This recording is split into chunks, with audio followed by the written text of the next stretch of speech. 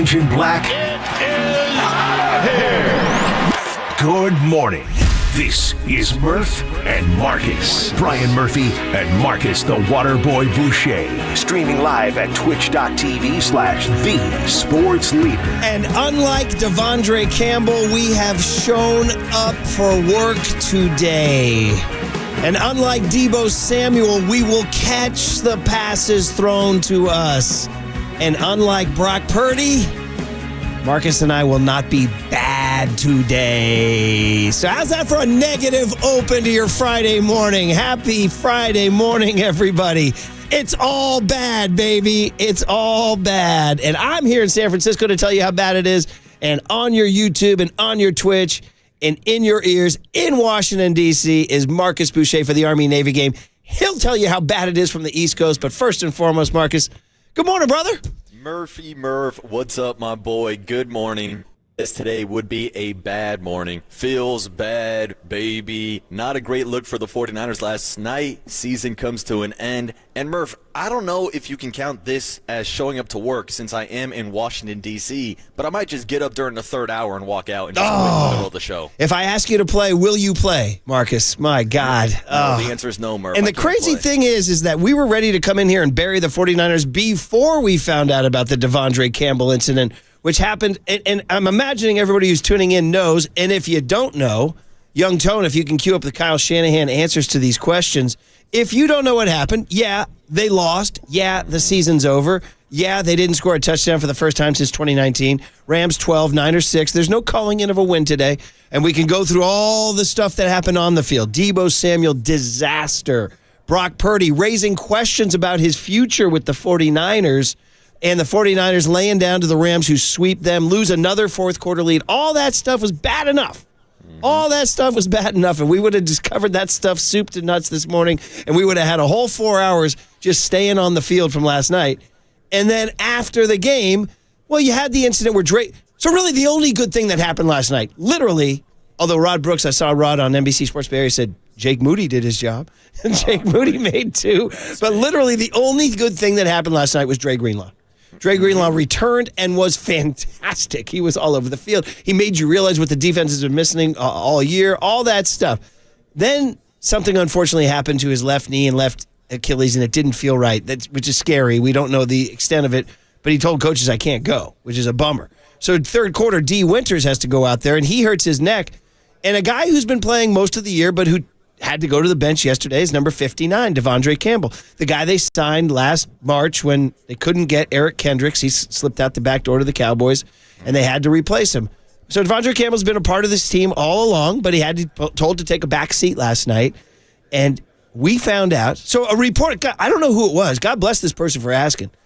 But said, hey, you know who it is, Tony? Who was it? Yeah? You got it? I believe it was Jake Hutchinson. Oh, it was Hutch. Oh, look at that. We Diesel. raised him well, Marcus. We raised him well here. Yes, we did, Murph. But he noticed that during the third quarter, Devondre Campbell, number 59, was just walking to the locker room. Usually that means bad news. You're hurt. So he was smart enough to ask Kyle, and this opened up a can of worms that literally is burning up coast to coast, because driving in this morning, Marcus, all the national shows are talking about Devondre Campbell. It really is it's the lead story.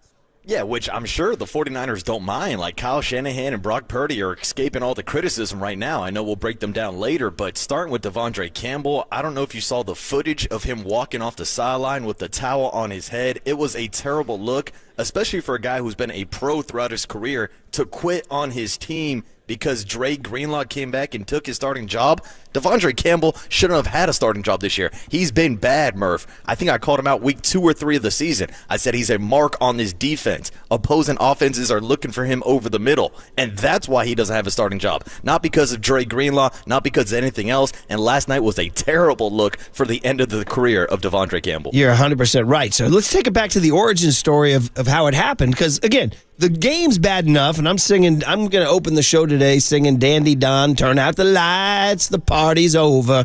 And instead, the story changes right here in the postgame. Mm-hmm. With Devondre Campbell, he didn't play, and he went into the locker room at some point. Yeah, he said he didn't want to play today. Play today? Yep. The coaching staff? He did when I asked him why he didn't want to go in. During the game or before? No, that was in the third quarter.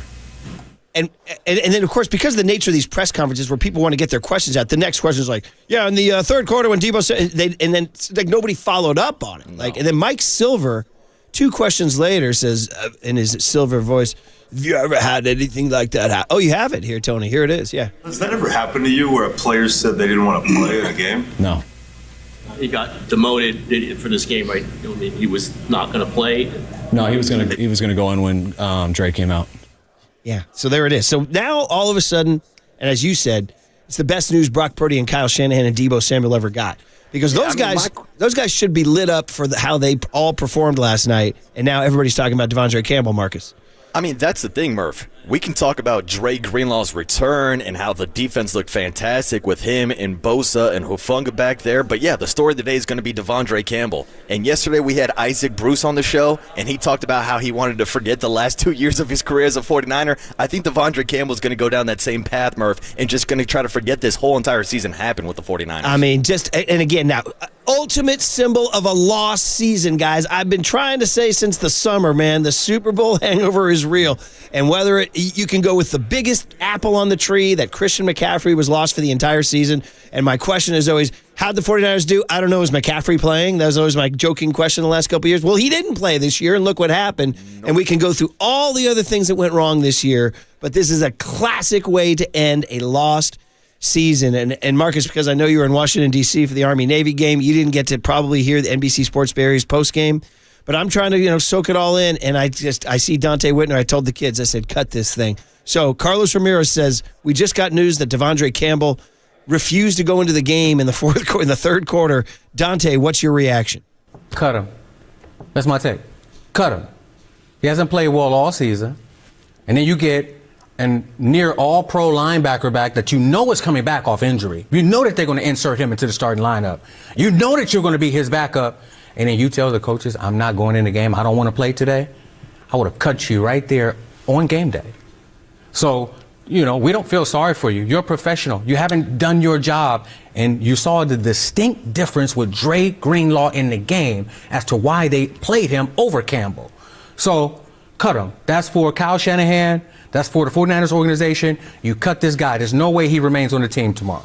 Dante Whitner, just incredible. He's so good at his job, and he's right. I mean, listen, I've already seen now on social media, like some people coming out with, maybe this is a learning moment or a teaching moment. I was like, no, man, this is the NFL, bro. You have one job, and that's to have your teammates back, Marcus. Yeah, and Murph, I appreciate you playing that Dante sound for me this morning because I did not get a chance to hear it last night, but I actually thought you were going to throw to some other Dante Whitner sound because I was joking with Overnight Dave before the show even started. I need a Dante Whitner SOFT soft drop because this is one of the softest moves I've ever seen from Devondre Campbell. If you didn't want to play, why the hell did you even suit up? Mm-hmm. I mean, this is a guy that, it's not like he's a rookie, it's not like he's a journeyman. This is a guy that's been a Pro Bowl caliber linebacker. He was brought in to replace Dre Greenlaw. Dre Greenlaw makes his return, he goes to the bench, and all of a sudden he's throwing a temper tantrum and he's walking off the field. I mean, Murph, at that point, he should have just pulled a Klay Thompson and walked out of Levi Stadium in his shoulder pads, in his helmet, full uniform, and got in his car and just drove the hell out of Santa Clara. Yeah, except for the problem was Klay was in the game and was upset that he had missed the shot that cost the game. Like, Klay was doing it in the heat of battle. Like, he was on the court and was mad at himself. Devondre Campbell, exact opposite.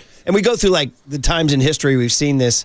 Antonio Brown immediately comes to mind with his insane meltdown publicly, which throwing up the deuces. Which calls to mind his mental health. You know what I mean? He's out of his mind. Vontae Davis, famously, who I believe, rest in peace, Ryan Fitzpatrick was saying, he retired on a team at halftime several years ago. Overnight Dave brought up Roberto Duran's no mas in the boxing fight. No mas. I mean, we're talking literally like singular incidents in the history of sports where guys have quit on teams. And again, now it's drawing attention away from some other very important things that happened yesterday, including the performance of Debo Samuel and Brock Purdy, which we need to talk about. I don't want to lose sight of this because had this Devondre Campbell story not come up, we'd be in here sitting here talking big questions about the 49ers going into the next 9-10 months, right? But instead, Devondre Campbell's going to get all the heat today. Just one from George Kittle before on the way out. So Kittle apparently didn't know until after the game.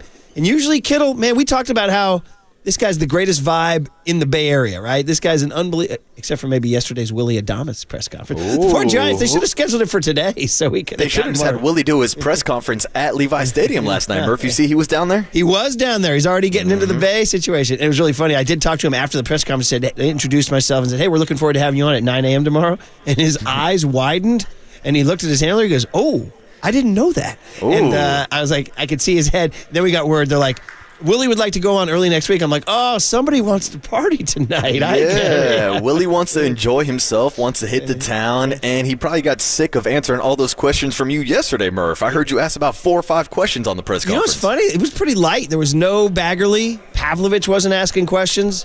I had to fend off. You know what I had to fend off, Marcus? I had to fend off the other guys. Yeah, Murph, I know. There's a couple other guys who jumped in early. I'm like, what the hell are we doing here, Murph? Get Brian Murphy the mic. Anyway.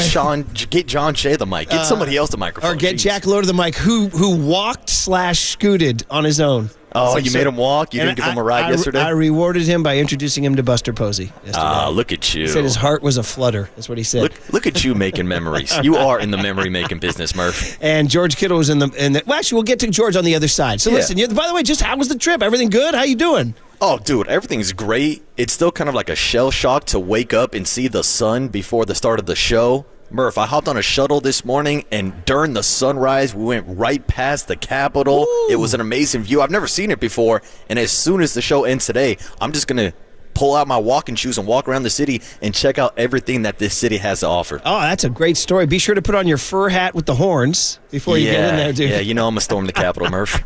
If you got to do that, you'll get a pardon coming your way. Everybody's handing them out. And both sides are handing them out. All right. Well, that's awesome. So where are you physically right now? Are you at the stadium or? So, no. Instead of like being at a convention center, which I've been for like Boston and Philly the last couple of years, Murph, I'm actually right now at the military's Women Memorial. Like, there is some cool stuff in here. It's like a whole tribute to all of the females who have served for the Army and served for the country. So a super cool scene here this morning. That is awesome. All right, Marcus is in our nation's capital. He's going to go touch American history. But first, we have to talk about 49er history. Disasters across the board. The lost season is finally buried, and we can talk about who bears the biggest blame and who's going to be a part of this thing going forward. On a Friday morning, I wish I had better. Well, I got good news for you. It's an OO's Friday.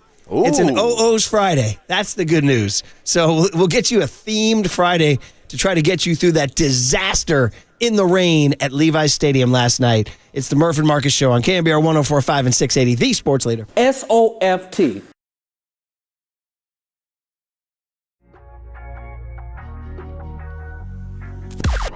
Now, from the O'Donnell Financial Group Sports Desk. Learn more at odfigroup.com. O'Donnell Financial Group, because planning is a process, not a product. Good morning. We are still giving away 2 tickets to see stand-up comedian Gabriel Iglesias on the Don't Worry, Be Fluffy tour. And if you win this contest, you get to pick between a show at SAP Center in San Jose or a show at Chase Center. Both of them are in February of next year. So how do you win? You got to stay tuned. We are going to give these tickets away in the 8 a.m. hour this morning. So when you hear the cue to call from Murph, be caller 10 to 415-896-KNBR, and you will win. This is all brought to you by Icon, and you can find official rules on KNBR.com.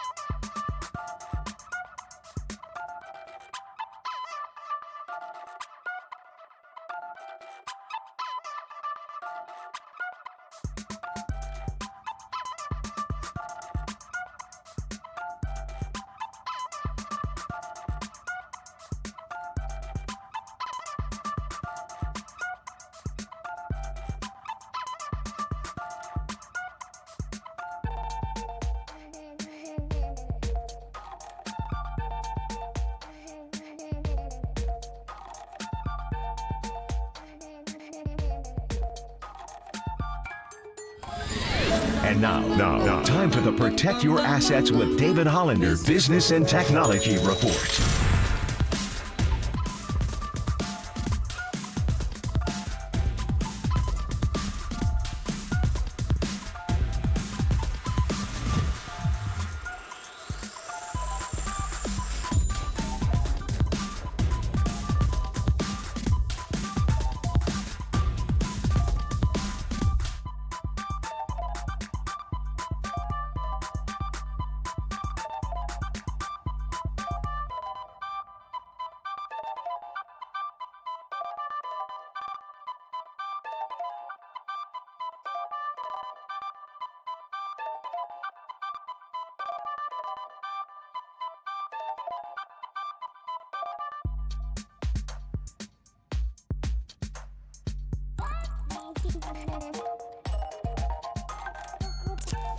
Murph and Marcus keep rolling on the sports leader and streaming live on YouTube at KNBR 1045. 3-3 game. Niners 3 for 10 on third down. Face a 3rd and 10. Purdy out of the gun. Looks right, throws middle. Juggling. Drop by Deebo Samuel. He dropped the ball. Oh, my goodness. He may have run for a first down. And maybe more. Oh, that is an absolute killer. He takes his helmet off. Deebo on the in cut. The Deebo dig.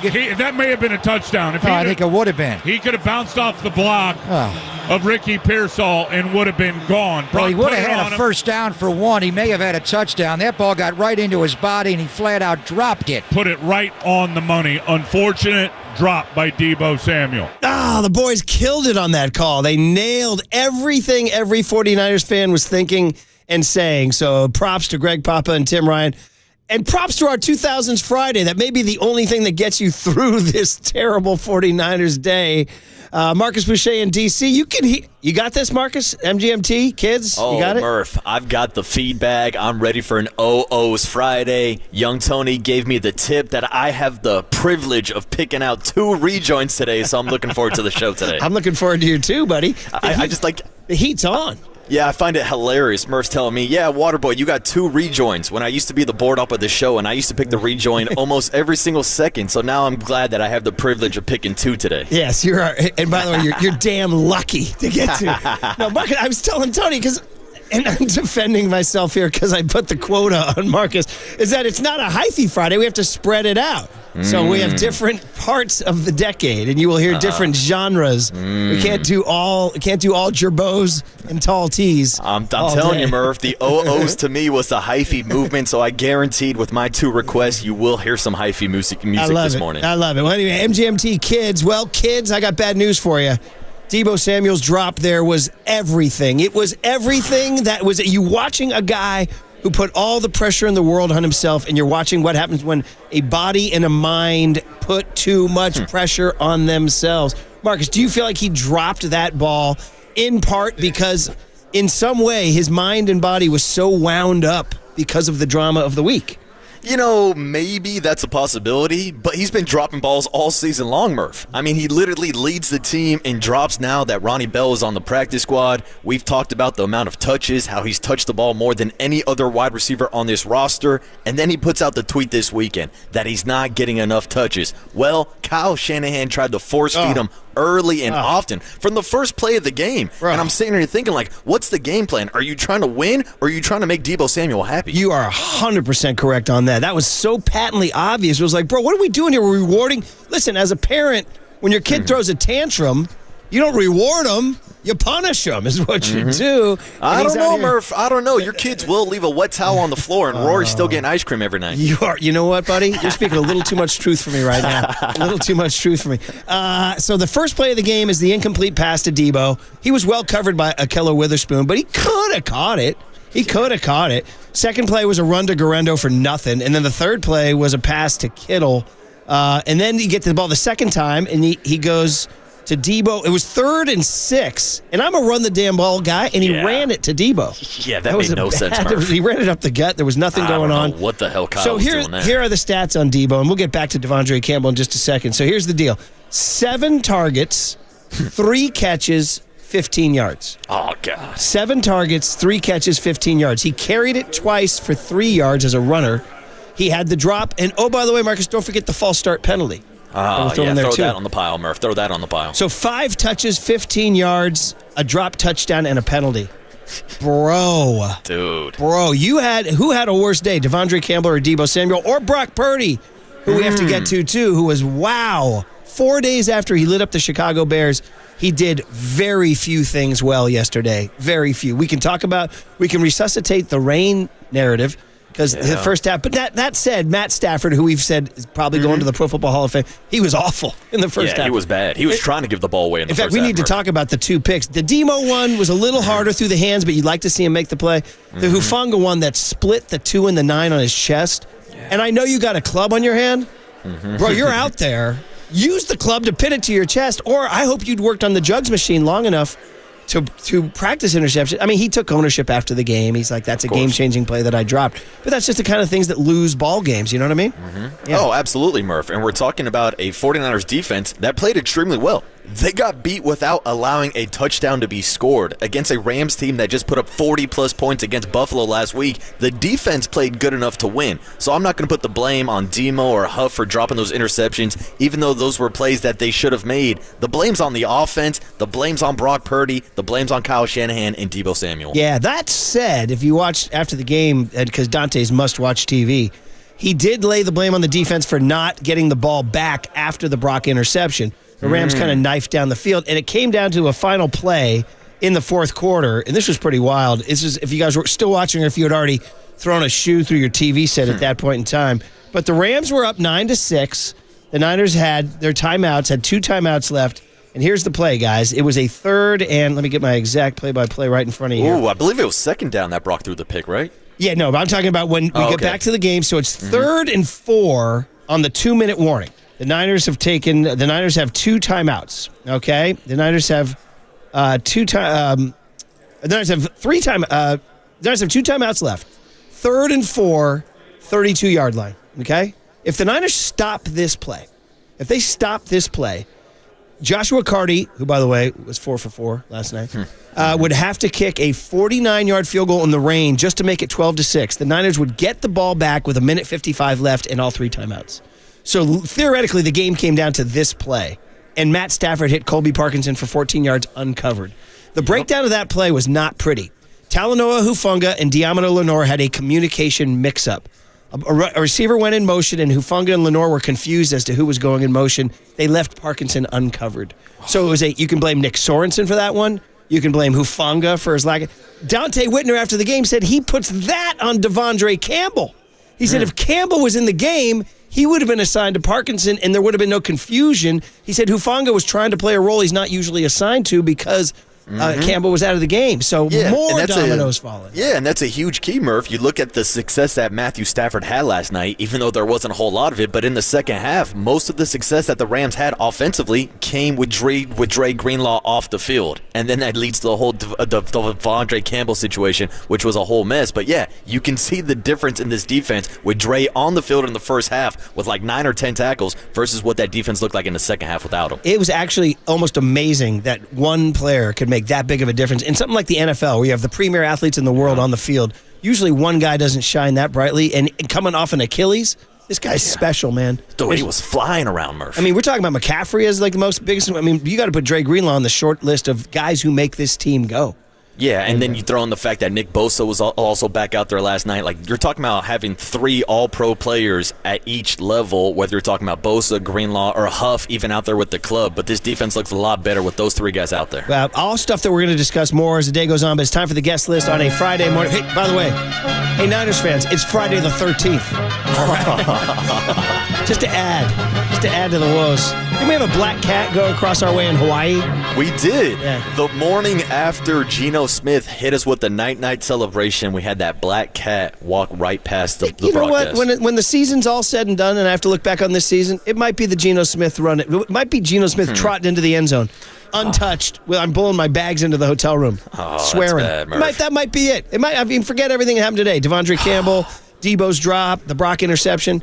It's Geno. Freaking trotting into the end zone. What the blank was that? It's funny, Murph, because you say that. Well, I guess it's really not that funny, but yesterday as I'm trying to check into the hotel, I'm doing the same thing. I'm fumbling my bags, fumbling my phone, trying to watch the game, and there's Matthew Stafford scrambling for a first down. Oh, that 12-yarder? I'm like, what the hell's going on here? That was absolutely brutal. By the way, I just remembered. Do you remember who read it wrong on the Geno scramble?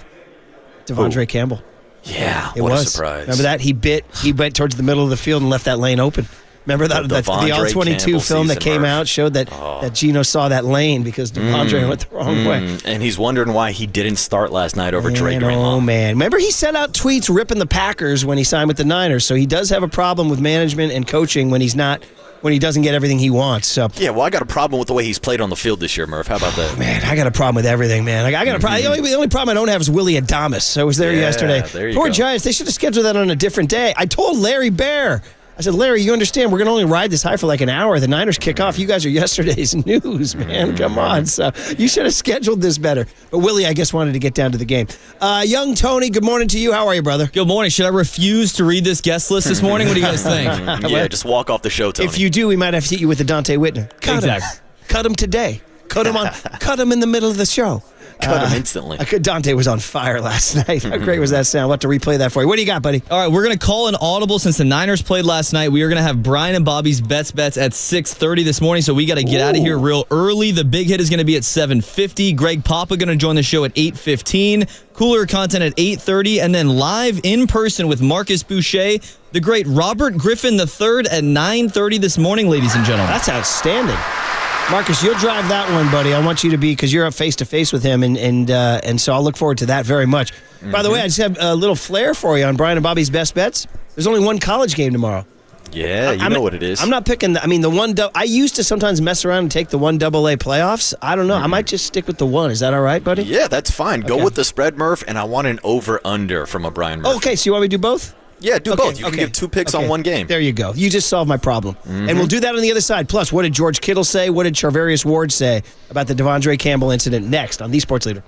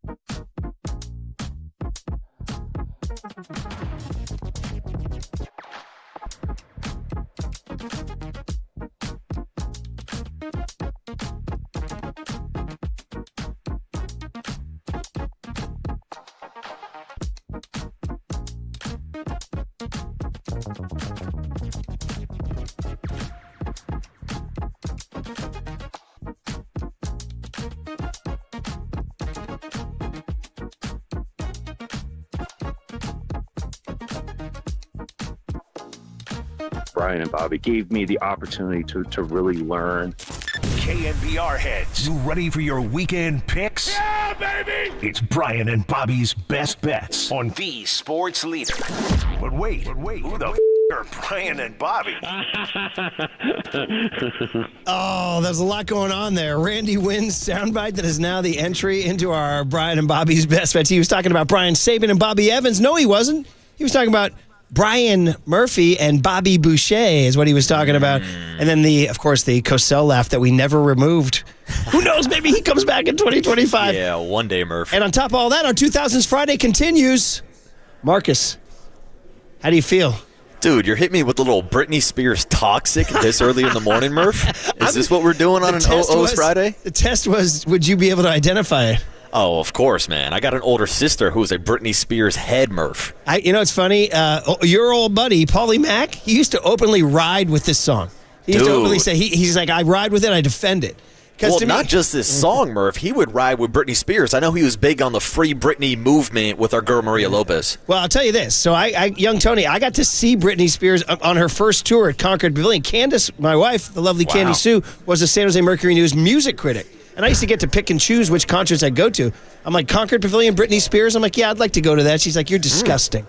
And I'm like, no, I'm just like to go. She was like 19 or 20. And I rode with the early Hit Me Baby One More Time. But when this came out, I felt like she kind of lost her.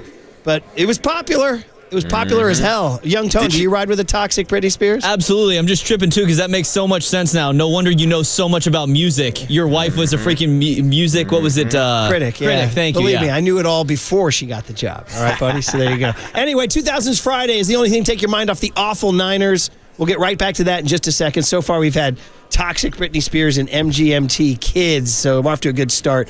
Awaiting Marcus's hyphy picks to come up soon. All right, we played the Open. Now it's bound to the Brian and Bobby's best bets. And we'll do this real quick, Marcus, so we can get right back into the 49ers breakdown. So I'm not going to muck around. Last week, 2-0.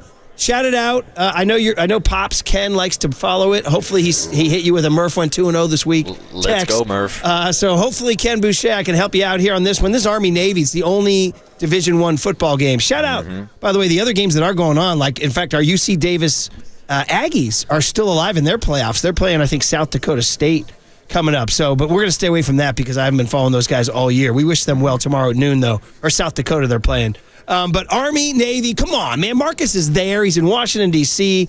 He's been to Philly. He's been to Boston, or he didn't go to Philly. He went to Boston and there, right? Oh, I went to Philly, Murph. Okay. Game 123 of the rivalry, the first ever game to go to overtime. And then last year in Boston, it came down to a goal line stop by Army. Back-to-back great games. And this year, we are entering the 125th anniversary of the Army-Navy game. Arguably the greatest rivalry in sports history. It's honestly, people are, Yankees, Red Sox, Bears, Packers, Giants, Dodgers, Duke, North Carolina, Lakers, Celtics. No, Army, Navy might be there. I'm missing my Brian and Bobby's Best Bets beats here, buddy. You want to lay it down for me? Thank you, buddy. There we go. Couldn't hear it. It was low. I need it to juice my picks up. Okay, so here's the deal. Army's a 6.5-point favorite. Army is really good. Army won the American at the AAC. Army's a top 25 team. Guess what? Navy's good, too. How's this for a stat, buddy? This is the most wins these two teams have ever had combined going into an Army-Navy game. Did you say 125? Yeah, 125 years. This is the most combined wins. This is the best Army-Navy game on paper you've ever seen. And quite frankly, it's always a close game. And taking 6.5 points and laying it was stupid because this thing's always a 2, 3, 4, 1-point game, overtime game because they know each other so well and the game means so much. And that's why I'm taking Army and laying the 6.5, buddy. Jeff Monken's got it going on. And it should be a great game. And all due respect to Navy, I love them. I'm rooting for Navy. We always root for Navy in the Murphy household. My grandfather was a career Navy man. That was his job in life. My father was a naval officer. He served in the Korean War. We are Navy people. And I got to turn my back on Navy because Army's better and will win by a touchdown. The over-under is 39.5. And this is a fun one. Did you know that for 16 consecutive seasons, from 06 to 21, the under hit every single time? Although the last two, not. So here's the deal. When they zig, we zag. We're going to go with the over on this one. Yes, because it's time to push back against the conventional wisdom, my friend. Army minus 6.5. Take the over. Marcus, I'm done. Wow, Murph, I like it. I will comment. I'm riding with you. I'm going with Army minus 6.5. Bryson Daly this season, 29 rushing touchdowns, which is tied with Ashton Genty out of Boise State, and he's done it in 2 less games. And get this, Murph, Army has the lowest turnover rate in the entire country, only 5 turnovers this season. I'm with you, Army minus 6.5. But, Murph, it's a tradition. I got to go with the under 39.5. But your Saturday, Murph, I'll let you put in the official picks for the Army-Navy game. But, Murph, it's time to go from Saturday to Sunday with Bobby Boucher's best bets. After we did go 1-1 last week, hit on the Miami Dolphins minus 5.5 against the New York Jets, got the win with the Saints against the New York Giants, but they only won by 3, so they did not cover. That means we're 17-10 on the season. 17-11. Yeah. Thank you for the correction. I'm 13-15. You're 17-11. So thank you. Which means we are 79-51-5 against the spread the last 3 years right here on the Sports Leader. So going into Week 15, Murph, I hate to say I told you so, but last night I was right with the L.A. Rams plus 3 points. And so, Murph, I'm going to stick in the NFC West with my picks this weekend. And my first one is the Arizona Cardinals minus 6 against the Patriots at home. Cardinals playing for a playoff spot in the NFC West now that the 49ers' chances are all but done. Shout out the 0.01%ers who still believe in the 49ers. But the NFC West is still wide open. Cardinals, they're playing motivated. Patriots with Drake May, rookie quarterback on the road, Murph. I'll lay the 6 points with the Arizona Cardinals to go out and win by a touchdown at home this weekend. Got it in the books. What's next? Perfect. Moving on to our second pick. I'm staying in the NFC West, but I'm giving you a loser. I think the Seattle Seahawks go down this weekend. They are taking on the Green Bay Packers. Packers traveling out to Seattle. I know it's a tough spot to play, but they're only a 2.5-point favorite. We saw what the Packers were able to do to the 49ers a couple weeks ago. Go, Pack, go. Seattle loses this weekend. I'll take the Green Bay Packers minus 2.5. Okay, so Green Bay's a favorite on the road. Okay. Yes, they are. That's interesting. All right, well, good ones. Green Bay minus 2.5 against Seattle. By the way, Niners fans, among the many questions we have to ask is, who do you hate more? Who do you want to see the NFC West win less, the Seahawks or the Rams? Because those are the two teams now. All right, our Couch Potato Guide, the top 5 TV. I'm going to start off the board and actually pick a non-game as number 1, the Heisman Trophy ceremony at 5 p.m. Shout out Travis Hunter. He might do something fun. Shout out Ashton Genty. It's always fun to see the Heisman. Everybody look for Billy Sims, who yells, Boomer! He yells Boomer Sooner. Kind of loses his mind. He starts yelling it too much. Boomer! He yells Boomer Sooner. So Heisman Trophy is my 1-star pick at 5 p.m. My 2-star pick is the game Marcus is at. Army, Navy, CBS, noon on KNBR. You can't beat it. The march-in's unbelievable. It's one of the last good things left in this nation. My 3-star pick is the Green Bay Packers at Seattle. You just talked about it. It's the Sunday night game, 5:20 on NBC. It's also on KNBR. It's a really good Sunday night game. I don't know. We'll see if Seattle's up to it. The Rams sure are rooting for the Packers, and Seattle kind of needs it. Otherwise, they're going to have their hands full trying to win the West. And then the next two, you got to take your pick between the 4-star and the 5-star because the two best games of the weekend are on head-to-head. And I think I'm going to edge out and give the Steelers and Eagles the 4-star game. That's the Battle of Pennsylvania. Shout out Luigi getting picked up in Pennsylvania. Steelers, Eagles, 125 on Fox. By the way, did you guys hear that the San Francisco cops were the ones who broke the case? No. Quick digression. Because everybody's like, how the hell did they find this guy in a freaking McDonald's based on one camera where you could barely see his eyes and everything? Well, apparently he lived here. He worked at TrueCar in the financial district. And he's been so underground for the last 6 months. I'm following this story, believe it or not. His mom called the San Francisco cops and said, my son is missing. I can't get a hold of my son. So she filed a missing persons report like 5 months ago. So he's been in their system as a missing person. So when the word went out that there was this guy shot this United Healthcare guy, all the cops across the country were on alert in case the guy came into your jurisdiction, right? Well, they had that one picture where he pulled his mask down to flirt with the gal at the hostel. Mm-hmm. Well, some guy in the Special Victims Unit at San Francisco matched that picture to the picture the mom had given for the missing persons. He called New York and said, this might be a guy of interest. Wow. This San Francisco guy did it.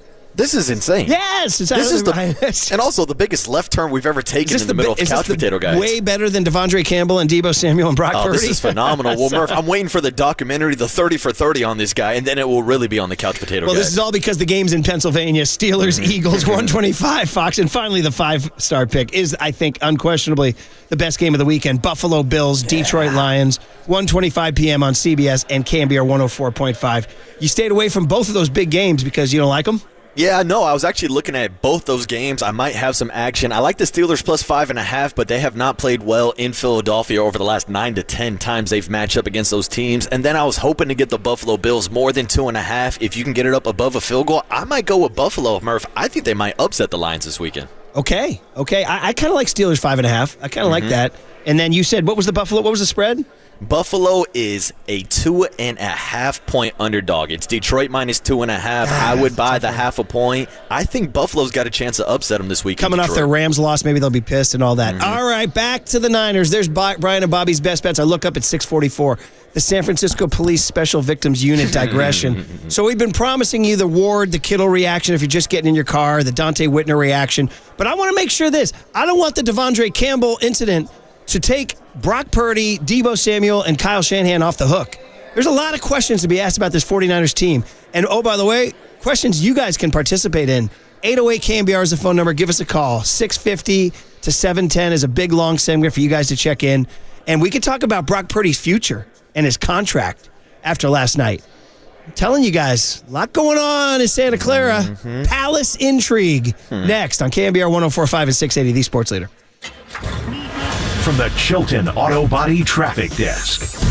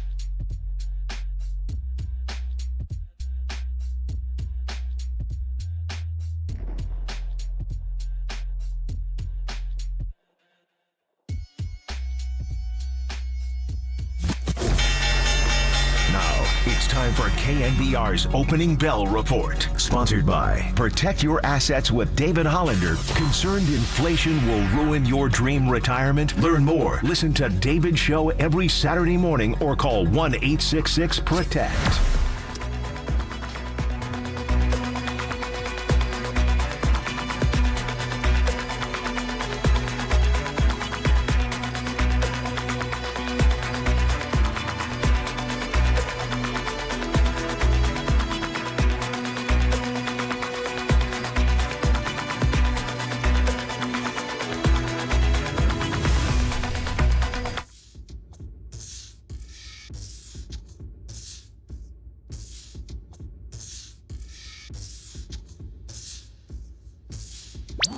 Murph and Marcus continue live from the KNBR Casino Matrix Progressive Jackpot Studios. Casino Matrix. Progressive jackpots are here. Where are you? Just drop in. Please play responsibly. 1-800-GAMBLER. Brock back, retreating. It'll load up and throw a deep shot towards Jawan Jennings. Overthrew him, and it's intercepted by Darius Williams in the end zone. Brock took a deep shot to Jawan Jennings and badly overthrew him. And Darius Williams intercepts the ball. Bad, Brock. What are you doing? There's checkdowns galore. Oh, I just got distracted by our 2000s Friday. Zach Brown Band. Chicken Fried. I don't know how we feel about this. Young Marcus. I should say, I called you Young Marcus. I meant to say Young Tony, and I said Marcus because I looked right at you. Marcus Boucher, does your group ride with a Zach Brown Chicken Fried? Your crew down there in San Jose, Sunnyvale? Well, first of all, I appreciate that you still refer to me as young since I am well into my 30s now, Murph. Maybe that's your new name. Yeah. And I'm no longer the youngest guy on the show. Shout out to Young Tony. But Murph, guaranteed tonight I will be having a few cold beers on a Friday night. So, of course, I'm down with this song. All right, barbecue song kind of thing? Yeah. Oh, yeah. This Young is like Tone? a cookout summer, camping on the boat. This is good vibes right here. Yes, This sir. is like a country bar song, too. This is where you get on the dance floor and just try to have some fun with some chicks, right? Turn it up. There you go. Lyrics pretty simple. Just give me the jeans, the beer, and the radio, and the girl. That's it. Well, I mean, that's country music, right? That's beer, I've always baseball, thought, my running joke dogs, is, America, it'd be very hard, all that stuff. It's very hard to be a country music fan and be sober. Because 80% of the songs are about how great beer tastes. Yeah, man, who wants to be sober in general anyways, man? Well, there are people out there fighting fights. We wish them well. Every day's a struggle. Every day's a victory. Yeah, shout out to my guy Overnight Dave, who's been sober forever now, and of course also represent the Navy since I am here in Washington, D.C. for the Army-Navy game. Shout out to my guy OD. Thank you for your service. Matt Mayoko joins Papa and Silver at 10:50 this morning, and we're still giving away 2 tickets to see stand-up comedian Gabriel Iglesias. Stay tuned for the cue to call on that. But the cue to call was the 49ers losing last night. It was awful. It was bad. It was a fitting end to a terrible season, and we've been saying this now all hour. And by the way, if you're just tuning in, good morning. Marcus is in Washington, D.C. for the Army-Navy game. I'm still here in San Francisco, and I'm pissed, which is kind of funny because yesterday started so well with the Willie Adames press conference, and Buster's looks like $1 million, chatted up Zach Manassian, all that good stuff, and then they kicked the stupid ball off down in Santa Clara, and the Niners looked bad from the jump. And then we found out after the game. So there's 2 different ways to look at this thing. Like, we were going to come in here, let's say there was no post-game coverage. Let's just say, and we would have come in here and lit up the Niners for failing when their season was on the line at home on a day the defense held Cooper Kupp to 0 catches. 0 freaking catches for Cooper Kupp. We spent 3 days saying Cooper Kupp's going to get his. Cooper Kupp's going to get his. No, he didn't. He didn't get his. The defense did their job, held him to 4 field goals, and Brock Purdy was terrible. Deebo Samuel was terrible. Kyle Shanahan was terrible, trying to force the ball to Deebo Samuel. A fitting spin out to a bad season. And then after the game, everything changed. If you missed it, Kyle Shanahan, well, we can go to the Kyle Shanahan sound. Why don't we retrace it all, Tony, for the 653 crowd? After the game, Jake Hutchinson, a former KNBR employee, asked the question that started everything because he noticed Devondre Campbell, linebacker number 59, who hadn't played because Dre Greenlaw had taken his place. But when Dre Greenlaw got hurt and Devondre Campbell was asked to go in, Jake Hutchinson noticed that 59 had walked to the locker room here. With Devondre Campbell, he didn't play and he went into the locker room at some point. Yeah, he said he didn't want to play today. Play today? Yep. The coaching staff? He did when I asked him why he didn't want to go in. During the game or before? No, that was in the third quarter. Okay, wait, what? And then somebody else asked the next question, like, hey, in the fourth quarter, did Brock throw into double coverage? And then finally, cooler heads prevailed, and some people followed up. Mike Silver and Tim Kawakami here. Has that ever happened to you where a player said they didn't want to play in a game? No. He got demoted for this game, right? I mean, he was not going to play. No, he was gonna go in when Drake came out. Wow. And so now everything changed. This thing's coast to coast. I'm driving in this morning. The national guys are all talking about it. Everybody's having a debate. I mean, there's actually people trying to sort of frame it in Devondre Campbell's mindset that he had given his all to the team all year and then been demoted. It's get the hell out of here. No, get the hell out of here with that, exactly. Which led to Dante Whitner on NBC Sports Bay Area. I'm watching that. I'm like, holy, this is going down right now. Devondre Campbell just quit on the team. Carlos Ramirez on NBC Sports Bay Area says, we just got the news. Dante Whitner, what's your reaction? Cut him. That's my take. Cut him. He hasn't played well all season. And then you get a near all-pro linebacker back that you know is coming back off injury. You know that they're going to insert him into the starting lineup. You know that you're going to be his backup. And then you tell the coaches, I'm not going in the game. I don't want to play today. I would have cut you right there on game day. Mm-hmm. So, we don't feel sorry for you. You're a professional. You haven't done your job. And you saw the distinct difference with Dre Greenlaw in the game as to why they played him over Campbell.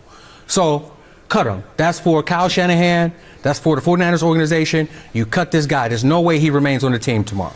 Man, just laid it out just like that. And Marcus, you think that's the move? Yeah, absolutely. I'm surprised it hasn't happened by now. I'm surprised we haven't got the news. I'm surprised he wasn't cut yesterday by Kyle Shanahan in the press conference. This is unacceptable for him to go out there to kind of throw a temper tantrum on the sideline after he decides to suit up. Dude, if you didn't want to play, why did you suit up in the first place? I understand you're mad about losing your starting job. Guess what? You had the opportunity to maybe Wally Pip Dre Greenlaw, which I don't think anybody really thought was going to happen, but we've seen him for 14, 15 weeks this season already. He's been a bad linebacker to the point where we were talking about playing D. Winters over Devondre Campbell. So for him to now sit here and cry and pout on the sideline and suit up and leave the game in the third quarter when he knew that there was a game plan to get some snaps. Dre Greenlaw was not going to play 100% of the snaps regardless. And for him to pull this in the middle of a game, to me, is a straight-up sucker move. And I got to tell you guys, man, NFL locker rooms, I covered them for 7 years. That is not a place for... yeah, of course, there will be sympathy for people who have human tragedies in their lives. Yeah. Charvarius Ward, Trent Williams, that's real life. But in terms of the game they play on the field, there's very little sympathy. You are at the top of the top of the top of the mountain, and you better perform because everybody out there is putting their physical health on the line on every snap. There's a lot invested in this stuff. These guys trust each other to have each other's backs in this violent game that we all watch for our enjoyment while we drink our beer and eat our sausages or whatever. And we're like, and these guys are out here putting their lives and their families on the line, and a guy quits. Dude, that is not. This is, bro. Well, here's Charvarius. Want to go Ward first? Charvarius Ward after the game. Now, this is a guy who's had to fight through a personal tragedy to get on the field.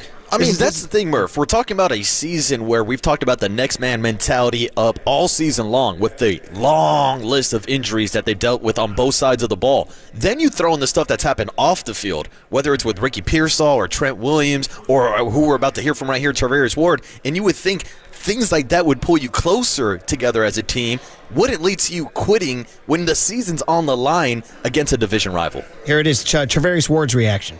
I mean, he's a professional. He's been playing for a long time. I mean, if he didn't want to play, he shouldn't have dressed out. He could have told me that before the game. So I feel like there was some subtle that he did. Definitely hurt the team because, D went down. And we needed a linebacker, And I think Flynn was banged up, too. So for him to do that, that's some subtle stuff to me, in my opinion.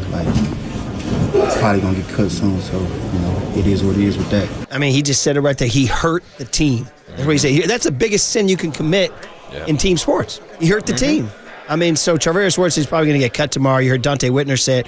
Now, George Kittle, we've talked about this guy as one of the great 49ers of all time and future Hall of Famer and how he's had such a good season. 4 for 61 yesterday. They should have gone to him more, quite frankly. Yeah. But he was told after the game. He didn't know during the game because these guys are in their own world. They're in their offensive meetings and all that. And so he found out. And you'd think Kittle might spin positive, but he didn't. I didn't really hear anything about it until I got in the locker room, so it's all brand new information to me. Look, if you're on the roster, and you suit up, you're expected to play. I think anyone in this building they got asked to go in, I would say 100% of everybody would die to get on that football field. And so people are going through random things off the field. I can't speak on that. Whatever, his decision was, it wasn't for this organization. It wasn't for this team. And no, that's on him. So, not very happy about it. I would have something to say. I wish I would have heard about it on the field, but I didn't. Now, is that the reason we lost? Absolutely not. But you don't really, it's hard to win football games when someone doesn't want to play football, especially when you're suited up. It kind of puts you down, especially when you lose 2 linebackers and, could address another one.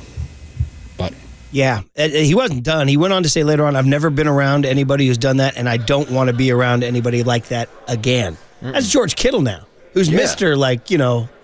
Probably, does anybody spin more positive than George Kittle? Absolutely not, Murph. And, there is no spinning this positive. Devondre Campbell is a former All-Pro linebacker. This is a guy that's been in the league for 9 years. He knows what it's like in the locker room. He knows what it's like when other guys have to step up to replace him or his other teammates. So, again, this is completely unacceptable, and it's going to stay in his legacy now. Devondre Campbell is going to be remembered for quitting on his team in the middle of a game on Thursday Night Football. We could expand this to bigger questions, like what does this say about Nick Sorensen and the hold he has on his defense? It does not speak well at all. And then it goes to the head coach, too. What does it say about Kyle Shanahan's hold on this team in this locker room? I know he's not. It's 53 guys. He can't control 53 guys' emotions and energies. But when you have this happen to your team, it is a bad sign that things in this locker room and this thing. Listen, pulling way back, guys. If you listen to this show, you've heard me say it a million times. Year after year after year after year, NFL history proves that the Super Bowl hangover is real. The psychological effects of losing a Super Bowl. Gosh, and please, on the text line, please say this is not about the winner of the Super Bowl is in an entirely different space. They're like, why didn't the Chiefs? No, dudes, it's the Super Bowl loser hangover. This is a thing in the NFL. Go through history. Only one team in the last 30 years has bucked it, and it took the maniacal Tom Brady to do it. He was out here freaking tasting avocado ice cream and doing whatever he did to sitting in chambers or whatever and blocking out the world to do what he had to do. But this is what happens. Psychological heals happen. Psychological wounds happen. Physical wounds happen. Emotional wounds happen. Motivation is difficult to reclaim. It happens all the freaking time. And it just happened again to the 49ers. So this is what happens, guys. This is the Super Bowl loser hangover. And I'm not using it as an excuse. I'm just saying it's real. I also want to add this. Christian McCaffrey didn't play this year. Yeah. Christian McCaffrey. Yeah, that's an issue also, Murph. That's all. Well, and I will say, just to hop in here. Sorry to interrupt real quick, but that goes under the physical part of the hangover, Marcus. Oh, of course. And we talked about Christian McCaffrey last year having a calf injury throughout the postseason, which obviously lingered into the offseason, which turned into Achilles tendonitis, bilateral Achilles tendonitis, I want to point out, by the way. So, yeah, you're completely right. All the extra mileage, everything's kind of added on and tacked on to this Super Bowl hangover. But, Murph, the worst part about all this, Devondre Campbell didn't even play in the Super Bowl. He wasn't on the roster last year, and he's the one we're talking about when the season ends. This guy wasn't even appearing in the Super Bowl last year. Yeah, very, very good. Hey, you're listening to KNBR AM and KNBR FM San Francisco, the sports leader, a Cumulus media station. All right, we told you guys we're opening the phone lines. The text line's blowing up. I got to get to those, but out to the phones to get you some audio in your radio medium, and it's Rocky and Vallejo who starts us off. Rocky, after the Niners season comes to an end last night. How you doing, Rocky? Good morning, man. What's up, Rocky? Hey, good morning. Great show, guys. I just want to touch on a few things. Number one, Campbell's a bum. He had one or two good games all year long. D. Winter should have started over. I've been saying that from the beginning, and a lot of Larry Kruger's been saying that all year too. Okay, now the big thing is Brock Purdy. Brock Purdy's a good quarterback, no doubt about it, but he has kryptonite. His kryptonite is precipitation. Rain. So when you have a person of his caliber that has a big weakness, and football is played in the winter, but especially the money games. This guy, he's not. You can't pay him like a top tier quarterback. Unfortunately, he's proven that this year. If you want Sam Darnold money, give it to him. But beyond that, let's go with Sam Darnold, man. Because Sam Darnold is a big athlete from a big college, USC. Sorry, Murph. but all these things. So, Thank you. I appreciate that, Rocky. No, listen, hey, Rocky, you're going to, like, there's so many questions that come out of last night. Like, the Devondre Campbell one's the sexy one that everybody's talking about because it gets to, like, the essence of sports, and everybody can relate from Little League on to the pros about quitters. But you're getting to the real stuff here, which is Brock Purdy, man, and what's going to happen. Now, I mean, Rocky, we're going to talk about this for a long time, and we're going to see what happens, but I appreciate you bringing that up, and thanks for the call.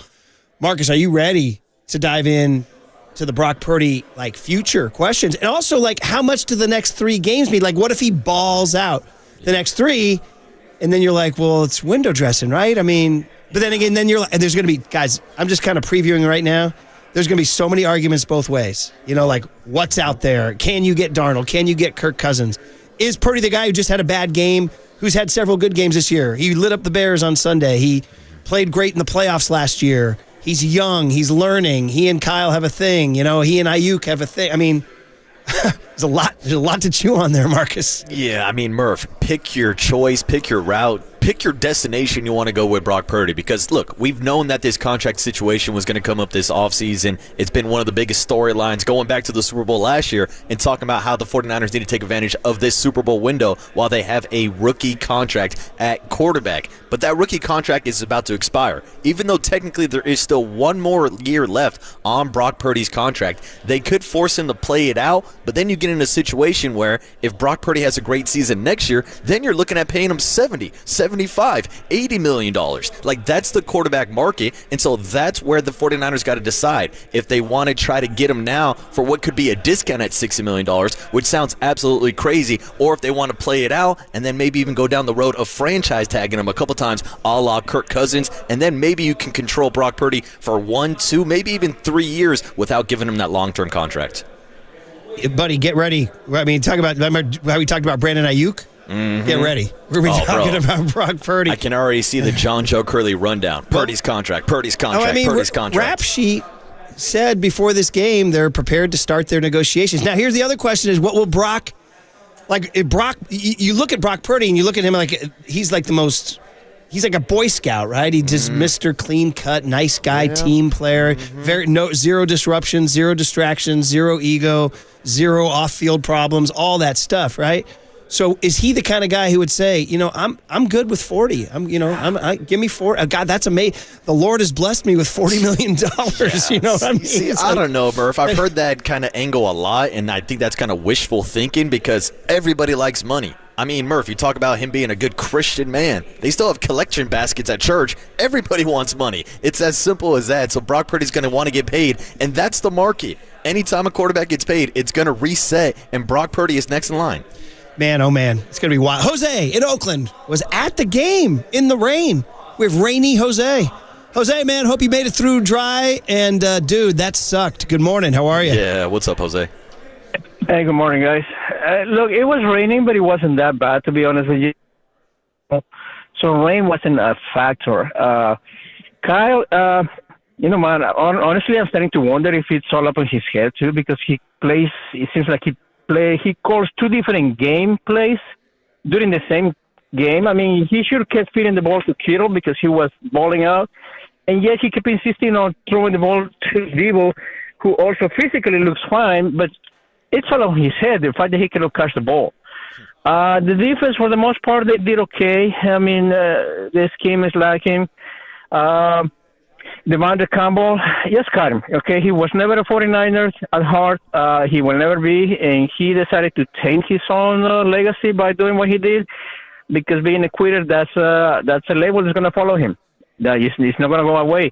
Now, you know, one last thing, okay? People that keep saying bring Sam Darnold, bring Kirk Cousins. Look, honestly, it really irritates me. It's flat out stupid. I'd like to know how many NFC championship games any of these guys have taken any team to.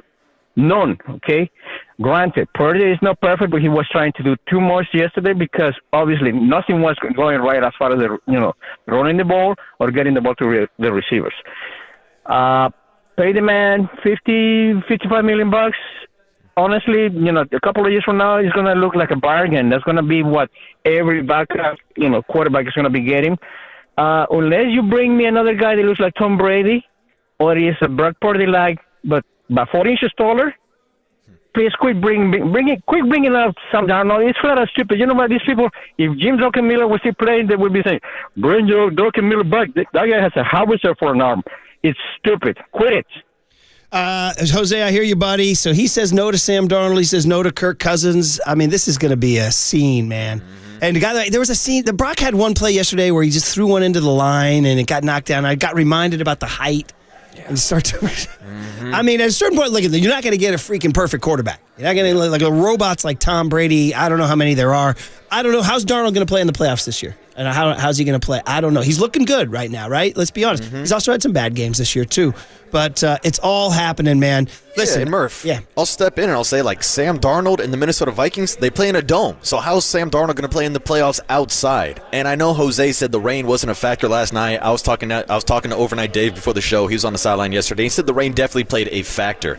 And that was one of the biggest reasons why I took the Rams +3 yesterday. Because Brock Purdy has not been good in bad weather. It's as simple as that. And that's why it's so important to get to the postseason, to get to the Super Bowl, that the 49ers end up as the #1 seed, like they did last season. But even in the postseason last year, against the Seahawks and against the Packers, there was drizzles of rain, so he's played through rain before, but he's not a Josh Allen. I don't think he's a top-tier quarterback like a Patrick Mahomes. But we also got to remember, he went to overtime versus Patrick Mahomes last year in the Super Bowl. So this is a quarterback that you can prove that you can win with. And what are your other options? Do you really want to go back to Sam Darnold? Do you really want to bring in Kirk Cousins coming off this Achilles injury? Brock Purdy you can win with. The question is, it just feels like this conversation has now morphed into, is Brock Purdy the best quarterback in the NFL? Well, the answer is no. Then he shouldn't get the contract. But he's going to get paid by somebody, if not the 49ers. There's so many things to react to there, because, is Dak Prescott the best quarterback in the NFL? Is Trevor Lawrence? These guys are getting paid. So it's like the agent will say, blank you, pay me, right? What are you going to do? Are you gonna exactly. There's so many permutations. And so right now, we're talking about Brock.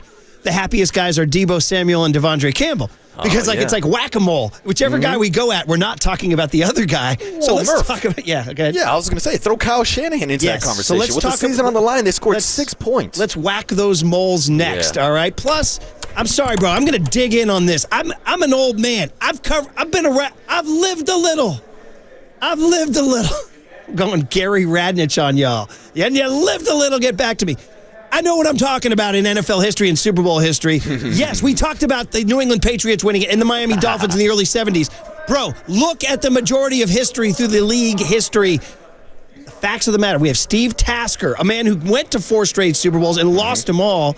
He'll tell you about it on the other side. Plus, we got to get after Deebo. Deebo faced the music yesterday, as opposed to that one game when he ducked out. When did he duck out? Remember he skipped the media after one game a couple weeks ago? Yeah, you're right. And we got Kyle Shanahan talking about their future there. So everything, it's bad, it's disastrous, and we're here for you on KNBR 104.5 and 680, the Sports Leader. Hey, I'm not surprised, motherfuckers.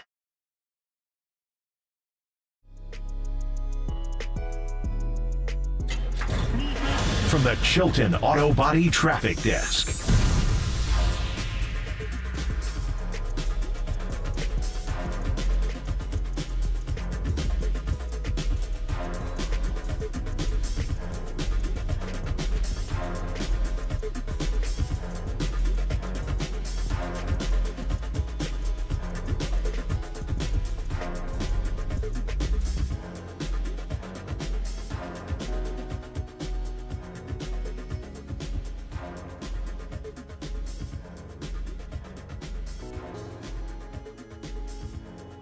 All right, maybe the only thing to get us through the morning after the Niner disaster is to go out to River Islands and relax. We take a drive out there this weekend. Check it out. Because River Islands has got it going on. I've been out there, took the tour, saw it all, went to the boathouse, had some beer and a burger, checked out some games, listened to some tunes. Come on, man. River Islands. We're finishing up 2024 with a lot to celebrate. Best-selling master plan community in all of Northern California. 5 neighborhoods offering new models. Del Webb building its own active adult community for people 55 and over. With 9 model homes of its own. That's a strategic cough, everybody.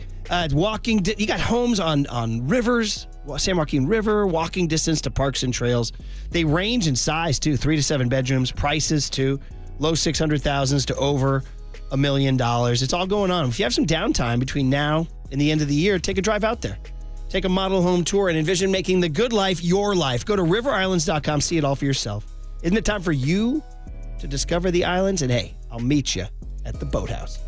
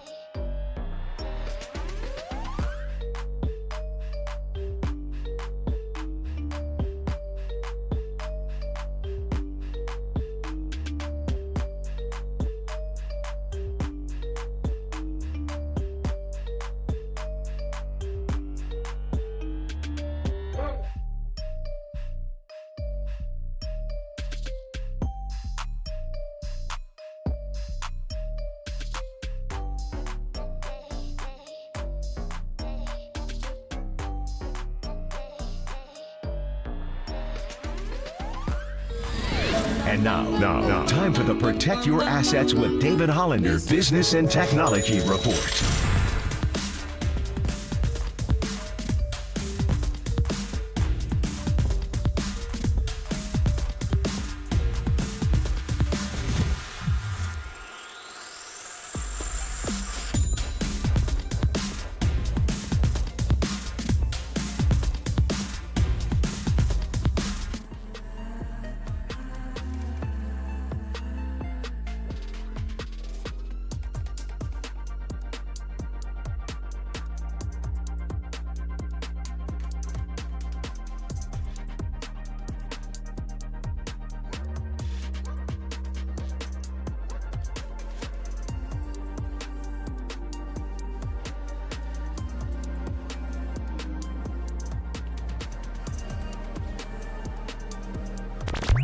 Faithful, Murph and Marcus keep your morning moving. Streaming live at twitch.tv/thesportsleader. Play action. Stafford on 1st and 10. Hits his back foot. Searching. Going to check it down to Kyron Williams. Big play, Dre. Dre Greenlaw all over him. Handoff to Kyron Williams off the right side. Ankle tackle by Dre Greenlaw again. Dre Greenlaw make the tackle again. Talanoa Hufanga was also there. Greenlaw is everywhere in this first half. Oh, was Dre Greenlaw like a sandstorm out there? Was that what he was like? How about that? Our 2000s Friday is the only thing that's getting us through Niner pain. And this one's for Young Tone. Released in 2000, it dominated the decade from, ready for this? Finnish DJ Darude. Darud. Darude. Did I say his name right? Darud. I don't know. Marcus, we finally hit Tony's sweet spot here. Here it is. Oh, this is right in young Tony's wheelhouse. I've never known the name of the artist or the DJ, but Murph, you want to talk dubstep, you want to talk EDM, this is where it all started, in my opinion. I did a little digging on it. Yeah, he's a Finnish. He's from Finland. Shout out Teemu Selänne. Wow. Shout out the Sharks winning last night, by the way. Go Sharks. This song reached #1 in Norway. All right, buddy. So that's all you need to know. Young Tone, you happy now, buddy? Dude, this thing is a banger. Banger of all bangers. By the way, listen to this all the time going snowboarding in Indiana. Whether or not you believe there's actually snow in Indiana, this is the perfect song to listen to. That sentence, snowboarding in Indiana, just made my day, dude. Yeah, that made no sense. There's snowboarding in Indiana? Man-made snow, but yes, absolutely. Did Bobby Knight snowboard back in the day? Probably. Oh, man. This is great, Murph. I love that we've had multiple board ops and producers that will listen to Sandstorm while snowboarding, and shout out to our guy Triple E with the Pitbull Fireball while snowboarding. Does this have Triple E snowboarding vibes written all over it, dude? Oh, 100%, Murph, Right. 100%. Anyway, all right, MGMT Kids, Britney Spears, Toxic, Zach Brown Band, Chicken Fried, and Darude Sandstorm. There you go. Released in 2000, so it made That's a hell of a playlist, Made Murph. it into our OOs Friday. All right, buddy, let's just dive right in. The calls are coming in. Let's get to it's a day of calls. It's a day of reaction. Ben, our buddy down in Lake Elsinore, where they have minor league baseball down in Southern California, he's checking in. Ben, good morning. You're on KNBR after that horrible incident in Levi's last night. What do you got, buddy? Yeah, what's up, Ben? Yeah, hey, good morning, guys. I guess Plan B is going to come a little early this year, huh? Wait, what's that coming early? Plan B. Oh, Plan B, yeah. Okay, all right. Yeah. Sit the starters for the rest of the year so we don't have to come into injuries next year. Kind of just call this season a wash. But, as far as that Campbell situation, it kind of reminds me of when Robert Horry threw a towel in Danny Ainge's face on the sideline, refusing to go in. Oh, to me, again, just kind of shows Shanahan losing control of his team. Oof. I know we're going to say I know we're going to say that we're going to all I've been hearing is excuses for Shanahan. We've been injured. You're talking about a Rams team when nobody thought would do anything, and their coach gets them to play up every day. So, with the I get it, injuries are injuries, but where's that guy? Where's that guy for us? Where's that rah? Hey, let's go, let's play, stack up, it's time to play kind of guy, to where McVay gets that done with his team. So the excuses for me for us this year about the injuries, I think we just need to stop. I think Shanahan just needs to own it. I think he, next year just kind of look in the mirror, see what we can do better, and hopefully, we can get back to where we know we can be. Ben, good call. Thanks for the call. I appreciate it, man. Marcus, Kyle Shanahan, yet another. We talked about all the blame from last night, right? Mm-hmm. Deebo Samuel, for a while, was the headliner until after the game when Devondre Campbell stole all the headlines by refusing to play. Brock Purdy, then, when you look a little closer, the underthrows of a Brock Purdy last night. We just talked about Brock last segment. We'll do it more and more and more as the days go on, I'm sure. But Kyle Shanahan, and this is the question young Tony asked us. He said the two guys were hired in 2017. They're peers, they're mates, they're compadres. Who's had the better career? And we both said McVay. Now, we're at a situation now, Marcus, where he's now swept Shanahan this year. And as in terms of what Ben just said, they started the year 1-4. Yeah. And he's rallied them up. Did you see after the game, Kyron Williams said, "We're the big brothers now"? Did you see that? No, he did not. not. He did. Yes, he did. Did not see we don't that. have the audio on it. It's just a printed quote. Yeah, unless you can find it, Young Tone. So what do you think? I mean, is Kyle, how much blame, how much of the pie of anger goes to Kyle today? I think there's a lot of blame on Kyle, starting with the first play of the game, after he decided to force-feed Deebo Samuel, who kind of gave in to the kid that was throwing complaints and temper tantrums on Twitter. They said, yeah, we're going to reward that guy by giving him the first play of the game, didn't do anything. Then Deebo has a huge drop, and it just seemed like he was more focused on making Deebo Samuel happy than trying to actually win the game. And Murph, we went through all the regular season matchups and the regular season dominance that Kyle has had over Sean McVay. Well, it did not happen this year. And even though last night was a rainy night, yeah, that's fine, whatever. The 49ers should have ran the damn ball successfully. They did not. We're talking about a Rams defense that ranks towards the bottom of the league, that allows 141 rushing yards per game. I know they're a stack in the box, but Kyle's got to get more creative. You can't go out there and put up 6 points when your season's on the line, Murph. Yesterday, the 49ers had 191 total yards of offense, the lowest ever by a Kyle Shanahan offense during the regular season. Is that right? 191 is the lowest? I thought it was the lowest since a certain day. No? Well, I believe in the playoffs they had a lower total when Brock got hurt against the Eagles, yeah, but with the 49ers in the regular season, 191 yards, the lowest of Kyle's career in San Francisco. It was an abysmal performance by him yesterday. Man, oh man, in front of Shanahan, and in a game where Stafford and Kupp were doing nothing, too. It was right there for you. By the way, other than, I was trying to say who the best player in the building was last night. It might have been Kyren Williams. Dude, that kid doesn't miss leg day, does he? My No, God. not at all. Kyron's a stud. Dude, when the first hit on him is merely a suggestion. He's like, okay, let's talk about this because you might need 2 or 3 more before I keep going. I mean, he had that one where he drove the pile about 5 yards, and it was a big deal, man. So anyway, I mean, he was great, Murph. I think he might be player of the game, or even a guy like Kobe Turner on the other side of the ball for the Rams. I mean, you want to talk about pressure in the face of Brock Purdy. We've talked about this offensive line throughout the season. Again, it was an issue, and it's kind of like, I don't know, poetic justice that the season ended last night on a sack when Brock Purdy couldn't escape a collapsing pocket. You know what's interesting? That was another little tiny detail to come out of the game. Was an interesting, like little for football heads, for pigskin heads, is that what the Rams did on that last play made a lot of guys excited.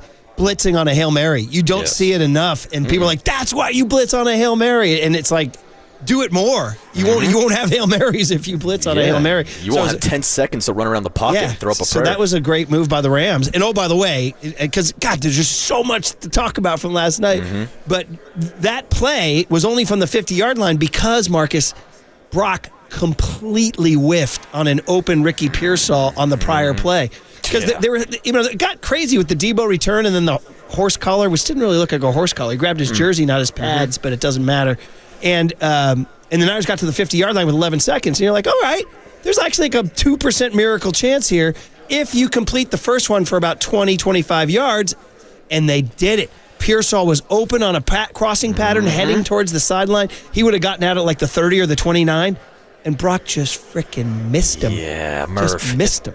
And the thing is, that wasn't the only time that Ricky Pearsall was wide open on the night. If you want to go back to that interception with 5 minutes left, Brock trying to force the ball downfield to Juwan Jennings. Look who is wide open in the flat right in front of his face on second down, no less. This wasn't 3rd and 11. He didn't have to go out there and make a play. He had Ricky Pearsall wide open in the flat, went for the deep ball instead of the check down, and of course, we know what happened last night. I think that Brock Purdy interception on that play with all the open checkdowns might have been my least favorite play in Brock Purdy's career because that was everything I've been screaming about, bro. Joe Montana. It was you don't go with it. John Curley told me, John Gruden, you say, you don't go broke making the money throw. You don't go broke making the money throw. And he's trying to do too much. And I don't know why. I don't know why. You'd think he's learned after 2.5 years as being a starter, but he's still learning. In fact, it looks like Dusty in Ventura is calling about that very issue about Brock Purdy and his management here. So Dusty in Ventura, down the coast, Southern California. How you doing, Dusty? Good morning. Doing well, man. Good morning, boys. Yeah, I wanted to hit on that same exact point. It's kind of like Brock forgot what got him here is just taking those base hits, getting it to the playmakers. I know it's not the same around him, but still, like, get it to the boys and let them do their thing. And it's just all these deep balls that, let's be honest, he doesn't have the best deep arm.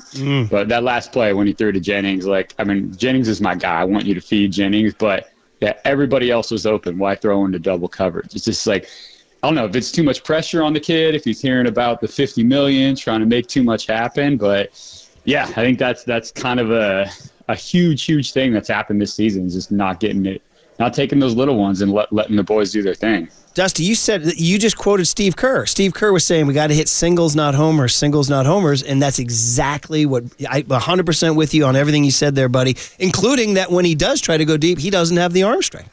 Yeah, missed Ricky. Ricky was going to be a touchdown on that one for sure. Yeah. That he underthrew. He underthrew Kittle later on a one-on-one down the field. Yep. Yeah, exactly. I know people are in his face, offensive line, but still, man, NFL quarterback, you gotta get it down there. You gotta overthrow him, man. Dusty, you're right. You're right in my wheelhouse there, buddy. Have a good weekend, man. Thanks for the call. Appreciate it. Kelly in Rohnert Park, and then we get to Greg Papa on the other side. So Kelly in Rohnert Park rounds out our calls this segment. Kelly, good morning. Hey, morning, Kelly. Good morning, guys. How you doing? Well, just pissed and looking to blame everyone. That's how I'm doing. Yes, sir. I was at the game on Sunday. Happy I went to that game instead of last night's game. Yeah. But, that Campbell, I call him a soy boy. He's made of soy, kind of a beta. not really interested to hear anything. You just gotta be cut first thing. But as far as Shanahan goes, you said it before, Murph. Accountability. Dude needs to stay. You need to be a head coach. You need to be accountable when shit's going wrong. The offense isn't running. Hey, that's on him. There we go. We can't have the curse words on the air. Kelly came in hot. So we do have FCC regulations. So he was anyway, channeling his inner Charvarius Ward yesterday when he was talking about Devondre Campbell, saying that it was some sucker S. Yeah, correct. But anyway, I'll censor it, Murph. What Kelly was saying was that Kyle Shanahan needs to be much more accountable for this stuff, and it's true, man. Hey, it starts with the head coach. Now, look, and I wrote a jock blog last week. We're not and my point is 2025 is going to be an interesting year. After 2025, we might have a discussion because it'll be about 10 years with him there, and we'll see how they respond. But I'm giving him 2025 for sure. Get him McCaffrey, get him a whole new year of rest and everything. It'll be interesting to see how next year plays out. We'll have a big discussion about that. If a year from now we're still talking about this, then we got a discussion. Yeah, Murph, and I know we got to go and get out for Greg Papa, but I will say he does need to have some accountability for what's gone wrong with this offense this year. Like we talk about getting the checkdowns and throwing to Kittle or McCaffrey out of the backfield. Where have the yak yards gone this year? I mean, we're talking about a team that traditionally, underneath Kyle Shanahan, has been the best yards after the catch team in the NFL, and that goes back to the play calling this year. I mean, we're talking screen passes, which we haven't seen a lot of until a couple weeks ago with George Kittle. We're talking play action. We're talking Brock Purdy out of the shotgun system. And going back to a call earlier, yes, Brock doesn't have the biggest arm in the world, but I think Kyle saw that he does have a bigger arm than Jimmy Garoppolo. And shout out Jimmy G on the sideline yesterday. And maybe he got more excited and put more on Brock's plate to start taking those shots downfield. And shout out Jimmy G's brother Instagramming, posting a heckle of Kyle Shanahan. From the crowd, took a shot of Kyle and wrote offensive guru with 3 laughing, crying emojis. Wow. Dude, you got Billy G taking shots now. Dude, Billy the Garoppolo G. family. Dude, so, jeez. All right, so I had my clock wrong. Greg is sleeping in a little bit. He's going to come on the 8 o'clock hour, so we're going to keep rolling then, buddy. Okay. All you callers, stay on hold. We see you guys, and all you texters, fire them in, and we can continue to talk about what happened last night with Devondre Campbell. We haven't heard from Deebo Samuel after the game. We got to get into that next. Man, so much to get into. Marcus is in Washington, D.C. for Army Navy. I'm here in San Francisco pissed, and it's Murph and Marcus on KNBR 104.5 and 680, the Sports Leader.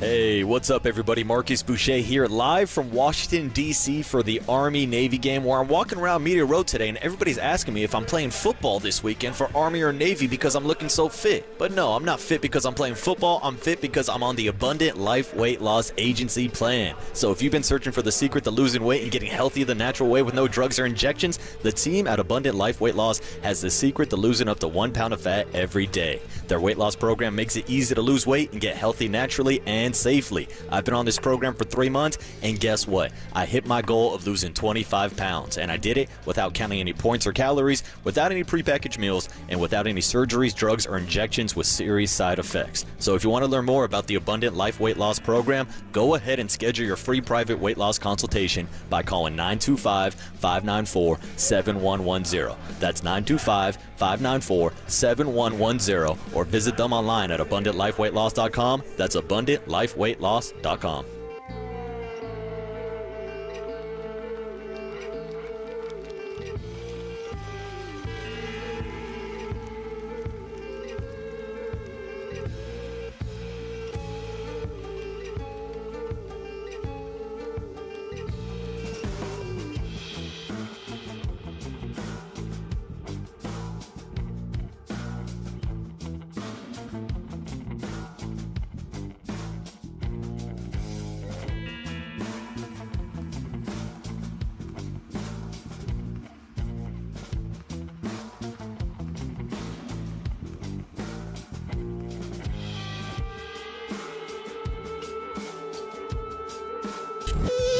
Now, back to Murph and Marcus on the Sports Leader and streaming live on KNBR.com and the KNBR app. Puka's outside right. Cooper Kupp comes in motion left. So 3 left, 2 right. They stamp it to Stafford on 3rd and 4. Quick throw. First down, Parkinson. He's down to the 49er 19-yard line. And Kyle Shanahan will call the timeout. The game's not over, but that really hurts. Well, there it is. More pain from Santa Clara last night. Greg Papa. He'll join us in the 8 o'clock hour, guys, to do his regular Friday or day after. Regular Friday hit. This time it's a day after.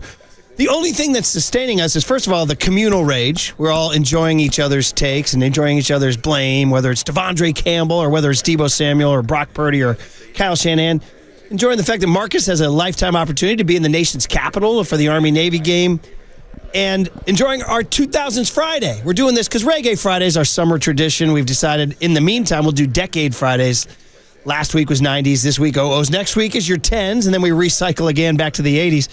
I mean, this one, like, listen, Outkast is like, what are you going to say? To me, to this old suburban nerd right here, my favorite sort of soup to nuts, the best sort of rap act, hip-hop act I've ever heard, right? This would be when they were like, we're just going to make a top 40 number one and ride the wave, right? This is what they did, right, Marcus? Mm-hmm. I mean, Murph, we've bonded before about our love of Outkast. I've said it multiple times on these airwaves. Andre 3000, in my opinion, top 5 rapper of all time. No disrespect to Big Boy also, but you put Outkast together, Murph, this is the early 2000s. This has got to be the best rejoin of the day. I mean, listen to these guys are like, you know what do you need, a hit?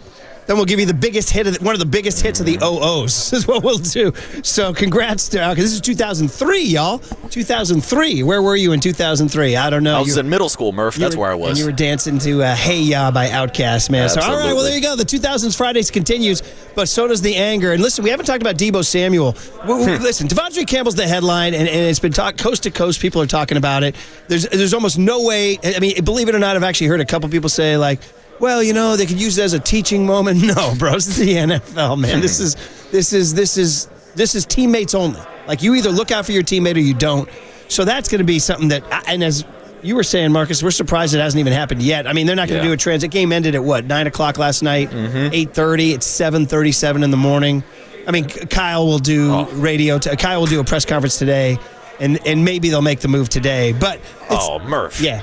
I would have took away his playbook last night. I would have made him hop on VTA, hop on the light rail. Like, get the hell out of Santa Clara, get the hell out of the town. There's no way in hell Devondre Campbell ever plays another snap for the 49ers. In fact, just for the 737 crowd, Dante Whitner was asked about it on NBC Sports Bay Area. Carlos Ramirez, they got the news. It was fresh news. Kyle said it in the press conference. Everybody was shocked. They come back to the desk, and Carlos Ramirez goes, Dante, what's your take? Cut him. That's my take. Cut him. He hasn't played well all season. And then you get a near all-pro linebacker back that you know is coming back off injury. You know that they're going to insert him into the starting lineup. You know that you're going to be his backup. And then you tell the coaches, I'm not going in the game. I don't want to play today. I would have cut you right there on game day. So, you know, we don't feel sorry for you. You're a professional. You haven't done your job. And you saw the distinct difference with Dre Greenlaw in the game as to why they played him over Campbell. So, cut him. That's for Kyle Shanahan. That's for the 49ers organization. You cut this guy. There's no way he remains on the team tomorrow.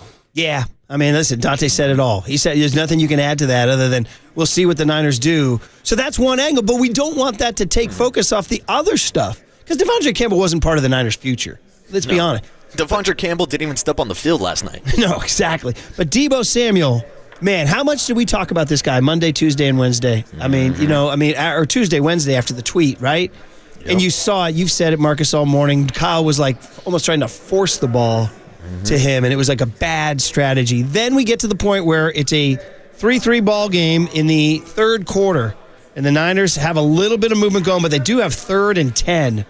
You have the play-by-play from Greg Papa and Tim Ryan on this because they pretty much say it all. Now, Brock's having a tough night, but the Niners do get the ball down to the 29-yard line of the Rams, and it's 3rd and 10. It's a little bit of a situation, but they dial up a winner, and Deebo gets open over the middle. This is what happens. 3-3 game. Niners 3 for 10 on 3rd down. Face a 3rd and 10. Purdy out of the gun. Looks right, throws middle. Juggling. Drop by Deebo Samuel. He dropped the ball. Oh, my goodness. He may have run for a 1st down. And maybe more. Oh, that is an absolute killer. He takes his helmet off. Debo on the in cut. The Debo dig. That may have been a touchdown. I think it would have been. He could have bounced off the block of Ricky Pearsall and would have been gone. Well, he would have had a first down for one. He may have had a touchdown. That ball got right into his body, and he flat out dropped it. Put it right on the money. Unfortunate drop by Debo Samuel. And they nailed it. They said it all. And Marcus, did you hear what I don't know if I've really ever heard at Levi's Stadium? Boos. Did you hear that? I mean, the West Coast, we're not a booing town. San Francisco's not a booing town. Bay Area's not a booing area. I mean, you can. There's no rule against it. But dude, that is an it's just generally like that's a Philly thing. That's a Boston thing, you know. That's a New York thing.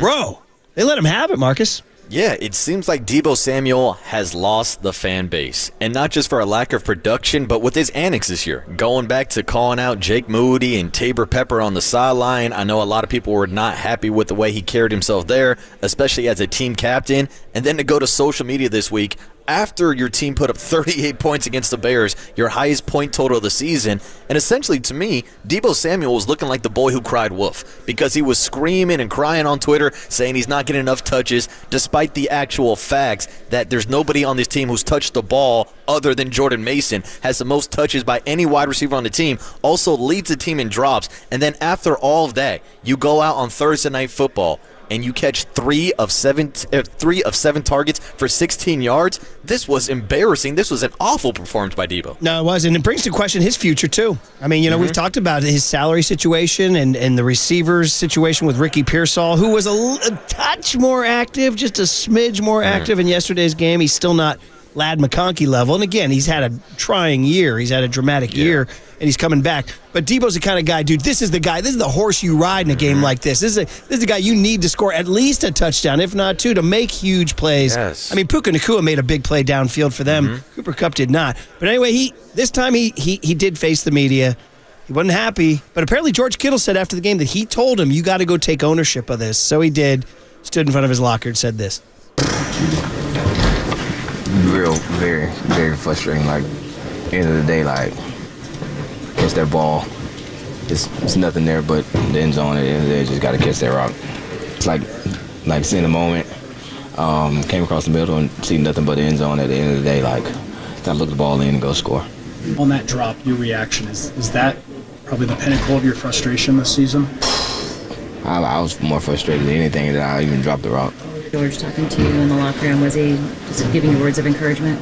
You know, at the end of the day, like, you know, George is George. He came over, he was like, man, I just seen you make that play a million times. Like, don't let it eat you up. But I feel like I make that play, I think we win the game. Yeah, so, I mean, he faced the music. I mean, listen, all athletes should take a page from Dennis Eckersley, who's one of the greatest pitchers we've ever seen and one of the great dudes of all time, too. Just stood in front of his locker and had conversations with the media no matter what.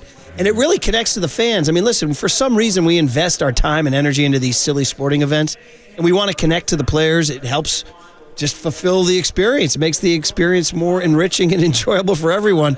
And for the player himself can find it therapeutic. So maybe Debo, you know, he grew up a little bit facing the music. Didn't help that he dropped. I mean, Marcus, how does he even – I mean, him dropping that rock almost seemed like a result of all the pressure he put on himself. Like, it almost seems like he's got a case of the yips this year, Murph. Like, we talk about it in golf. We saw it last night with the drops. We can talk about the numerous drops he's had throughout the entire season, which, to me, it seems like this is the drop-off now that we've seen from Debo Samuel. Not just in the production, but the fan base turning on him.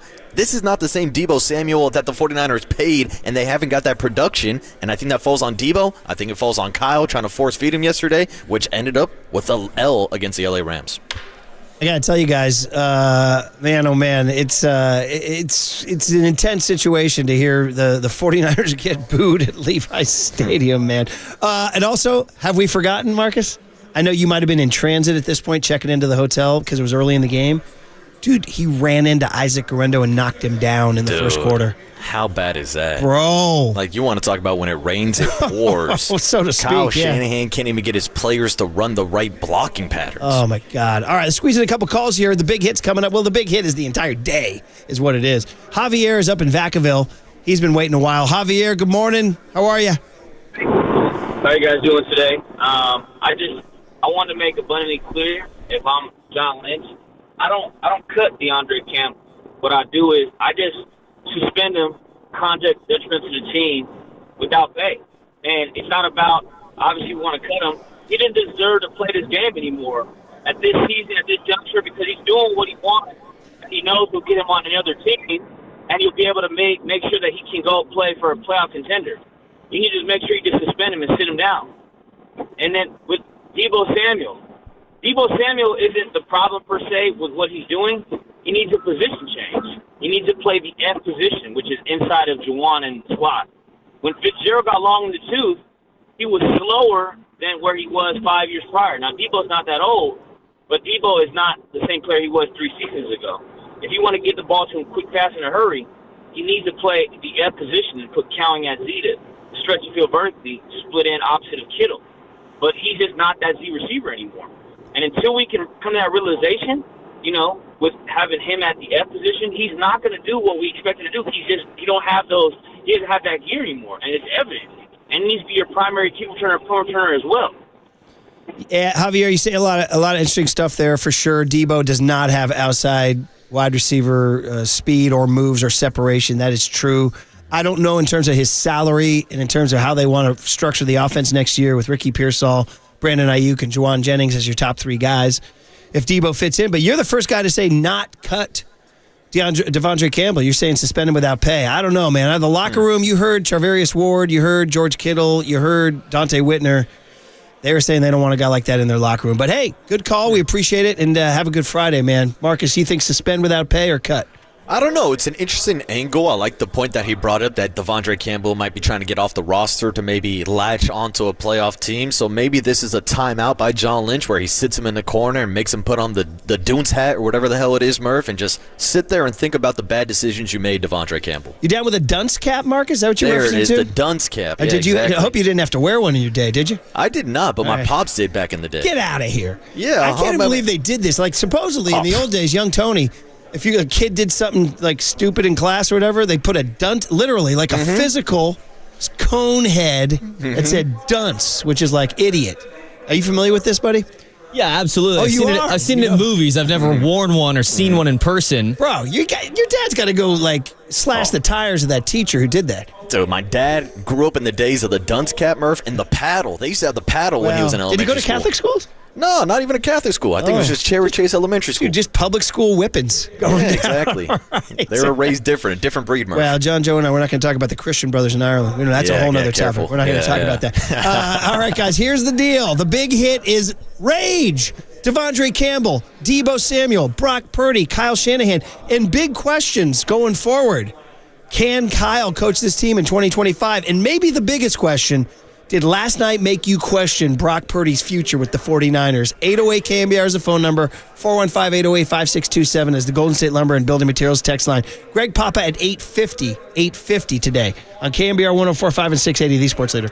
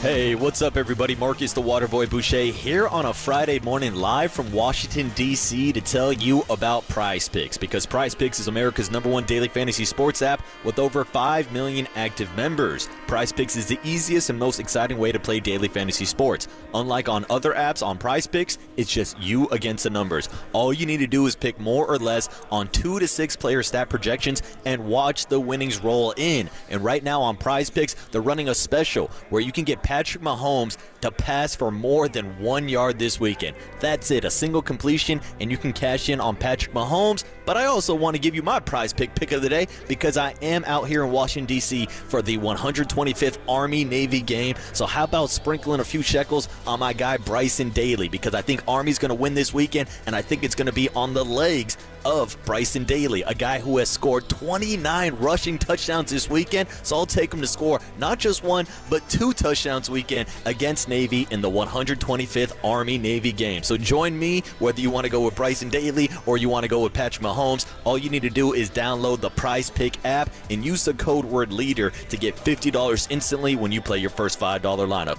That's code LEADER on Prize Picks to get $50 instantly when you play your first $5 lineup. You don't even need to have a winning lineup to receive the $50 bonus. It's guaranteed, and it's only on Prize Picks. Run your game.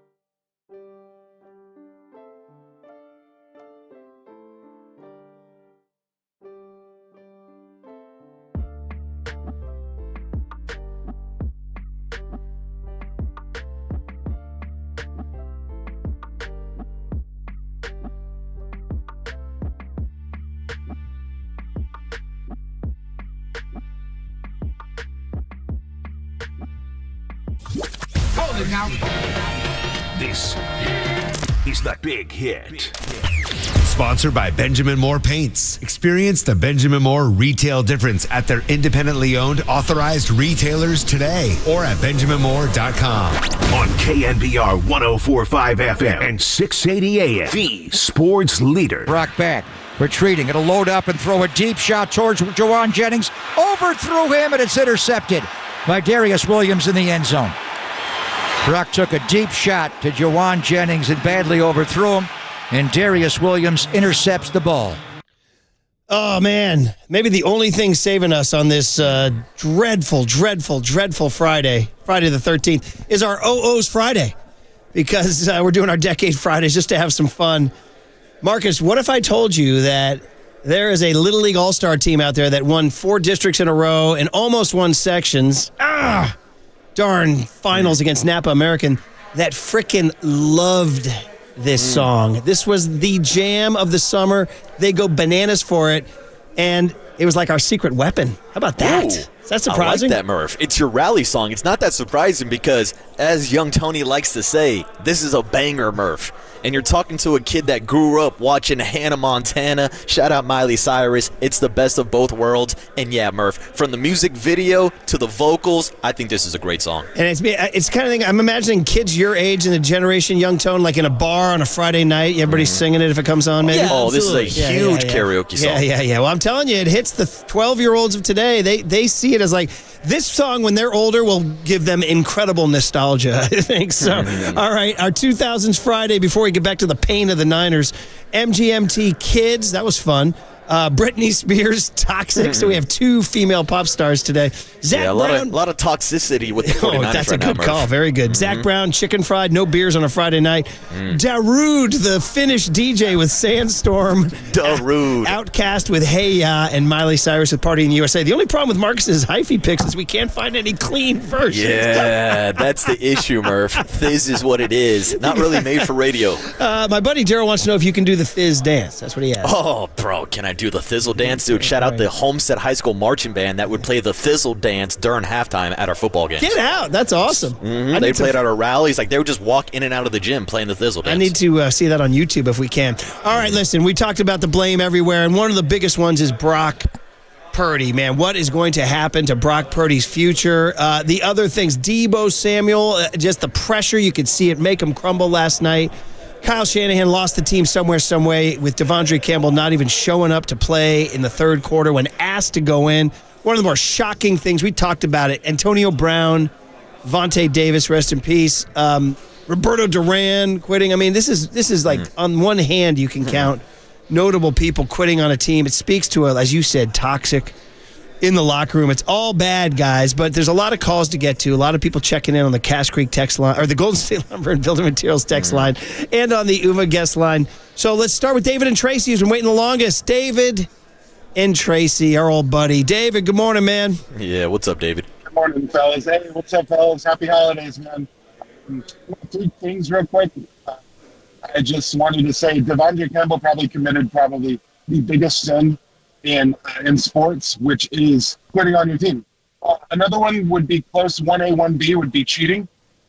But quitting on your team is probably the worst offense you could do in sports, in my opinion. And almost had a Nicky Turturro moment when I heard the press conference and he quit. Like, I was livid. His play hasn't been up to par for what we got him for in the absence of Dre Greenlaw. And it's just unacceptable. So I don't know what that other caller was talking about. Just like what Dante said, for sure. David, sorry, man, you were in and out, buddy. It's a bad cell phone. Sorry about that, but I think he was saying you got to cut Devondre Campbell. Now, I don't know the salary cap implications, so that maybe that has something to do with it, how you handle this whole thing. And also, by the way, you're listening to KNBR AM and KNBR FM San Francisco, the sports leader, a Cumulus media station. It's amazing how the national media latched onto this, man. I hit 2 national shows on the way in, and they were all talking. I mean, it's a huge story, Murph. You don't see this too often in sports where a guy literally walks off the field in the middle of a game. And it's surprising to me that Devondre Campbell decided to go this route because he must have known when he got the phone call from John Lynch in the 49ers front office that his job was to fill in at linebacker until Dre Greenlaw was ready. And even yesterday, as he suits up and stands there in the first half on the sideline, he should be expecting to play in the second half because of the limited snap count with Dre Greenlaw. And so that's why I'm just more surprised by this overall behavior, because I remember when they pivoted from Eric Kendricks after he signed with the Cowboys to Devondre Campbell. And we talked about how this guy will bring a veteran presence to the locker room, how this guy, he was a former all-pro linebacker, a 9-year vet. Like, it makes sense when Antonio Brown is a diva wide receiver and a little bit off the rocker does something like this, but to see this from a 9-year vet like Devondre Campbell, it's shocking, really. Well, I mean, if you go back and look, he did take shots at Green Bay when he left. So there was a little evidence that he had some salt in his game. Also, when he signed, there were some people saying, you know what, he's not the player he used to be. And then early on in the year, he wasn't playing well. In fact, Dante Whitner had more rants later in the night. He goes, we don't have this one cut, but he goes, you know what you do? He goes, go on the field and do what you do all year. Play bad. That's what he said. I mean, Murph, I remember coming on the airwaves like week 3 or week 4, and I called out Devondre Campbell. I said, look, he's a mark on this defense. People have a target on his back. They're attacking the middle of the field. Yeah. Fred Warner can't cover everything. So Devondre Campbell has been playing bad. It's not like he took this opportunity and ran with it and deserves the starting job over Dre Greenlaw. Absolutely not. He did not seize the opportunity, and that's why he got sent to the bench. I think he had a good game against the Bears. I remember Tim Ryan citing him and Greg Papa saying that was the best he'd ever played all year. So he was probably feeling like he's coming off his best game against the Bears. But it doesn't matter. Dude, I'm telling you guys, I go back to the Geno Smith trot. I'll never get over the Geno Smith trot into the end zone as we're checking into the hotel in Hawaii, and I'm like, what the blank just happened? And he's really untouched as he runs in. I mean, that game was over. The Niners had that game won. And Geno Smith leads him down the field and then scrambles in from the 20-yard line. On that play, Devondre Campbell went to the wrong place. He's the guy. That play, if they stopped Geno Smith, it was 10-6. They had to score a touchdown.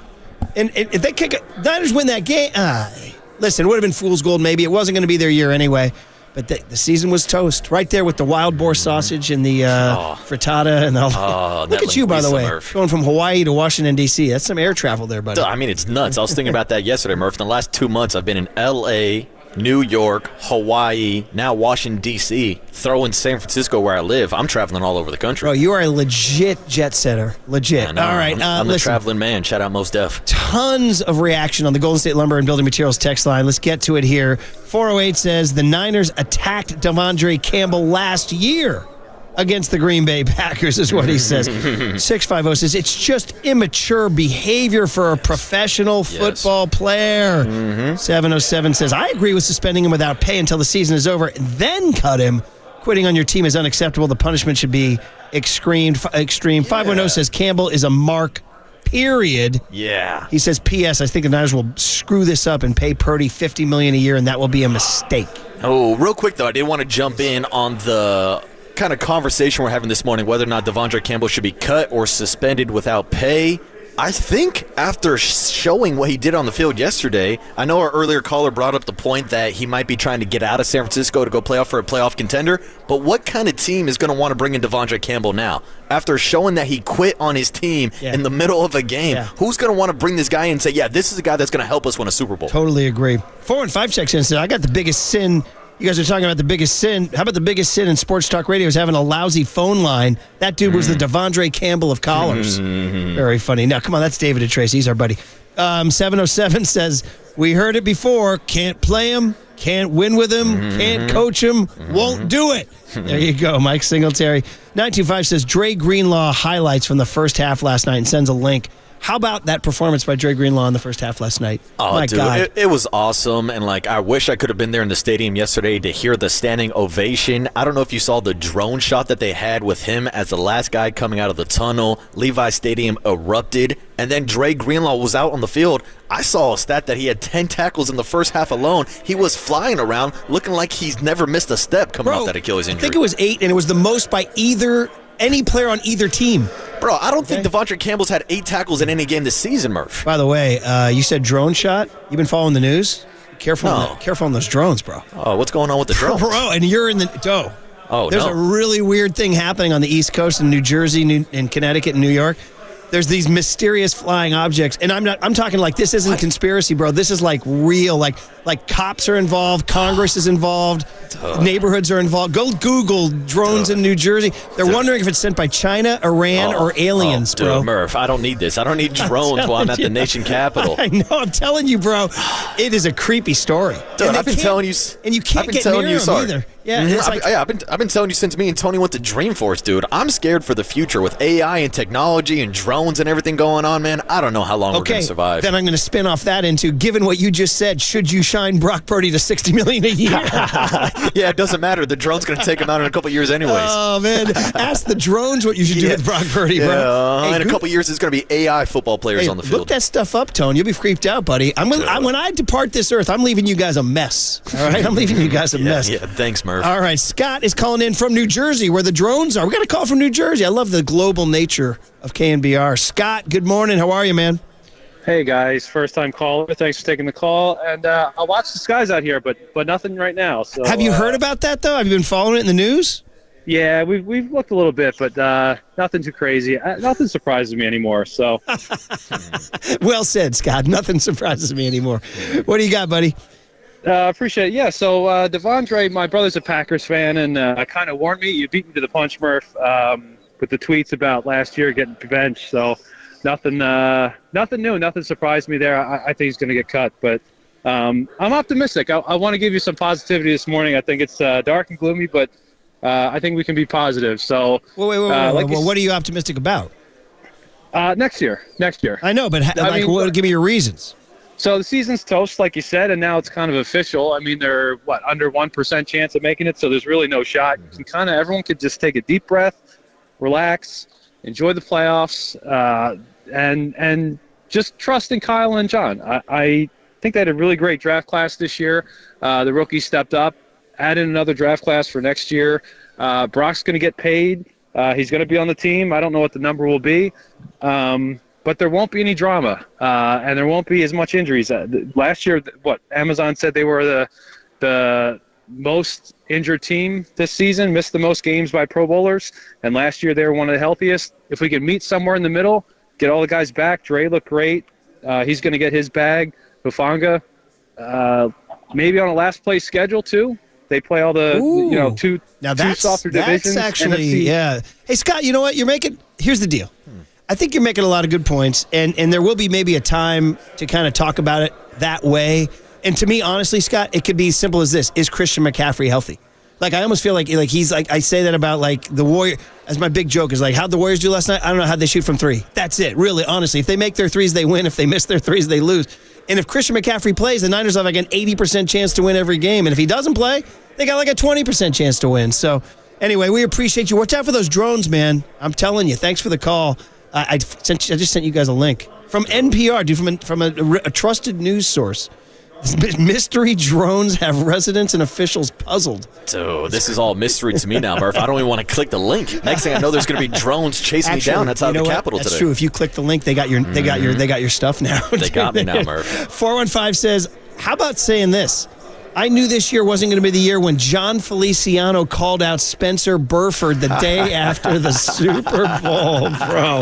The hangover began that night. Well, hey, I will give a shout-out to John Feliciano calling out Devondre Campbell yesterday, like talking about how badly he wants to play, because this is a guy that's been injured and fighting to get back this year, a guy that I thought maybe could start over Jake Brendel in the middle of this offensive line, but his season was shut down with injuries. But yesterday, he was on social media calling out Devondre Campbell. Yeah, he did. You're right. He said, I'd kill to get on that field. And like you telling me. So again, guys, this is football now. I mean, like, listen, some people have brought up Blake Snell scratching his last. Some texters have brought that up. And yeah, there's some analogy there, but there's like a different code in baseball than in football. I mean, there's a code for sure. Like people were down on Blake Snell for doing that. And honestly, I don't have this on sourcing. I don't have this on background. It's my gut instinct that Buster Posey is the kind of guy that did not like that. And we got to talk, by the way, about yesterday, about having the day with maybe in the cooler of content, we'll get some Willie Adamas in there. But I bet Buster didn't want a guy like Blake Snell around. What's different in the NFL is the physical violence. Yeah. And what these guys do with their bodies. Like, it ain't no joke with these guys. When they step on that field, bro, yeah, they're making money. Yeah, they get a lot of fame. But there's a code. You're all in this together. You're brothers in a physical, violent game. And Devondre Campbell, that's why Dante Whitner reacted the way he did. And that's why I think it's different from the Blake Snell situation. I mean, the Giants were eliminated from postseason contention that final weekend of the season. Last night, the Niners were literally playing for their playoff lines. Like, maybe if Blake Snell went out there game 162 with the division on the line and then threw a bullpen and they just said, oh, no, I'm actually not going to pitch today. That would be more comparable to what Devondre Campbell did last night, Murph. Yeah, maybe for sure. The bottom line is it's also, I want to make sure it's a bit of a distraction, because other things, bigger questions came out of that, including Brock Purdy. And the arm looked not strong last night. The decision-making on that Juwan Jennings pick was critically bad, the kind of thing that loses you an NFL game that you need to.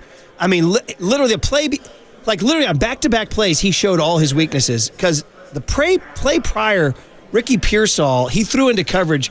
It's funny, I viewed that play differently. I should probably go back and look at the film, but I didn't like him throwing that pass into coverage. Other people said Pearsall was open, and if he threw a better ball, it would have been a touchdown. I don't know if you remember that, the second to last play before the pick. Then the pick, I was like literally, because I sent out a tweet, I'm like, Brock, you don't have to do too much. And then literally on the next play, he tries to force a ball to Juwan Jennings. Yeah. And you see the tragedy of the game film where all these little options are flaring out, and he has his choice of minimum 7, 8, 9 yard gains, maybe 15, 20 yard gains, and he chooses violence by going into the coverage. So after the game, he stood up there and kind of just owned it. We had a double move on with JJ on the outside, and thought we had the right look with the corner off, and thought we were going to get him, and just in that moment trying to be aggressive and give JJ a shot. And when I let the ball go, couldn't see the whole release of him at the top of his route, but looking back on it, man, 2nd and 11, just be smart, try to check the ball down when I can't see where he's at. So just got to learn from it. Yeah, well, he is young, and he is trying. And there are people who are texting in, Marcus, who are like, bro, do not run Brock Purdy out the door. Like, this guy has a lot going for him, and, if you do that, what do you do? Now, the other obvious option is Sam Darnold or Kirk Cousins. Is it that obvious, though? Are those guys going to solve the issues? Because I see the same text coming in. It's time to move on from Kyle Shanahan and Brock Purdy. Careful what you wish for. Everybody thinks you're going to get Ben Johnson. Everybody thinks you're going to get an elite quarterback to step in and take Brock Purdy's place. No. There's a reason why Brock Purdy this year, even with his numbers being down, is top 10 in QBR. There's a reason why last year he was breaking franchise records for the most passing yards in a season. Brock Purdy has proven that he can play in this league, but it does feel like every time we're talking about a Brock Purdy situation, it comes after these bad weather games. And let's just be brutally honest. He's not a mutter Murph. He does not perform well in bad weather, which could be a problem down the road in the postseason, but we saw last year in the playoffs against Green Bay, in the light drizzle, he got all the way to the Super Bowl and ended up going head-to-head with Patrick Mahomes and ended up losing in overtime because of a coin toss and some other things that went wrong. Well, let me ask you a question. A Raiders fan checked in and said, if you don't want him, I'll take him. Would you take him? Absolutely. Would you take him? Without question, dude. Okay, all right. I got Desmond Ridder starting for the Raiders this Monday night, dude. I would take Brock Purdy in an instant. And that's the thing. It's like, if the 49ers don't pay Brock Purdy, he's going to get paid somewhere else. And then you're stuck with no quarterback. And then what are we doing? Talking about Brandon Allen being the quarterback, Josh Dobbs. There's no guarantee that you even go out and get a Sam Darnold. And I don't think Sam Darnold's a better quarterback than Brock Purdy. By the way, you just broke some news to me. Did you say Monday night? Yeah, dude, the Raiders are on the Monday night doubleheader. Bro, you're killing me. I gotta watch the Raiders on Monday night. Well, that's why you're playing somebody attractive. Who are you playing? No, they're playing the Falcons, Murph. Oh, bro, It's a dog water game.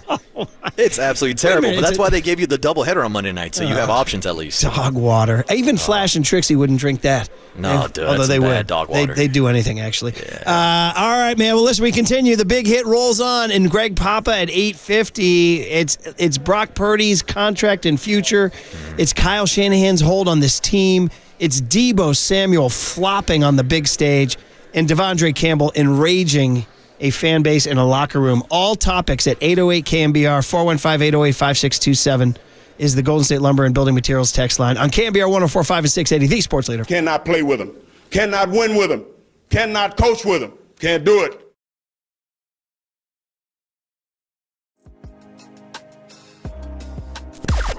Now, from the O'Donnell Financial Group Sports Desk. Learn more at odfigroup.com. O'Donnell Financial Group, because planning is a process, not a product. We are still giving away 2 tickets to see stand-up comedian Gabriel Iglesias, and if you win this contest, you get to pick between a show at SAP Center or a show at Chase Center, both of them in February of next year. So how do you win? You got to stay tuned. We are going to give these tickets away in the 8 a.m. hour this morning, so just stay tuned. Rip off the knob, like Marcus likes to say. When you hear the cue to call from Murph, be caller 10 to 415-896-KNBR, and you will win. This is all brought to you by Icon, and you can find official rules on KNBR.com.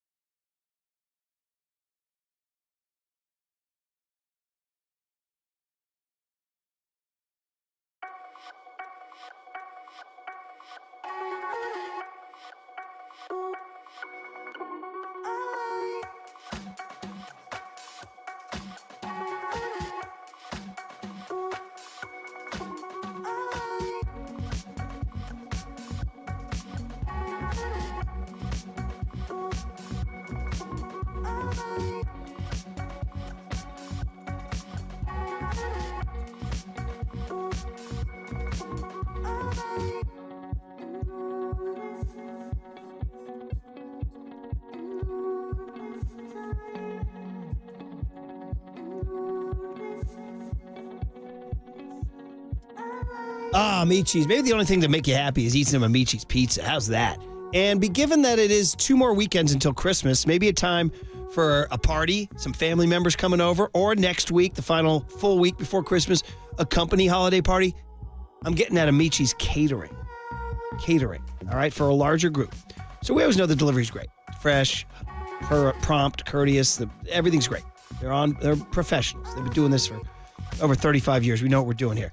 So now you can have them delivered in larger sizes for your group, okay? So I'm talking about the same pizzas, New York style thin crust pizza, and the Detroit style pizzas, which I like very much. Then pastas in those little crates, those bins, salads, flame roasted chicken wings, larger sizes so you can help yourselves.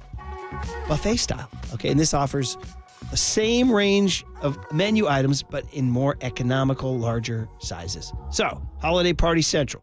Check out the catering menu at Amicis.com. Enjoy a fully customized and catered holiday party this year. Amicis delivers. I just want some pizza.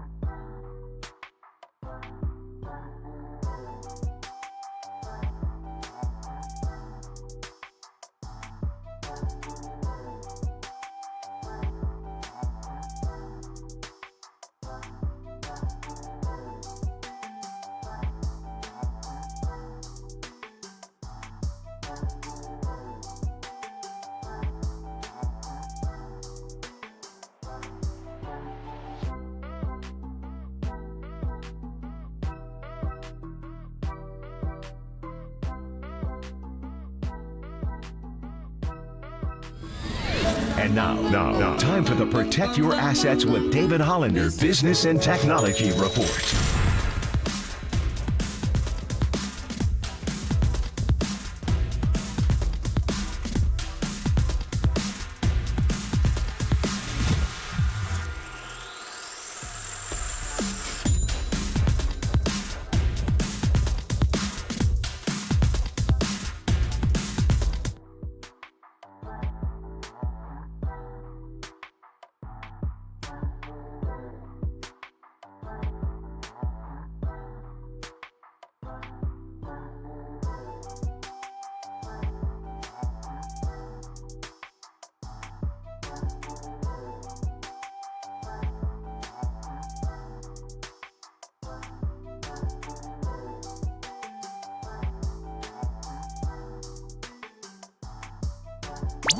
Murph and Marcus continue live from the KNBR Casino Matrix Progressive Jackpot Studios. Casino Matrix. Progressive jackpots are here. Where are you? Just drop in. Please play responsibly. 1-800-GAMBLER. Here's Brock out of the shotgun. Going to look middle, throw down the middle. Wide open, George Kittle, 40.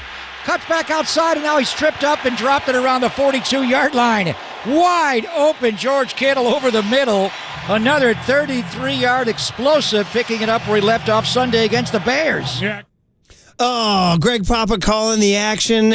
He'll be joining us at 8:50. Awful stuff, man, with lots of repercussions. And you know what it leaves us with? It leaves us with something that's, unwritten. Yeah, I think every time we have an OO's Friday, this has to be played. 2004, Natasha Benningfield. What is this, the 8th inning in a Giants game? Jeez. What are we out here, dude? Well, the issue is, Murph, the story is written. The season's over with that loss last there night. You go. And I'd actually prefer not to feel the rain on Brock Purdy's skin because he does not perform well in bad weather. Wow, back-to-back Miley and Natasha. We're in dire need of some testosterone in the next region. We're going back to Darude Sandstorm here.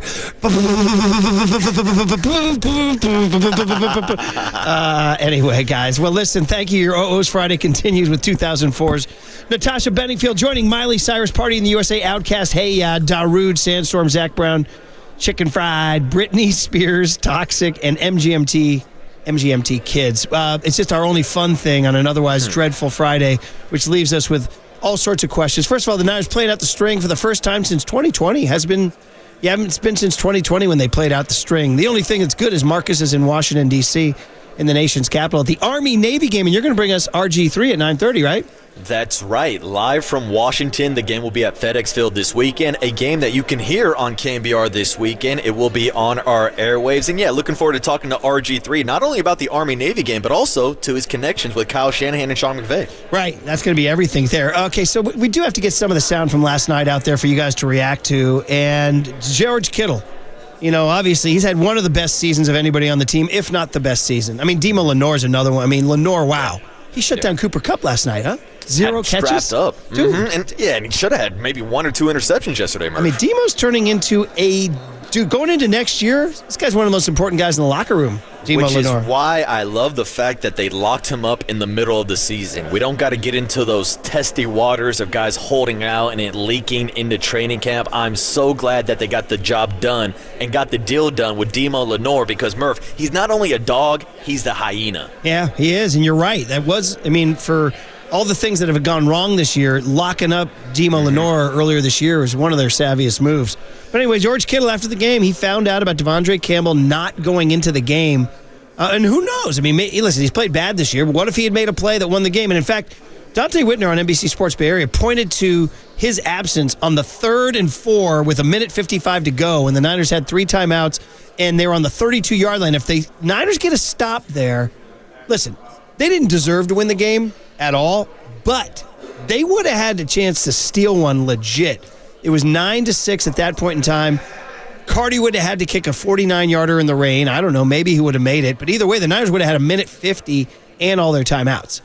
And instead, Hufanga and Lenore unfortunately miscommunicated on who had Parkinson because, according to Dante Whitner's breakdown, Devondre Campbell would have been in that slot, would have been in that position, and Hufanga was trying to do something that was not his role. So bad stuff all around. Might have cost him the game. Certainly cost the Niners their integrity. It's all over it's coast-to-coast story. So George Kittle was told about it after the game, and here's his reaction. Not disbelief or disconnection as a team.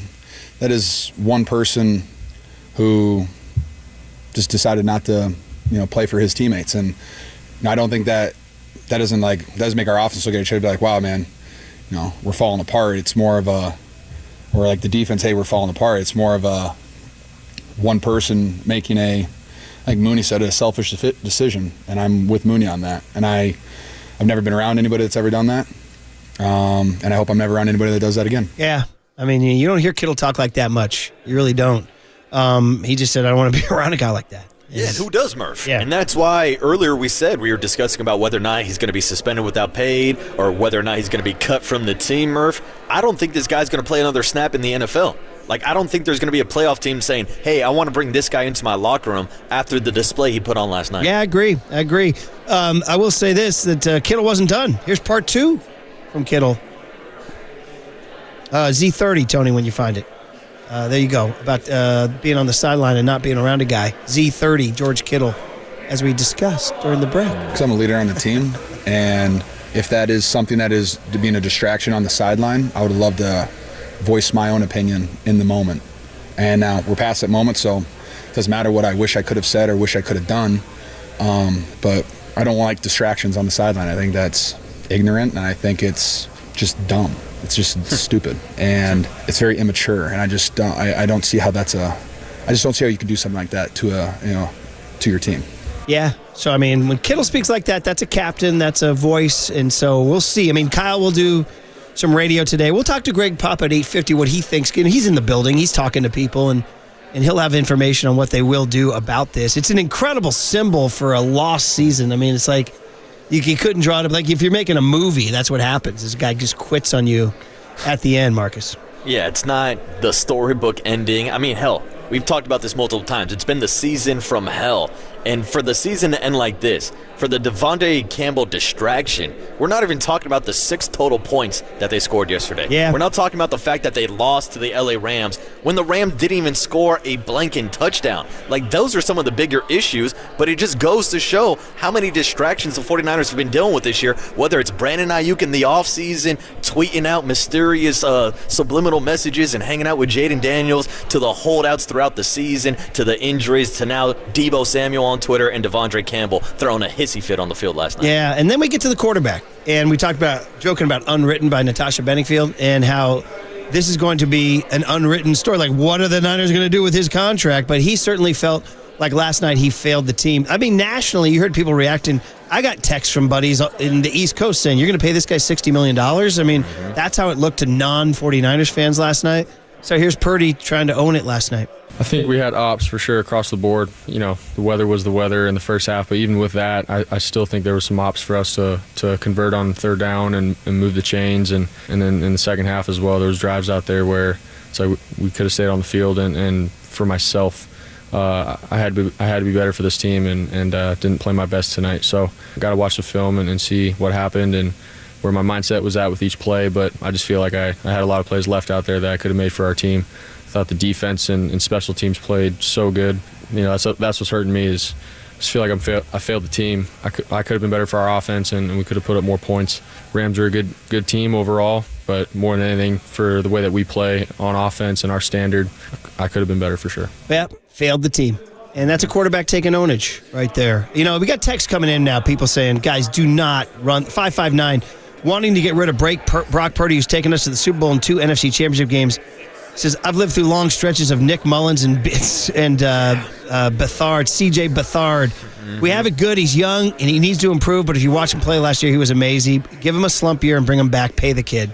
So there's people out there defending Purdy, and I think that's probably the rational take. You know what I mean? Yeah, exactly. We've seen that. I don't want to go full Kyle Shanahan. Jimmy's played good enough to win, but Brock has played good enough to win in this system. We're literally talking about a guy that damn near has the most wins in the NFL since he took over for Jimmy Garoppolo a couple years ago, and a guy that made it to the Super Bowl last year, and we were talking about him being a top 5 MVP candidate. So now all of a sudden, it's turned into this discussion about how much money Brock Purdy's going to make, and it really feels like the discussion now is Brock Purdy the best quarterback in the NFL?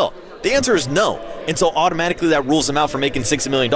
But my counter argument is Dak Prescott the best quarterback in the NFL? No. Is Trevor Lawrence the best quarterback in the NFL? No. But that's the quarterback market. That's just how the world turns. Were people complaining when Jimmy Garoppolo got $25 million, Murph? I don't know, but there was at one point in history where he was the highest paid quarterback in the NFL. Well, listen, this is all stuff we'll talk about with Greg Papa. We got to get to the cooler of content because it's a lot of post-game sound coming up here because Purdy and Dante Whitner and all sorts of stuff. Plus, Kyron Williams popping off on the Niners. Oh, man, it's a tough deal. Let's open up the cooler of content. Let's get to Greg Papa, and let's continue our OOs Friday next on KNBR 104.5 and 680, the Sports Leader.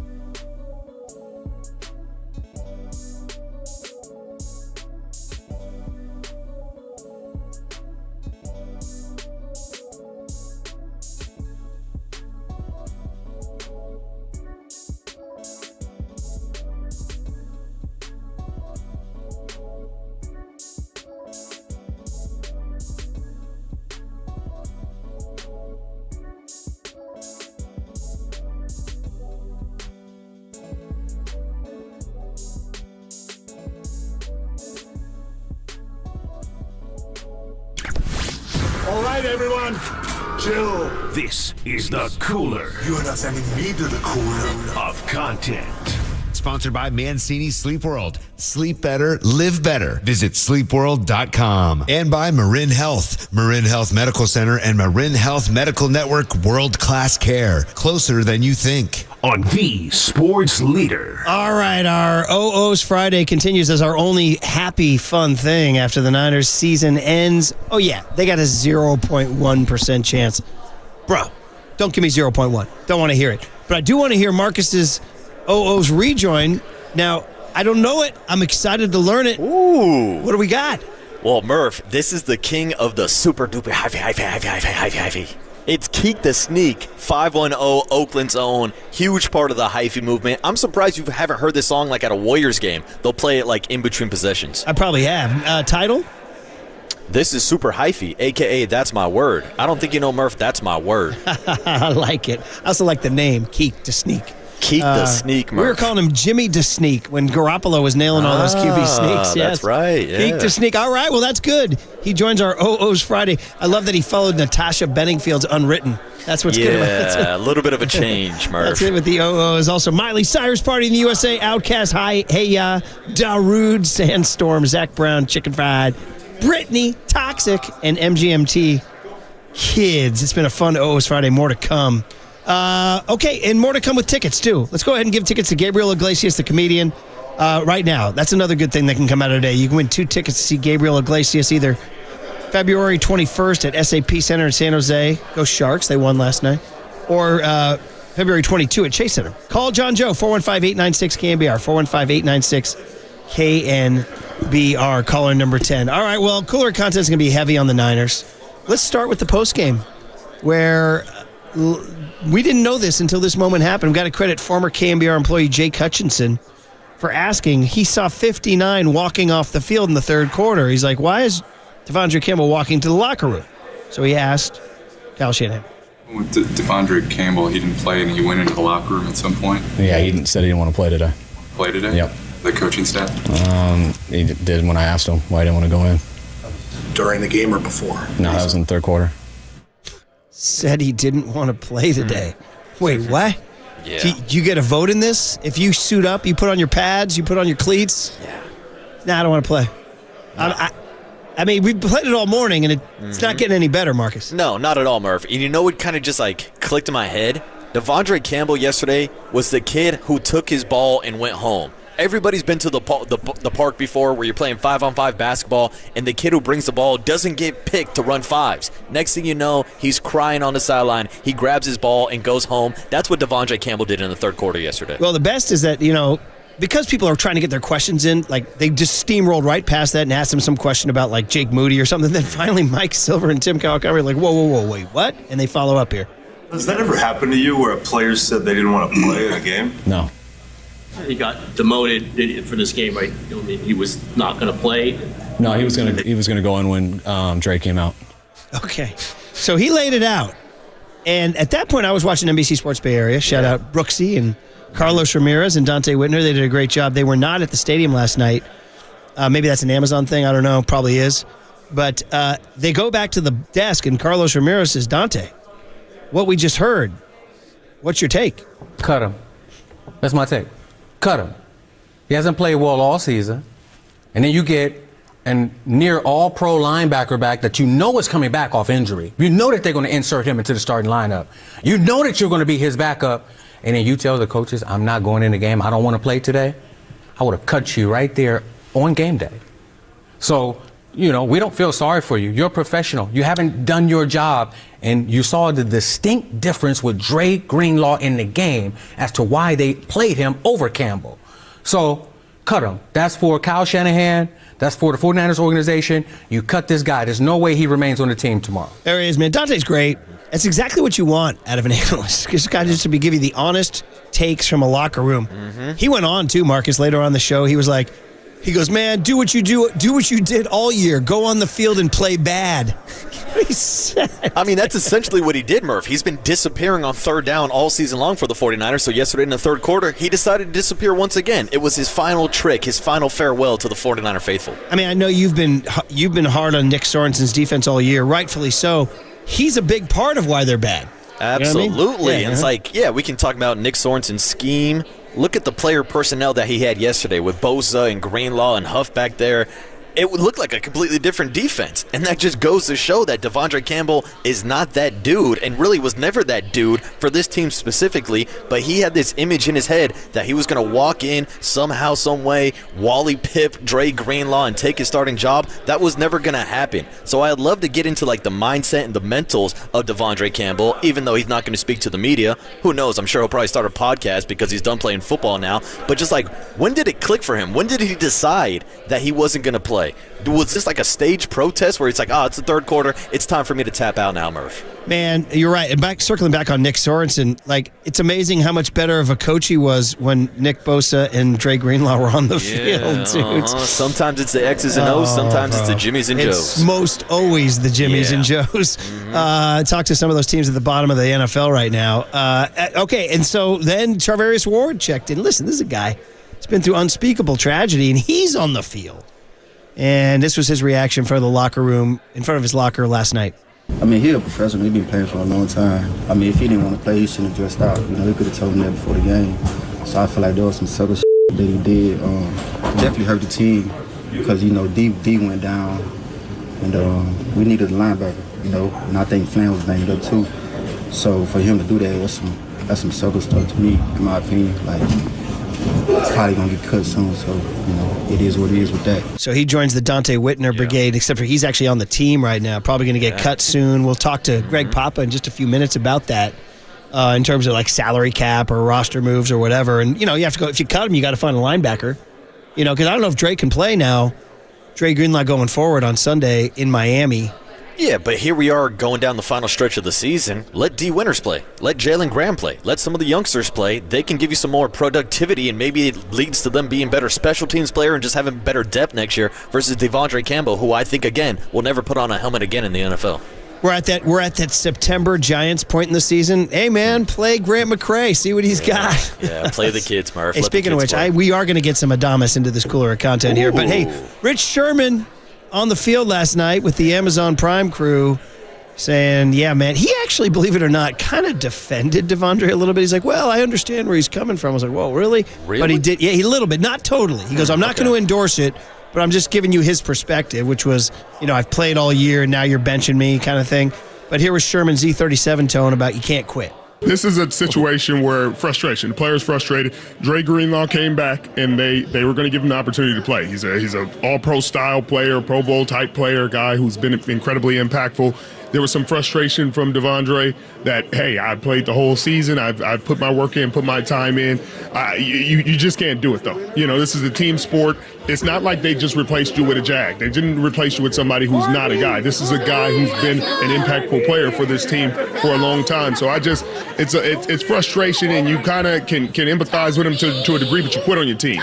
And you can't do that in the National Football League. I'd be surprised if he's on the team after that. Yeah, so by the way, called him there's a new thing, a Jag, just a guy. Just a Jag, Murph. So I learned that in the early, when I got the beat in 94. Ira Miller, the legendary Chronicle beat writer, I would say something to him about a player. He goes, he's just a guy. He's just a guy. Yeah. You're like, huh? Really? Well, that guy's a really good receiver. Nah, he's just a guy. And that's the thing. Devondre Campbell, at this point of his career, he's a Jag. He's just a guy. And it's like, did he not know what he was signing up for? He was not their first option. They tried to go out and get Eric Kendrick. He pulled out and went to Dallas Cowboys. So they said, what's left on the market? Devondre Campbell. And there was a reason why he was still available on the market, because he's past his prime. So he had one job. Try to fill in for Richard Sherman. Try to fill in for Dre Greenlaw this year. And to Richard Sherman's point, yeah, he's been playing the entire season, and he's played bad. That's why it's been frustrating for 49er fans, and that's why we've been asking John Lynch and Kyle Shanahan every single week about the return of Dre Greenlaw, because not only what he brings on the field, but off the field, we're talking about one of the biggest pieces when it comes to team chemistry, and that's Dre Greenlaw. I mean, we knew it. Like, intellectually, we knew that Dre Greenlaw was so important to the team, but it was an incredible reminder in one half of football how different they were with him out there. It was amazing. So he spoke after the game. Now, the sad part is he kind of banged up his knee or Achilles strained something. He couldn't play in the second half. It's a little scary, which is man. Not a surprise to me that Matthew Stafford and the Rams had more success in the second half without him out there on the field. I know. Amazingly, the defense still held him out of the end zone. But anyway, here Dre Greenlaw after the game spoke to the media. They asked him about Devondre Campbell. Yeah, I don't know. He didn't want to play, so I mean, I guess if you don't want to play, you ain't got to play, you know. So you ain't want to play. Kind of sums it up there. Yeah, that's a nice. It's as simple as that. That's a nice, clean cut. I like that. Nice and rich, quick and concise. But the issue is, if you didn't want to play, you didn't want to play. Yeah, if you didn't want to play, why are you suiting up? Why not just retire? That was many of the players were saying that, like, dude, I guess maybe. The way they were talking, there are times where guys are saying, I'm not playing tonight, and they didn't dress them, and we never know the whole story because they kept saying, once you dress, bro, you change the rules. Once you dress. Yeah. I like that. You got that green love for me? Yeah. I miss just letting my, I guess, like, anger and frustration. I'm sorry. Stop it. Sorry. I wanted to go back to just that clean cut where he's like, he didn't want to play. Want to play, so, I mean, I guess if you don't want to play, you ain't got to play. There it is. Thank you very much. Then just a little bit of a tribute to Dre about coming back. And we don't know if he's going to play the rest of the year now after straining the knee and the Achilles. But what did he miss? How did he feel about getting back out there? I miss just letting my, I guess, like, anger and frustration out. I mean, I just like going to hit people sometimes. And that's just, it lets a lot of frustration out. Just makes me feel better.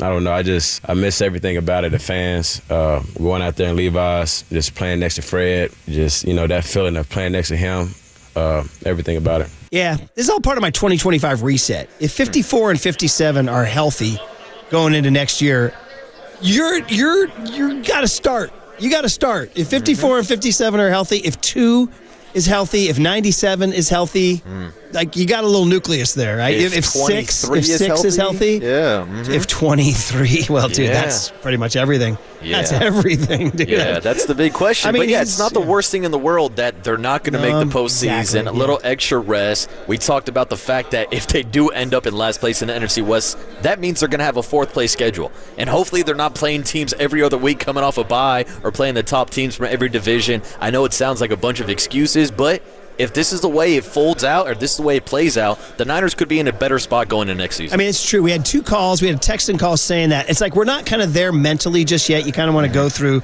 the 5 stages, you know, before you get there. But ultimately, that 5th stage is correct. That it's somebody wrote this in or text, either a call or a text, I forget.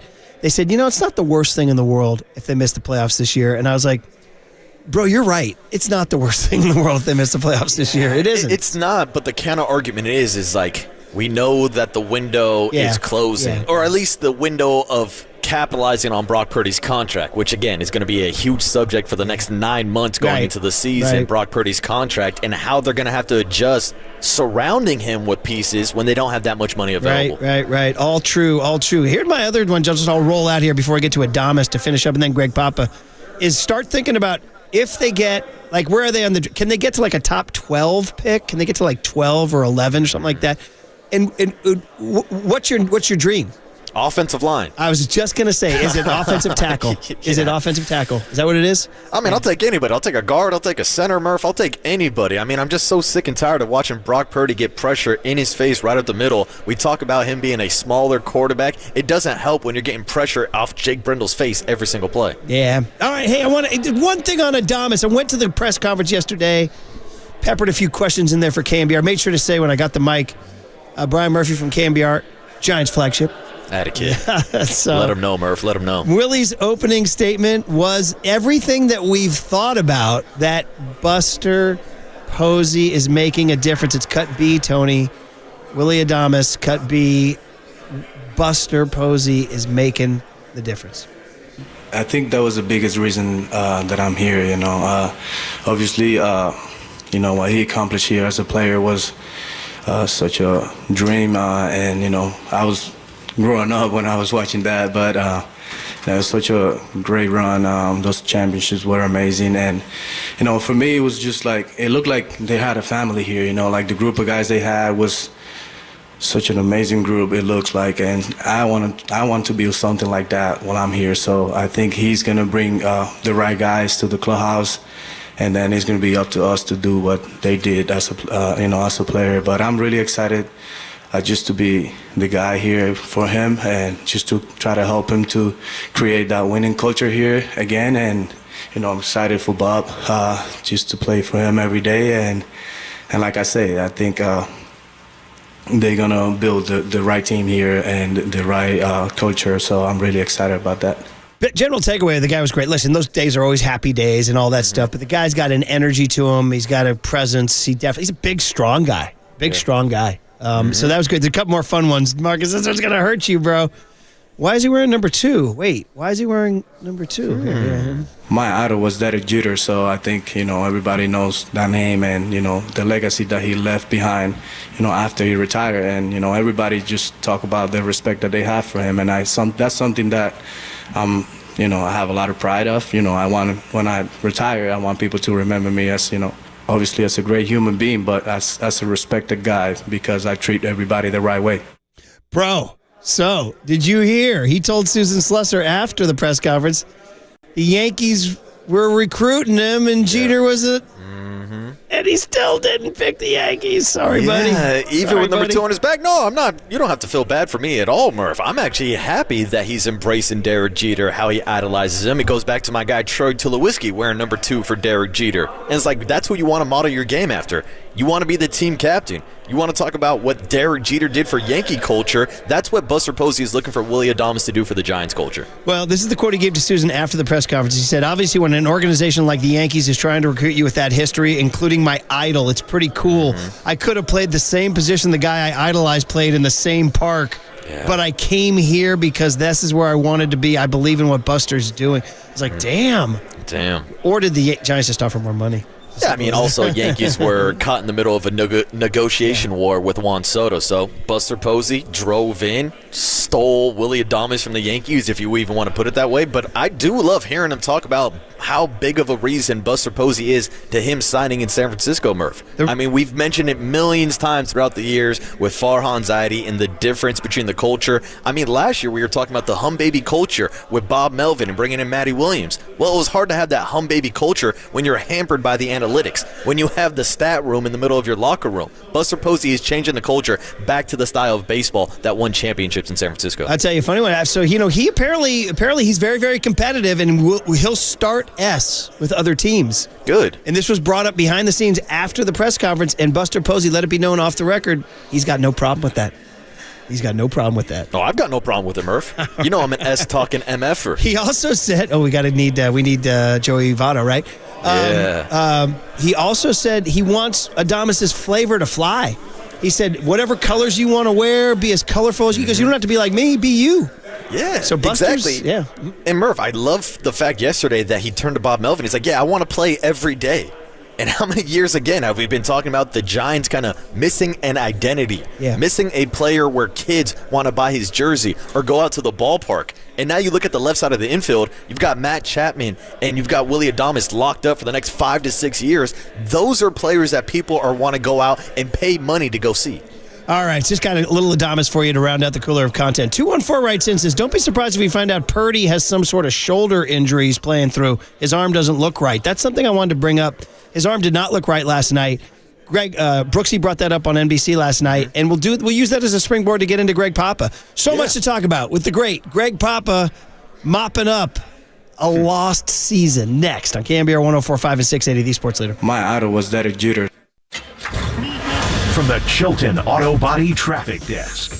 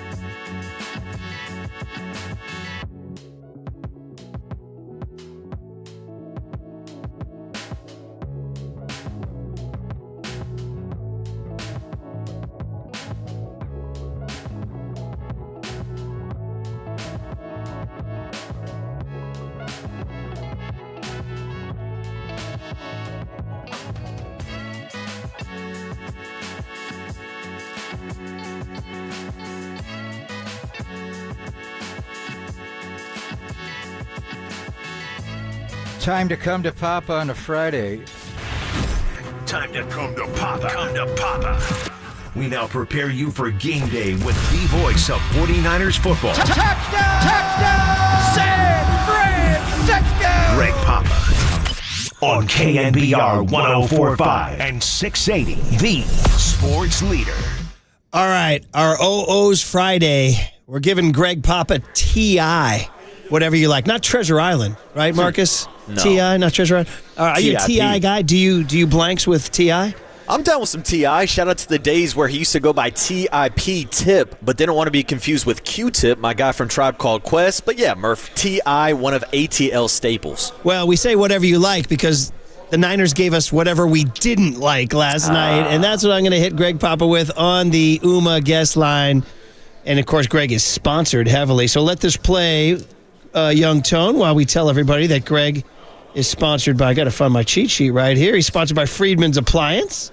That's for one, for sure. Proudly serving all of Northern California with a wide selection of luxury appliances. Visit them in Pleasant Hill to see the Friedman's difference. Greg's also sponsored by River Islands. Come home to River Islands in Lathrop and discover the San Joaquin River lifestyle with its lakes, parks, and schools. Start your tour today at riverislands.com. Greg, in honor of the song Whatever You Like by T.I., I'm going to throw it open because we could open with Devondre Campbell. We could open with Deebo Samuel. We could open with Brock Purdy. We could open with the season. Your choice, I'm buddy. opening Gold Bar Whiskey. Have you been to the Gold Bar Distillery?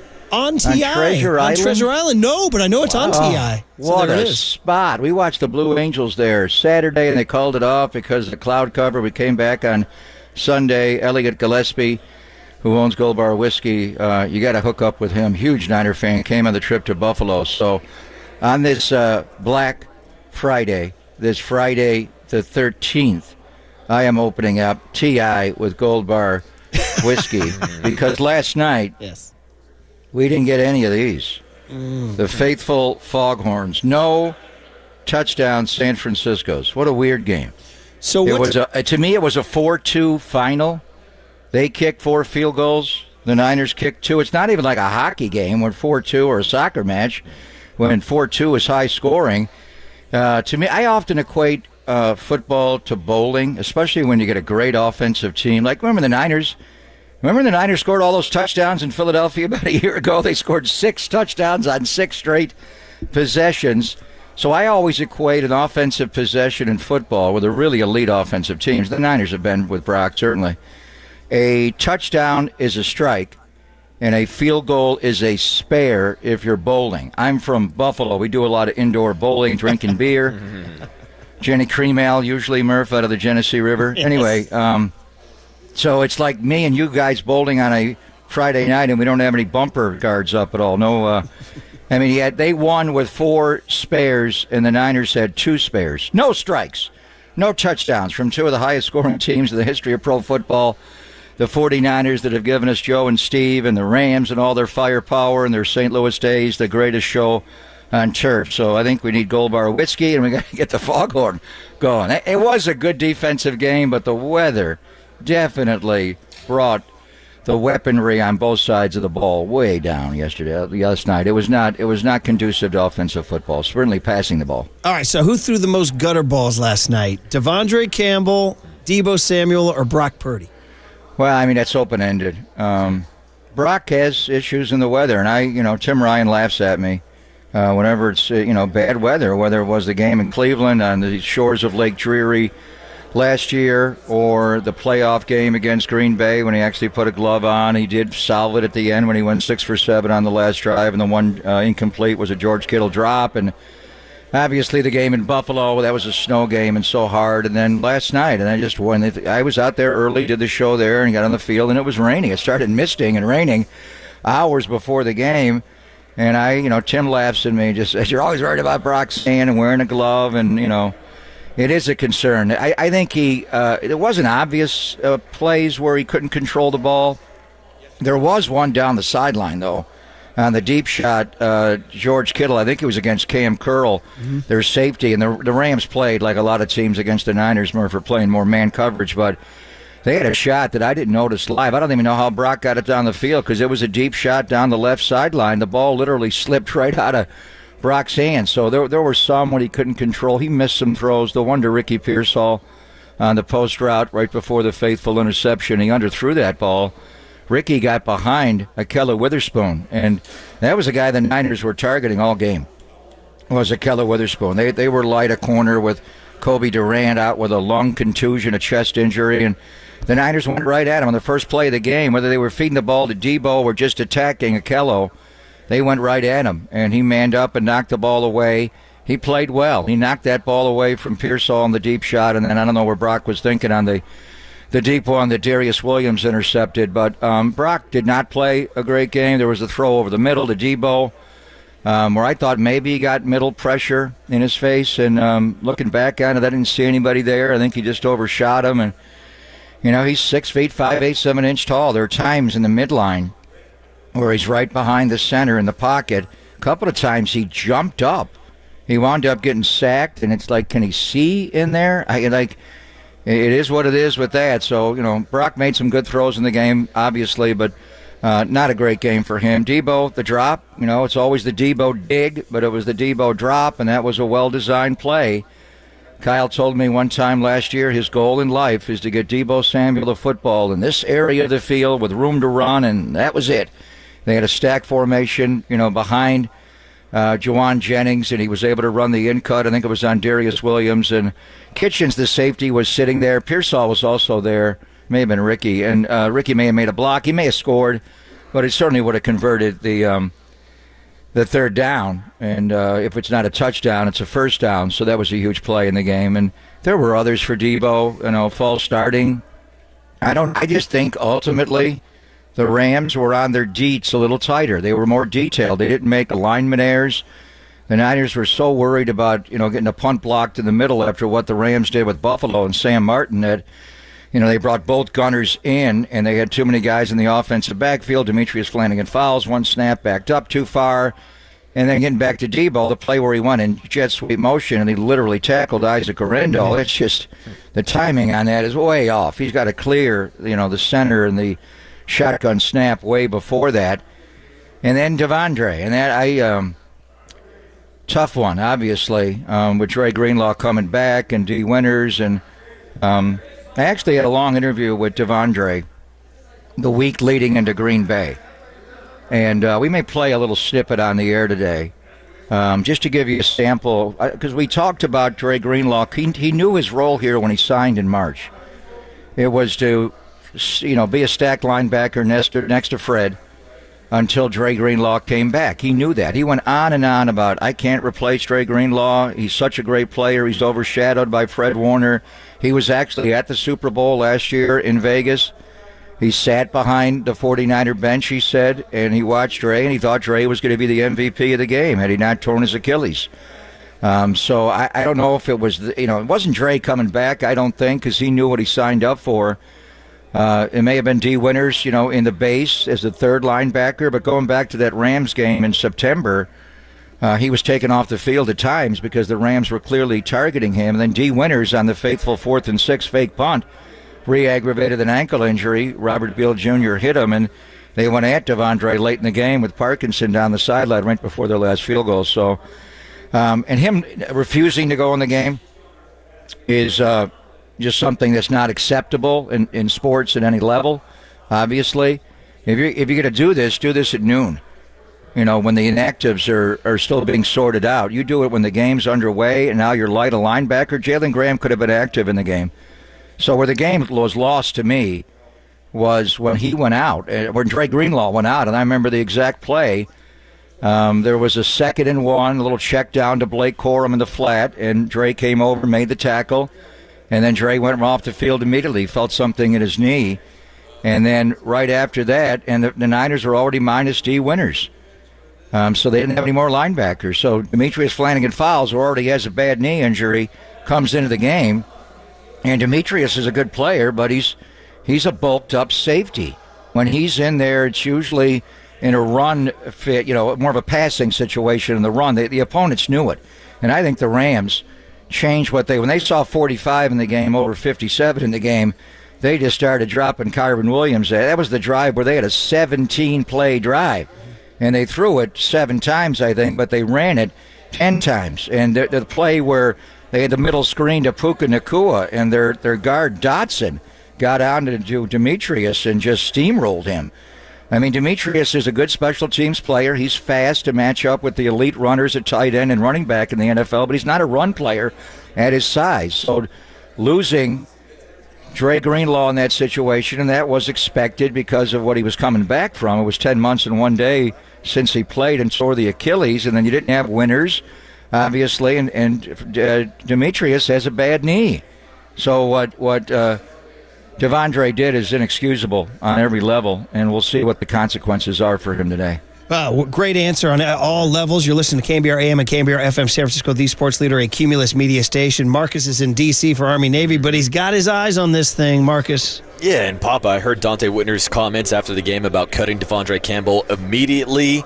We were talking about the possibility of maybe him being suspended without pay. What do you think is the end route for Devondre Campbell, and how soon do you think we're going to get this news? Yeah, I don't know. Kyle's going to talk today at 12:30, so during our show we'll take his teleconference live. You know, at the end of it, he was asked several questions about it, and he was very honest. Kyle's just very flatlined, but he said, "What's up?" And at the end, he said, "You know, I'm done talking about him. We're not talking about him anymore." So when he refused, he called him, a linebacker that quit in the middle of a game. So what's also ironic, and when I did the long sit-down with Devondre, he's an interesting guy.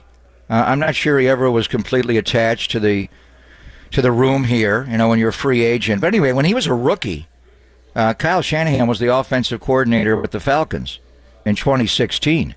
And that's a big reason why he came here, was his association with Kyle. So, to turn his back on him the way he did. He may have something going on off the field. I don't know. But you make that decision at noon.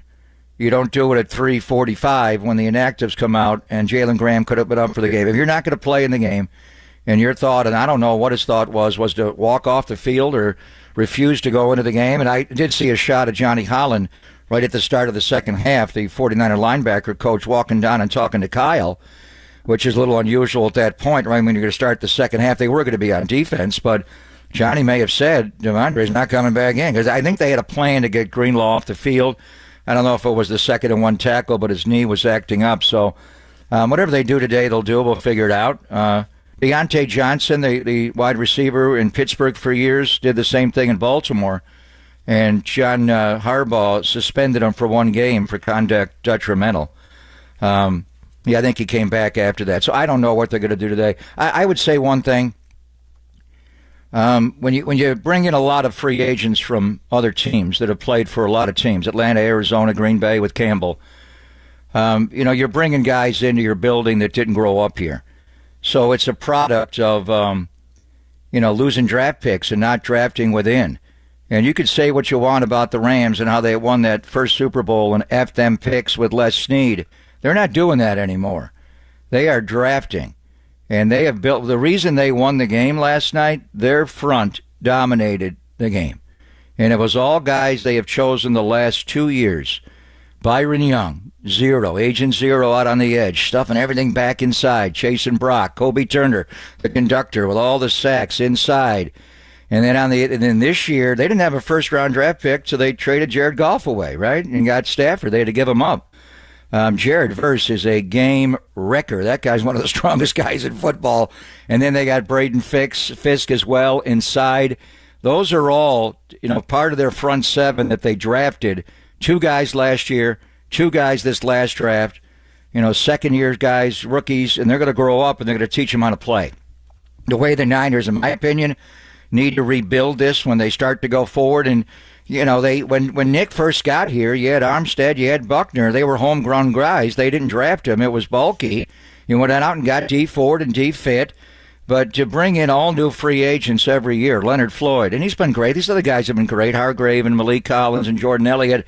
Just every once in a while, you're going to get a guy for whatever reason that doesn't fit and isn't happy in his role. You raise a guy internally that you draft and develop, it's more likely he's going to understand your culture and be with you for the good times and the bad times. So, that's where, trading all those picks away and, not having that, that's where this team is going to rebuild itself.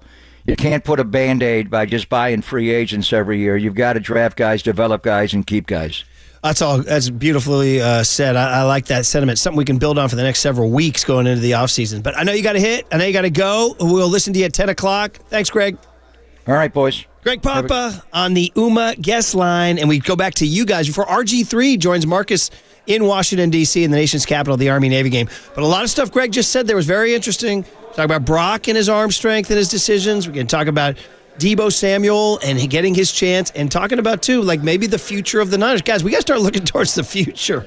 I mean, last night was a thing, but now it also presented questions going forward, too, about Brock Purdy, about the defense, about the drafts, all that stuff. 808 KNBR is the phone number. 415-808-5627 is the Golden State Lumber and Building Materials text line. Friday misery on Friday the 13th. Hey, Merry Christmas. Hey, at least it's an OO's Friday. And T.I., whatever you like, sounded good. On KNBR 104.5 and 680, the Sports Leader. The rest is still unwritten. Yeah.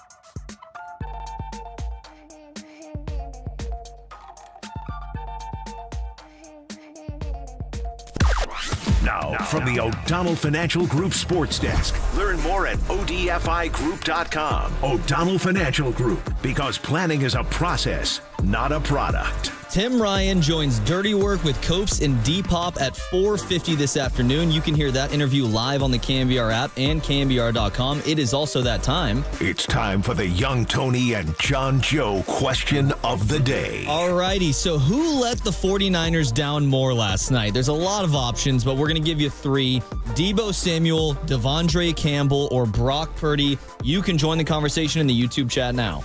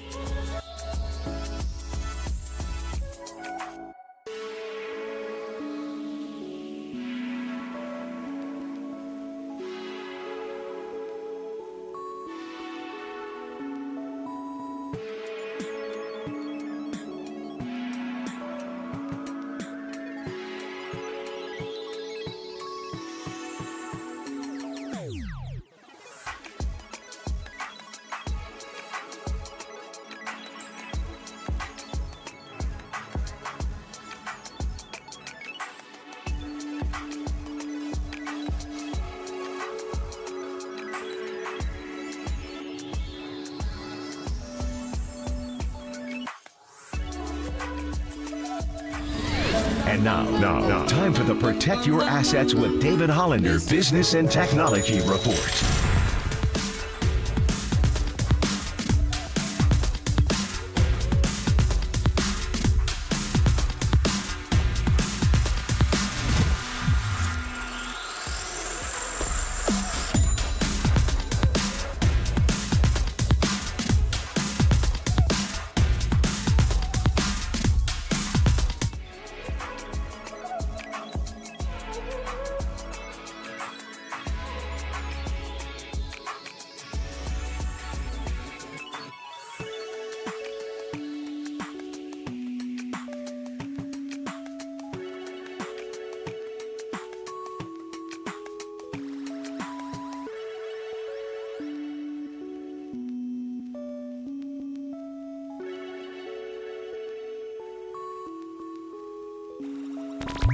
Faithful Murph and Marcus keep your morning moving. Streaming live at twitch.tv/thesportsleader. 3-3 game. Niners 3 for 10 on third down. Face a 3rd and 10. Purdy out of the gun. Looks right, throws middle. Juggling. Drop by Deebo Samuel. He dropped the ball. Oh, my goodness. He may have run for a first down. And maybe more. Oh, that is an absolute killer. He takes his helmet off. Deebo on the in cut. The Deebo dig. That may have been a touchdown. I think it would have been. He could have bounced off the block of Ricky Pearsall and would have been gone. Well, he would have had a first down for one. He may have had a touchdown. That ball got right into his body, and he flat out dropped it. Put it right on the money. Unfortunate drop by Deebo Samuel. Oh, yeah.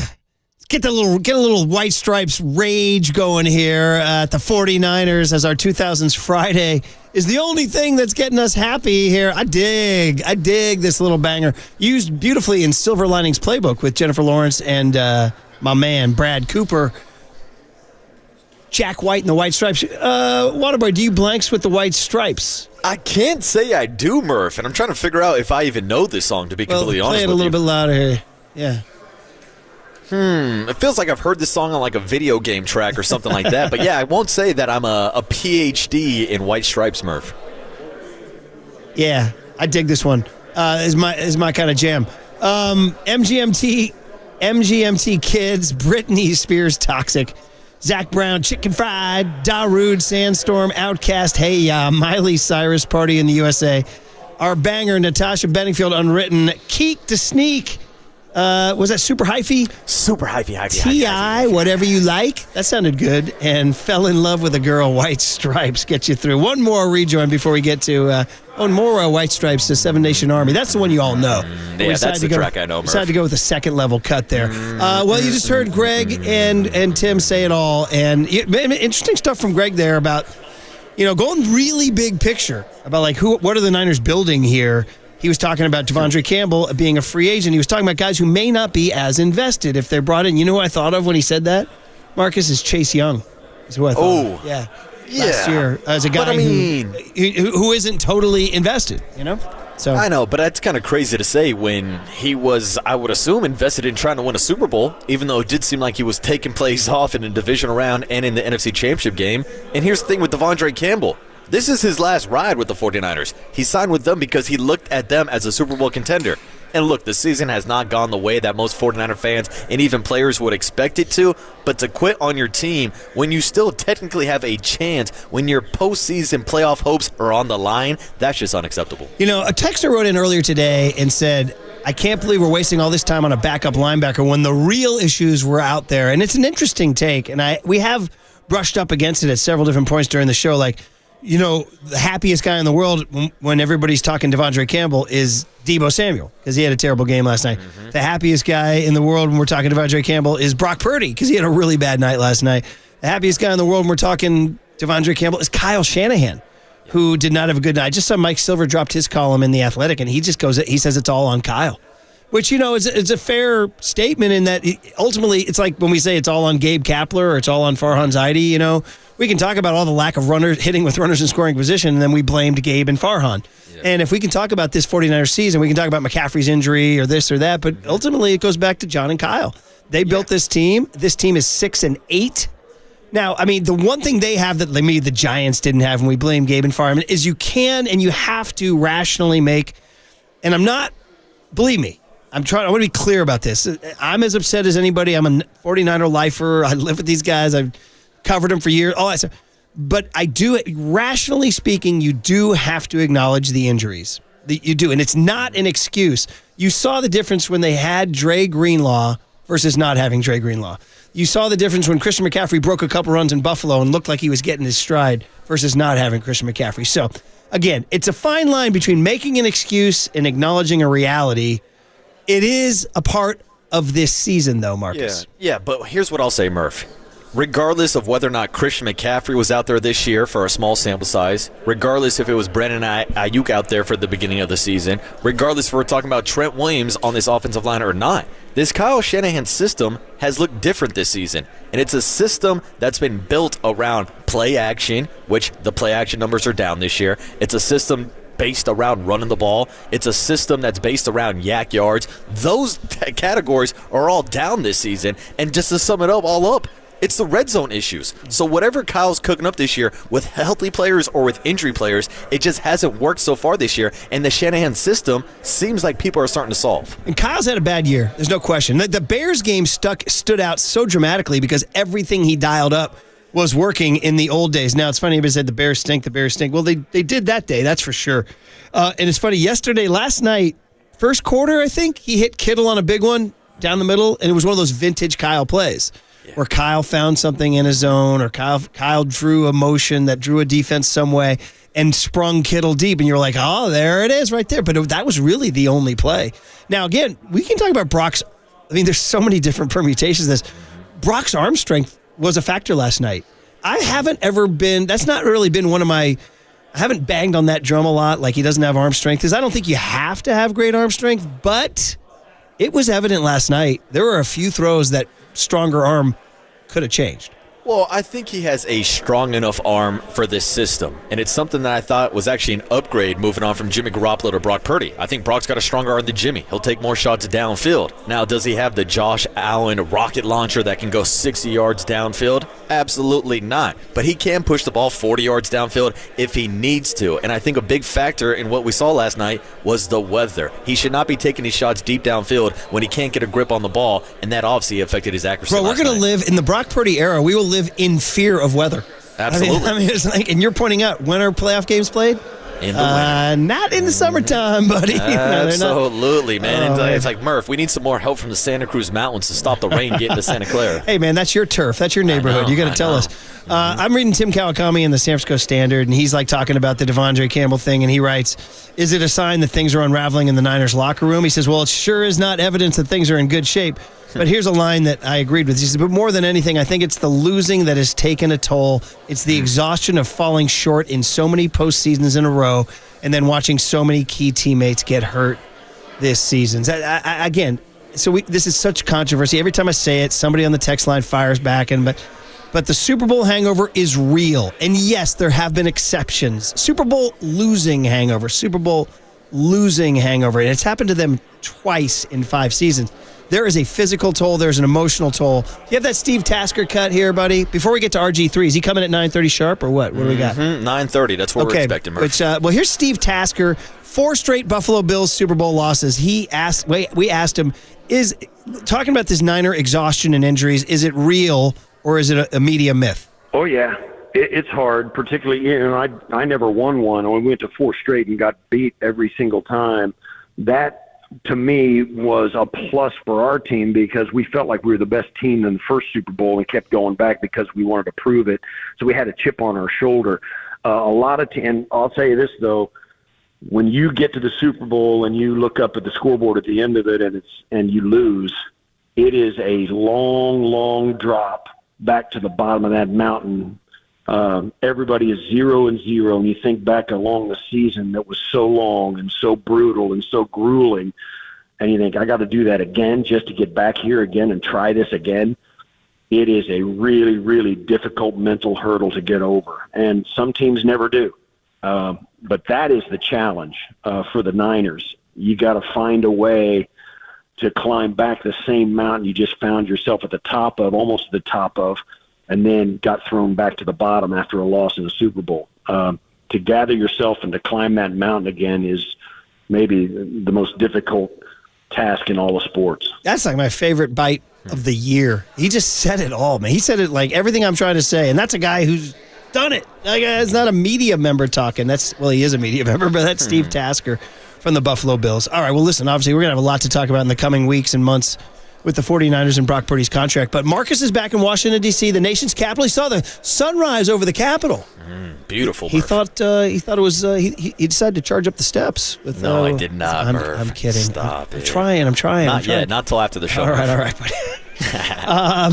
But you have RG3, who's awesome, very good at this football talking thing, and he also played for Kyle Shanahan. So this is good booking by you, buddy. Thanks to Jimmy Shapiro and should we shout out the USAA who's taking care of you, buddy? Shout out USAA, always taking care of us. Army-Navy game, 125th anniversary now in Washington, D.C. USAA does a great job every year with the guest booking, the hotel reservations, the flights, everything, Murph. Yeah, game is on tomorrow at 11 a.m. on KNBR 104.5 and 680. RG3 with Marcus in the nation's capital talking Kyle next on The Sports Leader.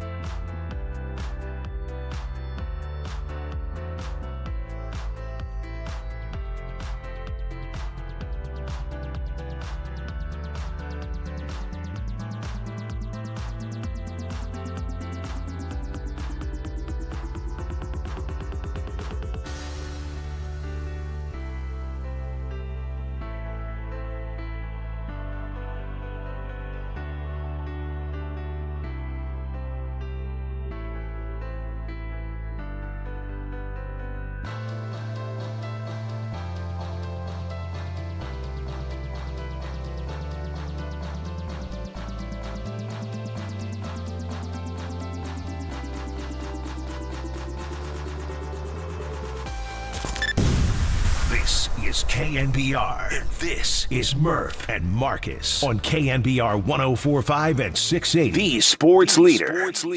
And now the moment we've been waiting for. The 2011 winner of the Heisman Trophy is Robert Griffin III, RG3!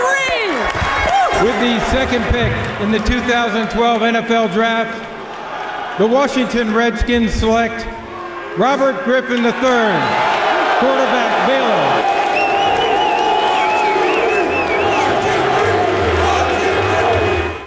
All right, that's fun stuff, man. We're about to throw it out to Washington, D.C. But last OO's Friday rejoin, this is a big one in 04. Tell us, Young Tone. This is Nike Boots by Wale, Marcus's request. Yeah. I'm learning, baby. Sounds real good. I believe Wale, Marcus, Washington, D.C.-based rapper, correct? Yes, sir. One of D.C.'s finest, which makes sense because we are in Washington, D.C. live for the 125th Army-Navy game this weekend. So I thought we'd welcome our next guest, RG3, to the airwaves with a little bit of D.C.'s own Wale, and a man that's familiar with D.C., Robert Griffin III, of course, the Heisman winner, former Washington quarterback, and a man that now hosts the Out of Pocket podcast. RG3 joining us live in D.C. Robert, thanks for joining us. We are the flagship station of the 49ers. How are we doing this morning? Hey, doing great. Doing much better than the 49ers are doing right about now. I know that's for a fact, but this is incredible. Shout out to my guy Wale. Always has my back. I appreciate him. Always repping for the city of D.C., and so do you. So tell us about what it means to you to have the Army-Navy game here in Washington, D.C., playing at FedEx Field. Yeah, I mean, it's the second time ever, 125th edition of this game. So for it to be in D.C., it was only natural to be here with USAA. Been a partner with them since 2012. They do an amazing job of taking care of our military veterans. So I wanted to be a part of that. Did something on Wednesday called Heroes Huddle, working with the military kids and the military family caretakers, doing some combine-style drills. So I think that was really cool for them. They watch the combine on TV all the time.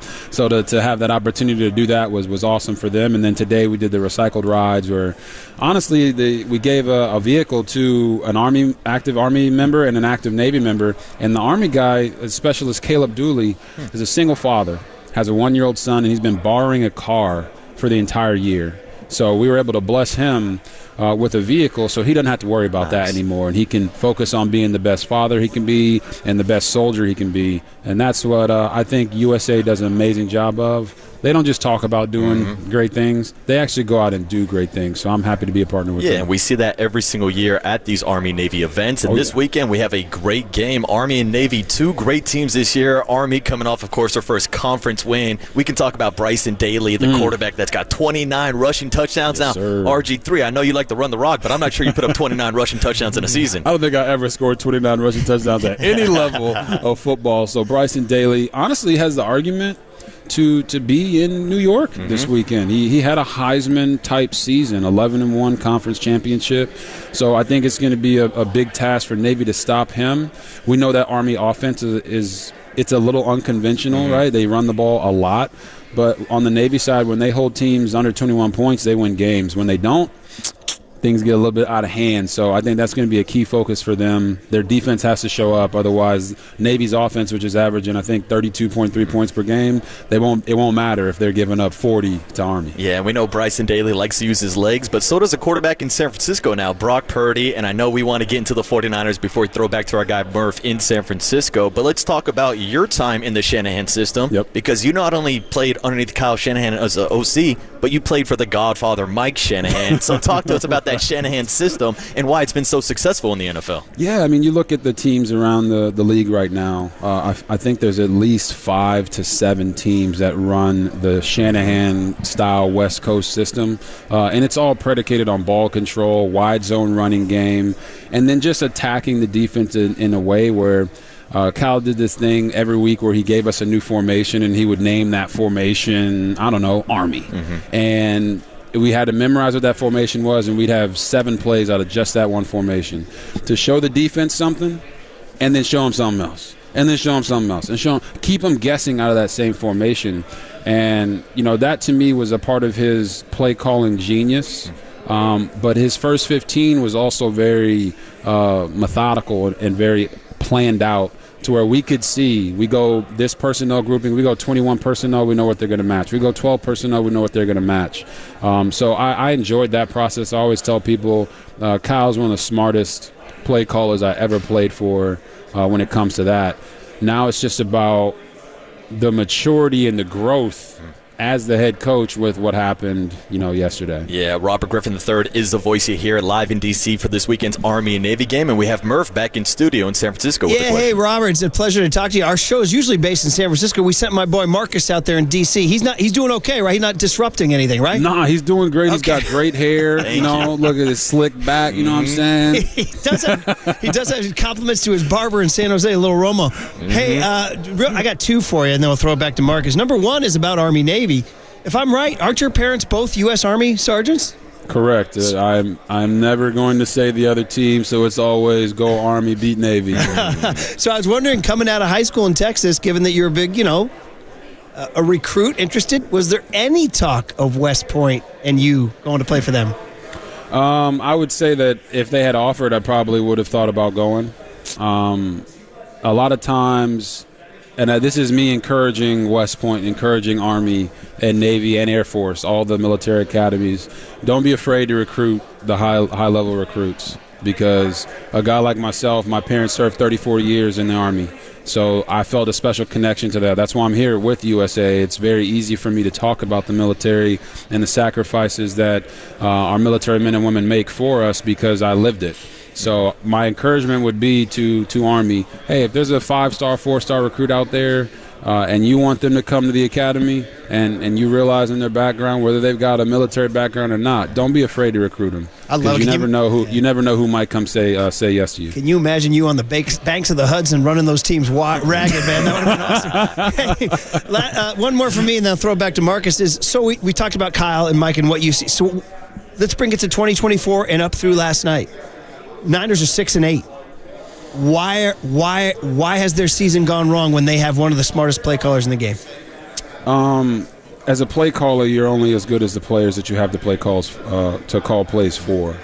And when you look at Kyle's track record in San Fran, I don't have the exact numbers in front of me, but when they have injuries, they struggle. And I don't mean just like the injuries that normal teams have. I mean, when Jimmy Garoppolo got hurt, it felt like the dang floor fell from underneath him. And now you got CMC who's hurt. And if you look at their roster right now, Fred Warner's hurt, Trent Williams is hurt, Christian McCaffrey's hurt, Debo's been banged up a little bit and having some drop issues. You got Dre Greenlaw who's hurt. And when the core of your team is injured, it doesn't matter how great of a play caller you are. You're going to have to find different ways to attack.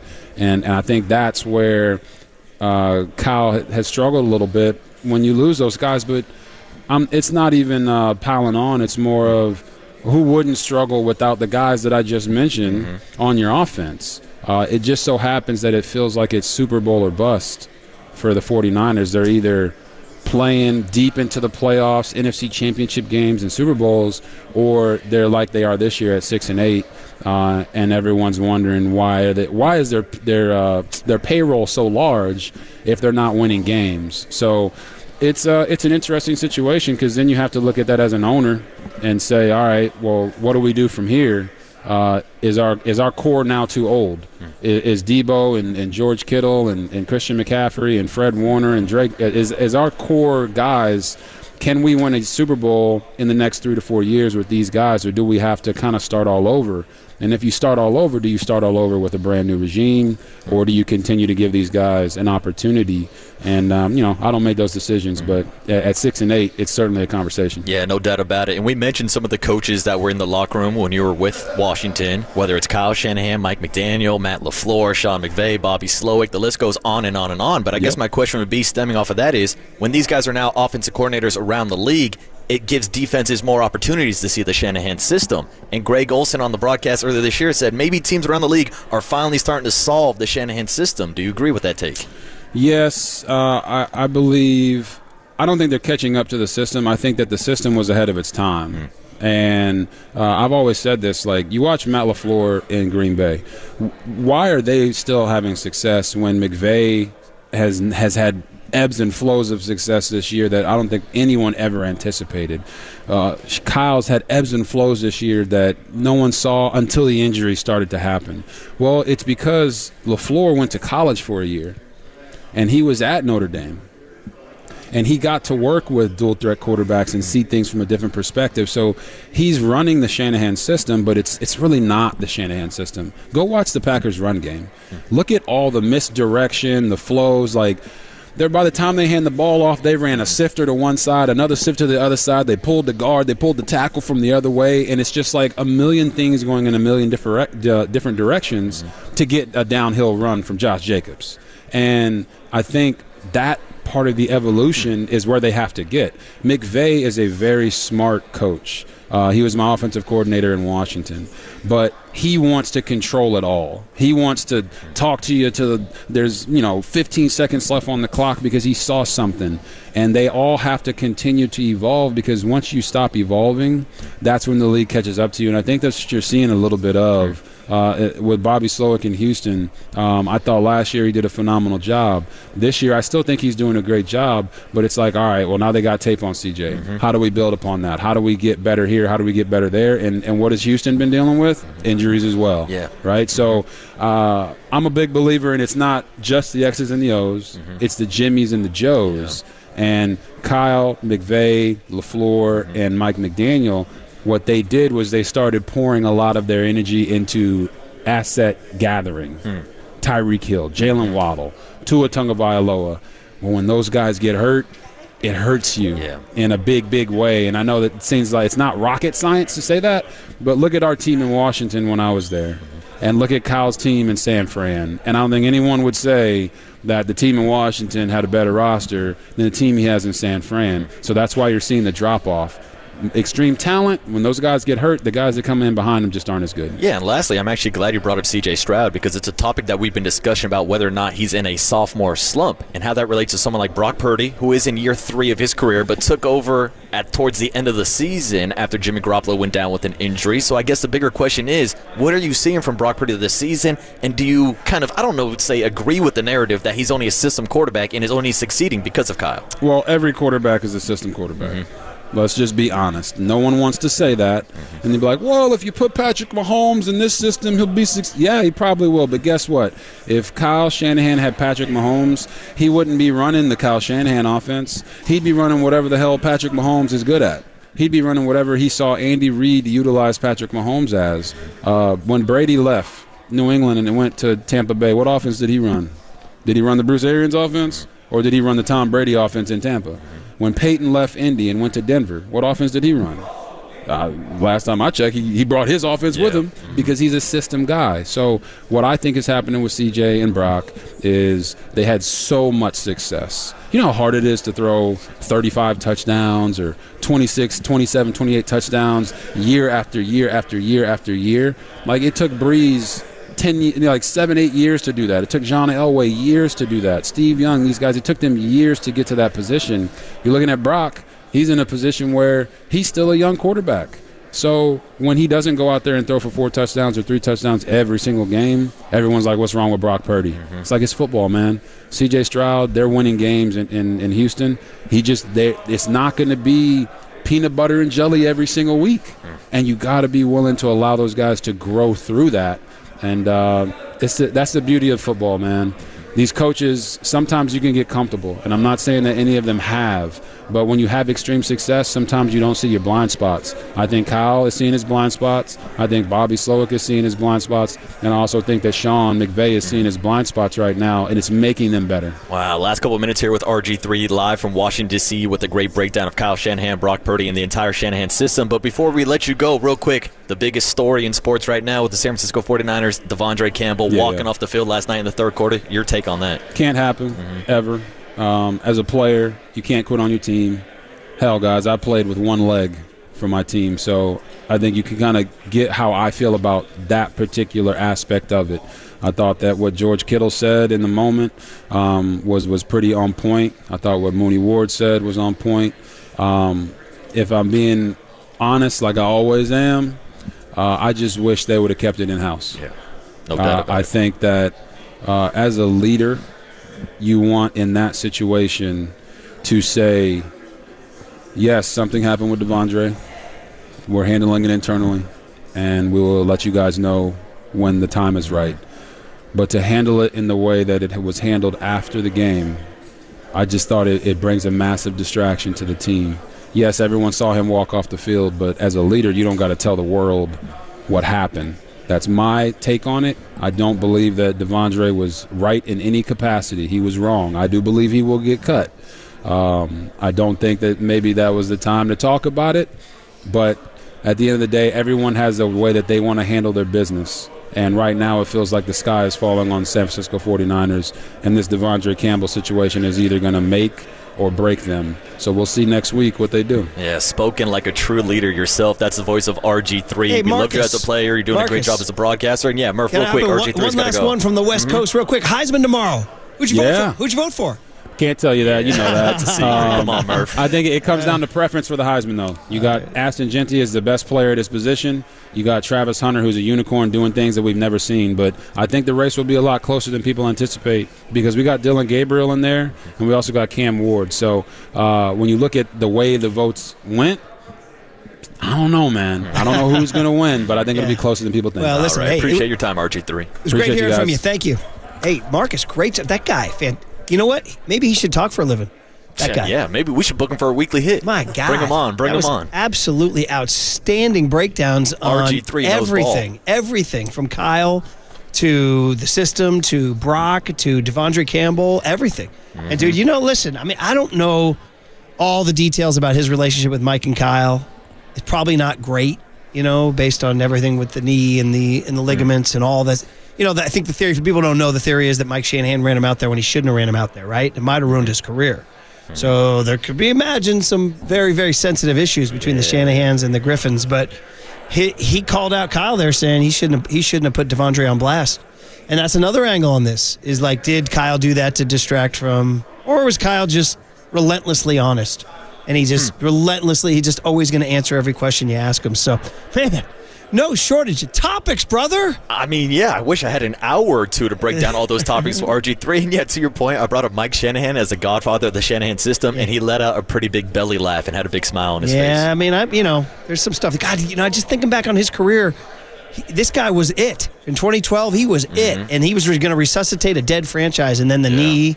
And then the knee, and it all wound up going sideways. Now he's just one of the best talkers in the game, I'll tell you that. Now he's phenomenal, man. Great booking, buddy. Good job. All right? We're going to let you go into the... By the way, did you get out for a drink last night?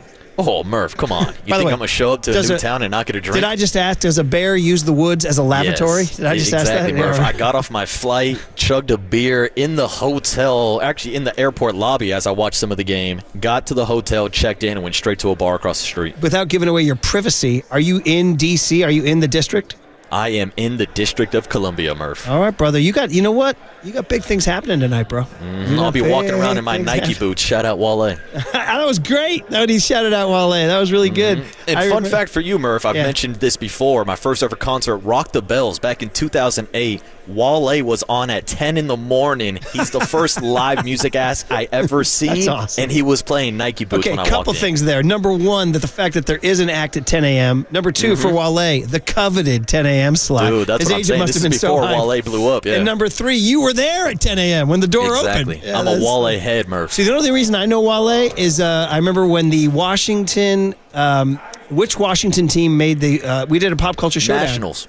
Nats, thank you. 2019. He made the pop culture showdown. Absolutely. He's the voice of DC, Murph. All right, man. Well, we'll let you go. I'm excited for you. We'll hand it over to Silver and Pop on the other side. Figure out something young Tony learned today on this heavy, heavy day of reckoning. And the 49ers on KNBR 104.5 and 680, the Sports Center. From the Chilton Auto Body Traffic Desk.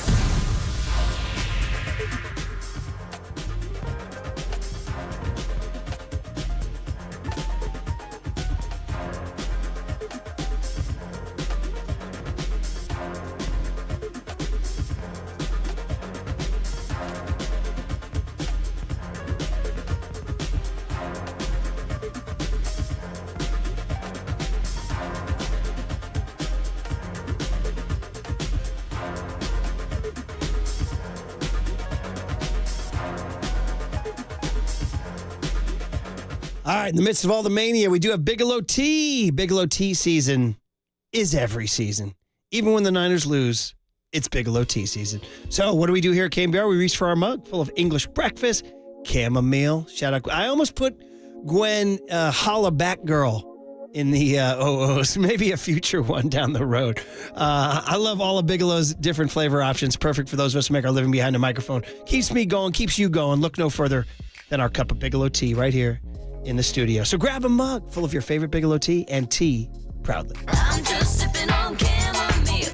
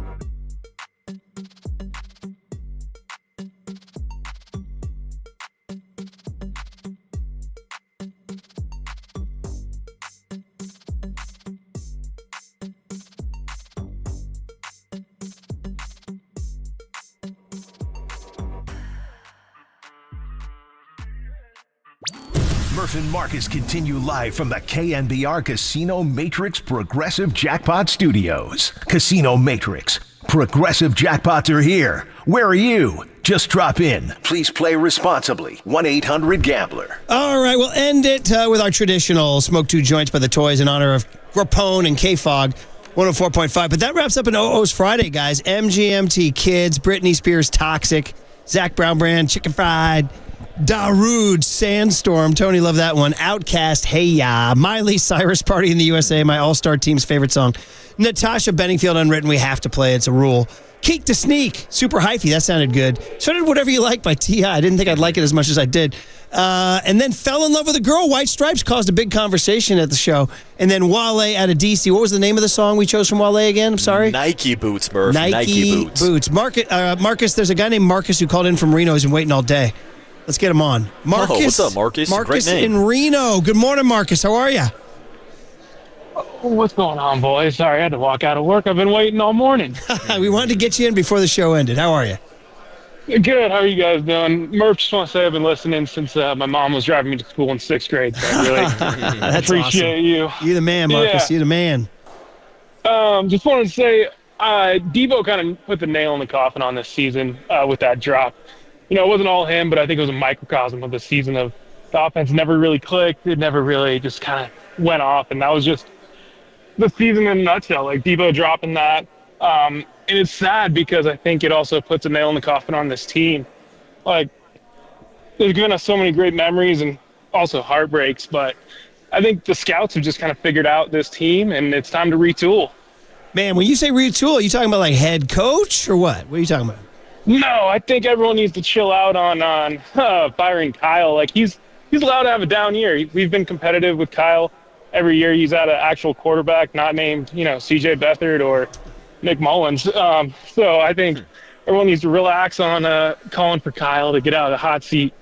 So, no, I don't think it's Kyle, but I think we need some new guys. I think we really showed our age this year. And well, I think what they need, Mark, is a good draft for sure, and to hit on their top 15 pick, whoever it is. And so you just heard, I think Papa said some interesting stuff about the draft and having to build from within. So, hey, man, don't be a stranger. We won't make you wait all morning next time. Thanks for the call. Have a great weekend.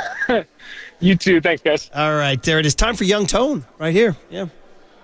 Murph and Marcus want to know, what did young Tony learn today? Well, so the joke is he's very, very young and innocent. Hey, I know that now, okay? All right, sponsored by Bigelow Tea. Grab a mug and tea proudly. So today was a little light on ancient historical allusions. No Gastineau, Strahan sack.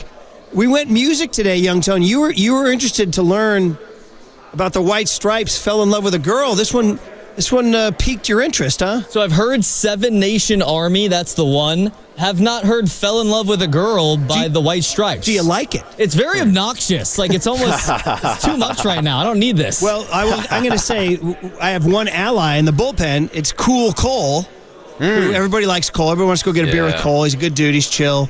And I walked out in the bullpen, and I said, man, you guys are blanking me. And Cole popped his head up and goes, not me, bro. I'm down. He said, so Cole rides with White Stripes, Fell in Love with a Girl. Like I said, it's used in Silver Linings Playbook. Did you see that with Brad Cooper and Jen Lawrence? I've heard you guys reference it before. I've not seen it. Marcus, Silver Linings? I've actually never seen the film, just the bits that we used to play on the show anytime we talk about the Philadelphia Eagles fans. Yeah, I would highly recommend it. De Niro, it's quirky. It's about mental health. It's about the Philadelphia Eagles. It's also a rom-com, which sounds like a craziest movie ever. Mental health, Eagles, and rom-com, but it works. Trust me. Sounds like Philadelphia. It does, right? Hey, buddy, you go. Yeah, and Off by the you way, go. shout out to my guy Troy from Philly, our engineer today, making sure that we sound crystal clear with RG3, and thank you to you boys back at the station for making this happen. Troy did a good job, so go buy him a beer. All right, buddy? Yeah, absolutely. All right, Marcus, go see the nation's capital. Go salute America, okay, dude? Go Navy, even though I picked Army. Young Tone, John Joe, we'll see you Monday. Shout out to the White Stripes. We fell in love with a girl, didn't we all? It's time for a change, sponsored by Speedy Oil Change and Auto Service. Full service, total trust. You're listening to KNBR AM and KNBR FM San Francisco, the sports leader, a Cumulus media station. He didn't want to play, so, I mean, I guess if you don't want to play, you ain't got to play. I've never been around anybody that's ever done that, and I hope I'm never around anybody that does that again. So I feel like there was some subtle Cut him. That's my take. Cut him. SOFT. Cannot play with him. Cannot win with him. Cannot coach with him. That's the end of the game. Greg Papa.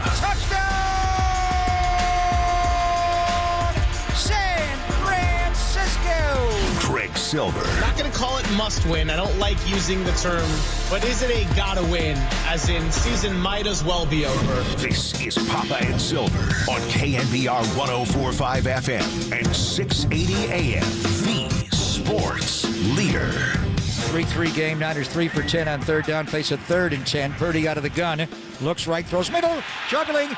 Drop by Deebo Samuel. He dropped the ball. Oh, my goodness. He may have run for a first down. And maybe more. Alex Ward will snap to Ethan Evans. They have it down, and he has it right down the middle. The former Stanford Cardinal hits 3 field goals to Jake Moody's 2.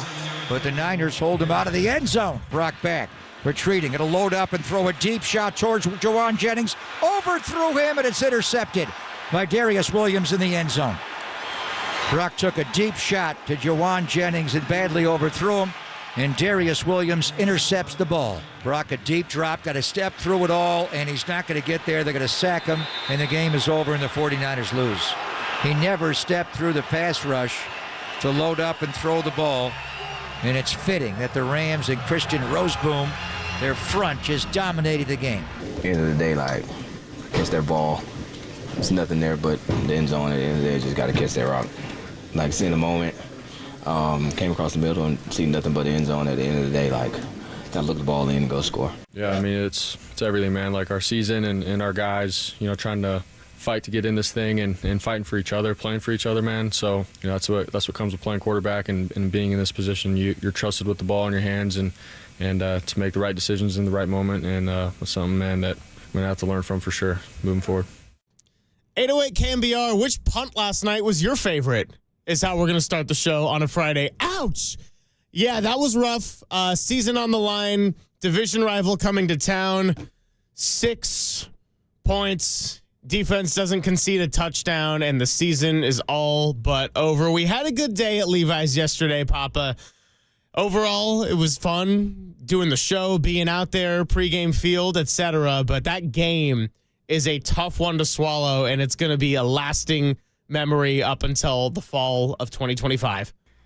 Yeah, and I had a good night last night, and now we got to talk about it for the next 4 hours on a Friday the 13th and a Black Friday around here. And Kyle is going to talk at 12:30, so we'll obviously get to what the Niners will do today with Devondre Campbell. But it was just so much energy on the field pregame, and it was raining. And after I left you, I went right to the field and had a nice visit with Richard Sherman. We'll play a little of that later.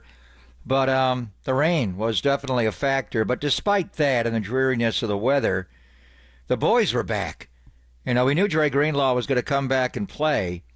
And man, did he ever. At one point, they had him for 10 tackles in the first half. Somehow he lost a couple in the final accounting, and he wound up with 8.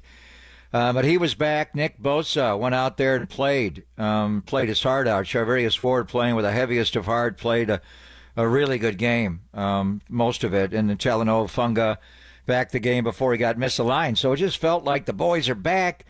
It is a playoff game. We need to win this game. It is a must-win situation. And defensively, they looked like themselves. That was not the same defense we saw at Lambeau or Orchard Park, and they were suffocatingly good.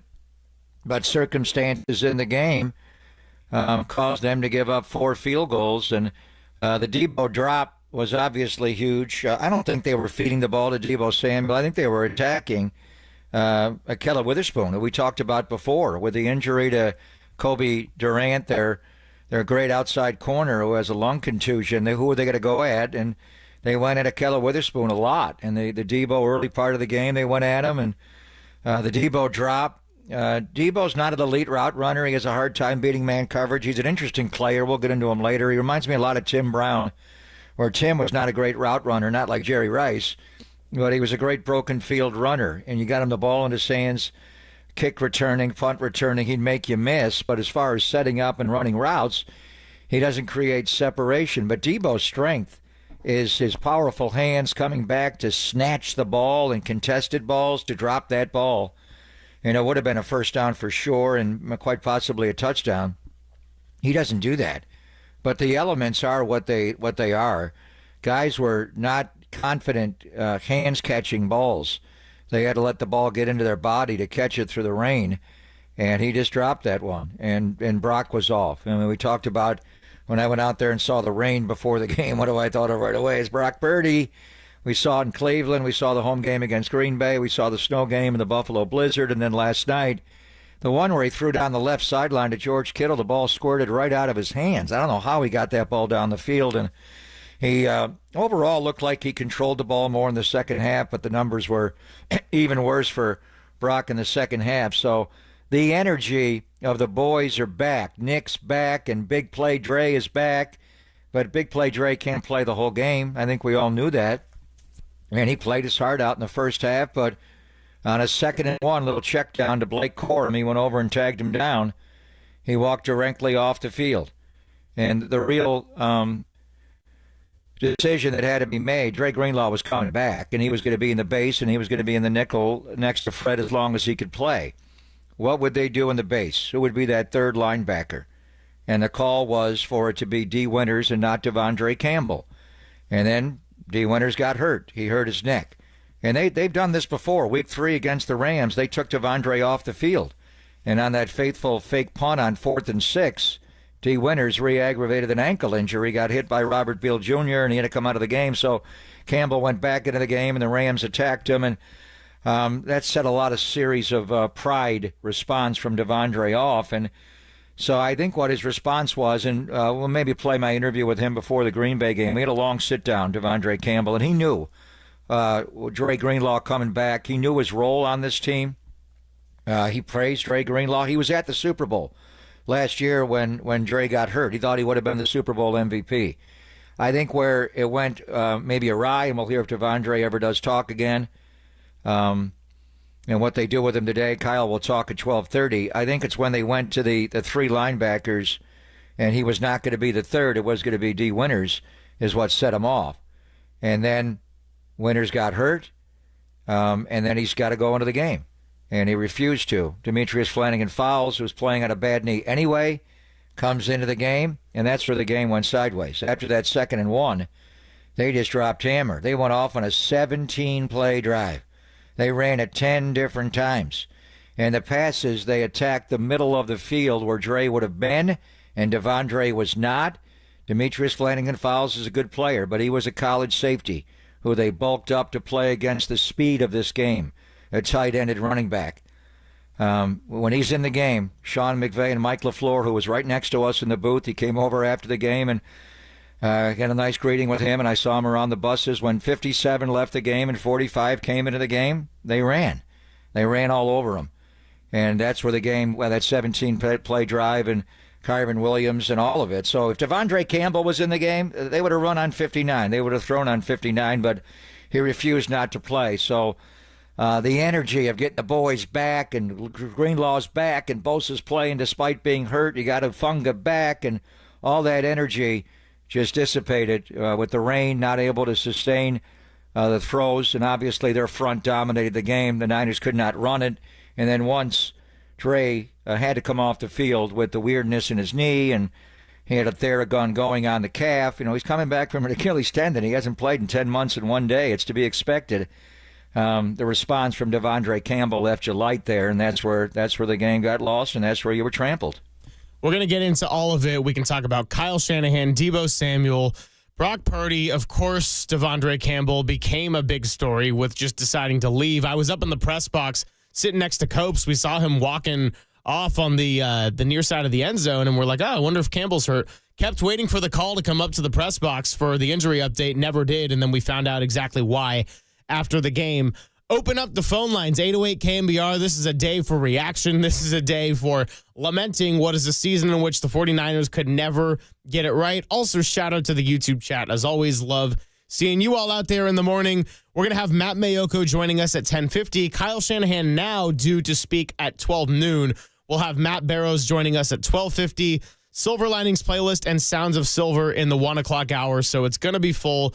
A lot of people have said a lot of things worth playing, so a heavy sound day. And before we take our first break, just want to also acknowledge the final day of our midday contest for the week. We got Cole in place for Walter today, so much better hands, thank goodness. And here's the deal. Last day, 2 tickets. Brian Reagan, March 1st, 2025, 9 p.m., Palace of Fine Arts. You tune in between now and 1 p.m. And when we give the cue to call, you go and be the 10th caller into the studio. Not the generic phone line. 415-896 KNBR is the number. You'll win a pair furnished by Live Nation. Find the official rules at KNBR.com. What is our cue to call today? What are you, an idiot, Brian? Well, apparently. So she explains that no, Brian, it's I before E, except after C, and when sounding like A, as a neighbor and way, and on weekends and holidays and all throughout May, and you'll always be wrong no matter what you say. So there you go. When you hear that next time, some point between now and the 1 o'clock hour, go call in 415-896-KNBR, be the 10th caller, and you'll win a pair of tickets. It's Papa and Silver. We got to wear this. We got to get into it, and we're going to process it all. 49ers lose 12-6 on Thursday Night Football. Ugh. On KNBR 104.5 and 680, the sports leader.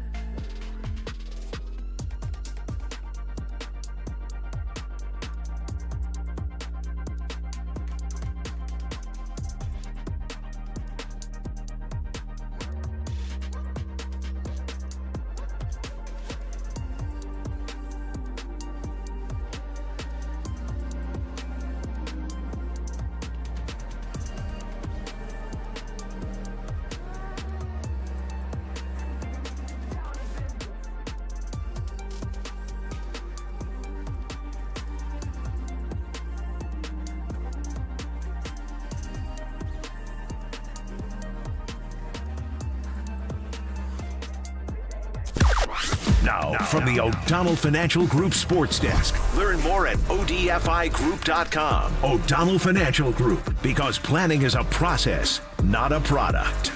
Well, we all know about Devondre Campbell walking off the field in the third quarter of last night's loss. But who else deserves the blame? Kyle Shanahan, Brock Purdy, Deebo Samuel, any others? Give us your thoughts at 808-KNBR. That's 415-808-5627.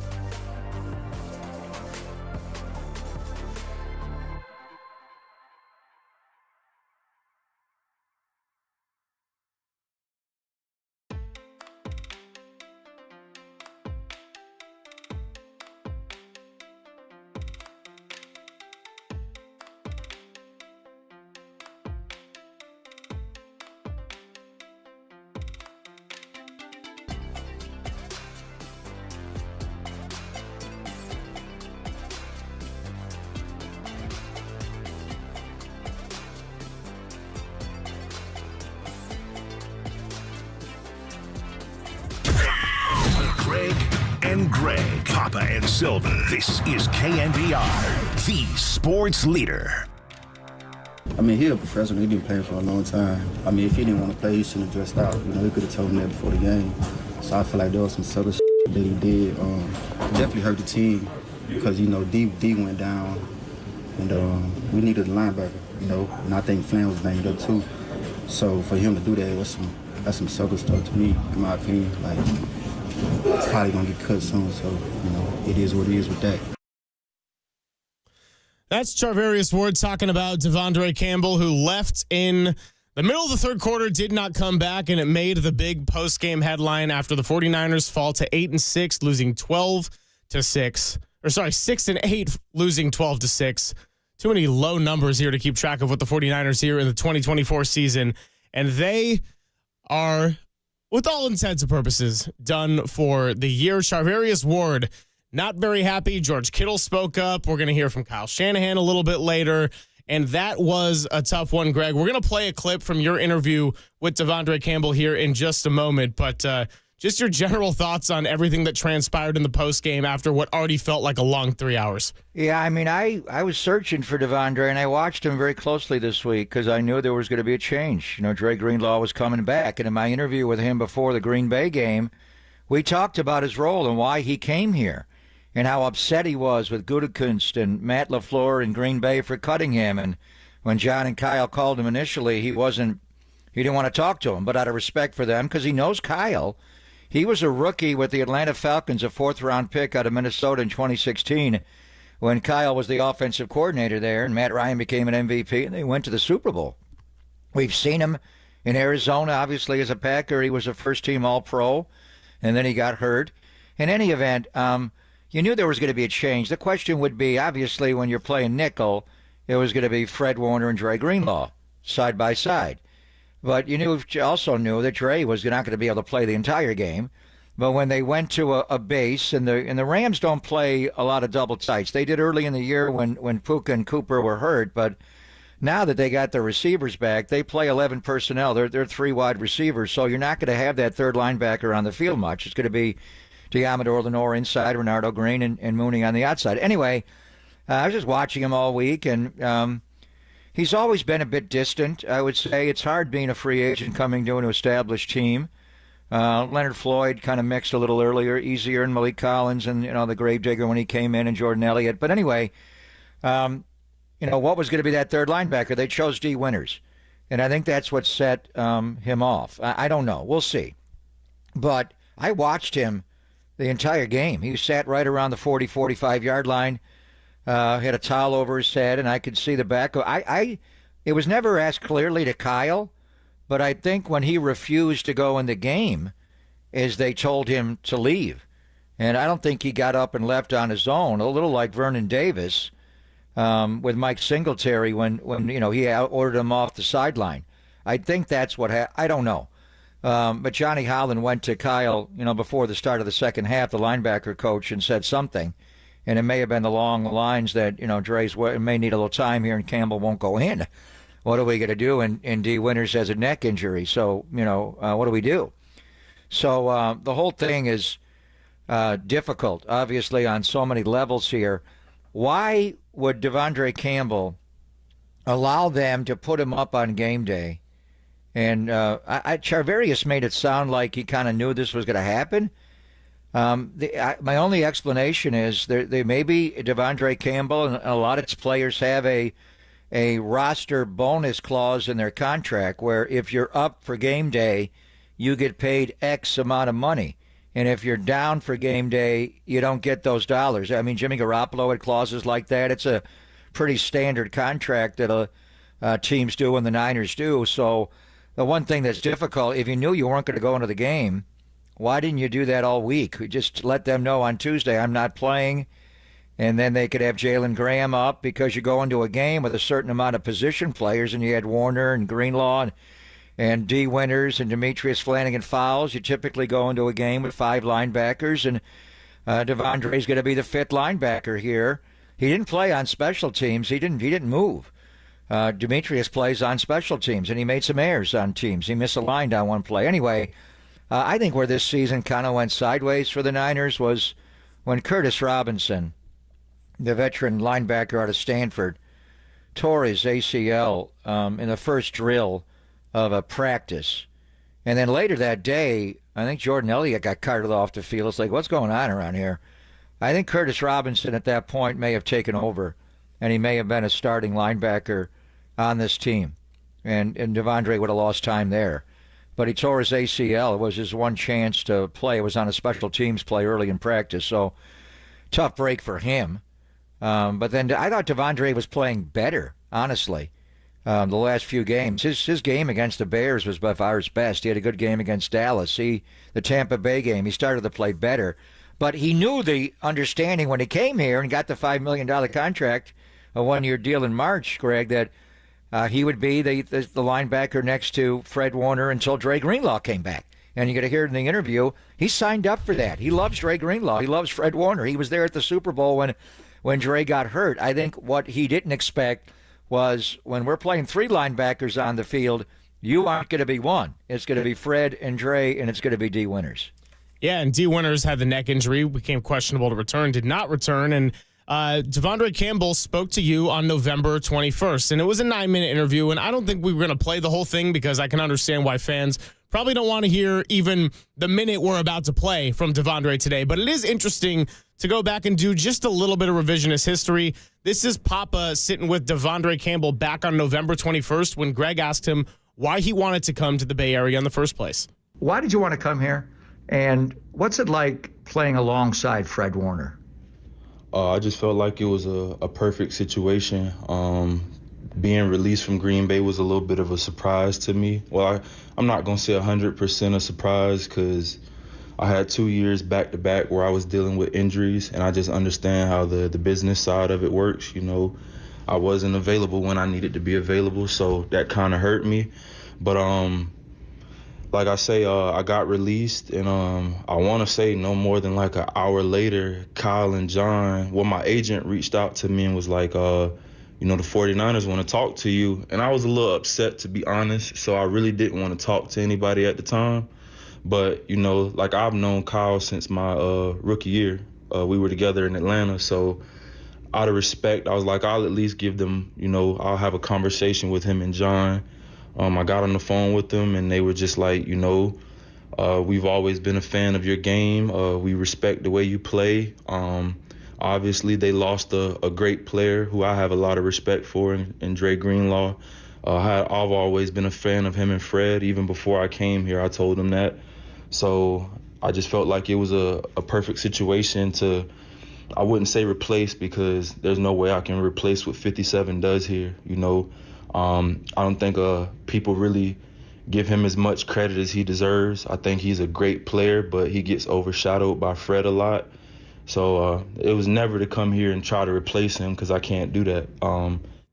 Doesn't sound so good after the fact. And I know, Papa, your point was that it wasn't to replace Dre Greenlaw and then he came back. It was about not even being the third linebacker. But guess what? D. Winters is hurt. And then you got to have Flanagan-Fowles out there at the end when Greenlaw can't go for a majority of the second half, and he's banged up, and he's already going down deep in the depth chart. So it's back to Fred Warner kind of having to be the guy.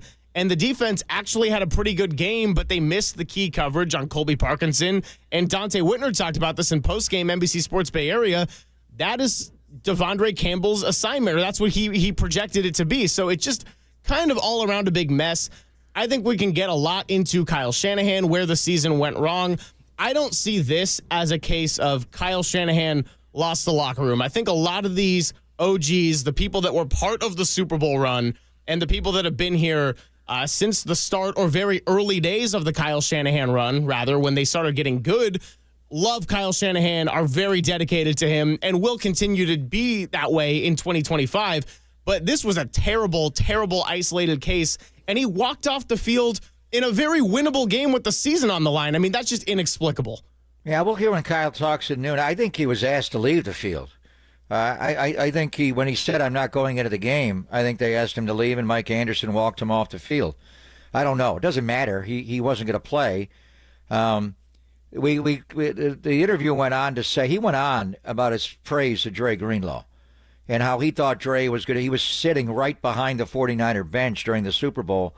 He saw Dre Greenlaw tear that left Achilles going out of the field, just off the sideline. It wasn't even during a play. We all remember what happened. So he knows what he signed up for with that.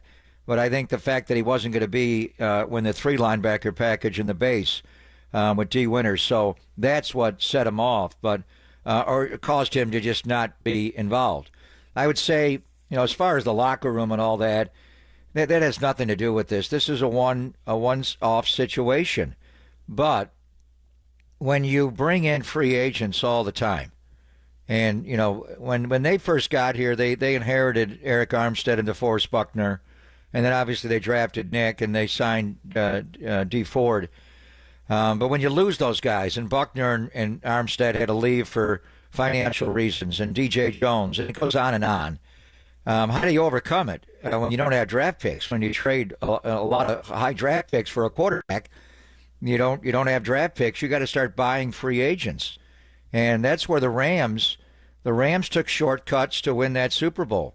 They bought a lot of free agents, and they got Jalen Ramsey and F those draft picks, and let's win. They won. The next year, they bottomed out. They went 5-12. They had the worst year in NFL history of any Super Bowl defending champion. What did they do? We're not trading those draft picks.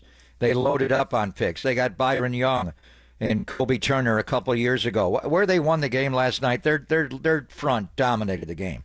Those guys, Byron Young on one side, then they get Jared Verse. They finally have a first-round draft pick, first time since Jared Goff. That guy is just a monster. He is so strong. He just couldn't run. On Byron Young and Jared Verse, you couldn't run inside. You got Kobe Turner, the conductor there, with Braden Fisk, who they also drafted. So if the Niners want to avoid bringing in veterans that have played other places like Devondre in Atlanta, Arizona, Green Bay, Pro Bowl players, their feelings get hurt with a role here. They got hurt. He followed up his 21 All-Pro year by getting hurt in 22. He's looking at his career. When you bring in guys that are hired guns and you don't draft and develop them, occasionally a guy like this will just not be content in his role. You'd think it would be handled during the week and not have it happen in the middle of a Thursday night game when all of a sudden we need that guy. You may just become our 4th linebacker, but 2 of them can't play and they're hurt, so you're in there. And they actually went to a few snaps where they played dime defense, where they went to a 4-1-6, where Fred was the lone linebacker on the field, and they brought in Tashawn Gibson to play as a 3rd safety and a 6th defensive back, and then Jair Brown had to go out of the game, so they brought, they needed a linebacker on the field. So I think it's a byproduct of a lot of things. But as we proceed forward here, hold on to the draft picks. Draft smartly. Do what the Rams and Les Snead did. Don't F those picks. Use those picks. Develop players. Draft players. Keep the players. Decide which players you want to pay. Let the other ones move on. That's football. And if you're in a league where you have a hard salary cap like the NFL, it's inexpensive labor to have used draftable players. It's not cheap labor. They all make a lot of money, but it's less expensive. If you keep buying guys from outside, occasionally one is not going to be happy in his role, and he's going to act out at the worst possible time. It doesn't happen very often, hardly ever happens, but every once in a while, somebody's not happy and it blows up. 808 KNBR, the number. We'll take a quick break here, but Justin, Gabe, Matt, I see you on the phone lines. A few still open. If you want to get in on the conversation about who deserves the most blame, where did this all go wrong, and what is next? As Papa's talking about draft picks, well, guess what? It is draft pick watch season. Let's go to tankathon.com. Papa and Silver on a Friday trying to process what happened with a 6-point Thursday on KNBR 104.5 and 680, the sports leader.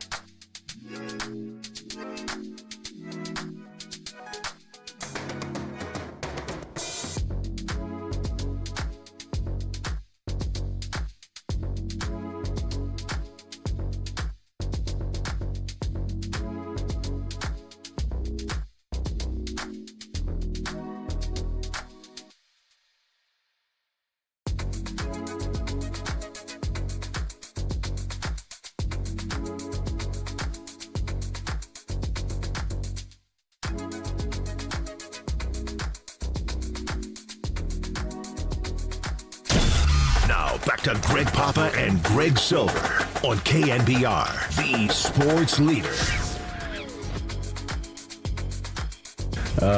Yeah, I don't know. He didn't want to play, so I mean, I guess if you don't want to play, you ain't got to play, you know. So you ain't want to play. Dre Greenlaw keeping it about as simple as possible there with Devondre Campbell. I got to say this. We'll get to Dre Greenlaw a little bit later as Papa, if you're watching us on YouTube and Twitch, is re-entering the frame with his San Francisco background. Dre Greenlaw deserves a lot of credit for coming back after 10 months. It wasn't just the fact that Dre Greenlaw got injured. It was the timing and the how. He was having an incredible first quarter of the Super Bowl, was just making life hard out there for Patrick Mahomes. What ended up being a game that could have gone either way on 6 different plays. and to work his way back and come back and be the angry enforcer that he is. And he talked about letting his anger out. We'll hear that a little bit later from Dre Greenlaw. That was awesome. Devondre Campbell, probably the opposite of awesome. When you got guys like George Kittle, who's battled injuries, when you've got Charvarius Ward, who's dealt with a real-life tragedy, when you have Dre Greenlaw, who has worked his face off to get back on a football field, to be out there for their team, calling you out, that's just inexcusable from him. But, Papa, I do want to get to the phones, and then we'll keep this conversation moving before we get Matt Mayoko at 10:50. Justin out in Livermore has been waiting on the line, and I want to give him the first nod of the day. Justin in Livermore wants to talk about coaching and ownership all around. So, Justin, you're on The Sports Leader, and happy Friday, I guess. Sad Friday, more like it. Hey, any Friday's a happy Friday. Thanks for taking my call. Yeah, I just wanted to point out that, we give credit for wins for the coaching staff, ownership for bringing players in. So we gotta hold them accountable when we're losing. The coaching staff, the ownership, the managers, they've allowed a few seasons of players putting themselves before the team with holdouts. So I don't blame Campbell if the team management, ownership, coaches are allowing that kind of behavior season after season. Then there's a phrase: we encourage what we tolerate. So we're encouraging this kind of behavior. So it's 100% on the coaches, ownerships. There's a lot of teams that might have a holdout, 1 to 2 holdouts every 5 to 10 years. They're having 1 to 2 every season. So well, you're not gonna contract holdouts. Or give me an example where a player and then Reuben Foster had legal issues a couple of different times, which is a different story. Give me an example where a player has behaved like this before with John Lynch's run as GM. Well, this is an anomaly, but I'm categorizing all the holdouts as this type of behavior. Those are different. That's just contract negotiations. That happens in sports. So Justin, let me ask you before I let you go, because I'm in agreement with Papa that Devondre Campbell, and this is more of a one-off. I don't think this is a sign of Shanahan's lack of leadership, but I do think there are areas where Shanahan can be criticized in terms of how the 49ers have performed, and when the season's on the line and you score 6 points, that's not a good look. What would you say in terms of the on-the-field stuff that you're most critical of last night? Just the execution. I mean, I can't blame one drop on Debo, but it's become a pattern. And so when you hold out, yeah, you're right, Papa, it's about money, but you're also delaying the team chemistry, the practices, the repetition. That's why they got off to a slow start and then actually just never found their rhythm.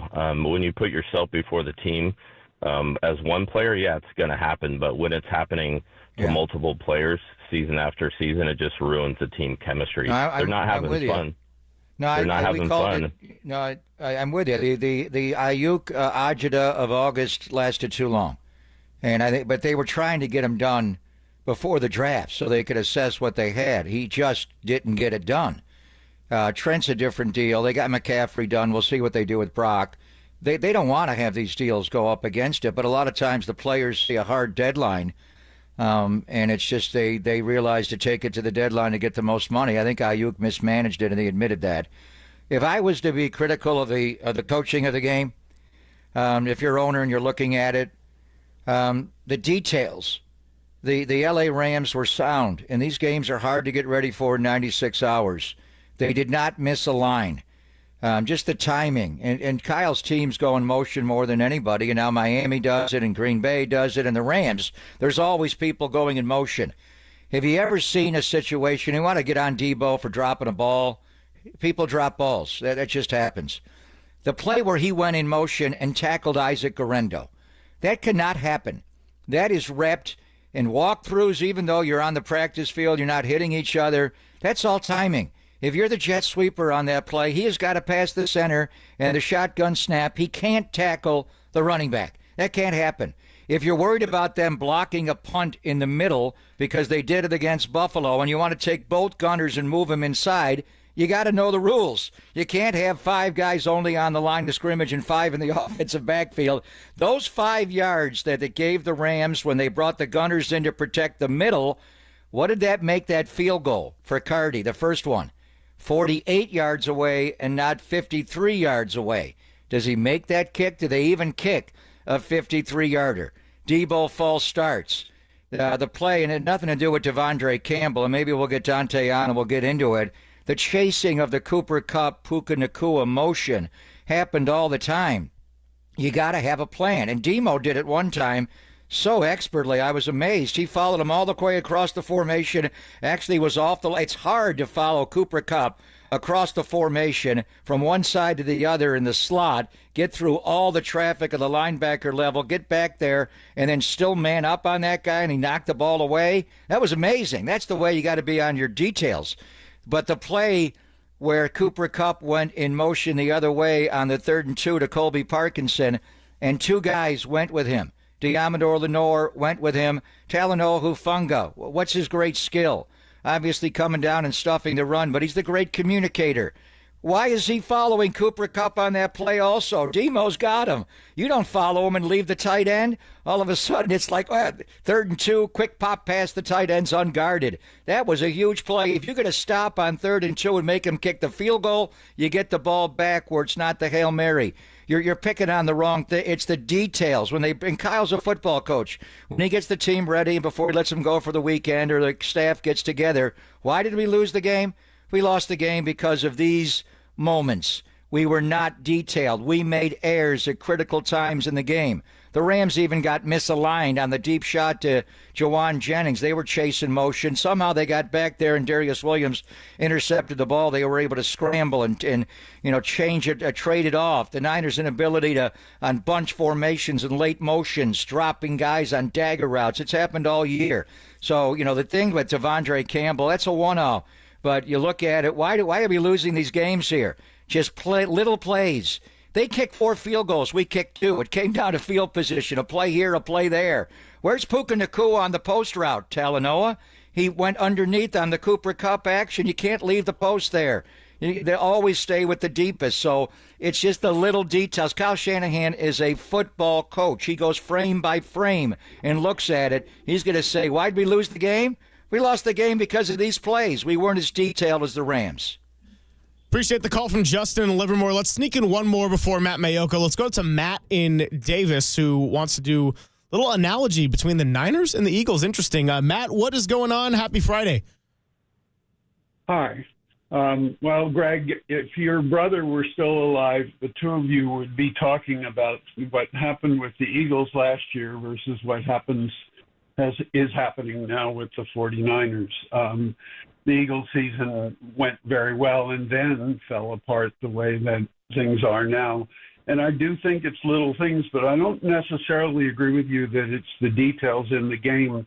You lose a guy like Christian McCaffrey, you lose people along the way, and it really is a cohesive whole.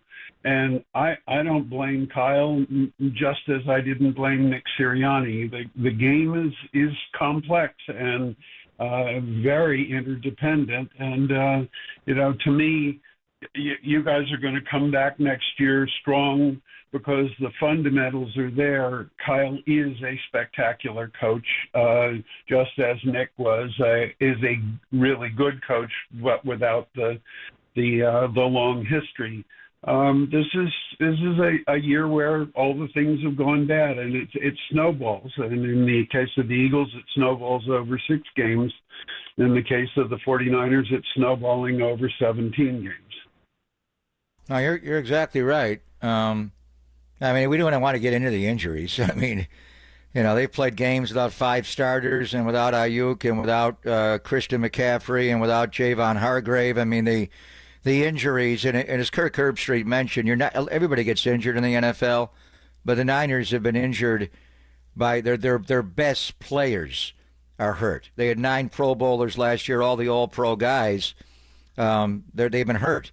So, but that, to some degree, and Kyle, as a football coach, and his dad was there last night, it's next man up. The problem is, in some positions, you're going, next man, next man, next man. Next man up. When you get into a situation where, and Garendo played fine, but you're down your 4th-string running back, you're losing, the guards, or you're playing your 3rd-string guard, and it goes on and on.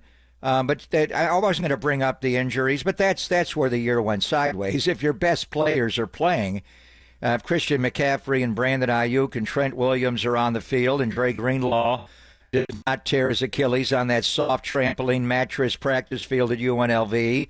And I think McCaffrey's his Achilles injury may be directly attributable to that as well. But we're not making those excuses because you knew those guys were going to be hurt. And, by and large, you had some injuries last night. I'm just looking at it, the details of the Rams, give them credit.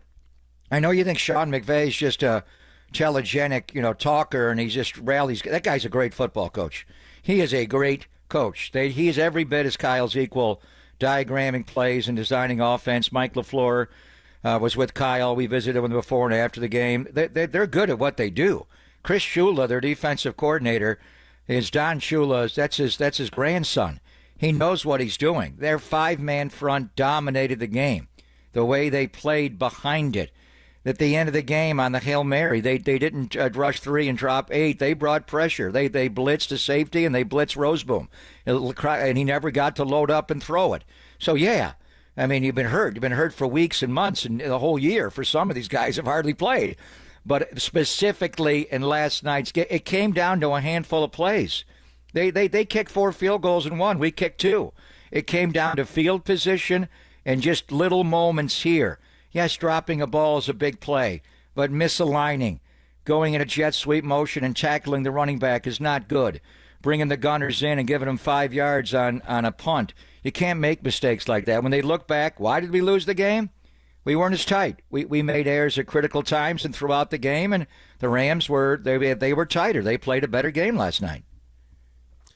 We will take a break now so we can get to Matt Mayoko coming up. And Matt was obviously at the game yesterday. He's going to have a lot of good things to say. If you're still on the line, I see Gabe, I see Richard. Just hang tight, or you can give us a call back sometime after Matt. We want to take a lot of fan reaction today. This is a tough day where it all came crashing down in a season in which the 49ers never really got right. But who better to discuss that with than NBC Sports Bay Area's Matt Mayoko? That's next. It's Papa and Silver rounding out the week after 49ers loss on KNBR 104.5 and 680, the Sports Leader.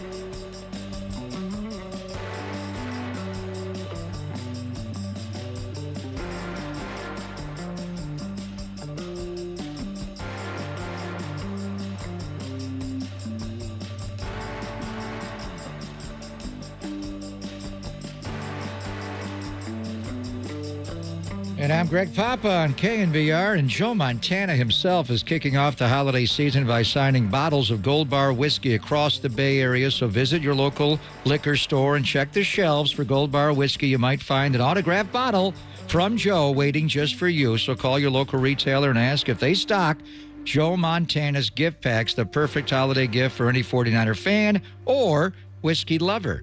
And make sure to visit the Gold Bar Distillery and Tasting Room on Treasure Island to take your holiday spirit to the next level, rated the top 50 restaurant in San Francisco. And you can join us for a hands-on cocktail mixing class of where you're going to learn how to make 3 different cocktails and learn the tips and tricks of the trade. No experience necessary. Just know how to drink, and they'll teach you how to make a cocktail. It's a 90-minute class. It's the perfect holiday activity or gift. No more boring holiday plans. Book now at goldbarwhiskey.com.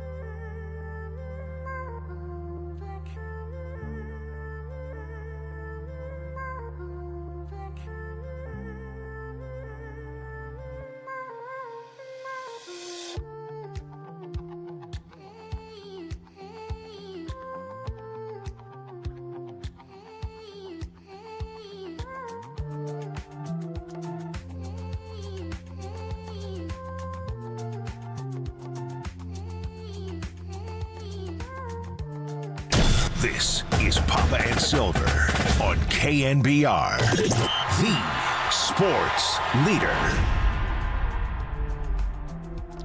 So I told you all that we were going to talk to Matt Mayoko at the end of our last segment going into the break. It actually turns out that Kyle Shanahan has moved his talking time again for the conference call. So he'll be talking at 11, and therefore we'll catch up with Matt Mayoko at 11:50. We'll have Matt Barrows, the other prominent Matt, joining us at 12:50. So it's a Matt heavy day.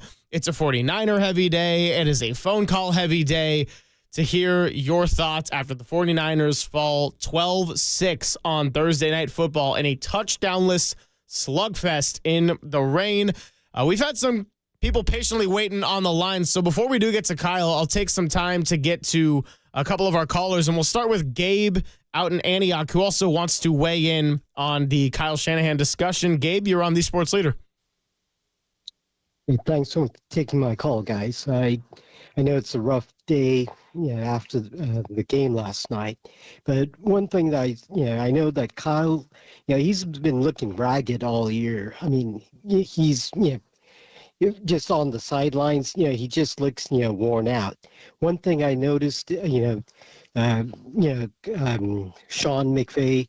I mean, there was talk about him retiring like 2 years ago, but I mean, he doesn't take it all on himself. He hired Mike LaFleur, whom the Niners had, for a couple of years, and I just want to know, Kyle, who is the real OC, on the staff? I mean, they've got Staley as an assistant coach, head coach, but I just don't know. They give this guy Mick Lombardi a title as OC assistant, and I don't know if that's like nepotism from the old 49ers scout Mike Lombardi.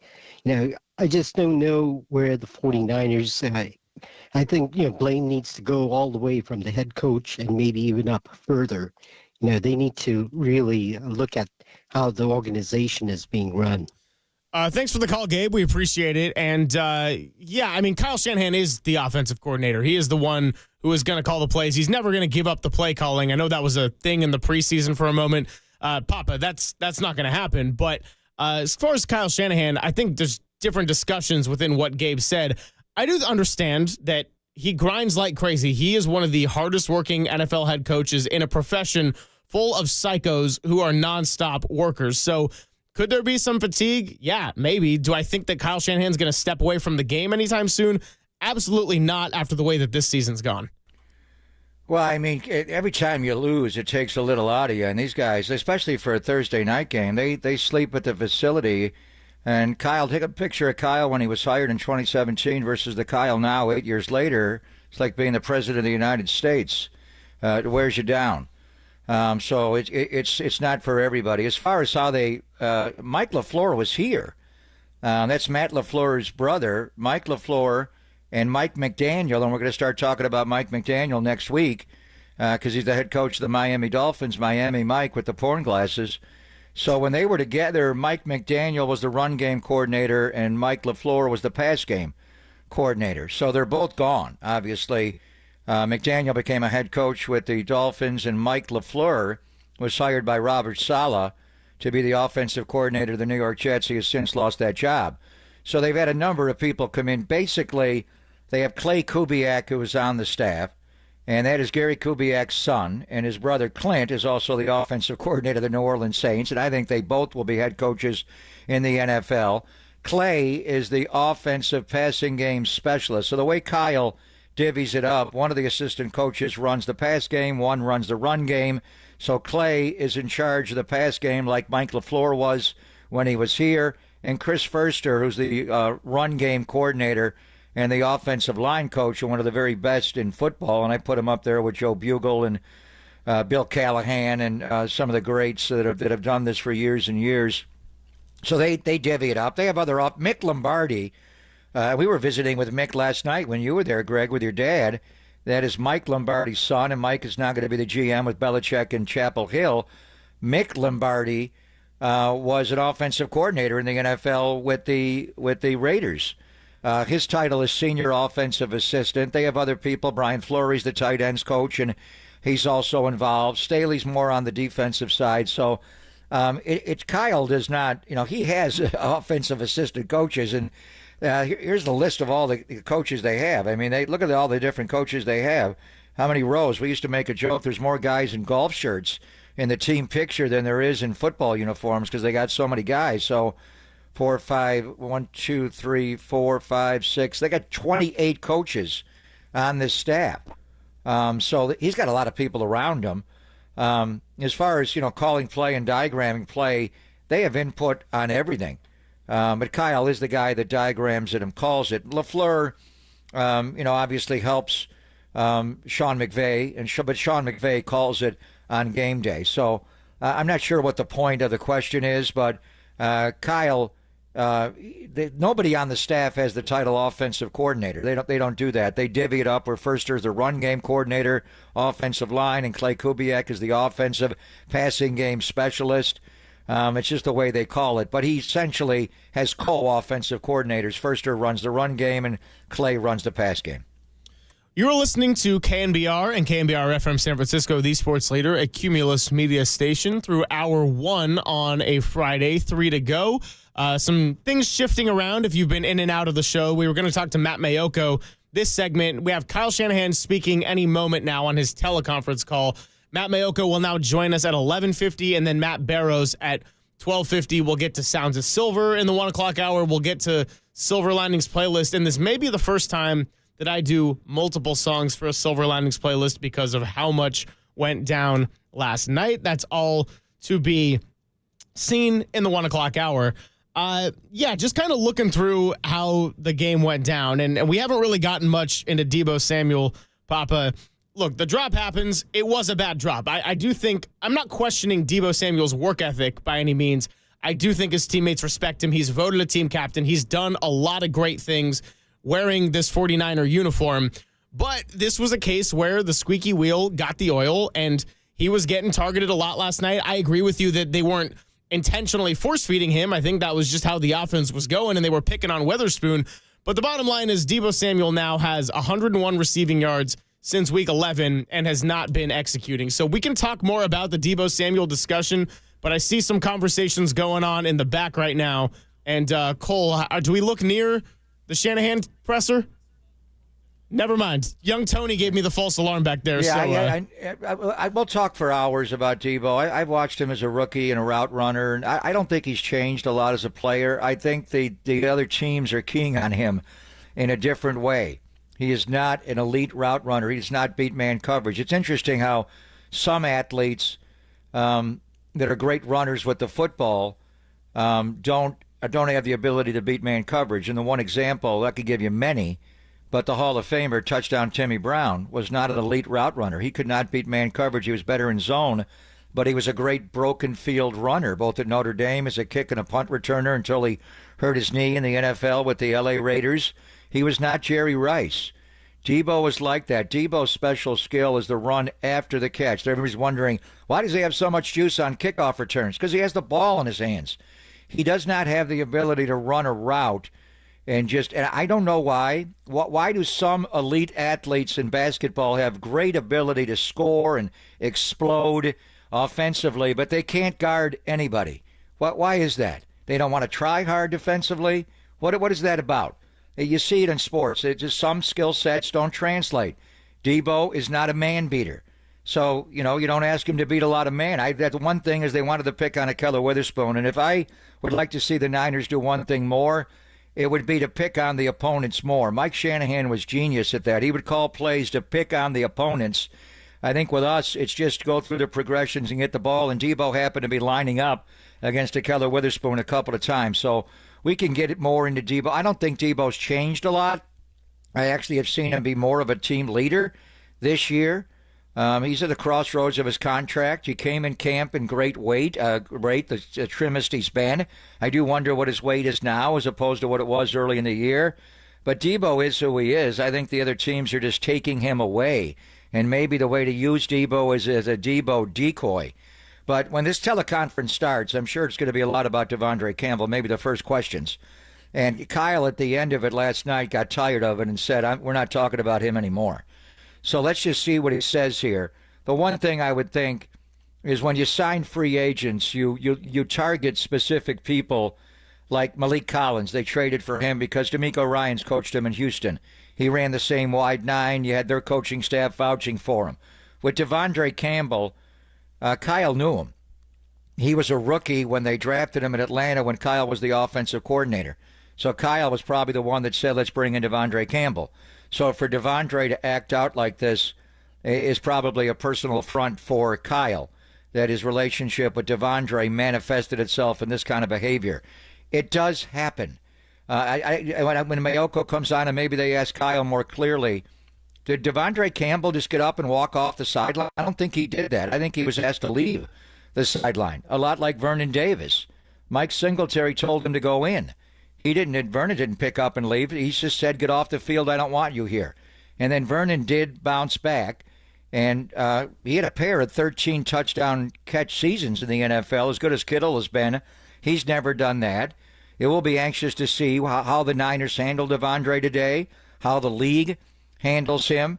He's not playing nearly as well as he was 3 years ago, and he's not the same player. So he may have made a career decision there. But it's happened before. Raymond Ritter of the Warriors texted me this morning. Remember Cedric Ceballos, the NBA player with the Lakers, Phoenix Suns? He just took off from the team for days, went water skiing on Lake Havasu. It's like, where did you go? He didn't leave in the middle of a game, but he left the team, and then he came back like a week later like nothing ever happened, and he's like Cedric Ceballos. And he's one of those players. He's so explosive offensively, but he doesn't guard anybody defensively. How does that translate? If you're so athletic on the offensive end, why can't you move your feet and guard on defense? It is what it is. That's the skill set of certain players. It's happened. Obviously, Antonio Brown ripping his jersey off and the way he behaved in Tampa after Tom Brady brought him there, and the way he behaved with the Raiders. Dick Allen is going into Cooperstown this year. Wampum, Richie Allen. His career ended with the Oakland A's where he left the bench in the middle of a game. and went in the clubhouse and took a shower. He just took himself right off the field in the middle of a game. Charlie Finley came in, saw him taking a shower, suspended him, and that was it. Dick Allen never played again. And he had to wait decades. He had all kinds of interesting interaction with the media. He waited a long time to go into the Hall of Fame. We thought he'd never go in, and now he's going in with Dave Parker. So it does happen. I could give you countless examples of why it's happened here. But in this specific situation, maybe now, when Kyle calms down from the heat of the game last night, he could explain more and how they handled Devondre Campbell. Did they release him today? Is he off the roster? I mean, just based on comments from some of the teammates, Charvarius Ward and George Kittle was pretty clear on how he thought. It will be interesting to hear how Kyle and John are going to handle this today with him and how much they want to divulge on how it all went down. Yeah, we're going to hear from Kyle in any second now as they're testing out the phone lines. And look, this is not exactly a hot take I'm delivering here, but the Devondre Campbell thing, when it's coming from Charvarius Ward, it's like that's what drives you crazy as someone who's watched the team, because Charvarius Ward, in all honesty, probably doesn't want to be out there playing football as his top priority right now with everything that he's gone through. You had different circumstances. Ricky Pearsall is out there after getting shot in the chest, and it ended up being much less severe than we all feared. But he had a moment where he had to ask the paramedic, am I going to die? That is some really heavy stuff that you're not just going to recover from physically or mentally just like that. Charvarius Ward and Trent Williams, and Trent wasn't out there last night, but it's like they're dealing with the loss of children, something that is unfathomable, and I would never wish upon anybody, even our most lethal texters and YouTube chats. I'm joking. We also have, and then Dre Greenlaw is the person who comes back into the lineup, and Dre hasn't experienced any personal tragedy that we know of, but he's playing his face off in the Super Bowl, and 10 months later, works his way to get back out there. He has 9 tackles in the first half. The next highest on that list was Fred Warner. So Dre Greenlaw was doing all he could to get back out there and be there for his team. I think it's just really disheartening for a football locker room, especially these 49er veterans like a George Kittle, who have put so much physicality on their bodies and would do anything to be out there on the football field, to see somebody leave at will in a tie 6-6 game in the fourth quarter with the season on the line. Yeah, again, I don't think I think he was asked to leave when they said, you're in the game now, next man up, and he refused to go in the game. So no one, what he did is unconscionable. It's not accepted in professional sports. No, everybody, it's obvious. It's not even worth stating. Deontay Johnson of the Baltimore Ravens, they traded for him from Pittsburgh. He did the same thing this year to John Harbaugh. And what they did was they suspended him for 1 week for conduct detrimental. So you want to get to the bottom of it here. Does Devondre have something going on, outside of his life? But the behavior last night cannot be tolerated. You cannot refuse to go into a game and not have consequences. So the question is, how are they going to handle it? Will it be a week suspension, or will it be more? Will they remove him from the roster? That's something they have to gauge for themselves with Devondre. And then him making this decision, I don't want to say it's career suicide, but he's not playing his best football right now. And then you leave a team with all these respected veterans that you wanted to come play with Fred and Dre. That's what he said. He wanted to be a part of the group, and he knows Kyle from his rookie year, to turn his back. And Kyle Shanahan has, coaching brethren, and most of the league has got some connection with Kyle, and they all respect everything. I mean, so Devondre Campbell may have just walked himself into retirement.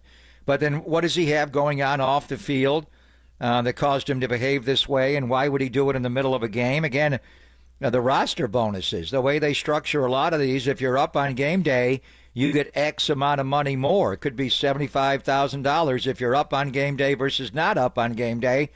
How do they handle that you didn't, you didn't go into the game when we asked you to go into the game?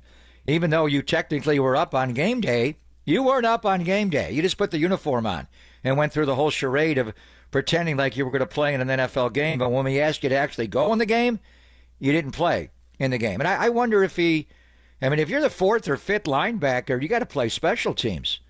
Did he refuse to play on special teams as well? I don't think they repped him to play on teams because You may not want him on teams, but I mean, the reaction last night was what? He didn't want to go into the game. He refused.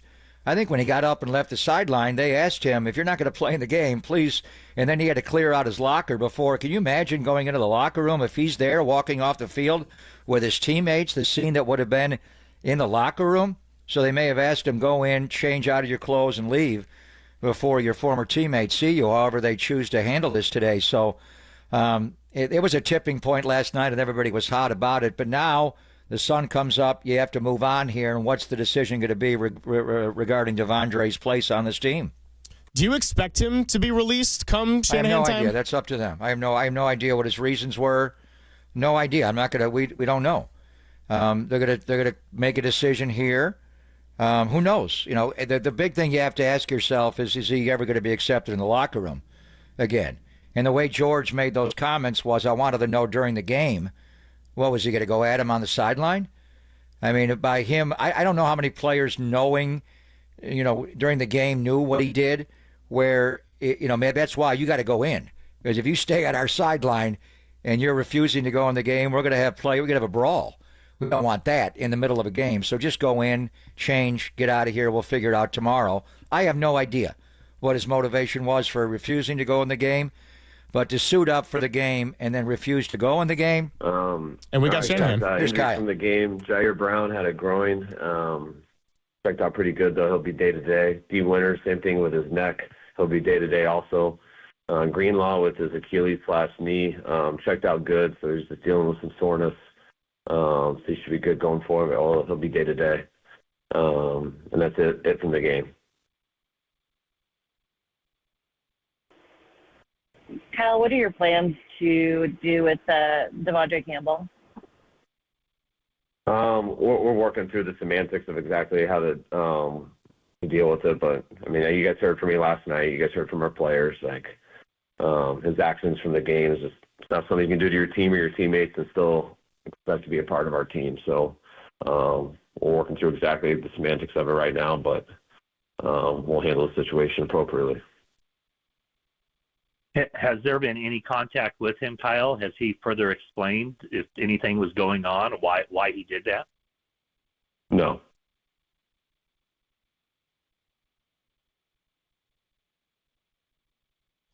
Kyle Shanahan conference call going on right now. Kyle, when Fred had to leave in the, second quarter for a snap, Flanagan Fowles went in instead of Campbell to replace him. I mean, did you have any sense before that something may have been off with Devondre, or just why didn't he go in it for that snap, and why did Flanagan Fowles replace Fred? Just because he wasn't by the teammates at all and was distant from everyone. I didn't notice till the third quarter when Dre came out and D went in. And then I got on the defense headset and asked what was going on. And then the coaches told me, and then I addressed Devondre and found out. And it was pretty simple to see how he was, and then we moved on with our lives after that.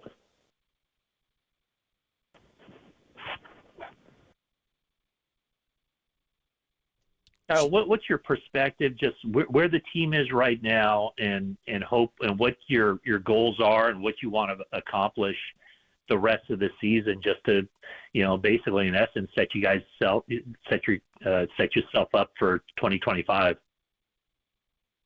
I want us to show up next week like we showed up for this game. I thought our guys came out ready to play. I thought they were extremely physical. I thought our guys battled. I didn't think we played very well in offense.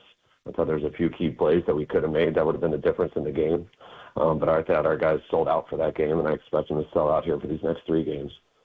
Every time we have on our uniform when we go out on the field, regardless of the situation, I expect us to play a certain way. That's the standard of how we do things, and if you can't play to that standard, then make it easy for us and show us that, and you won't be a part of it. I realize this has been happening all season, but will you start to work in younger players, less experienced players, with an eye toward 2025? I mean, anybody has an opportunity, that we think can help us going forward and stuff. We would definitely do that, but I think you kind of said in your question, we've already been doing that. We are playing a lot of young players right now, and a lot of guys got their opportunities early because of injuries, and they're continuing to get it. So there's not a lot of options there after that. But we're going to keep playing the guys to give us the best chance to win every week, and that's what we plan on doing. Kyle, do you expect? What have you seen from Jacob Cowling as a returner? It seems like he's come really close to breaking one, and he actually did a really good job in the hidden yardage department last night. What have you seen from him as a returner, and what has led to him getting more snaps? We've seen him really in the last month. We felt take a step forward in his returning. He missed that game with a concussion, and when he came back from that, we felt like he's been close. We think he's improved throughout this year, and finishing strong right now, and hopefully he'll finish even stronger in these next 3 games. Kyle, now that you can look back on it just by several hours ago, was Dre Greenlaw's performance last night maybe even a little more amazing than you thought at first glance? I mean, I thought it was pretty amazing at first glance, and so kind of just confirmed it. I mean, Dre's he's an amazing player, and it's not the first time he did that. And, a few years ago, I think 21 it was. I'm pretty sure it's 21. His first game that he got hurt in week 1 versus Detroit, and the next time he played was in week 17 versus the Rams when we needed to win that to go to the playoffs.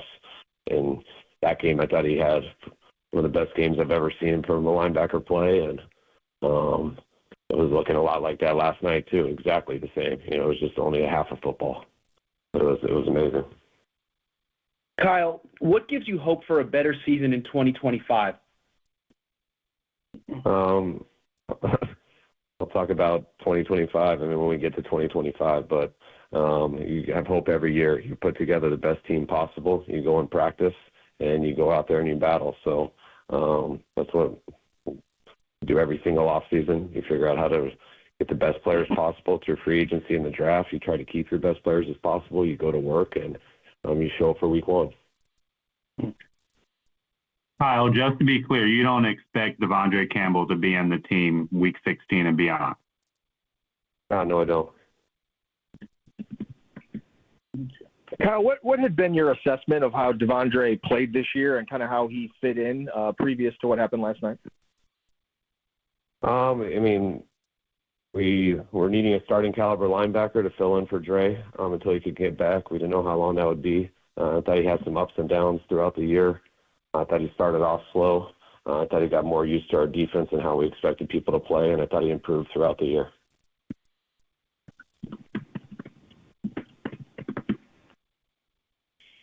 Kyle, to play an entire game and not get in the red zone, has that happened before in your career as a play caller, to your knowledge? I'm not sure exactly. I don't remember. I've been doing it for a long time.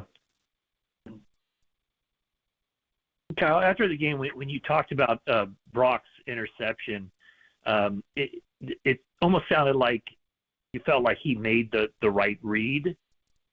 Brock said that, on second down, he wished he had just checked it down. But at the time he let go of that ball, did you think that was the right decision that he made? Yeah, I think you got to put yourself in the quarterback's shoes. I mean, when you have a remote in your hand, you can see it all. You got a zoning corner who's bailing a little bit, and you never want to throw that, as we'd say, when the receiver's chasing a ghost. But there is a pass rush and stuff. He's holding the safety, and when you look out there, the corner did buckle, and that's why there was some contact, which slowed Juwan down because the corner did stop on the double move and collided with Juwan. That's why he couldn't get back going and catch up to the ball. So, yeah, when you get a cover 3 and they're off, you'd love to get to a check down. It's a much better percentage of it, but that's not so easy. So I understand why he threw it. That's why I wish I didn't call it. So there wasn't any indecision. It had an opportunity, but corner ended up making a good play, and we didn't get it done. Kyle, after the game, Debo was obviously frustrated with his performance. What did you see from his performance after looking at the film, and did you have any chance to talk to him at all after the game? No, I didn't get a chance to talk to him after the game, but I think it was pretty obvious. Debo did did the best with his opportunities, and the best opportunity he had, he didn't look the ball in. Got too excited probably trying to score, and he had the same route earlier in the game out of the backfield on a 1st and 10 where he gained about 6 yards, and on this one they blitzed, so he had a good look and didn't look it in and had a big drop. So that was about it. Kyle, is there any update with Trent Williams and whether what he plans to do the next few games? He's trying to get back, but it's just been a frustrating injury for him. It hasn't healed like we would like. Hopefully it can, having these 10 more days before our next game, hopefully that gives a better chance. But Trent's doing everything he can to get back, but he is injured, and with the injury, there is a chance he will get back, but it has to start recovering, and it's been a lot slower than anticipated. We'll take 2 more, guys. Okay. Kyle, did you tell Devondre to go to the locker room after you talked to him? No, I didn't. He just went on his own? I'm not sure exactly what led to him leaving the field, but once I found out he wasn't playing, I moved on to people who we could count on. Thanks. Anything else, guys? Nick Bosa came out of the game fine, I'm assuming, since he wasn't on the injury report. Yeah, no report of anything today, so it was awesome to get Nick back, and he really helped us, and it was good signs that they didn't tell me about anything today. You guys good? Yeah. Okay. All right, so there you have it. Head coach of the 49ers, Kyle Shanahan, talking fresh off of the Thursday Night Football loss 12-6. We'll go ahead and take a break now. We got to do some catching up on our clock management, and we'll continue this conversation on what Shanahan said, Devondre Campbell, Deebo Samuel, Nick Bosa, Trent Williams, all of the above on the other side. It's Papa and Silver on a Friday on KNBR 104.5 and 680, the Sports Leader.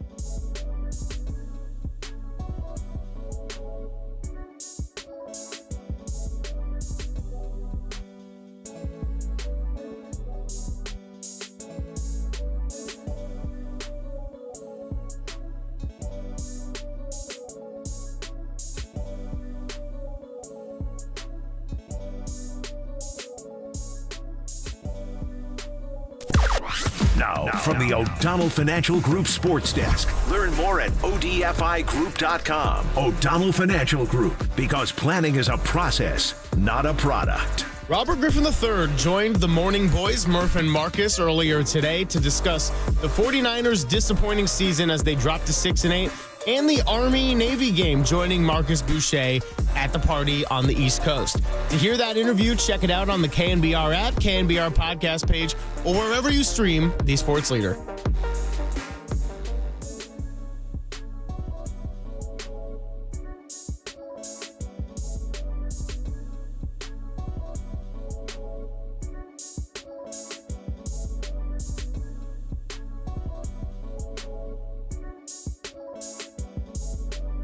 Is your home ready for kickoff? Everybody knows that hosting family and friends is the best way to enjoy a football Sunday or Monday Night Football. Get ready for an elevated game night. Game night by staining your deck or painting your fan cave with Benjamin Moore. Football and painting season are well underway now, and now is the perfect time to tackle your indoor and outdoor paint projects. Have your family room decked out in team colors to impress guests and intimidate rivals. You can update your kitchen with a fresh coat of paint for prepping tailgate treats and pregame snacks. A freshly stained porch or repainted exterior will allow you to grill outdoors in style all season long. So change your luck with a fresh coat of paint, whether you're calling it audible or following the playbook. Find all the right products, the perfect colors, and plenty of advice at your Bay Area Benjamin Moore retailer. So support your team and your local independently owned and operated business with Benjamin Moore.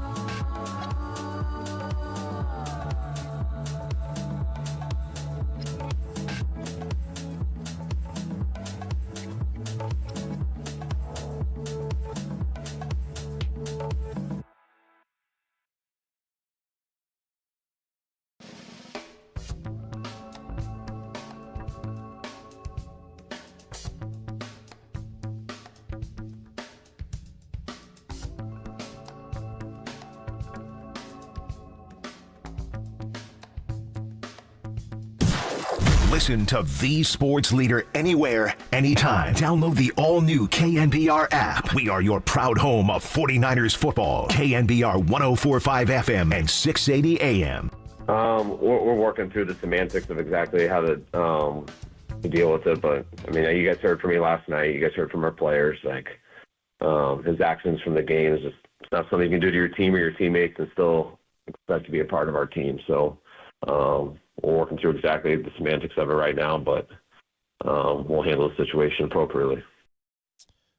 That was Kyle Shanahan, who was just on our airwaves via the teleconference call that he does on, I was going to say Mondays, but today is Friday, day after a Thursday night football loss that all but puts the nail in the coffin for the 49ers 2024 season. They fall to 6-8. They lose their third division game at home and their fourth on the year. Just kind of a tough series of events. And as if it already wasn't rough to watch last night with the offense just not being able to get going, we've got this Devondre Campbell situation that has been the story of post-game and even national circles today. That was Kyle Shanahan talking about Devondre Campbell, saying that they've not worked through the semantics. He has not talked to him any further and gotten any more context. But then he did add a little bit later that he does not expect him to be on the team week 16 and moving forward to the end of the year, Papa. So Devondre Campbell in March signed a one-year deal for $5 million with the Niners. Most of it was paid to him in a signing bonus. He got $3,350,000 at signing. So his paragraph 5, as they call it in the NFL, which is the base salary, which is, I don't know how they, if they go back and get some of it. But Kyle was talking about the semantics. He's going to be removed from the roster, obviously. But how do you do it? And financially, what are the implications of that? So I was wondering, does he my thing with him, if he knew he was going to do this, why didn't he tell them on Tuesday? I'm not playing on Thursday. Dre's back. I don't want to be your fourth or fifth linebacker. I'm not playing. Why would he dress out for the game? Put the 59 jersey on, the shoulder pads, the helmet on. I watched him the whole game because I was wondering who's going to be that third linebacker. It was D, and I kind of had a thought it was going to be D Winters with Fred and Dre. And he clearly was detached, as Kyle said, from his teammates. And I think he's been most of the year, honestly, but it was more so this week. But anyway, I watched him the whole game. And I'm wondering, is he going to come into the game here now that Flanagan fouls us? He never moved. He sat right there on the 40-yard line. He had a towel over his head.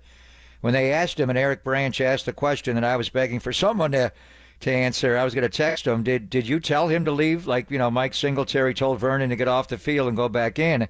Kyle said, the question was, did you tell him? And he said, I did not tell him. That doesn't mean he wasn't told to leave this sideline. And he did walk out with Mike Anderson, which is part of the security. So anyway, why would he do all that? Well, Devondre Campbell has a per-game roster bonus of $220,000 a game.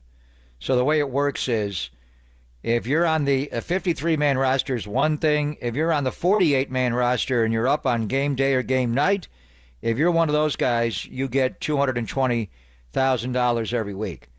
Well, this is one where if I'm them, I would look into getting that money back. And I don't know how, the signing bonus would work. I don't know how that works. $3,350,000. You write him a check, or at some point it has to transfer into his account.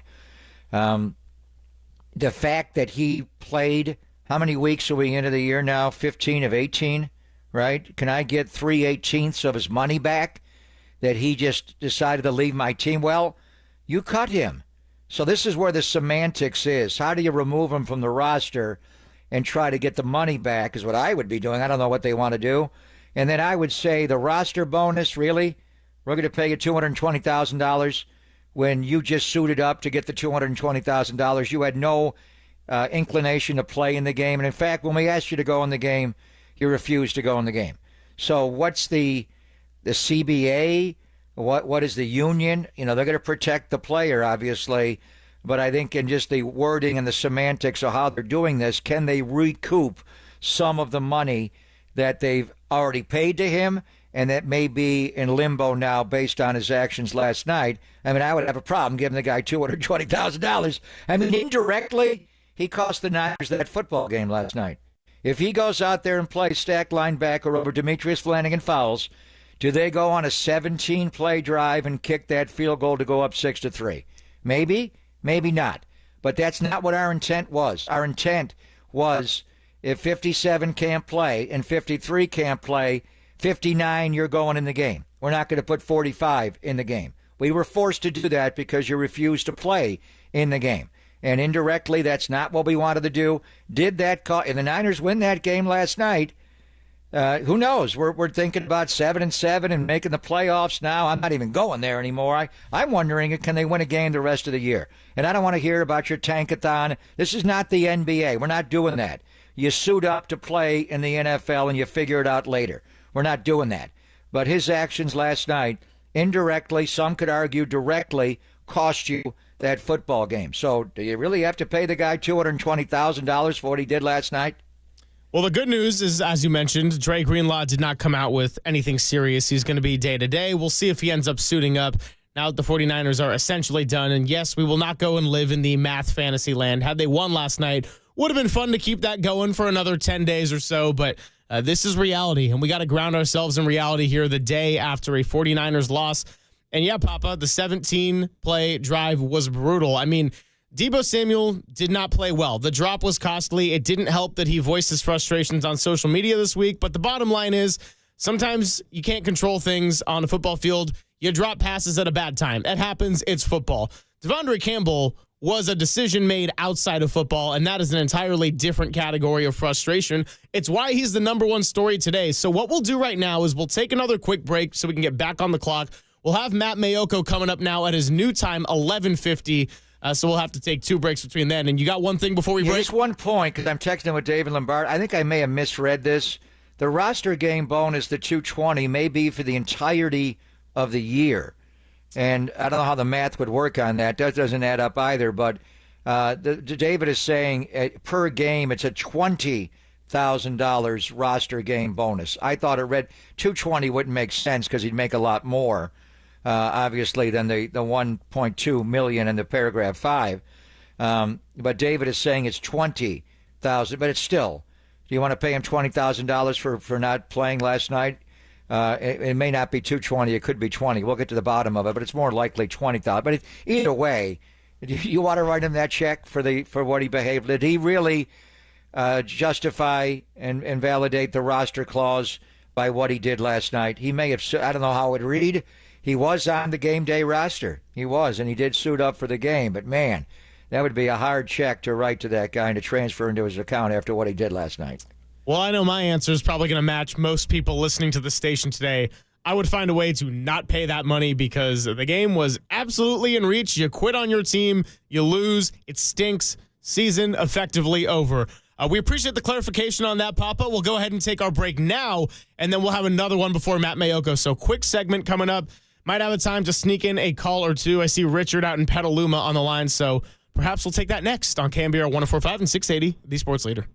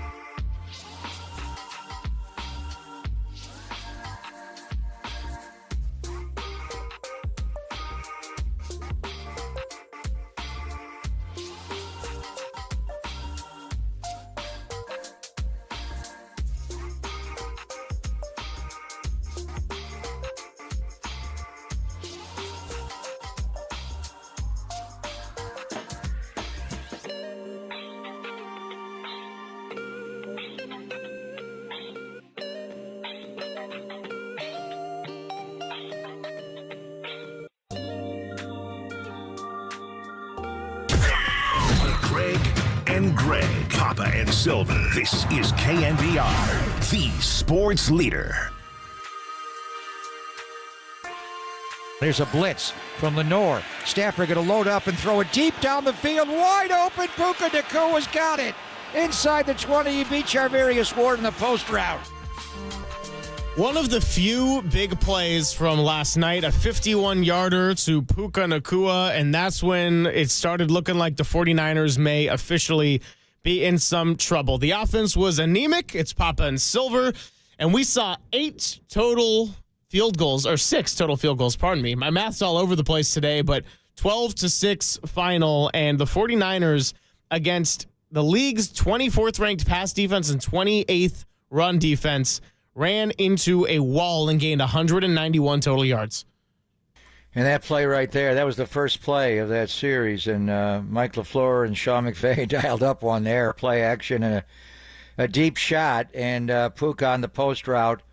Charvarius Ward was the one who was in coverage, but I think he expected help inside from Talanoa Hufanga. And it's great to get all these guys back, Talanoa and Dre, but, Dre couldn't play the whole game, and it set off the series of events where, Devondre Campbell and G. Winters and Demetrius Flanagan-Fowles, and you get run on. And then this play, Talanoa's not been on the field for a lot of the year. He is a great communicator, but he was influenced by the underneath route by Cooper Kupp, and he came up on that, and that allowed Puka to run right by Charvarius, who I think he felt like he should have had help inside. So that was a big play. The red zone defense was so good. The Niners had the second worst red zone defense in football. They give up like 72% inside the 20. It's a touchdown.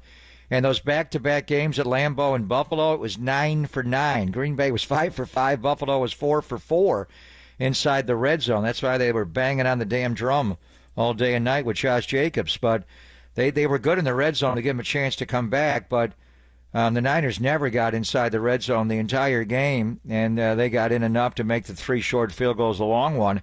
So that play hurt. And then the 3rd and 2 to Colby Parkinson.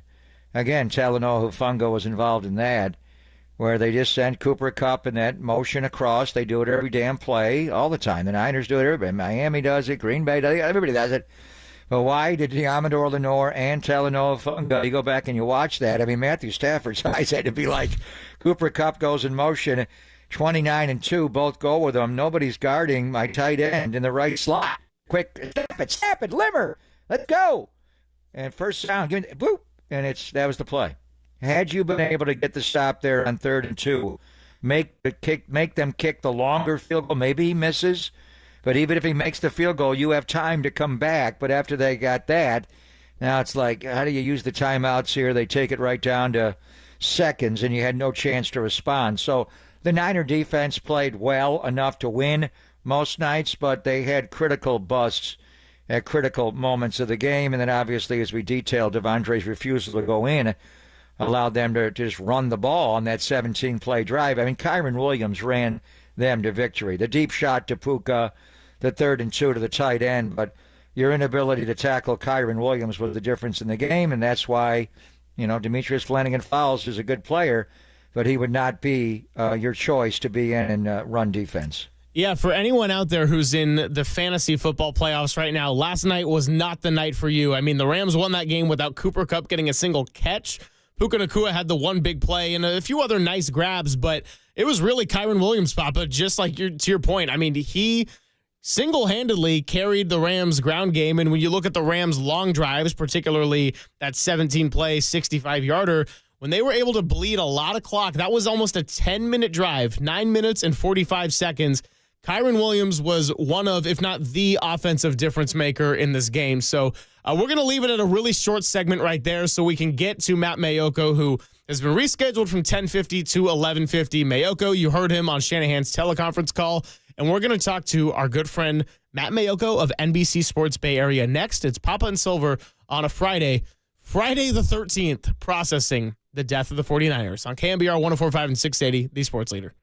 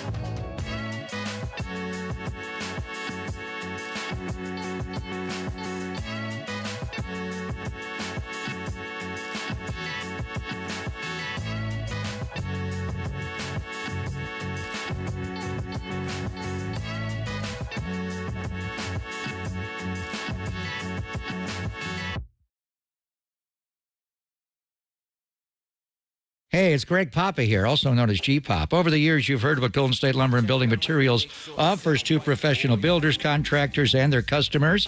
Today, you're going to hear why you should consider Golden State. First, they prioritize your needs, ensuring seamless support throughout your project. With 70 years in the industry, Golden State's dedicated team guarantees quality, and satisfaction. Golden State's large delivery fleet and 2 distribution centers can get you what you need when you need it. It may be hard to believe, but Golden State can manufacture time. How do they do that? By streamlining processes and ensuring efficient delivery and service. They minimize delays and maximize productivity. That leads to projects being completed sooner at lower cost. As a family-owned business, they value long-term relationships.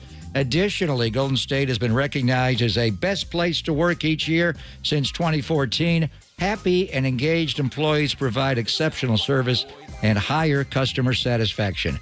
Why Golden State? Because they truly believe when you succeed, we succeed.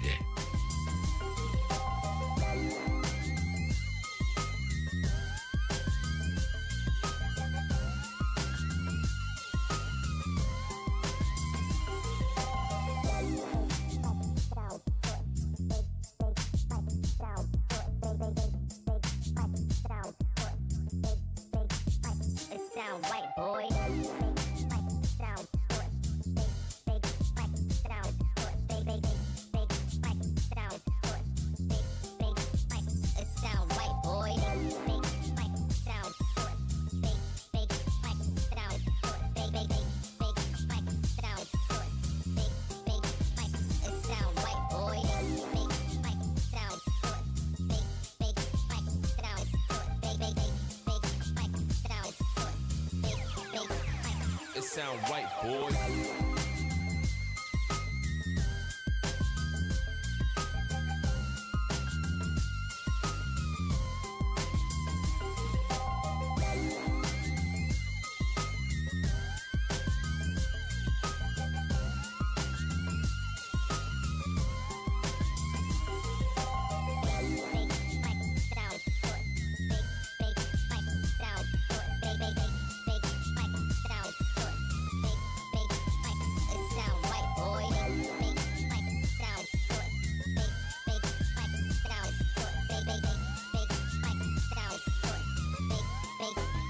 It sound right, boy.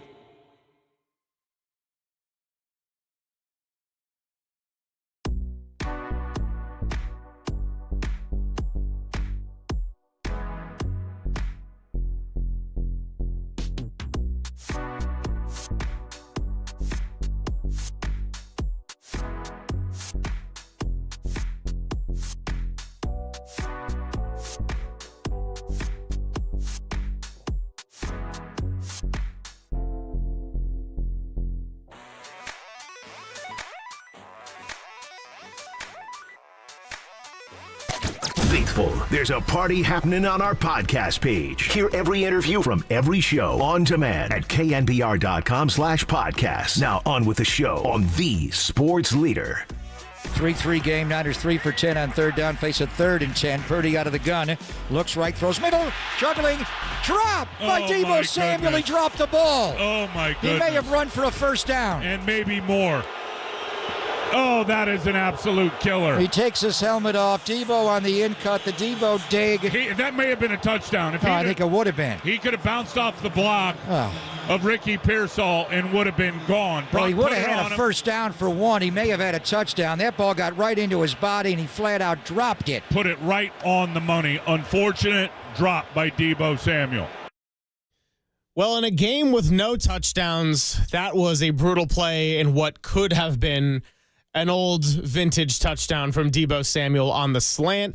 But alas, it was 12-6. The LA Rams come into Levi's Stadium. They win. The 49ers drop to 6-8. And here to at least bring us a little bit of positivity on a Friday the 13th is our good friend Matt Mayoko, who's on the UMA guest line. And if you're watching us on YouTube and Twitch, you can see his wonderful face right here in the middle of the screen. Good morning, Matt. Good morning, and you're counting on me to bring positivity after that nightmare of a game? Yeah, because the Gregs don't have much in the tank right now. Yeah, well, I mean, I guess the positivity is that maybe the 49ers are addition through subtraction with Devondre Campbell, having played his final game, his final snaps with the 49ers. So 49ers defense looked a lot better last night without him. Now, he had been playing well, but wow, I haven't seen anything like that. There was 2010, I'm thinking back to 2010 when, Glenn Coffey, young player, retired. Kent Von Balmer went AWOL, and he ended up getting either released or traded. I forget. He ended up in Seattle. And then Michael Lewis, who was a safety who had played for the Eagles, he lost his starting job to Taylor Mays, and he quit on the team. But nobody in the middle of the game that I can remember just said, hey, I'm suiting up for this game. I know I'm going to be a backup, but I don't want to be a backup. So if I'm called upon, I'm not going to go in. That was quite an amazing layer to an additional layer to what has been just a wild, crazy, unfathomable season and off season for the 49ers. And they needed him, after the injury to D. Winters, and Dre had some weirdness in his knee.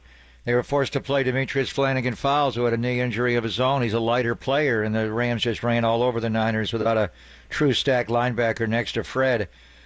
So the semantics are being worked out. Devondre Campbell will be removed from the roster. I do wonder about him getting a roster game bonus for last night's performance. He did suit up and technically was on the game day, but wow. And then when Kyle was asked, because he sat there, and I watched him for 2.5 quarters just sitting there in the 40-yard line with a towel over his head. I was wondering what his role would be.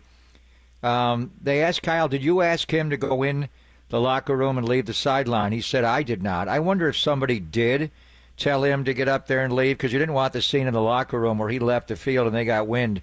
There may have been a brawl on the sideline or in the locker room. But the one situation, and it's entirely different, refresh my memory on Mike Singletary and Vernon Davis. Singletary ordered him off the field, right? Vernon did not get up and leave the field on his own. He was told to leave the field, right? That is correct. I believe it was a unnecessary roughness penalty or unsportsmanlike conduct penalty against the Seattle Seahawks. That was Singletary's first game as the interim head coach, as I recall, and so he pulled Vernon out of the game because he felt like he was doing something. He was conducting himself in a way that was hurting the team. So he took him out of the game, and then he told him to get off the sideline and go into the locker room. So, yeah, that was totally on the head coach, just completely overreacting and sending a guy to the locker room, something I'd never seen before. And all those other things that happened was in 2020 or 2010 that I mentioned, and that was also right. I think that was with Singletary as the head coach at that time as well. So yeah, no, there's been some crazy situations, and to I guess Singletary's defense and to Vernon Davis's credit, he said that lesson really kind of got him in the right frame of mind to be a team player.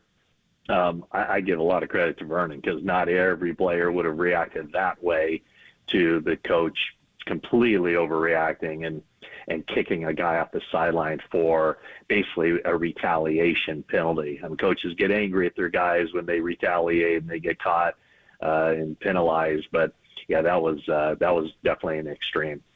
Talking to Matt Mayoko here on the UMA guest line. You can also see him on YouTube and Twitch if you're consuming the sports leader in those manners. I don't buy the whole Kyle Shanahan's lost the locker room narrative with the way that everyone was pretty united and how disappointed they were with Devondre Campbell's departure. But I do think there's a fair question to be asked, Matt. Is there more tension in the locker room internally beyond just Devondre Campbell's one-off behavior here? I don't know if there's tension, but there's certainly frustration. I mean, there's no question about it. I mean, I think we've seen that kind of boil up throughout the season, where it just, after the first loss to the Rams, there was frustration, but everything will be okay. A couple of weeks later, losing a similar game to the Cardinals. So, we've learned our lesson now. That won't happen again. We got the answers in the locker room. We keep hearing the same things over and over. The answers are here. We'll turn it around. Still got plenty of time. And then what happens is, a season like this happens where they never really found their way. It's kind of funny in retrospect now that, after that game against the Bears, it's like, oh, the offense is back. That was a really bad Bears football team. And so, there was just zero carryover from what happened in that game to what happened Thursday night. I mean, the 49ers defense, the last person we're talking about after this game is Nick Sorensen. The defense played very well. Defense had a really good plan. In fact, the defense held Cooper Kupp to 0 catches. And so the defense played well, and in spite of, needing that backup linebacker, number 59, to get out there, they still held the Rams out of the end zone. And, if any of us were talking yesterday before the game that, hey, the Rams won't be able to score a touchdown in this game, you wouldn't even give it a second thought. I mean, the 49ers win in a blowout, but the offense didn't come through. I think the weather conditions may have had something to do with that early on, but, the missed opportunities, there wasn't, throughout this season, the one guy, there's really been one aspect of this team, one of the, perennial Pro Bowl players who has either been on the field throughout and played at a Pro Bowl level.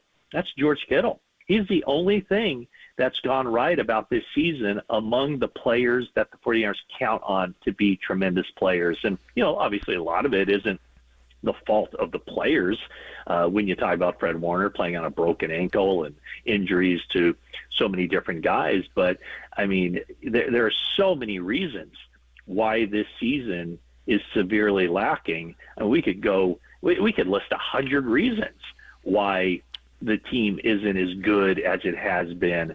And, maybe any 5 of those reasons would be enough to sink a season. But this season has been an absolute disaster for the 49ers, and it really opens that question, which I'm sure we'll be talking a lot about in the future weeks and months, about just how should the 49ers approach this offseason, because I don't think there's a clear-cut answer. Which leads to the quarterback. And ordinarily, we'd be on Brock a little bit today, but Devondre Campbell has deflected our thoughts, but it needs to go where it needs to go. Devondre's not going to be a part of this team moving forward. Brock Purdy's performance last night, and I love what he said afterwards. He accepted the blame, a full mea culpa, and he didn't play well, and he did not. And a lot of it was the tight man coverage and inability to separate and drop balls, but he missed some throws. There's no doubt he made some curious choices with the ball. In particular, Stafford was not good in the first half. He was 4 for 12, but Stafford got going in the second half when it dried up. Brock's second half, he was 5 for 12, and he threw essentially the game-losing interception to Darius Williams. So as we proceed into the offseason and we evaluate Brock Purdy's season, and 3 of the last 4 games have been some of his worst performances statistically. The Buffalo game was the snow. The Seattle game was not a good game for him. And then last night, and you got to wonder about the weather-related problems. In Cleveland last year, the playoff game against Green Bay, the Buffalo blizzard, and then last night. So where are we at with Brock's performance last night specifically, Matt? And you mentioned the offseason, how they handle Brock in the offseason. I don't think anything changes with Brock Purdy. I think he's going to go from being one of the lowest paid players on the team to one of the highest paid players in the league. Now, what that number is, I don't know. Is $45 million a season, too low right now? I'm sure there's a lot of people out there saying that that's too high. But you know what? The 49ers have found their guy. I don't think there's any question about that. And this is a guy that finished 4th in the MVP voting last year. With him at quarterback, in playoff games, they're basically 4-1. If we kind of eliminate that game against Philadelphia where he tore his UCL in the first quarter. The game last night, it sounds like it's a very reasonable reason why he made that throw. Is you don't know what's going to happen once you get rid of the ball, and based on the play call, where the defender was playing, the route, and everything else, Kyle Shanahan kind of, he seemed to think that it wasn't so clear cut that ball shouldn't have been thrown. But once the ball was released, that cornerback came up, kind of slowed Juwan Jennings down, and so he couldn't get to the spot where the ball was delivered. And the only guy who could get to that spot was Darius Williams. But, I just I sense it inside the building. No one has ever wavered on Brock Purdy. I mean, how much of Brock Purdy's, substandard performance is from the lack of players around him playing well. Last night, Juwan Jennings did not play well. Last night, Deebo Samuel did not play well. Last night, the offensive line did not play well. The running game didn't play well. So Brock Purdy didn't play well either. No question about it. And his 2024 is significantly less productive than his 2023. But, boy, you talk to guys in that building, no one's wavered on Brock Purdy, and I think everybody kind of feels, he's 24 years old. So he's not a finished product. He will be getting better. And, you look around the league, man, it's tough to play the quarterback position. A year ago at this time, we were all talking about C.J. Stroud being one of the best quarterbacks in the league and future Hall of Famer and all that. And look at C.J. Stroud this season. So it's a difficult position to play, and the 49ers believe that they have the guy who's made of the right stuff, because that's a lot of it right there. When a guy has a bad game, does he go in the tank? Well, what is he made of? How good of a leader is he? And so, a week ago, or no less than that, 3 days ago, we were all talking about the speech that Brock Purdy gave, before the Chicago Bears game, where it was really his first platform to show himself as a leader. So he'll get his long-term contract. He's been underpaid for 2.5 seasons, grossly underpaid. So I don't think there's any question that Brock Purdy remains the quarterback of the now and the quarterback of the foreseeable future. I will tell you that you're listening to KNBR and KNBR FM San Francisco, the sports leader, a Cumulus Media station. I will also let you know that our Fridays with Matt Mayoko are sponsored by TimberTech Decking and Railing. Everything wood should be. Visit timbertech.com. So, Matt, I saw a stat going into last night that the 49ers are the only team since 2000 with a positive yards per play differential and to have a losing record. Now, I know that's kind of a little bit of a niche and specific thing, but I actually found that as a weirdly encouraging thing, to where they've had a lot of poor execution when it comes to the red zone. But generally speaking, the offense has moved the ball pretty well this year. So when you think about the reinforcements that are coming in, what would be your retool priorities over the offseason, assuming that they sign Brock Purdy to a long-term deal? Yeah, it's such an interesting dilemma that this team faces, where, you could make argument, you could get, 5 really smart people in a room what the 49ers should do. And some people might say, blow it up. Some people might say, no, all these pieces are still there, and it's not that big of a fix to get this team right. You look at yards allowed, yards gained. The 49ers are not far off as far as rankings in the NFL when it comes to those numbers from last season. And, defensively, those numbers aren't far off. Offensively, those numbers aren't far off. But where it is far off is the production, the points scored, the points allowed. Of course, that points allowed will come down a little bit after last night. But, you can make a solid argument that, if you're drafting in the middle of the first round, middle of every round, basically, and you have 10 draft picks with some compensatory picks coming your way, and you're getting, you're going to be acquiring, in essence, Brandon Ayuk at some point, Christian McCaffrey, maybe a full season of Trent Williams and Nick Bosa, a healthy Fred Warner, all the young guys with another season of experience under their belts.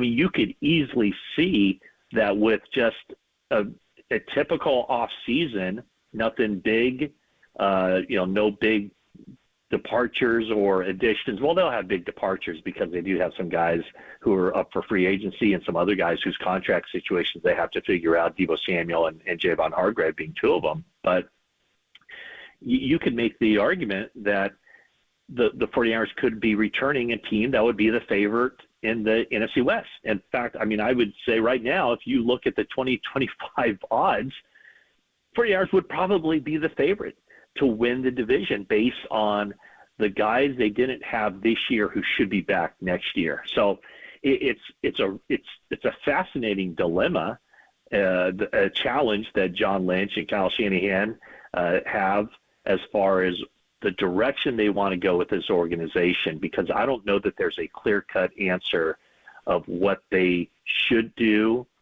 But what you just laid out there, Greg, is that, you know, you can definitely make that argument that they're not as far away as the 6-8 record would indicate, that there are enough building blocks.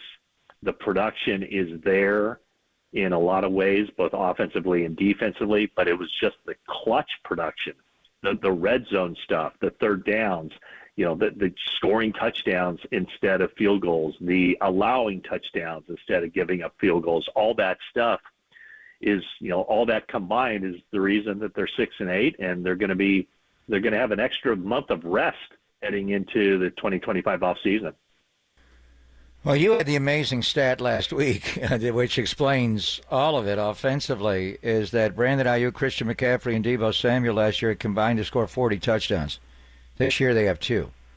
And for Ayuk and holding tight at 2. Could have been 3 last night. But Christian and Ayuk obviously didn't play. I mean, Christian played 4 games, and Ayuk tore his ACL, MCL against Kansas City.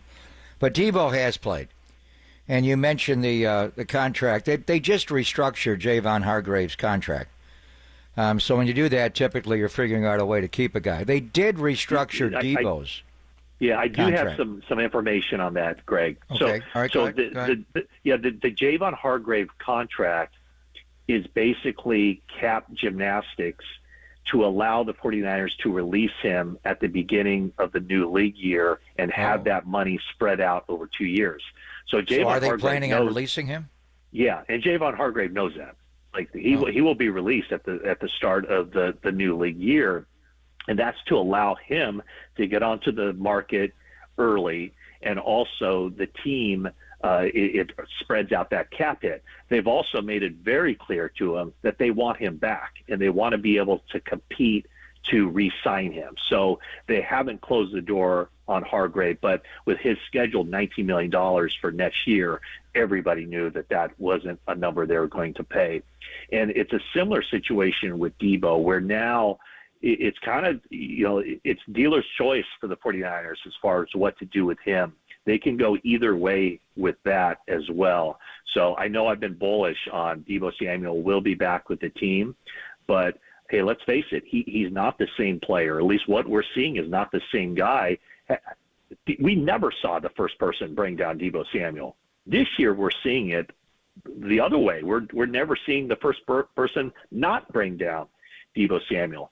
So these last 3 games are huge for him to show that he hasn't lost it and that he can still be part of the solution and not part of the problem. But those 2 guys right there are very much iffy returning to the team next season. And like I said, I've been saying all along that Deebo Samuel's coming back.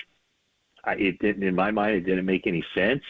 But if you've seen this kind of drop off here, you know, what did Bill Walsh always say? You know, get rid of a guy a year too soon rather than a year too late. So we will see. I mean, the 49ers were really hopeful that last night, because he spoke out and he kind of put himself out there a little bit last week on social media, they were hoping that fire would translate into a big-time performance for him on Thursday Night Football, and that simply didn't happen. So that's got to be a concern as far as whether Deebo Samuel's spot on the team, if he can somehow recapture that. He's got a lot of allies in that building. I think a lot of allies in the locker room, and certainly one big ally, the head coach of the team. But, you know, it's got to be a business decision, and the 49ers have to decide if it makes financial sense, if it just makes sense for the football team for him to be on the team next year. I think I still think he'll be back, but I'm not nearly as certain as I was a couple of weeks ago. Well, we could have 8 long months to chew on that one. So, Matt, we appreciate you stopping by with us. It was great seeing you out at Levi's yesterday. And look, the pregame and getting to see you and see everybody, that was the star of the night because the other 6 field goals and, 4 of them going to the Rams, it's okay. Yeah, not exactly an exciting brand of football, but, hey, there's always plenty to talk about with this team. Well, you're dropping news here. So they're going to release Javon Hargrave. Is there? And you said they want to re-sign him. In the process, would he be available for other teams? Is there a way for them to release him internally and re-sign him, or will he become a unrestricted free agent for a period of time? Yeah, I think that's part of the deal. Is that you release him to allow him to kind of see what's out there on the market. Like I said, he was scheduled to make $19 million, and there's no way he was going to make that. So the 49ers last year in the offseason, they went to Eric Armstead, they went to Kyle Juszczyk and said, hey, in fact, they gave those guys the opportunity, I think, to kind of check and see what the market was for them. This will be more kind of official where, as I understand it, Hargrave will have that ability to kind of see, in essence, be a free agent and be able to determine where he wants to go, what situation makes the most sense for him, both whatever, scheme-wise, fit, financially. But the 49ers do want to bring him back. It's just a matter of making those pieces fit. Matt, we appreciate the time and you stopping by as always, and we'll continue to do this for the course of the rest of the season. We'll get a little creative with what we're seeing with the 49ers in the last 3 weeks here, but regardless, always great having you on the show. Okay, thanks, guys. Appreciate it. Thank you, Matty. That is Matt Mayoko joining us, courtesy of the UMA guest line. Always great to catch up with him. And on the other side, we'll keep this conversation moving. We got Matt Barrows joining us at 12:50, so it's a very Matt-heavy day here on The Sports Leader, and looking forward to what is ahead. We also got Richard in Petaluma, who's been waiting on the line, so we'll hear from him coming up. 808 KNBR, the number, if you'd like to sound off as the 49ers fall to 6-8. It's Papa and Silver on a gloomy Friday the 13th on KNBR 104.5 and 680, The Sports Leader.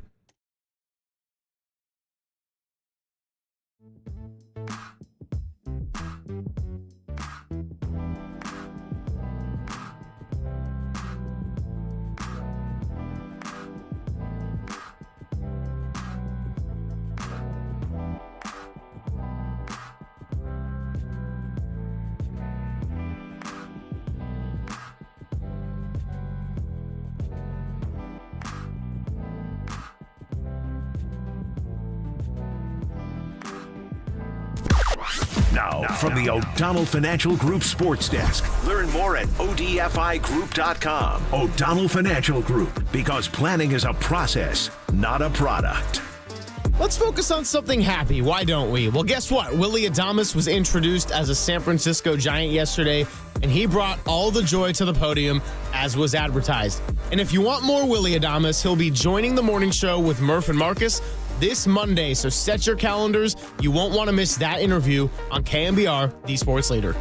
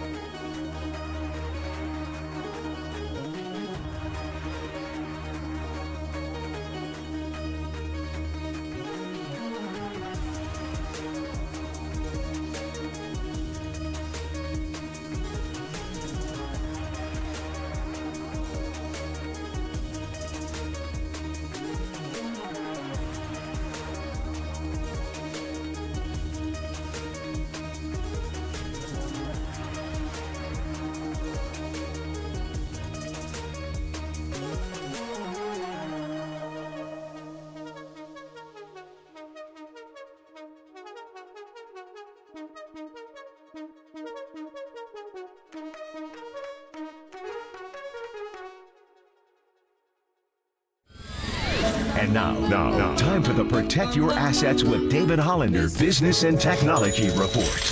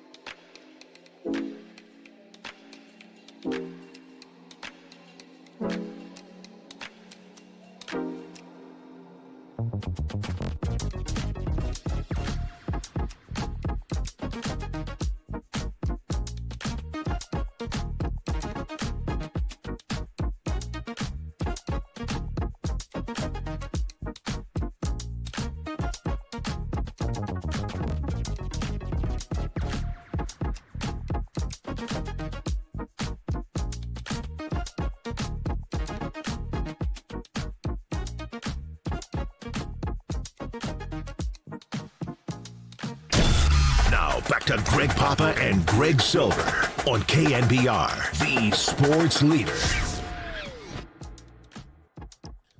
Happy Friday. The Javon Hargrave contract is basically cap gymnastics to allow the 49ers to release him at the beginning of the new league year and have that money spread out over 2 years.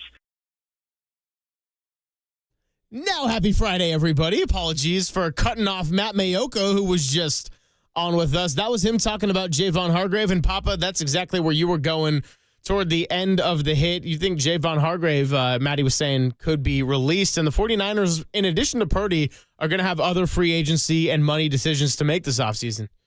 Well, he said they've already told the Gravedigger. So anytime a player gets a contract restructure, there's different ways to look at it, and they've done it many times with players over the years, Trent Williams and Eric Armstead, a lot of them. But usually that means you're going to keep the guy and you're spreading money out and you're just giving him the money up front. But sometimes it makes it more palatable to waive a player. So we were talking to him about Javon Hargrave and Deebo Samuel, and Deebo had his contract restructured as well. But Matt flat out broke news there that they're going to release Javon Hargrave, which allows them to get a little bit of a jump on free agency. They do want to re-sign him, but not for that dollar figure.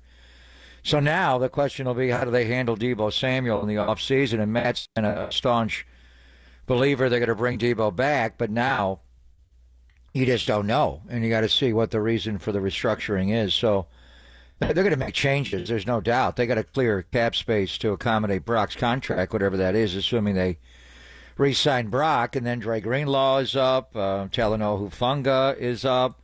Charvarius Ward, was talking to your dad after last night's game, and he does cozy up to your father a lot. They have kindred spirits there. I think, whether or not he's coming back is a major question mark. They did re-sign Diamador Lenore to a contract, so there's a lot going on with this football team. We're not into the offseason yet, and these last 3 games, in all honesty, are going to be hard. At Miami, Detroit, and then at Arizona. So let's see, they got 6 wins right now. Let's see how many they end with and where it goes, and that'll be, certainly impacting draft selections. But we're not in the offseason yet, but the team has to prepare for that. So Matt did break some news that the Niners are going to release Javon Hargrave. There's a chance they could re-sign him, but for a while there in mid-March when the new league year starts, he will be an unrestricted free agent. So Matty Mayoko breaking news here, and we do have news in baseball. We talked about the Giants trading for Kyle Tucker. That's not happening. The Chicago Cubs have acquired Kyle Tucker, the 3-time All-Star. And the New York Yankees, after losing Juan Soto, they went out and got a starting pitcher, Max Fried. They just traded for the airbender, Devin Williams, the great closer of the Milwaukee Brewers. I guess the last pitch that he threw with Milwaukee was the home run he gave up to Pete Alonso. Was that the final game of that series? I think it was. So what are they going to do there? You got Clay Holmes in the back of the bullpen. Luke Weaver also is there as well. Holmes is left to go on to the Mets, but I assume the airbender and Devin Williams will be their closer. But could you imagine going from Luke Weaver in the 8th inning with his crossfire action and then go to the airbender? So, but the Giants will not be getting Kyle Tucker. He goes to the Chicago Cubs. And now what are they going to do with Cody Bellinger? Will be interesting to see if they trade Bellinger. A lot of rumors about him moving on. And Bellinger was a name that was floating around a lot last offseason as well, so certainly someone to keep an eye on. And yes, Kyle Tucker now is going to the Cubs in a trade, and the Cubs are getting a top third base prospect, Cam Smith, and this one being reported by Jeff Passan and Jesse Rogers of ESPN. We'll take one call here as Richard in Petaluma has patiently been waiting to hang out for the Papa and Silver show, and sounds like he wants to talk a little Trent Williams and Charvarius Ward, 2 names we haven't gotten too deep into today. But regardless, Richard, we thank you for your patience out in Petaluma, and you're on the Sports Leader. Thank you, Mr. Silver, and hello to Greg Papa. Love you. Hello to Richard from Petaluma. How are you? Yes, Greg Papa, one of your favorite calls was, tell John, man, get your big butt off the field. Anyway, that's one of your biggest calls. That was Bill King. That was not me. I was in diapers. Anyway, I was in diapers when I...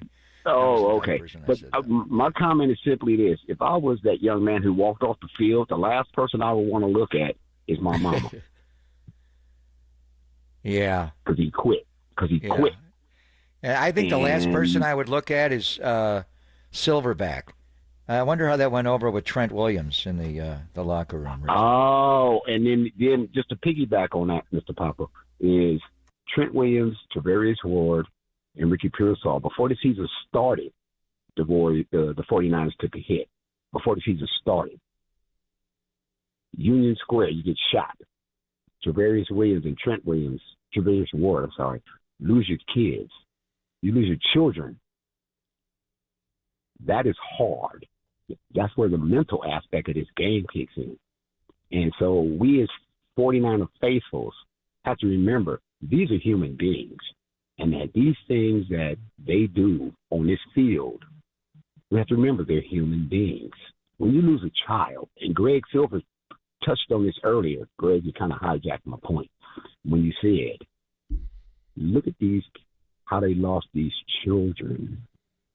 And that's what, before the season started, you're looking at Pearsall, you're looking at Trent Williams, looking at Charvarius Ward, losing. And that's when you put the game in perspective. When you lose something so precious, that's priceless. I don't care how much you're making. And then the other thing about it, too, is when these young men who making all this money come to the Bay Area, they can afford to live here. Living here in California ain't no joke. You can live anywhere you want to, but at the very same time, to lose your children. Greg Silver, I want to thank you for bringing it up because that's my point. We as 49er faithful need to understand these are human beings.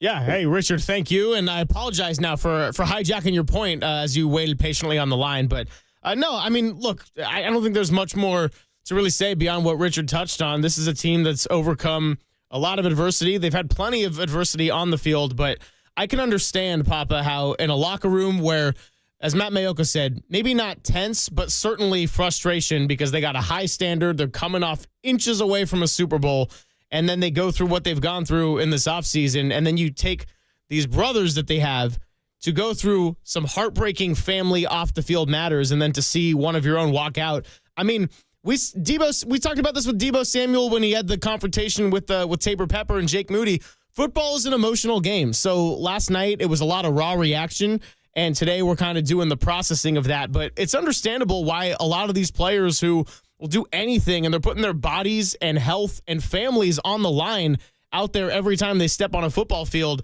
to be so upset by one of their players walking off. It is a parent's ultimate nightmare. Can't even wrap my brain around that pain.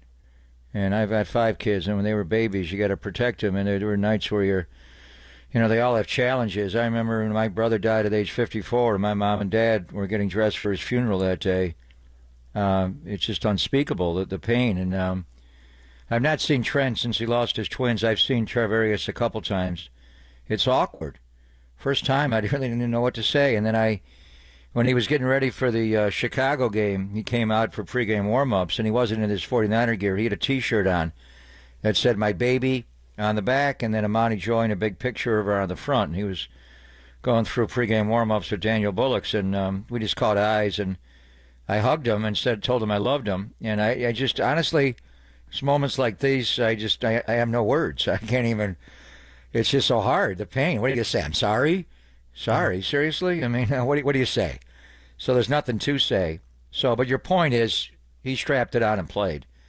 And he played through the ultimate pain. And he opened up to Michael Silver about, damn, it's hard. His days he doesn't want to go to work. How do you go to work? How do you get up in the morning? It's hard. Sometimes it deflects your attention and you need it. But I don't know. And then one thing I would say about Devondre, we don't know why he chose this. Maybe he's going through something off the field. Maybe he's something with his mom. I mean, look at Andrew Wiggins.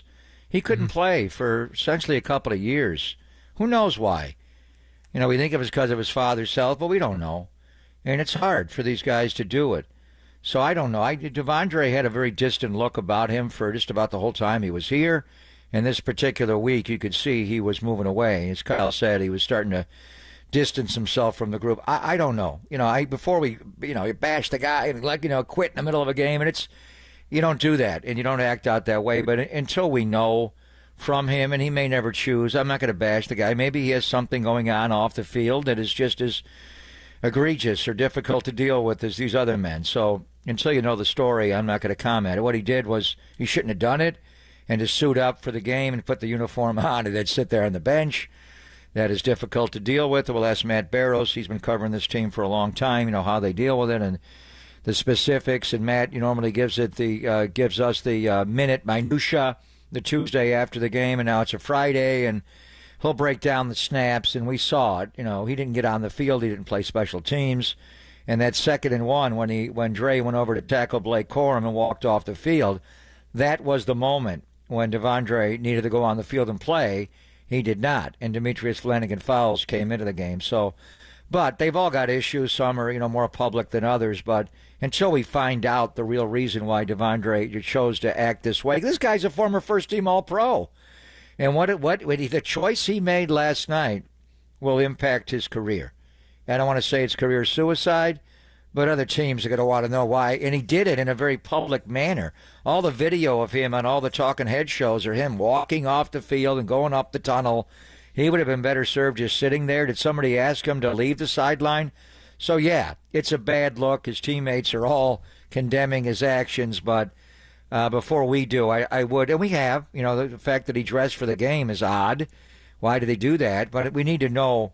Maybe we don't know. Maybe we will never find out. But why did he choose to act out in that manner? The guy's 31 years old. He's not a 21-year-old kid. He's a grown man who made a grown man decision. Why did he make that choice last night? Yeah, and I think that's all really fair to say and put into context, Papa, because today is not about how Greg Silver feels from seeing Devondre Campbell walk down the sideline and into the locker room. I think it's really about going off of what we know and what the reactions were last night. You could see Charvarius Ward was not shy about voicing how upset he was and what he's gone through. George Kittle was very upset. So I think this is really just about going off of what we know and what we understand from last night, which was already a really heartbreaking loss to kind of have your season essentially end and losing 12-6 on a rainy Thursday night football. So maybe Devondre Campbell is going through something, and if that's the case, I'm not here to bash the human Devondre Campbell, but the situation itself was very unique, bizarre, and unprecedented in the Kyle Shanahan era, and for that reason, it is getting a lot of attention. And he should not have. No matter what he's going through, just don't play. Don't suit up and let them know ahead of time, or I don't know. But to turn his back on his teammates, I mean, we may look on that, that third quarter and that 17-play drive and Kyron Williams running it right down their throat, and ultimately they may not have been good enough. And I do feel like we've been kind of shunning ourselves from reality. This team's just not good enough this year. They're not. And there's a lot of reasons why, but you'd like to have the ability to compete. Why did he choose not to compete? And in the middle of a game, tell his teammates, you guys just play without me. Go out there and send 10 guys on the field. Why would he do that? Is there something more that's really bothering him, like these other men have issues? So I don't know. But it was shocking for a man of his acclaim. And this guy's a 9-year veteran. He's been in the league a long time. He's gone to battle in the NFL for a lot of Sundays and Mondays and Thursdays. Why did he choose at this moment where it was essentially a playoff game? They had to win that game to stay alive. Why did he tell his teammates, I don't have your backs? We can talk about that more with Matt Barrows coming up at 12:50. He was right in the heart of the energy, the instant reaction, and the frustration in the locker room in Santa Clara. So before that, we'll take another break. We'll get to a couple of calls on the other side, and then we'll talk to Matt Barrows from The Athletic, who wrote a column about a tale of two linebackers last night. It's Papa and Silver on a Friday on KNBR 104.5 and 680, the Sports Leader.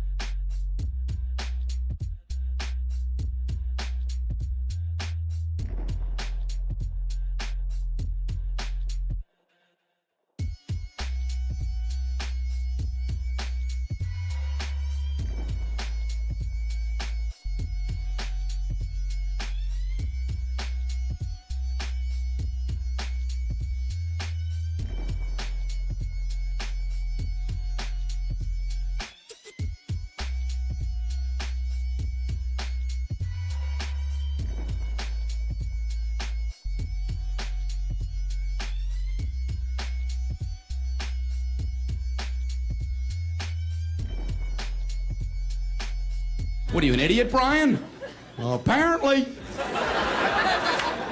So she explains it, no, Brian, it's I before E, except after C, and when sounding like A, as a neighbor and way, and on weekends and holidays and all throughout May, and you'll always be wrong no matter what you say.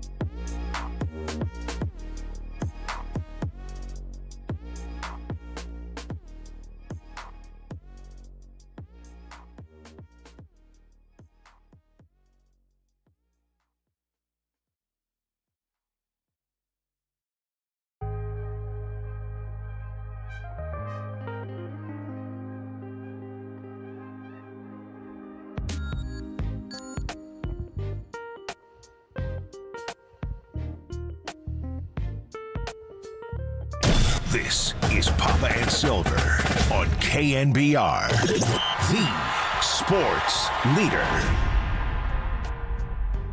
2nd down 7. Puka goes in motion. Handoff to Kyron Williams off the right side. Ankle tackle by Dre Greenlaw again. The law is back in the 49er defense. A little law and order right into the B gap for Dre Greenlaw. Don't fight it, ignite it, T-Rock. Yeah, we do got to talk about Dre Greenlaw, Papa, because last night did not offer a lot of reasons for optimism and positivity, but the story with Devondre Campbell and Deebo Samuel and Brock Purdy and falling to 6 and 8, etc., is overshadowing Dre Greenlaw, who does deserve some credit and attention today, because for him to work his way back to the field was awesome. And before I toss it to you, I just want to say this about Greenlaw. It's not just that he got injured. It was how and when. He was having a great Super Bowl to that point, and then to get injured in a timeout, jumping to pump himself up and running onto the field. I mean, we didn't see that on TV. I was in the studio here with Danny and Kyle Haar and Tim, and we could just hear the audio of you and Tim talking during the break, talking about Dre Greenlaw going down, and we're all huddling around like, what happened? And then they showed the replay, and it was just horrific. So I'm really thankful to see Dre Greenlaw, the person, back on the field, and the player is, if not as much, very close to as enjoyable to watch. Well, I'm wearing the NFC Championship hat because that's the last time Dre Greenlaw was Dre Greenlaw. And go back to the playoff game the week before and the 2 interceptions he had against Jordan Love late in the game, and the one that iced the game on the 1st and 10 when Love rolled to his right and threw back across his body, and everybody was yelling, including me, go down, the game is over, what are you running around for? But he wound up running around for about 20 seconds to kill more time. But and then that Super Bowl, the championship game against Detroit, and the win there to go to the Super Bowl. And I you know, it's all conjecture on my part. I hope somebody does research on this, a good reporter. Maybe Michael Silver will do it, because he's the one that called BS on the league for making the Niners go to UNLV on that practice field. And I wasn't there all week because I was doing Radio Row with John, and I didn't go there till the Saturday walkthrough before the Super Bowl. And I'm like, what? This is the field they practice on all week? It's like practicing on mattresses or a trampoline. I mean, are you kidding me? And you're not going to tell me that that is, the medical professional is going to be like, oh, it could contribute. He had a right Achilles problem. It was on the right leg. He had Achilles tendonitis. He practices on that field all week, and then running onto the field. It was after the Niners got a stop on defense. There was a punt. He was just running on the field. He wasn't even playing in the game. He tears his left Achilles tendon during his coming in. Also in that game, Deebo Samuel had a hamstring injury in the game. Now, Deebo has a lot of soft tissue stuff, but you want Daniel Bullock celebrating Jair Brown's interception of Patrick Mahomes on the first series of the second half, jumps up. He tears his Achilles. Are you kidding me? And is there any correlation to Christian McCaffrey never playing again from that Super Bowl game until the week after the bye in Tampa because he had bilateral Achilles tendonitis? So there was a lot there. But no matter how it happened, it's all nefarious and mysterious. But somebody needs to report on that. But anyway, to see Dre come back 305 days later after the tear in the Super Bowl, 10 months and 1 day from February the 11th to last night of December the 12th, and then to see him ball out the way he did, I couldn't believe my eye. I was wondering, can he do this? Can he change direction? Can he run and hit like Dre Greenlaw? And I saw 10 tackles in the halftime box score. I don't know how he finally wound up with 8. He lost 2 somehow along the way, and Fred had 15 tackles in the game.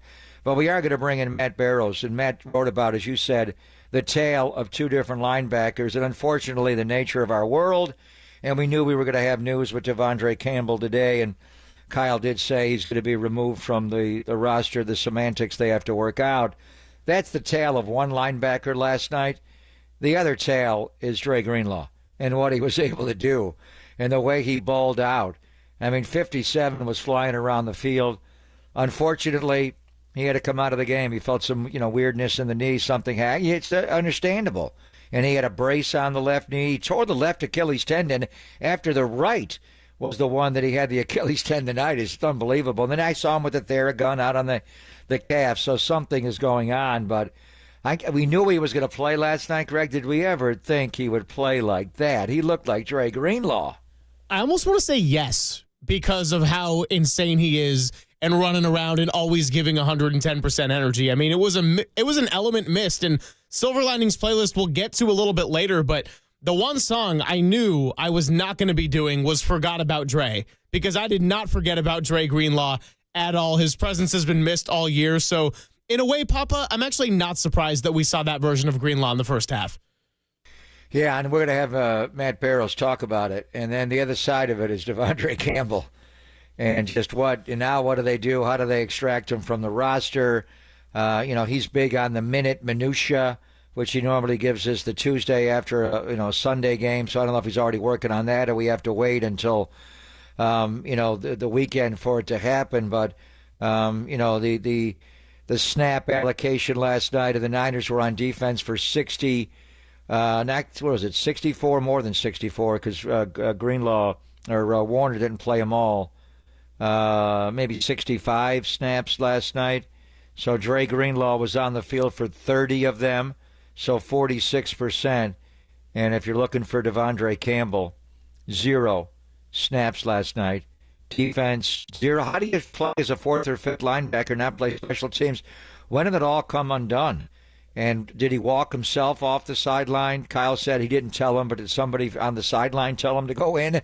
And then the reaction of the teammates with the quotes from Charvarius Ward, Mooney Man, George Kittle's quotes. I mean, it probably was a good thing, Greg, that he did leave the sideline. If those guys found out during the game why he was not playing and he was sitting over on the sideline, it could have gotten uglier than it actually was. And we're also talking about a guy like George Kittle, who's Mr. Bubbly personality. After they lose, he listens to Bob Dylan. He's in commercials. He's a great, charismatic guy. And he was ready to explode. So, yeah, I'm glad, too, that it didn't turn into another sideline scene. But enough of me yapping. Let's hear from Matt Barrows on the other side. I still see some people waiting on the phone lines. Our buddy Mark in San Bruno. We got JP out in Sac and Tyler in Rockland. So hang tight. Matt Barrows next, and then we'll get into Silver Linings Playlist, your calls, Sounds of Silver, and wrap things up and hand it to Dirty Work on a Friday. It's Papa and Silver. Matt Barrows next on The Sports Leader.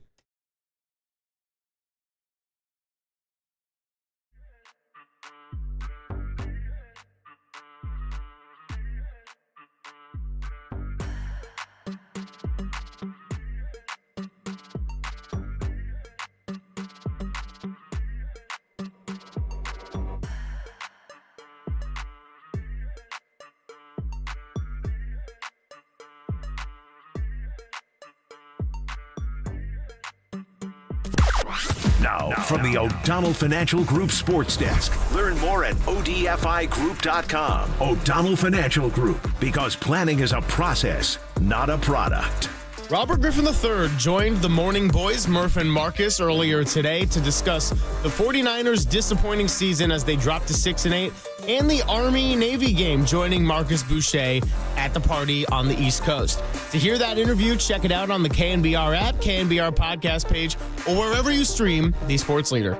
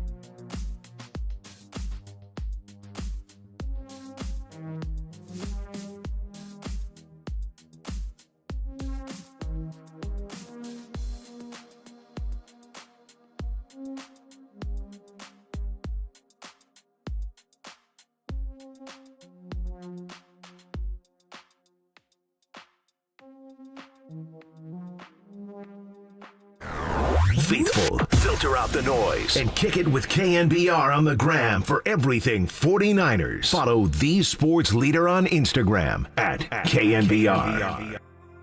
I miss just letting my, anger and frustration out. I just like going to hit people sometimes. And it lets a lot of frustration out. Just makes me feel better. I don't know. I miss everything about it. The fans, going out there in Levi's, just playing next to Fred, just, that feeling of playing next to him, everything about it. Well, that's one Dre Greenlaw cut that we did not play yet, and one that I certainly enjoyed. Just talking about letting his anger and frustration out and how he missed that on the football field. We have Matt Barrows on the UMA guest line, who wrote a great column about a tale of two linebackers last night. We spent a lot of the first 3 hours talking about Devondre Campbell, but we also got to get into Dre Greenlaw. And Matt is here to help us break it down. Matt, thank you for your time. We always appreciate it. Glad to be here with the Gregs. Two Gregs on the reg. How are you doing after last night? Was it a nice little field goal fest, huh? Yeah, I got to 3/4 into that game, and I decided to keep writing at that stage. Part of me wanted to quit, but I kept going, and I finished up the game, so proud of myself. Yeah, and I'm looking for the minute minutia for you at some point here, Barrows. But let's just talk about what happened. And obviously, first of all, I don't know how – I saw at halftime Dre Greenlaw with 10 tackles, 5 assisted and 5 solo, and then all of a sudden he winds up with 8. I'm not sure about the accounting at halftime. But just give me your thoughts about we'll get into Devondre Campbell and D. Winters and Demetrius Flanagan Fowles and everybody around him. But what a story. 10 months and 1 day, 305 days after tearing the Achilles in the Super Bowl. You've been covering sports in this team for a long, long time. That was pretty emotional to see him come back last night, Dre Greenlaw. He was the last one introduced on defense, and Levi's went nuts for him, and then to play the way he played was incredible. Yeah, that was what stood out to me. You expect somebody who comes back after missing that amount of time to be out of rhythm. I mean, that's been the story of the 49ers season to this point, whether it was Brandon Ayuk or Christian McCaffrey. You miss multiple months, you can't expect to be your old self. But Dre Greenlaw was that and more. And he got better as the game went on. He was in on the first tackle, and then he started making tackles all over the field around the line of scrimmage. And I like you, I looked at the halftime stats, and it was 10, and then it was 8. So I think that they must have kind of gone over the tape and credited other people or something like that. But whether it's 8 or 10 at halftime, it's still an amazing number. I'll put it in perspective. Fred Warner finished with 15 tackles. That's a huge amount. And it ties a career high for Fred Warner, who's been playing since 2018, been starting since 2018. And Dre Greenlaw had 8 in the first half and barely played in the second half. So, I mean, extrapolate that, and, it's 16 tackles in this game. It was truly amazing. It was a reminder of what they missed without him. He did everything that Devondre Campbell struggled to do at the beginning of the season. To his credit, I thought that Campbell got better, like maybe from week 4 onward. But still, I mean, we're talking about light years ahead of what we've been seeing at that weak side spot. You're listening to KNBR and KNBR FM San Francisco, the sports leader, a Cumulus media station, as we do get to around the 3/4 mark of our show. So, Cole, great stuff today. You're on your own. Papa, enjoy the rest of the interview, and I am out for the weekend. You're not tapping out, Greg. You're not tapping out. Yeah, I'm not tapping out. I'm going to have Greg track me down, and he'll have me dragged back in the chair in about 15 minutes. One Greg can't do the show. We need 2 Greg. You know what we got to do? We got to put Mayoko and Barrows together and have 2 Gregs and 2 Matts on simultaneously. Yeah. Hey, you can't make an omelet without breaking a couple of Gregs. That should be your... Oh, wow. Is that good? Is that good? We might isolate that drop, and when we make the new show intro, we're including a Barrows drop in there. But Matt, back to the linebacker play and all the jokes and antics aside from my end. I got to ask you, you talk about tone setting in your column. Is Dre Greenlaw going to keep playing if he's healthy? Because there was already talk about maybe they should shut him down when he's had this little flare-up for the rest of the season.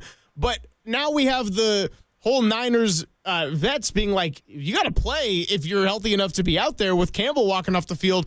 I feel like Dre Greenlaw, even if there is a little bit of a risk of re-injury, he's the last person who would willingly be like, yeah, I'm going to sit out for this one, guys.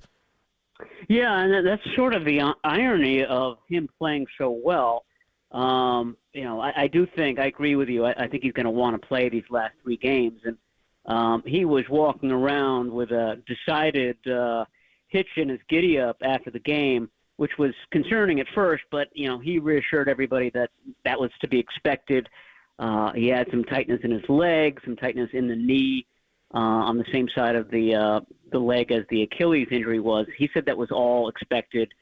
There was a piece about him when he was talking, like everything had worked out as well as he had hoped. So nothing surprising. I think it'll take something for him to get ready for the Dolphins game in a week and a half, but there's some extra time to recover for that. The irony is that the better he plays, the less of a chance that the 49ers will have to resign him. He was lights out last night, and it was on prime time, and everybody was watching. He's going to be a free agent in March. I had been thinking that, because of the injury, major injury, not a lot of action this year, the 49ers might be able to re-sign him, either for a smaller than expected contract or maybe a 1-year deal where he'd get a second bite of free agency in 2026. But, if he keeps playing like that, I don't know if the 49ers will get that chance. I think his market will be nice and hot. And as you say, he had 8 tackles, 8 or 10, whatever it was. He had 8 tackles, we'll give him that. And he played 46% of the defensive snaps. They were on the field defensively, 65 snaps. I'm going to wait for confirmation to read the minute minutia from Matt Barrows, which is a staple in my post-game analysis. But and then, Demetrius Flanagan-Fowles had to play 26 snaps defensively, which is 40%, and 21 special team snaps, which is 78%. And D. Winters, had the knee injury, the neck injury of the knee earlier.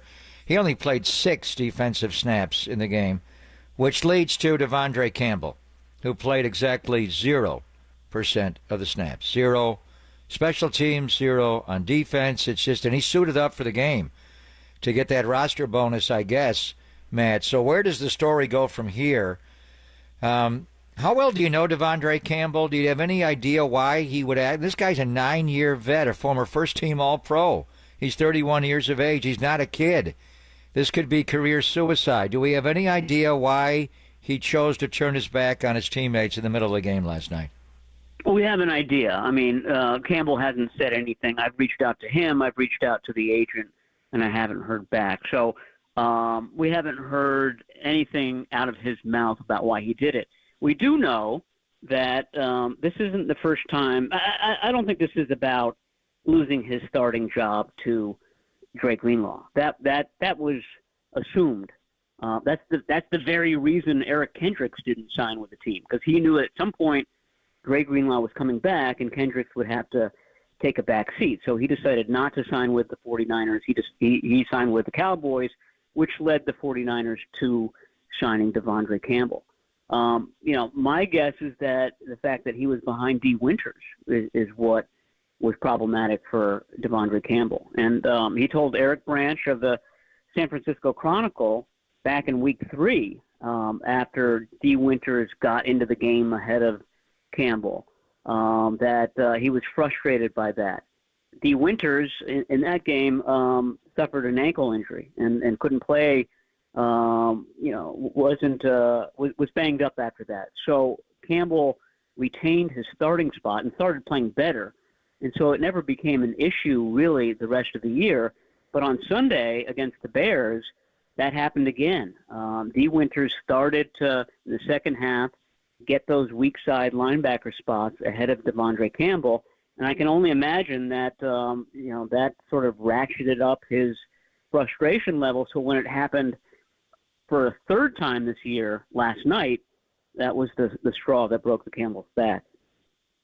Talking to Matt Barrows, who joins us on the UMA guest line. And we actually did have the other Matt on about an hour ago. So it is, in a way, a two Gregs and two Matts kind of Friday. And something I asked Matt Mayoko about was the locker room vibe, because you were immersed fully in that last night. And I was kind of curious if you sensed if there was any kind of tension or if it was more just united in frustration. Like, is there a division between different player groups, maybe some of the staff and players, or do you think they all seem to be on the same page more so, but they're just collectively mad at the results? Yeah, I would say that Devondre Campbell is an outlier and not indicative or symptomatic of, a greater issue in the locker room. I'd say that with a lot of confidence too. That's sort of the other irony of what happened is that, the 49ers essentially are no longer in playoff contention. And so you would think that there'd be an element of resignation after a loss like that. Like, okay, the season's over. I mean, we don't really have anything left to play for. But I think that the Campbell exit had the opposite effect. And it really got guys pumped up, fired up. Nick Bosa, George Kittle, Charvarius Ward, the list goes on and on. And so I feel like there's almost a kind of a rededication to the last three games this season. It's not going to result in them going to the Super Bowl, but I think that there was an electricity because of that you wouldn't expect given, what happened in the game and where they are in the division standings. All right, now on to the football game and why they. And I do think that Devondre not going into the game at that point of the game when Dre on the 2nd and 1 came over to make the tackle on Blake Corum, and Demetrius Flanagan-Fowles had to come into the game. He's not a run defender, and they just ran it. All of a sudden, Kyron Williams is getting it. They go off on the 17-play drive, and it did indirectly cost the game. But they dropped interception after interception last night. I mean, Matthew Stafford had not thrown a pick in 4 straight games coming in. He should have had several last night. Talanoa Hufanga let the ball get into his chest plate, and he's playing with a club on the wrist. I understand that. And Diamador Lenore undercut one. Charvarius Ward tipped the ball up in the air. It could have been intercepted by Hufanga. And then conversely, Brock made the one big error in the game, the one going to Jennings down the sideline that Darius Williams intercepted. But he underthrew Ricky Pearsall. He missed some throws in the game. They had a lot of drops. So we're spending a lot of time on Devondre, but really, They didn't get in the end zone last night, Matt. Hell, they didn't get in the red zone last night. Well, why did the 49ers lose that game last night, in your opinion? Well, you just cited a lot of the reasons, I think a big reason is that eventually the Rams, I mean, these were very similar offenses for most of the game. I mean, Brock Purdy had a bad game. Matt Stafford, you could argue, had a worse game. The difference between the two offenses, besides the fact that the 49ers defense couldn't come up with any takeaways and the Rams came up with one, is that the Rams offense began to run the ball in the second half. And Kyron Williams finished with, 108 yards, 67 of them in the second half. That happens in a game. An offensive line starts to take over. Fatigue crops up on the defensive line, and, the other team starts to be able to run the ball. 49ers never really got their running game going. And I don't think it's related entirely to Isaac Guerendo. I thought he actually ran the ball well, considering the running room he had. I just think that that outside zone run that the 49ers rely on, the staple of their running game, just hasn't been working recently. And I think that's related to Guerendo sort of learning the ropes. I think it's related to no Trent Williams in there. Last night, I thought it was related to the fact that the Rams just saw it coming. I forget his name, number 97, did a great job of just Michael getting Hoyt. out. Michael Hoyt got out in space, and he cut off, the edges. He made Guerendo cut the ball back into the teeth of the defense time and time again. That's what you'd expect when, you're a Rams team that faces the 49ers twice a year and incorporates the same running game that the 49ers do. They are not going to be surprised by that, and they played that very well. I kept wondering, okay, why aren't they doing something more misdirection? Set them up with that run and go back the other way with something, but that didn't happen. And what I would like to see over the last 3 games, it got this guy, rookie receiver Jacob Cowing, runs a 4.33 or something like that. Can really stretch the field not only vertically but horizontally. I think that's somebody that they've got to get into the game because teams are overplaying that stretch run. You can make them pay for that if you've got somebody fast who's going in the opposite direction. Matt, you're talking about the young guys and having something to prove. I want to also focus on another young guy, and that's Brock Purdy, who has not had his best year. He did not have a good game last night, and we haven't gotten too much into him because Devondre Campbell, Deebo Samuel, Shanahan, etc. have taken a lot of attention today. But this is not a question of will Purdy get paid or not, because I believe it's more likely than not. The answer is yes. But at the same time, does Brock Purdy have something to prove about himself and his game in the final month of the season here? One of the themes of this season is that teams are playing a lot of press man coverage against the 49ers, and the Rams certainly did that, and the 49ers haven't had good answers for that. And Brock Purdy's part of it. I think the bigger part of that equation is that the receivers, as they're set up now, that's not their strength. That is a strength of Brandon Ayuk's. That's a strength of Ricky Pearsall's. I don't think that Ricky Pearsall and Brock Purdy have practiced enough, played enough together where they're really on the same page. That should kind of take care of itself next year. But I think a big question this offseason is this going to be another lost offseason for Brandon Ayuk coming back from the ACL injury? And can the 49ers expect him to be the 2023 version of himself to begin the season? If the answer is no, then we're kind of seeing what defenses are going to do to this team next year. And I think the 49ers have to have an answer for that. And it's clear they don't have a great one this year. I mean, it's something that Purdy struggled with. I don't know if any quarterback can kind of get around what they're facing right now. But like I said, I think it's more receiver related than it is quarterback related. Matt, always love reading your work. Always great to see you out there doing your thing, and I appreciate your time as always on the show. We'll do this again at some point soon, and enjoy your weekend. All right, you guys too. Talk to you later. Thank you, Matty. And that is our second Matt of the day. First, Matt Mayoko, and then Matt Barrows. You missed both of those. You can go back and rewind on YouTube, or you can check them out on the KNBR podcast page, which will be published a little bit later. On the other side, Papa, we got actually a double Silver Linings playlist for today. One for the old souls and one for the youngsters. And we'll also maybe be able to get to some calls because Mark from San Bruno, one of our OGs, was on the line, and we were having a great chat in the break about 20 minutes ago. And I know he's got some hot takes to fire off at us, so love to hear from our buddy Mark, not Mort. It's Papa and Silver on a Friday on KNBR 104.5 and 680, the Sports Leader.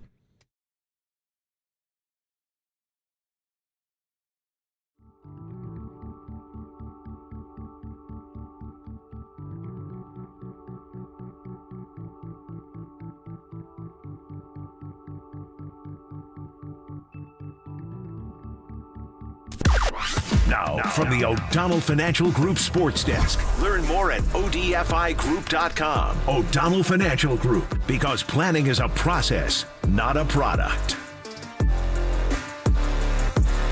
Well, we all know about Devondre Campbell walking off the field in the third quarter of last night's loss. But who else deserves the blame? Kyle Shanahan, Brock Purdy, Deebo Samuel, any others? Give us your thoughts at 808-KNBR. That's 415-808-5627.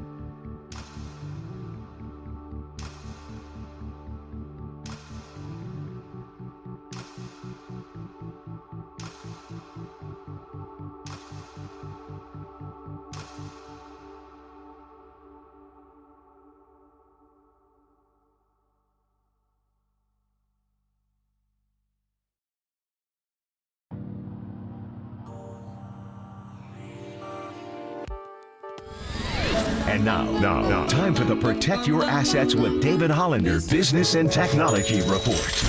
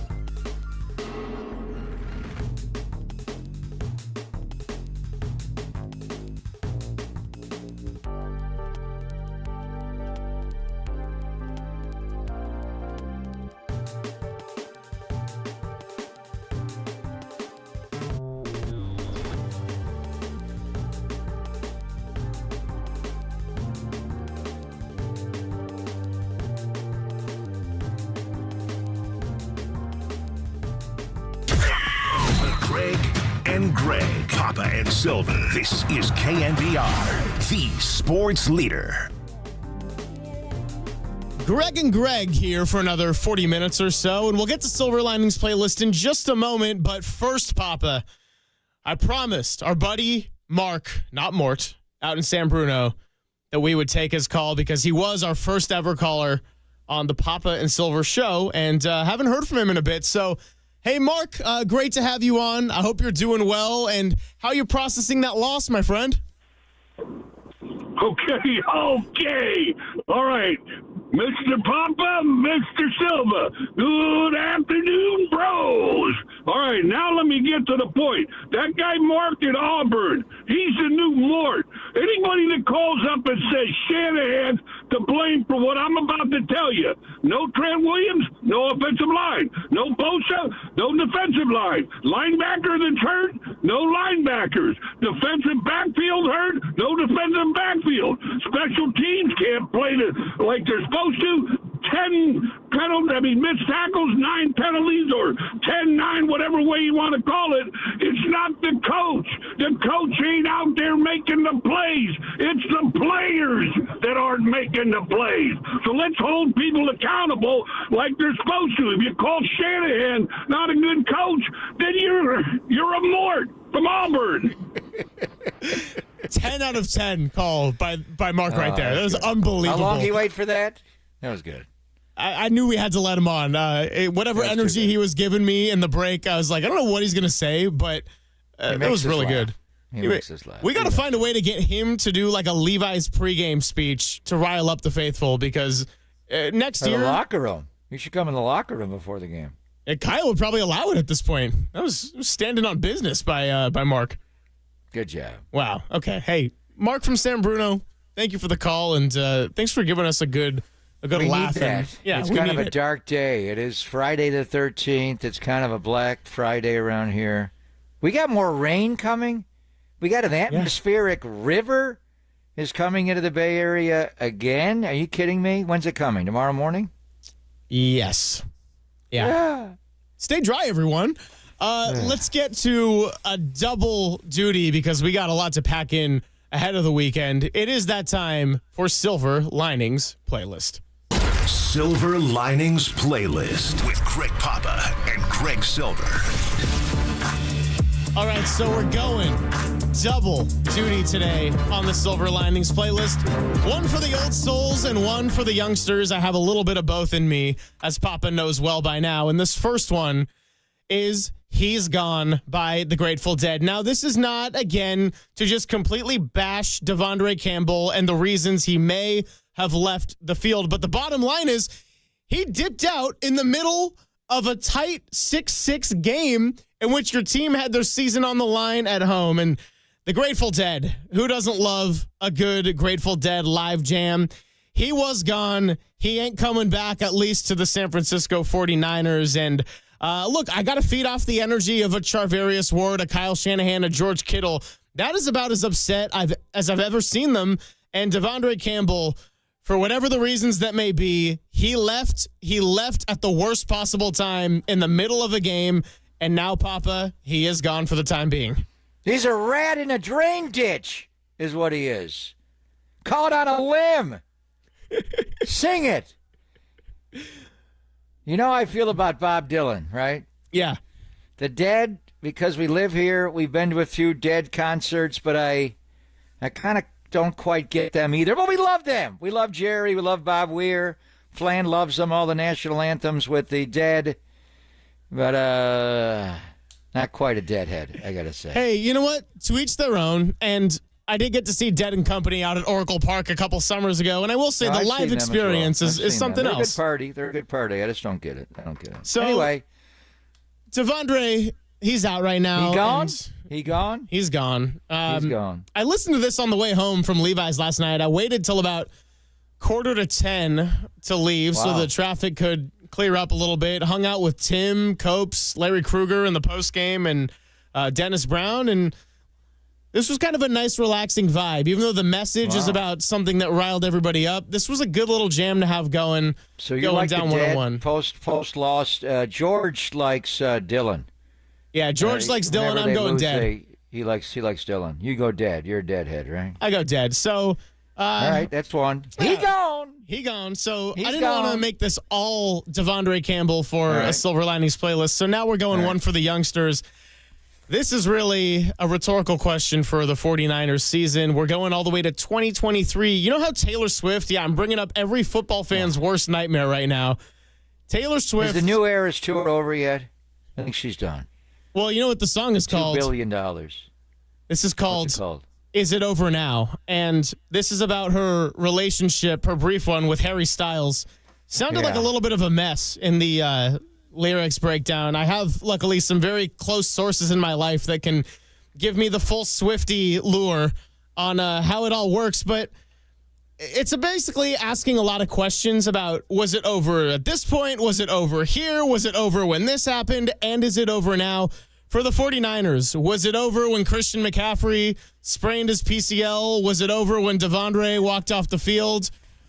Was it over when Greg Papa ripped open his clothes on the YouTube and Twitch stream? And is it over now? The answer is, for all intents and purposes, yes. And now Taylor Swift might be getting to celebrate another Super Bowl in a few weeks. Look, we got to wear it. We got to own it. This is where we're at on Friday, December 13th. Is it over now? You know, you are a mathematical genius, I heard from your father. So it's not technically over. What do we got? 0.000000001%. So I'm telling you, we got a chance, and it's not over yet. But you know what? You know what it really is painful? Is we love football. We love it. And today kind of feels like that feeling the day after the Super Bowl. And it doesn't have to be like the Niners lost the Super Bowl in overtime and we scored first. Like just when the Super Bowl was played. I liked it when the Pro Bowl was after the Super Bowl because at least we had one more football game to watch. None of you like the Pro Bowl. I love the Pro Bowl when it used to be the Pro Bowl. Anyway, there's that feeling that there's no more football to watch. And it's not over yet. We got 3 more games to go. But it feels like I was so excited for Sunday night football. I'm going to be waiting all weekend for Sunday night to watch Green Bay at Seattle and root for Green Bay. Now, the hell do I do? Do I watch that game? Do I watch Arizona and New England? I got to watch the Bills and Lions, right? So it's not technically over. It ain't over. And when is it over? But with the Niners losing last night, what are we watching football for? Now it's all different. It just kind of takes it away where we're not in it anymore. It's just, we haven't felt like that since I've been with the Niners. The 2020 pandemic year, yeah, but that was a weird year. We never even saw anybody. I was stuck in the basement. So, I mean, it's just, that's what the reality is. I am going to give you, even though it's 0.001% of them, always there's a chance. They're not going to make the playoffs this year. We know that now. And now, what do we got to watch football for? We love football. What do we watch it for now? Who do we root for? We watch it for all the storylines that could come and still develop. I mean, look, if we get a Bills-Lions Super Bowl, can you think about how much of the country would go crazy for that? The Rust Belt would love it. It'd be amazing. So, yeah, look, I mean, of course I'm still going to watch football. Not just because we got something to talk about. No, it's not the same. It's not. It hurts because we went through the Warriors season, JD and I, and it was very similar, and it was a team that never really got it together that had high standards, and then they crashed and burned. Yeah. The Giants. And then, I know. Yeah. But it's just, you know what? And I did the Raider games 21 years. What did we make the playoffs? We made them in 2000, 2001, 2002, and then never again. Derek Carr has the injury. Who was it? Trent Cole on Christmas Eve. Breaks his ankle. We played a playoff game in Houston that felt like a preseason game. Mm-hmm. Anyway, so what was it? 4 out of 21 years. 17 out of 21 years. We had to watch everybody else play in something called a playoff. What's that? And we love January football more than ever. I guess this is just a reminder. You're not going to make the playoffs every year. You ain't going to the Super Bowl every year. But did it have to be this year? After what happened last? That's the reality is we love football, and we love all these games, and down the stretch we come, and then into January and February. And are we even going to the Super Bowl this year in New Orleans? Niners aren't going, so I don't think we're going now.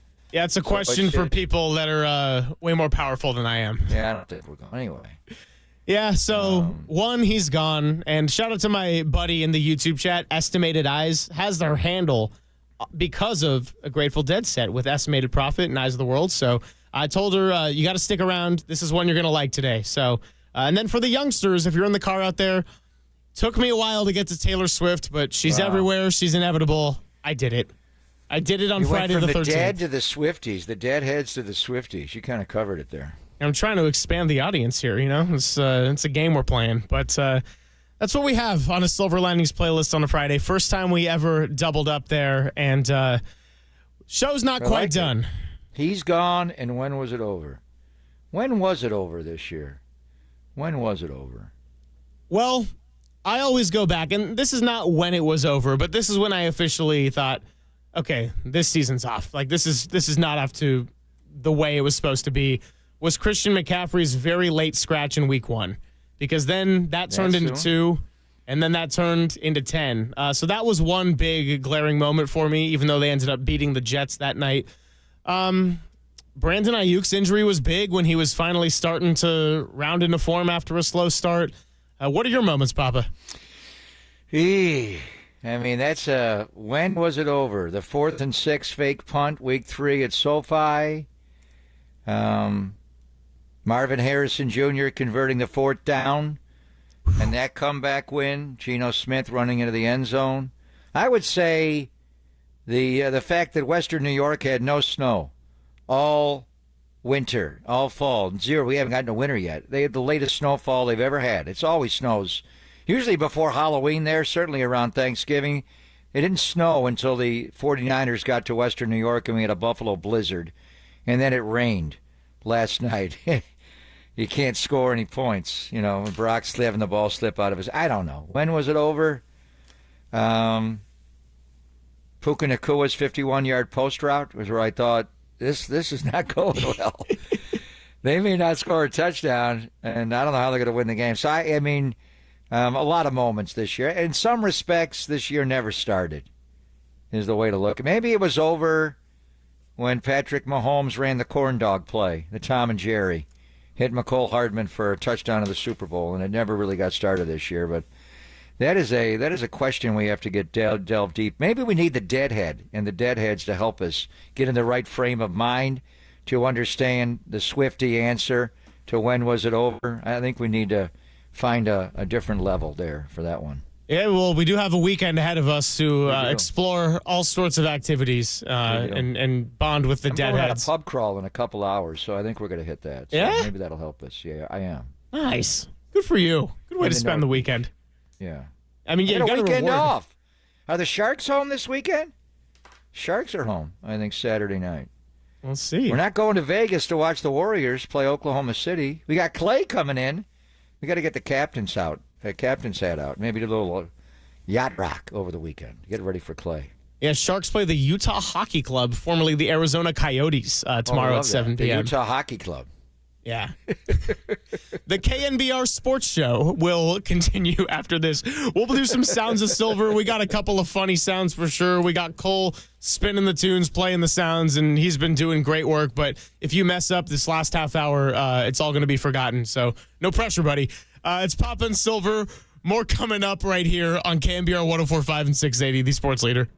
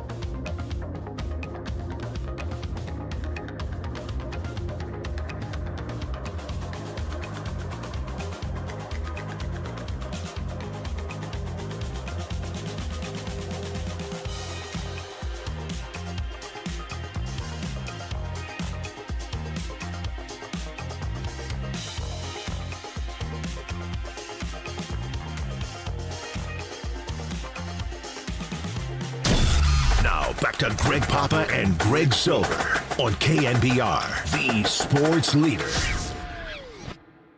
Sounds of Silver with Greg Papa and Greg Silver. It is that time for Sounds of Silver. Got a few for you today. And this first cut that we're going to go with, actually, I think could not be better timing for what we're all dealing with on the scale of Bay Area sports. Because if there was ever a person in recent sports news to be keeping a positive perspective on things and just reminding us that me being here today doing a 4-hour show, this is not a real job. I don't have a job. Very, very privileged to be doing this and getting to talk to all of you out there and, of course, Greg Papa.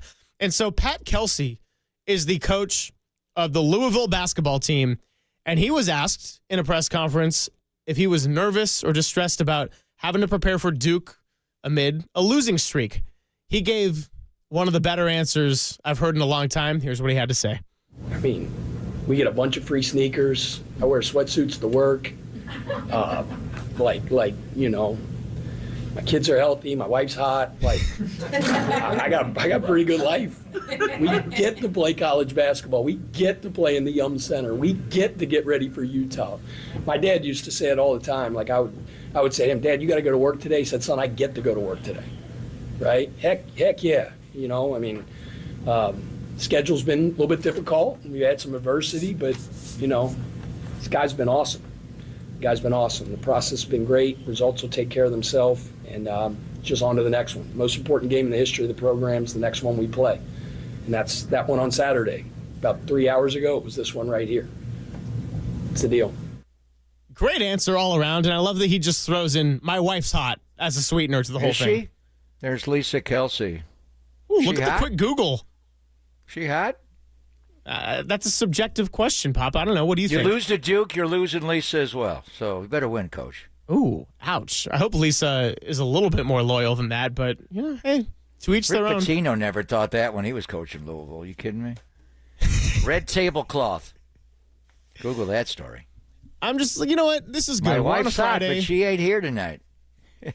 I don't have a wife, but it is nice to be sitting here like, you know what? Free sneakers. Good job, Coach. We got some press box food yesterday. Yeah. We got to interact with everybody. I saw Greg Papa and Tim Ryan doing their thing in the Press radio box booth. Food. What did you have? Like a soft pretzel before the game, and you were all excited about that? That was good.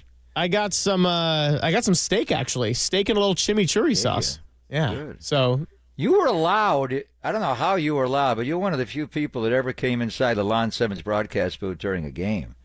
Did you get the stank eye from Bob Sargent? Only me and T-Rock and Babs and the Mikes, Solar and Baird, are allowed in the booth. But you came in somehow during the game. Nobody said no, so I just kind of walked in. You'll be getting an email shortly. Hey, I saw Bob Sargent, and we gave a nice handshake, so if he was upset, he played it off very well.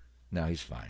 Yeah. So, the Lon Simmons broadcast booth, and has that been auctioned off in the 49ers auction? People get to go hang with you and T-Rock? We had people there before the game. We had people there before Sunday's game against the Bears. We met a lovely couple before the game last night. So, and the guy that got in is a hot wife. No, like Lisa Kelsey.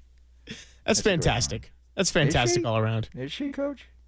Well, let's move to a different coach who probably isn't as charismatic on paper, but he has been making a lot of media appearances over the last year. I'm talking about the new coach of the Tar Heels, Bill Belichick. Did offer one piece of humor out at his introductory press conference, which we didn't really go into because it was about 30 minutes before Willie Adames. We had more important things to focus on in the Bay Area. But Bill Belichick did share a story about his first words. Here's what he had to say. One story I always heard was Billy's first words were, beat Duke.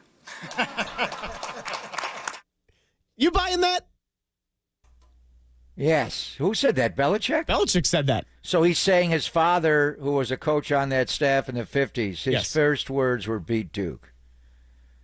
So everybody wants to beat Duke, including Lisa Kelsey's husband. Yeah, this is actually becoming Sounds of Silver / the anti-Duke segment as I'm letting it unfold in real time. The way he said it half sold me. Beat Duke. Silly little one syllables. I have a 2-year-old baby cousin who is just starting to get words out of his mouth regularly, and I kind of buy it. I kind of do. That was, you know what Derek's first words were? D-pop, as you call them? Touchdown Raiders were his first words. No chance. No chance. And I kind of said that. I had to back off that a little bit. So I didn't quite do it all for you, but there you go. That was his first words. It was. Okay, hey, it's on the record. Derek Papa, touchdown Raiders. We'll let them settle that out in about 20 minutes on Dirty Work. Last piece of sound right now, it is 49er related because that has been the heavy focus of today. And the morning show around 9:30 had a great interview with Heisman Trophy winner Robert Griffin III. Very good interview. I only was able to listen to some of it because I was getting ready for this fun 4-hour chunk. But RG3 went in depth about why are the 49ers 6-8 when they got one of the elite play callers in the league. And here's what he had to say on that matter. As a play caller, you're only as good as the players that you have to play calls to call plays for. When you look at Kyle's track record in San Fran, I don't have the exact numbers in front of me, but when they have injuries, they struggle. And I don't mean just like the injuries that normal teams have. I mean, when Jimmy Garoppolo got hurt, it felt like the dang floor fell from underneath him. And now you got CMC who's hurt. And if you look at their roster right now, you know, Fred Warner's hurt, Trent Williams is hurt, Christian McCaffrey's hurt, Debo's been banged up a little bit and having some drop issues. You got Dre Greenlaw who's hurt. And when the core of your team is injured, it doesn't matter how great of a play caller you are. You're going to have to find different ways to attack. And I think that's where Kyle has struggled a little bit when you lose those guys. So when Kyle Shanahan was having to confront the 24-7 deficit of the NFC Championship, and this is written in the book, The Why Is Everything, he used an old phrase that Matt Ryan would always say when those two would butt heads in the early days together in Atlanta. Players over plays. Right now, Papa, the injuries at some point, they do just pile up. That's not the only excuse for why the 49ers have gone 6-8, but injuries certainly are a big part of it. And the injury luck between last year's team that went to the Super Bowl and represented the NFC and this year's team, it's night and day. And if you recall what happened in halftime, down 24-7 to the Lions, Deebo Samuel came down the sideline and got in Kyle's ear and basically said, a Keyshawn move, give me the damn ball. And they got the ball to Deebo Samuel right away on that drive. They got down to the field goal range. And then, after the Lions lost a deep safety in the game and Chauncey Gardner-Johnson came into the game, they went deep to Brandon Ayuk on the BA ricochet off the face mask of Kindle Vildor. So, and I think last night they were trying to, players over plays. They were trying to get the ball to anybody who Akella Witherspoon was covering last night. It just didn't work. But the point is that Kyle's had these years in 2020 when he lost half his roster and after going to the Super Bowl the year before. The one thing he mentioned, Jimmy Garoppolo, obviously. The one thing is everybody around the quarterback has gotten hurt. Just about. Kittle's missed a couple of games, but he's been largely healthy. And Debo, in years past, when you fall apart completely, you lose the quarterback. And Brock missed one game in Green Bay. But Brock has been, that's why, it's hard to evaluate Brock Purdy because it's all the people around Brock on both sides of the ball. Not having a sledgehammer defense impacts how you call plays on offense. And let's face it, well, how would this team's record be if they didn't have all these special team snafus all year? I mean, for weeks, starting in week 2 in Minnesota with the block punt, the fake punt in L.A., it's gone all the way through up until the Dallas game. And then it's happened before. So that is a good point. But when you're a head coach, like a quarterback, they're the only two positions in the NFL when you go to Football Reference. They don't give the left tackles one loss record. They do the quarterback, and they do the head coach. So, Kyle's got to live with this on his resume, and that's why it eats at him. But the point is, it is players and not plays. But he's not had the same players. But ultimately, he's 6-8. One note on Kyle Shanahan, and I want to get your thoughts on this too before we take our last break and wrap things up, hand it to Dirty Work, is Kyle Shanahan can be criticized without us sitting here and saying, fire Kyle Shanahan, they need to change, it's a joke, et cetera, and all the angry social media knee-jerk reaction stuff. But Kyle has publicly kind of dismissed special teams in the past and saying, like, you don't need things like a fake punt. That's just sort of like gimmicky. Like, I'm going to go beat you with having better offense and better defense, and he has been a little bit dismissive of special teams. And I do believe that special teams is not a third of the game. It's about 15% of the game until it's 65, and usually when it gets to a number that high, it's for the wrong reasons. And the 49ers special teams has executed very poorly this year. I do wonder if there's going to be a philosophical change in terms of how Kyle Shanahan approaches special teams after having a year like this one, knowing that, look, you flip just a couple of these games, and we're talking about a team that is injured, beat up, struggling, but still very much in the playoff hunt rather than 6-8 and sort of out of it here after Thursday Night Football. Well, Kyle may think that, but I think Kyle just doesn't feel as though he's a genius and an expert on special teams, so he doesn't like talking about it. He doesn't know about it. John Lynch does not feel that way. John Lynch expended a draft pick to draft a punter. John Lynch expended a draft pick, and everybody went crazy when he drafted Jake Moody with pick number 99. Not technically a third-round pick, but he did draft a field goal kicker. John Lynch hired George Odom, Oren Burks. He hired some of the best special teams players in football. He hired Brian Schneider, who has been thought of it. I know he's having a bad year this year, his teams are, but Brian said 10 years in Seattle, he was one of the best special teams coordinators in football. So I think Kyle just doesn't know a lot about it, so he doesn't speak to it a lot. But John Lynch has not built this team. That's a misconception. They have put a lot of resources and draft capital and expenditures to try to improve special teams. And last night, the thing about special teams, it's not 1/3 of the snaps in a game. You get a one-off. You come in and punt the ball one time or kick a field goal, or you don't have a 17-play special teams drive like decided the game last night. But ultimately, what decided the game last night? They made 4 field goals. The Niners made 2 field goals. You had penalties on special teams. You're worried about them blocking a punt, so you bring the gunners inside. Now you don't have enough guys in the line of scrimmage. You got 5 in the offensive backfield. That's 5 yards of penalties. The Josh Carty field goal was made from 48 yards away. Let's see him make it from 53 yards away in the rain. Can he make that? So whatever it is, it does win you and lose you games. It has cost the Niners games this year. So whatever the percentage is, and Kyle may say that publicly, and I think it's just because he doesn't know a lot about it. That's not his area of expertise. John Lynch does not feel that way about special teams. That's a fair point. You consider the draft picks, and we'll see how things shake out the final few games and into next year. We'll go ahead, take our break right now, then we'll hand things off to Dirty Work on the other side, and we'll also give you another chance, doubling up just like Silver Linings Playlist. We're going to double up on making you some money. It's Pop and Silver rounding things out for the weekend on KNBR 104.5 and 680, the Sports Leader.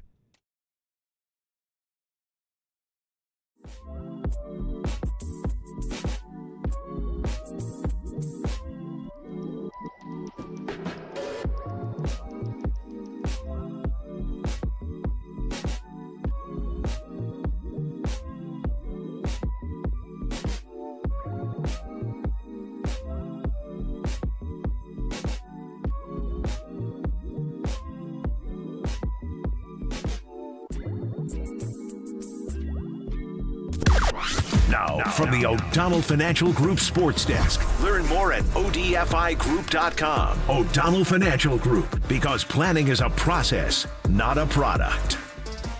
Let's focus on something happy. Why don't we? Well, guess what? Willy Adames was introduced as a San Francisco Giant yesterday, and he brought all the joy to the podium as was advertised. And if you want more Willy Adames, he'll be joining the morning show with Murph and Marcus this Monday. So set your calendars. You won't want to miss that interview on KNBR, the Sports Leader.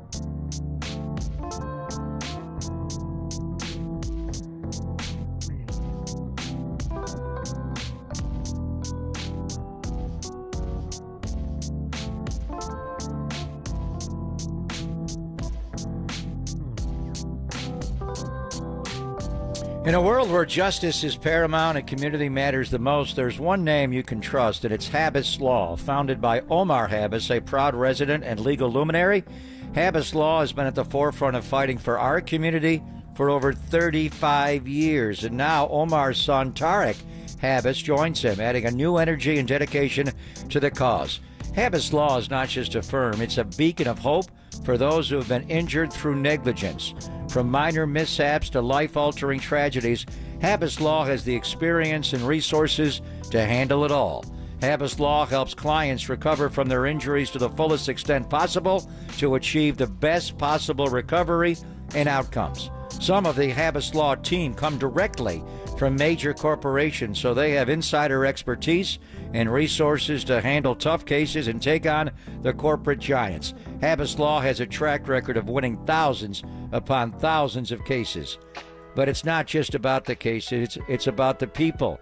Habas Law is known for their compassion, integrity, and unwavering support for their clients. So when you're in need, turn to Habas Law. Visit habaslaw.com for a free consultation. That's habaslaw.com. Habas Law. They'll fight to make it right.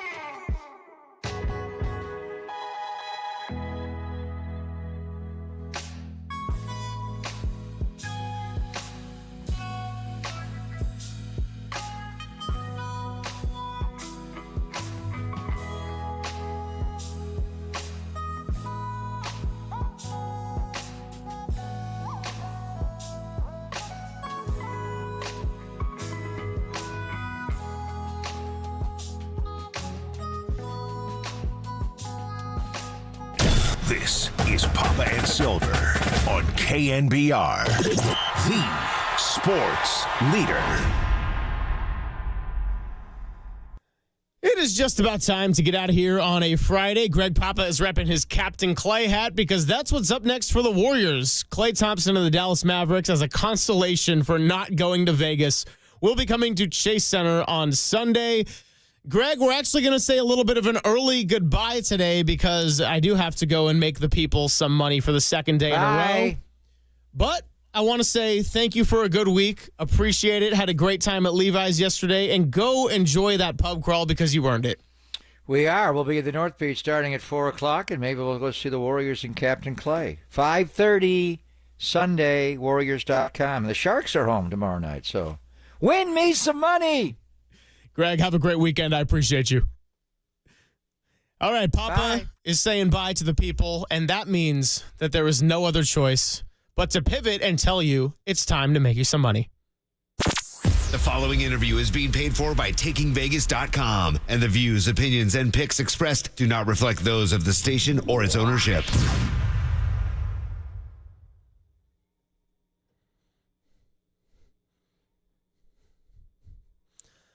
That's right. I was not going to let that music get away from me this time. Here comes the money. We welcome in JR of Taking Vegas, and you can text WIN to 545454 to get started and get your NBA Game of the Month free. JR, are you in the hoop spirit? I am. I got to tell you something. First off, coming off a big win last night. College basketball, Iowa State, we got it done. And then in the NFL, anybody that called in and got the free pick, we gave you the under, which was about as easy as they came. That weather made it so difficult to move the football. Plus, if you are a client, we gave you the Rams. I know you San Francisco fans aren't very happy about that, but we used the Rams plus the 3. They get the win outright. And look, tonight, it's going to be my NBA Game of the Month. I'm giving it to you absolutely free. All you got to do is text the word WIN to 545454. Get that NBA Game of the Month absolutely free. And again, we're going to send it to you via text message. So just text the word WIN, W-I-N, to 545454. And just for the record, guys, we're 2-0 in NBA Game of the Month so far. That's October and November. Already ready to release our big December winner. NBA Game of the Month, yours free via text. Text the word WIN to 545454. Well, JR, you talked about the NFL, and yeah, that's been a sour topic for us today on the airwaves, but that's not going to stop from some great games that are coming up ahead this weekend. And I understand you also have some NFL insight to give us for the rest of Week 15. You know what? There's so much that's going to be happening this week. There's a couple of great games, I think, that are going to be on the slate. And the deeper we get into the season, the more these games mean, especially December football. I mean, there's too much going on, especially right now in the NFC. I think the AFC is a little bit more well-rounded, and I think you got a little bit more, a little bit more definitiveness, if you will, on that side. But we talked about this last week. I mean, the Lions at 12-1 in the North. They've got, the Vikings coming right up behind them, even though they've already clinched that wild card spot. Just think, you're 12-1 in the season, and you got a team in your division that's 11-2. But yet you go look at the South, and I mean, number one is the Bucs, and they're sitting at 7-6 with the Falcons, a game under 500 right behind them. So, I mean, you know my call so far. I think the Lions are going to be the Lions, and they're not going to get all the way, even though as great of an offensive they've got and as well as that defensive played. I believe they've got 13 injuries it is now on the defensive side of the football. And with just the fact that Campbell loves to roll the dice a little bit too much, I'm going to put this one in the hands of the Eagles, who are sitting 11-2 and looking pretty sharp no matter what happens the next few weeks, unless they lose every game like they did last year. JR, we appreciate the time as always. Good to hear from you on the NBA and NFL front. And tell the people once again where they can get some money from JR and Taking Vegas. You got it. First off, let's give you a winner here on air. I believe now we are documented, guys, 11-3. And yesterday's interview, I'm just going to give you a repeat of it because I absolutely love the game. You've got the Eagles taking on the Steelers. Big matchup. The line on this game is going to be 5 to 6 points on the spread itself, but the total, it's dropped from 46.5 down to 43 for good reason. I'm going to tell you now, I absolutely love the matchup. It's yours absolutely free when you I'm giving that to you on the air. I want you to go under in this matchup. That's 43 points, under 43 points in the Steelers-Eagles game. That's your free pick on air. That one's going to take us right to 12-3 and give us that 80% that we know we're looking for. So, again, go under in the Steelers-Eagles game, under 43. But, look, big game tonight. Okay, let me set the table for you because we've got a big weekend ahead of us between college basketball, pro basketball. You got the Army-Navy game and a big slate of the NFL coming up on Sunday into Monday. Two Monday night football games. So let me set the table. Big winner tonight in the NBA. It's yours free. Text the word WIN to 545454. It's my NBA Game of the Month, and it comes via text message. All you got to do is text the word WIN. That's WIN to 545454. You'll get the NBA Game of the Month free of charge. Guys, make sure you sign up because we are really on fire. and we are ready to do the right thing. All you got to do is be safe, have fun, and go out there and make some money. The preceding interview has been paid for by TakingVegas.com, and the views, opinions, and picks expressed do not reflect those of the station or its ownership. For Cole, for Greg Papa, I'm Greg Silver signing off saying thank you. Have a great weekend. And from here, we hand it off to Dirty Work. You're listening to KNBR and KNBR FM San Francisco, the sports leader, a Cumulus media station. Okay, the fun's over. They've done the dirty work of the radio business. Anybody messes this thing up for me tonight is through. Engineering, board operating, and producing. Not only are you fired, your life is over. And now they have the microphone. What could go wrong? Nobody messes up. You understand me? Don't mess up. Adam Copeland. You wanted some sort of like hard-hitting Bob Lee journalism. You came to the wrong place. Derek Papa. Oh, boy. Okay. It's getting hot. Is it getting hot there? That's even worse. How are we feeling? It's getting hot. Oh, boy. And Tim Webb. Mankini, yes or no? 59. We go with this, Tim. It's a dirty job, but someone's got to do it. Ridiculous.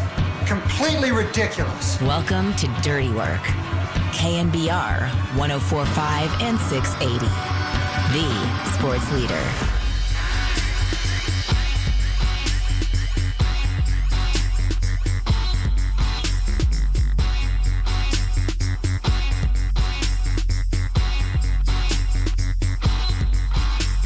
Dirty Work. Hopes is pulling a Devondre Campbell. What, I didn't want to work today? I don't think we all did. I don't really want to, but I'm here. I showed up, though.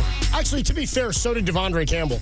He showed up. And then left halfway through. Probably left. So then you and I should only do maybe like 2.5 hours a day. It's got to be the riff that everybody's done on Sports Talk all day probably. long everywhere. I'm sure Marcus and Greg didn't make this joke, and Murph, and I'm sure they all made this riff. All right, fair enough. We're a little bit better than that. Are we? Yeah, we are. Okay. We're funnier than all those shows, I can tell you that much. Like ha-ha funny or yeah, hee-hee? like I think it's hands down. Maybe we have the funniest situation of a show. I don't know. Murph and Marcus was pretty funny like a year ago. Adam Copeland, deep. But then you give it time. Tim Webb with you. There we go. Give it up. Yeah, yuck it up. Yeah. Yuck it up. Come on, keep them coming. Yeah, keep the house coming. That's you know good. what was funny last night? What's that? The imposter Trent Williams. Oh, dude, that may have been the highlight of the whole damn game. Honestly, dude, the funniest thing to me is how many people on Twitter were so up in arms about it, too. Like, by the way, is he like the most recognizable offensive lineman anybody's ever next to? I was like, dude, this is the only guy on the O-line in like all of football that people be like, that's not that O-lineman. Like, if they told you that player was DJ Jones, I couldn't. I don't know that I would have thought any different. I know he's a D tackle and all that, but if they told you he's it not was even on the team anymore. If they showed you it was some other, like if it was Aaron Banks, does everybody know Aaron Banks' face? Like they know? No, but you know who Trent Williams is. You've seen his face. He's played in this league for a long time. And I heard Herbstreit was like demonstrative about it too. He's like so confident that it was. Okay, well, let's not blame. Okay, Herbstreit is not an NFL guy. He spends most of his time focused on college football. And the rest of his time focused on his dogs. Yes, well, R.I.P. Well, one of them. I think he's got other dogs. He's got a new one now. By the way, he moved on quick. I can't see. That's what I was saying, dude. He got a new one pretty quickly. Well, I think he actually had a few. I think he had a couple of dogs anyway. I've seen him like post videos where he's got like 3 or 4 dogs. But only one comes on the road with him, right? The late one that passed. Ben, yes. Ben, I told you, I was anti-Herbstreit bringing his sick dog on the road with him like across the country and it was exhausting to watch him do what he's done this year with college football and calling NFL games. And he's got a sick dog, and I get he wants it with him, but I'm like, is it in the best interest of the dog? I thought that too. I was like, is this the best? Surprised Peter didn't get involved. You know, I have a story. If one of these days I'll get to it. When I was flying home to Florida, I don't mind dogs flying on planes, but they got to shut the hell up. Was there a yappy dog? Oh, there was a like on the top of its like, yip, like just screaming for a good deal of time. And I was like, listen, you could bring your dog on the plane, but that dog needs to be quiet. Yeah, I'm with you. Otherwise, throw it in the undercarriage with all the other stuff, wherever the hell they pack those dogs when people fly with them and they're not on the plane itself. Yeah. And I'm a dog guy. You guys know this. I'm a cat man too now. Brown cat. Got brown cat. What do you got? Audio of Derek on the plane. Thank you, John. I can't even believe it. Yep. That audio didn't even exist prior to that. Would you rather have a yappy dog on a plane or a crying kid? Crying kid because you could deal with it. A yapping dog, it was right behind me, too. How'd you like 40 11-year-olds or 10-year-olds on a plane coming back from Hawaii? Tim? 808 KNBR. Derek hates dogs. Well, I'm not Michael Vick here. Jesus. Good Lord. I'll take the dog, honestly, over the kids. Yeah. A yipping dog that's like... Dog's not going to kick the back of your seat. Yeah, but the dog was in pain. Like, it was scary to be on the plane. And this woman's like, yeah, but it's my emotional support dog. I'm like, it doesn't sound like it. Where's his emotional support seriously. dog? The dog was pissing in its cage. It's tough. That's a tough deal. Yeah, I think I'm anti that. I'm not really big on the kids on planes. What are you going to do? They got to get somewhere. What about snakes on planes? Snakes on planes. Hell of a... Tim and I went through that plot in detail as we were driving to the airport in Kona when we were on the Big Island about a month ago. And we were talking snakes on a plane. About the premise of that movie is that there's a guy who's getting flown he was like a witness to a murder in Hawaii. And so they're going to fly him from Hawaii to the mainland to testify against whoever the gangster is. I kept wanting to say Ricky Tan, but that's Rush Hour. That's not the same character. Not Ricky So you're telling me that the plot of Snakes on a Plane is pretty much Midnight Run? It's basically it's almost identical to Midnight. Not identical, but basically all the stuff keeps happening. I mean, Midnight Run, you end up with like the different bounty hunters who keep coming in and out trying to...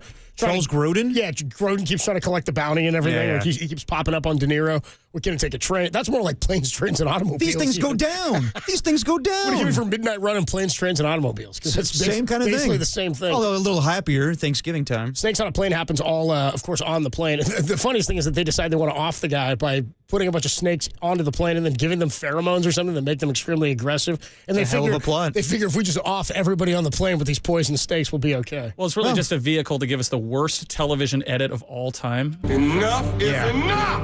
I have had it with these monkey fighting snakes on this Monday to Friday plane. Doesn't even make sense, but I love it. I love that.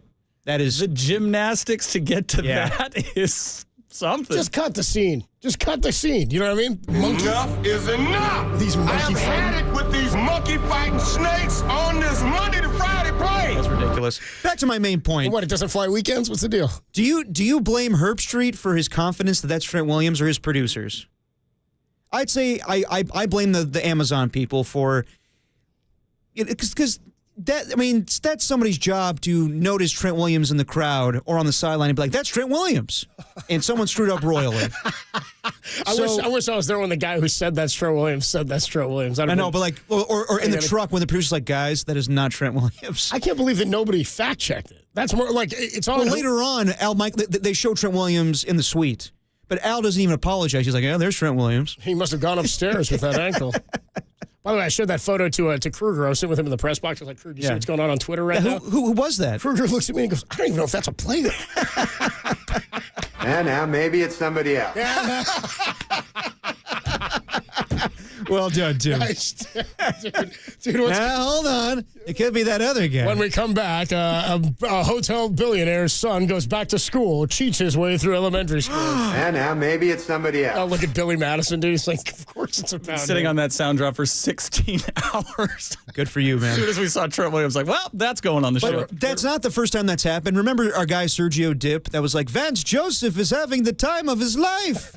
Remember that guy? It wasn't Vance Joseph, was it? It was not Vance Joseph. How about the one? People forget that. How about the one on the golf course recently on the Golf Channel? Oh, yeah. When that guy thought that black dude was Vince Young, former Texas quarterback, dude. That was so funny. And the best part of the interview was like, I am not Vince Young. Young. I think there's audio. He's like, I'm not Vince Young, man. That's not me. He's like, what was it like to win that national championship against USC? I hate to disappoint you. I think he was like a running back coach at some like small university or something like that, or some football coach. That was hysterical. That happened to a coworker of mine years ago who was working at another radio station. He thought that he was interviewing Earl Campbell. Come to find out, it was not Earl Campbell. I was listening to the interview home, and I was like, this doesn't sound like Earl Campbell at all. Come to find out, it was just some random guy he met at a party. He said his name was Earl Campbell. Oh, brutal. Yeah. Brutal. I was trying to think there was another one like that, too. Anyway. I mean, it happens, but that was, I love that every 49er fan, everybody that covers the Niners was like, that's not Trent Williams. Yeah. Someone screwed up. All of a sudden, everybody knows the difference between all black guys, huh? Everybody can tell. All of a sudden, everybody knows the difference, huh? All of a sudden. No more screw-ups. How dare they? I tweeted out immediately after everybody was so adamant. I think I was like, I don't know, I kind of thought it looked like Trent. I kind of thought it was him. I was like, you mean it's not? That wasn't Trent Williams? Adam Copeland, Deep Hop with you. It's Dirty Work on a Friday. By the way, this segment of Dirty Work is sponsored by Amazon Prime. Is that Trent Williams? Probably not. It's Amazon Prime. We are giving away tickets today, by the way. It's the last You got day. me. I thought we actually had a sponsor. You know what program this is? Yeah, do you know what program this is? By the way, last day for Stavros Halkias tickets that we're giving away. He's coming to town. I think I got it. Stavros Halkias. He's coming to the Masonic February 22nd of next year at 9:30 p.m. Tune in between 3 and 6. We'll give you the cue to call. Be caller 10 to the studio, 415-896-KNBR. And the tickets are yours. Furnished by Live Nation. Find the rules at KNBR.com. Tim, what's the cue to call today? It's tough. I'm having fat thoughts. I can't escape them. I was having lunch with a friend recently, and I was eating a sandwich. I had half a sandwich left, and I remember thinking, like, damn, why don't they refill sandwiches too? Why is it just drinks? Yeah. 808-415-896-KNBR when you hear that cue to call. And the tickets to see Stavros Halkias are yours. Not his best joke I've heard this week. So, again, this is like the Amazon Prime thing. Do we blame him or do we blame Tim for playing that cut? Maybe Tim. The Thin Tim bad cut of the day. But then again, I can't blame him because I didn't get the cue to call today, and I was lazy, so Tim got it. Yeah, well, good work, I guess, Tim. Adam Copeland, Depop with you. We'll get you our guest of the day coming up, and there's several guests of the day. We'll get them all for you. Actually, our most jam-packed guest show we've had since we started the show together. We have, yeah. We'll tell you who's coming on in just a little bit, and when we come on back, we'll get into the game itself between the 49ers and the Rams. I'm not sure what there is to get into. 18 points, 3 total red zone opportunities. Nobody scored a touchdown. Niners didn't even sniff the red zone. Brock Purdy didn't play well. Garendo, whatever, I guess, didn't run the ball effectively, and the Niners season all but comes to an end. We'll talk more about it next. It's Dirty Work on a Friday. You bet your ass it's a Ska Friday, Tim, on the Sports Leader. Is it?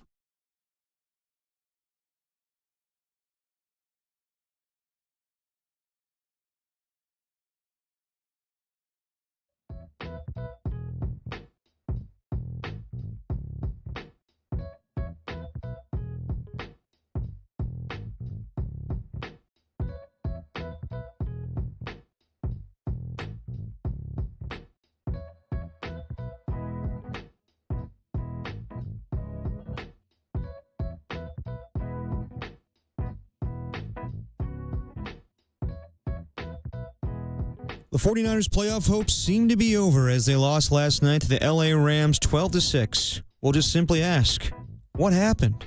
What happened to this team? Let us know at 415-808-KNBR or let us know on the KNBR YouTube chat.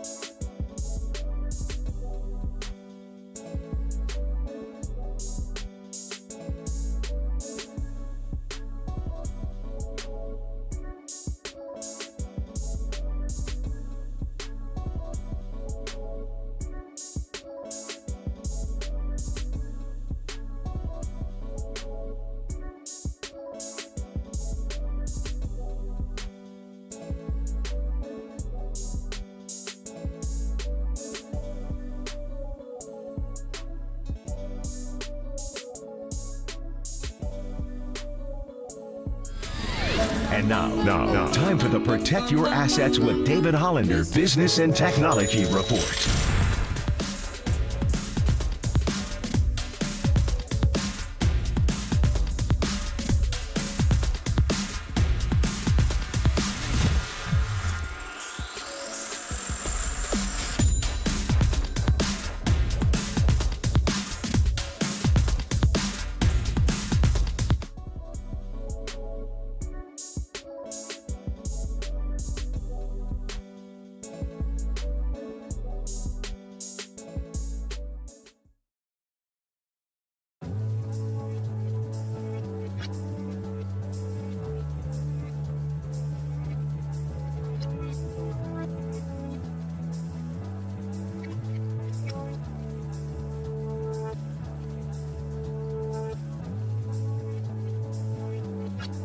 Now, back to Dirty Work. Adam Copeland and Derek Papa on KNBR 104.5 and 680 AM, the sports leader. Purdy out of the gun, looks right, throws middle, juggling, drop by Deebo Samuel. He dropped the ball. Oh, my goodness. He may have run for a first down. And maybe more. Brock back, retreating. It'll load up and throw a deep shot towards Jawan Jennings. Overthrew him, and it's intercepted by Darius Williams in the end zone. Brock, a deep drop, got to step through it all, and he's not going to get there. They're going to sack him, and the game is over, and the 49ers lose. This is the end. Beautiful friend. It's not quite ska. Dang it! This is the end. Yeah. It fits the mood. My only friend. Yeah, this is it. That was the end. I mean, again, as JD said yesterday, still a less than 1% chance for the Niners to make the playoffs. And I'm like, stop that. Knock that off. The math ain't mathin', bro. No, I mean, what? The rest of the teams in the NFC West have to lose out, basically? JD, he didn't go through it yesterday, but about a week ago, or maybe it was on Sunday against the Bears when we were doing the pre- and post-game, or the post-game, he said, there is a scenario where the Niners and everybody in the division finishes 9-8. But you have to, like... It's the right team. But it's the exact certain things have to happen, and they've got to lose to certain other, like it's the common opponents thing. And then even if you get to a tiebreak, I don't know that the Niners in that tiebreak end up in that situation. The point here is that's just you're kidding yourself if you think that there's a possibility still. What if there are ties the rest of the way? If every NFC West team ties, isn't that more beneficial? Yeah, I guess so. The tie plays to your favor because it's less losses but less wins. Because if you went like 9-7-1, you'd be a better team than a team that was 9-8. Let's just agree that it's probably not going to happen. That's kind of where I'm at. Yeah. And again, most of this, and any time we've talked about will the 49ers, or do you think they can still make a run, or do you have any faith in them making a run towards the playoffs prior to yesterday's game, it was all predicated on seeing things we had not seen at a level of consistency over and over and over again throughout the season, and we haven't seen it. It just never happened. The Bears game, maybe the most complete game they played with the exception of the Jets opening night where they scored on, was it 8 straight drives or something like that? Yeah, but they had 6 field goals in that game, right? 38 points last week, and they revert right back against I don't know if the Rams are a good team. They're a better team than the Bears for sure. They're a worse team than the Bills, probably a worse team than the Packers, but the Niners scored 10 points against those two teams and then scored 6 yesterday and did not find the red zone, which to me is maybe the most alarming part of this. Now, the first half of the game, and the defense played well enough considerably in the first half to give them an opportunity. I mean, the Rams, it was the first time I think in in the Sean McVay era I saw, or in his time coaching, they opened the game and went like a whole first quarter, or it was like 4 straight drives to open a game without recording a first down. They punted on their first 5 drives of the game. And the one time they got a first down was on their 5th drive. They went 9 plays, 38 yards. They ultimately punted. Their first drive, 4 plays. They had a 10-yard penalty, which is why they had 4 plays. They're -4 a punt, then 3 3-and-outs. So there were 7 total punts between the two teams. The Rams punted 4 times in the first quarter. And again, then the skies sort of opened up. It got really wet, and it got really drudgy and ugly out there. It seemed like it was just going to be that way for both teams. And then the second half, it dried off. Like it wasn't dumping to start the third quarter. It was a little bit misty still, and then it kind of cleared up, and the visibility was a lot better. And then really it was about what the Rams did after halftime. They open up with a punt, and then the 49ers come down. They kick a field goal, and that was it. Punt, interception, and then the end of the game. The Rams put together the 3 longest drives of the game, 17 plays, 65, 5 plays, 59, 13, 69. They all result in field goals, and that's all she wrote. So the Niners' worst offensive output of the year in total yardage. If you look at what the Rams did, and you told me what the Rams' numbers were as a team, at the end of this game, I would have said the Niners blew them out. I would have said the Niners won this game by multiple scores. Yeah. You look at their 0-3 in the red zone, they were like 4 of 12 on third down or something like that. And the Niners were just even worse in all phases of the game. They couldn't stop the run. It's not like they were gashing for big gains, but Kyron Williams was falling forward, 29 carries for him. And the Niners, again, try to force the ball into Deebo Samuel's hands numerous times to start the game. In the first quarter alone, Deebo had more attention, targets, and carries than anybody. He had 4 total touches, 3 targets, 2 catches, 2 carries. He totaled 13 yards. They clearly were trying to get the ball into his hands, and when they did, nothing happened. It would seem to reason that whether you say you're struggling or not and you just need the ball in your hands, if you're struggling, you probably aren't going to get the ball as many times. Now, they couldn't do anything effectively yesterday. Brock didn't play a great game. They got no real consistency. They weren't able to build, it seemed like, off of any play in the way that they were last week against the Bears. They had one explosive early on in the first quarter, a 33-yard pass that picked up a first down on their second drive from George Kittle, and then really nothing else. One more explosive the entire game, and it came on a 3rd and 20 in the third quarter where Garendo ran it from deep in their own territory for 16 yards, and it set up a punt. So, again, it wasn't explosive, sure, by nature, but not by impact whatsoever. No, if you saw it, you'd say that's not an explosive They ran play. that so that they had a little bit of room, Exactly. so they weren't kicking off a short field. No, exactly. I mean, 191 yards of offense, that is the lowest during a regular season game in Shanahan's tenure as 49ers head coach. The lowest they ever had was 164 yards, and that was the NFC Championship loss to the Philadelphia Eagles. Where they didn't have a quarterback. They didn't have a quarterback. I mean, yeah, the offense was putrid last night. I give credit to the defense. They played pretty well with Greenlaw coming back. He made his presence known on the first play where he made a tackle. And Bosa was there to set the edge, and it wasn't like an offensive, the Rams didn't put up, 44 points like they did the week before against the Buffalo Bills. But Cooper Kupp not getting a single catch the entire game. First time in his career. A great time to do that for my fantasy playoff performance, huh? Yeah. Dude, how about that? The only thing uglier than the Niners last night was my fantasy performance, Brock Purdy and Cooper Kupp. Yeah. Like 3.5 points total. Yeah, but Deebo Samuel, I mean, you can say all week that you're upset with the amount of touches you're getting, and then you have 7 targets on only 3 catches for 16 yards, and this is the 5th consecutive week where he gets a game with 22 yards or fewer. He's just not performing well, man.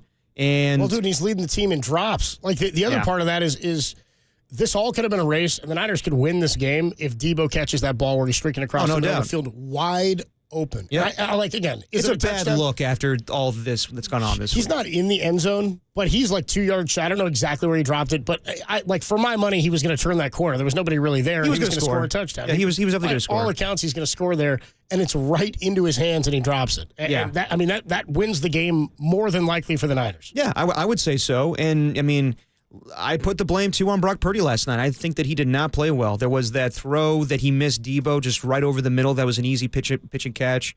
He missed Ricky Pearsall on the deep throw on the post in the end zone. Getting a little aggressive yesterday with some of these deep passes, and none of them landed. Well, the interception to pretty much lose the game, I didn't understand that at all. Threw it into bracketed coverage up the right sideline and way overthrew Juwan Jennings. Way overthrew him, and it was a 2nd and 11, and if you get manageable yardage there, it's a 9-6 game. Just kick a field goal and tie the game up. Yeah, it's a weird. It was a weird situation, I thought, to throw a deep pass at 2nd and 11. Well, not only that, lost a yard on first down. But he forced the throw. If you look at the play, he has Ricky Pearsall on the right sideline, and he has Patrick Taylor in the flat. Just take the easy completion. This is the argument I understand when people saying, I like Brock Purdy, I don't love Brock Purdy, and I wouldn't sign him to a $60 million contract.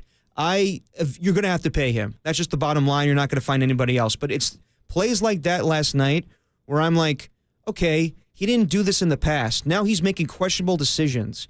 Was last night that interception, was that an interception you can live with when you're paying a quarterback $60 million a year? I don't know. It's when you're going to have to. That's just what quarterbacks who... I know. Again, I know. You have to. At that point, again, there's only a handful of quarterbacks who people are going to believe make what they're worth. Patrick Mahomes, Lamar Jackson, Josh Allen, Joe Burrow maybe, but unless you're playing at an MVP level, everybody's going to look at the dollar amount and go, they're not worth that amount. And people do that all the time. And again, I gave this example last week.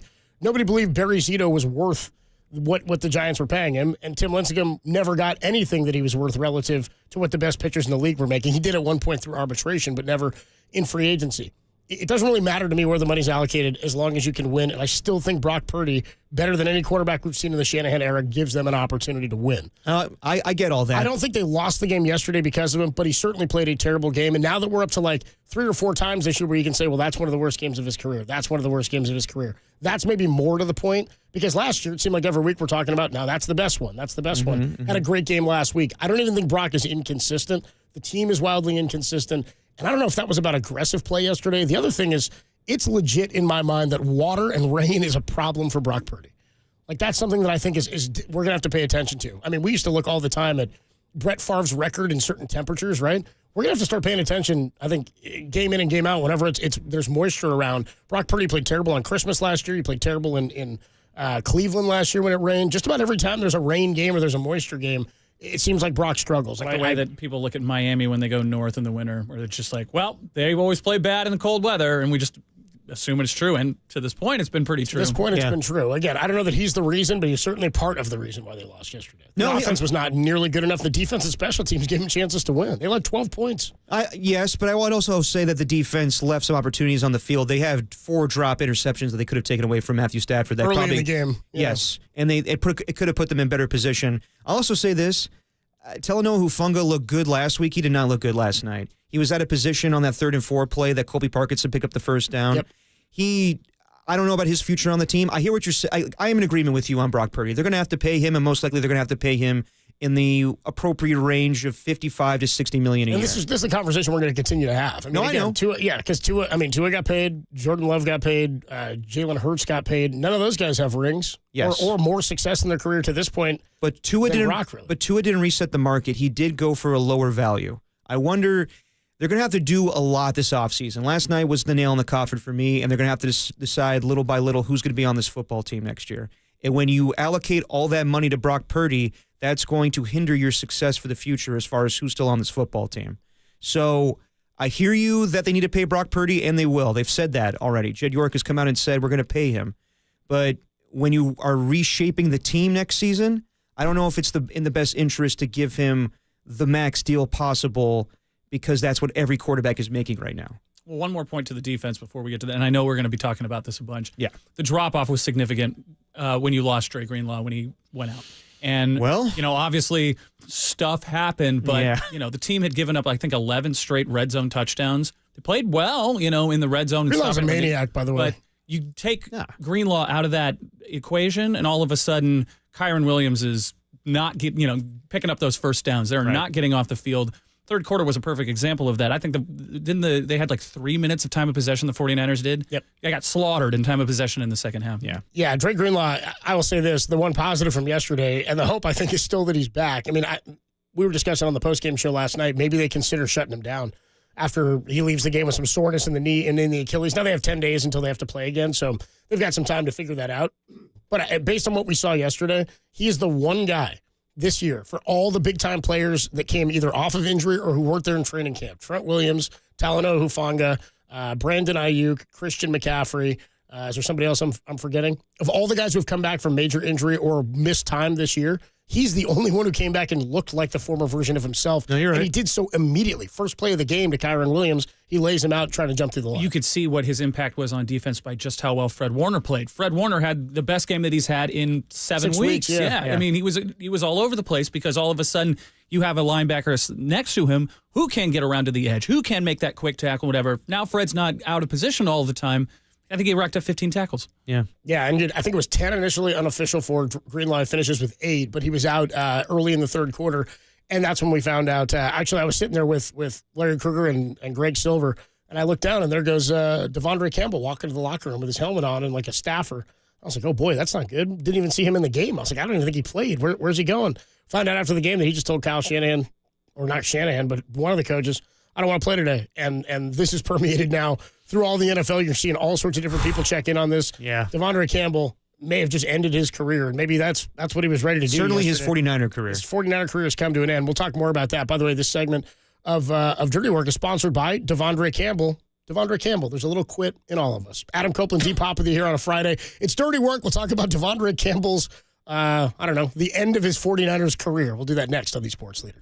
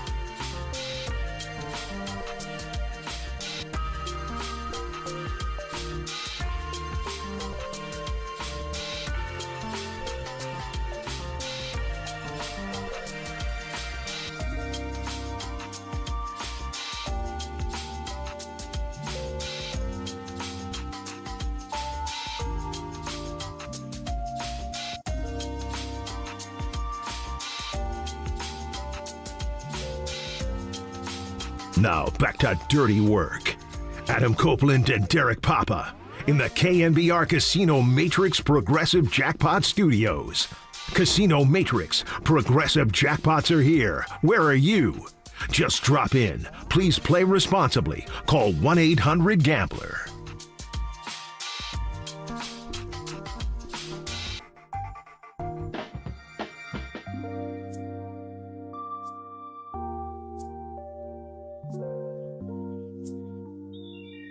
What are we doing, Tim? What the hell is this? The ska? Ah, there it is. Should have started when the music starts, Tim. You want to hit it? You want to just go ahead and hit it, Tim? Yeah, that's on me. Why don't you just go ahead and hit it? Just I go don't ahead. have it ready. Yeah, you do. Pull it out. No, I don't. We need it. Sorry. The Thin Tim mistake of the day. Get that thing on a short leash. Love to see We're it. going to need it. Adam Copeland, Depop, Tim Webb with you. It's Dirty Work on a Friday afternoon. At some point, we'll get you our guest of the day. I don't know when we're ready for that. I keep forgetting to do it. I'll just tell you who it is. Guess of the day? Yeah. Well, it was the same one as Wednesday. 3:30, by the way. Larry Kruger joins us. Hey, now. 3:50, Marcus Thompson joins the show. Oh, we'll see about that one. Our guest of the day. Yeah, Marcus Thompson, as you said, it's Marcus's world. We're just living in it. Yeah. Saw Marcus yesterday at the ball game, at the Niner game. He's wearing a maroon hat that matched his Maroon 5? maroon pants. Oh. Marcus fitted Marcus yesterday at the game. All right. Larry Kruger, 3:30. Marcus Thompson, 3:50. Tim Ryan joins us at 4:30. Dude, Tim Ryan, if his head didn't explode after hearing this Devondre Campbell news. I heard a little bit. How yeah. irate do you think he was? Probably irate. I mean, like, pretty irate. But like from what I hear, Tim told me that Tim Ryan on the broadcast last night said, I don't want to talk about this because I might regret what I say live on the air. We'll ask him about it at 4:30. Say no comment. I don't want to say something that I'll regret. Fair enough. Man, you think he's calmed down about it? You think we'll be able to ask him today? It takes a day. It takes a day to cool off. You gonna ask him or am I? If it's coming from D-Rock, then D-Rock. I'm sure. D-Rock. I'm sure that will smooth things over. All right, and then at 5 o'clock, the guest of the day, the best half hour in sports radio, Steve Young joins us at 5 o'clock today. All right. So we will catch up with I'm Steve. sure he will be very upset with what's gone on with Devondre Campbell. You know who I bet's really upset? Brent Jones. Well, he's coming on Monday. Oh, dude, I bet you Brent. I can't wait to hear what Brent Jones has to say about Devondre Campbell. Oh, he'll probably call him soft. And, I mean, everything that Dante Whitner said last night, I agree with. So the biggest, I didn't hear what Dante said. We'll get to We'll play it later in Sound Soiree. We'll get to some of that later. We are going to hear from Kyle Shanahan, Charvarius Ward, and George Kittle, who are all very upset about what happened. So if you missed any of the situation last night with the Niners, I don't know how you did. I don't know how you can have a bigger story than them being basically eliminated from the playoffs, not finding the red zone, worst offensive output under Kyle Shanahan in a regular season game, except that a player quit on the team, and a veteran player at that. So biggest thing to come out of last night's game after the game, they're giving the injury report. Kyle Shanahan is, and somebody asked about Devondre Campbell not being out there, and he wasn't on the injury report after the game, and he said he didn't play. At some point, he just told the coaches he didn't want to play today. And they kind of pressed Kyle on it and said, well, what happened beyond that? And that's kind of where we leave it. So Kyle Shanahan didn't have a lot to say about this last night, was clearly as upset, I think, as we've ever heard or seen Kyle when it came to something off the field like this. Charvarius Ward, very upset. You think about what Ward's gone through off the field this year with losing his child and the struggles when he's come back. He's out there working his ass off, and I think we know this in football. I don't want to take anything away from NBA players or from pro baseball or anything like that, but football, from like the time you start at like high school level, like that thing is a brotherhood. Like the way it's the families get involved, the way you work with each other.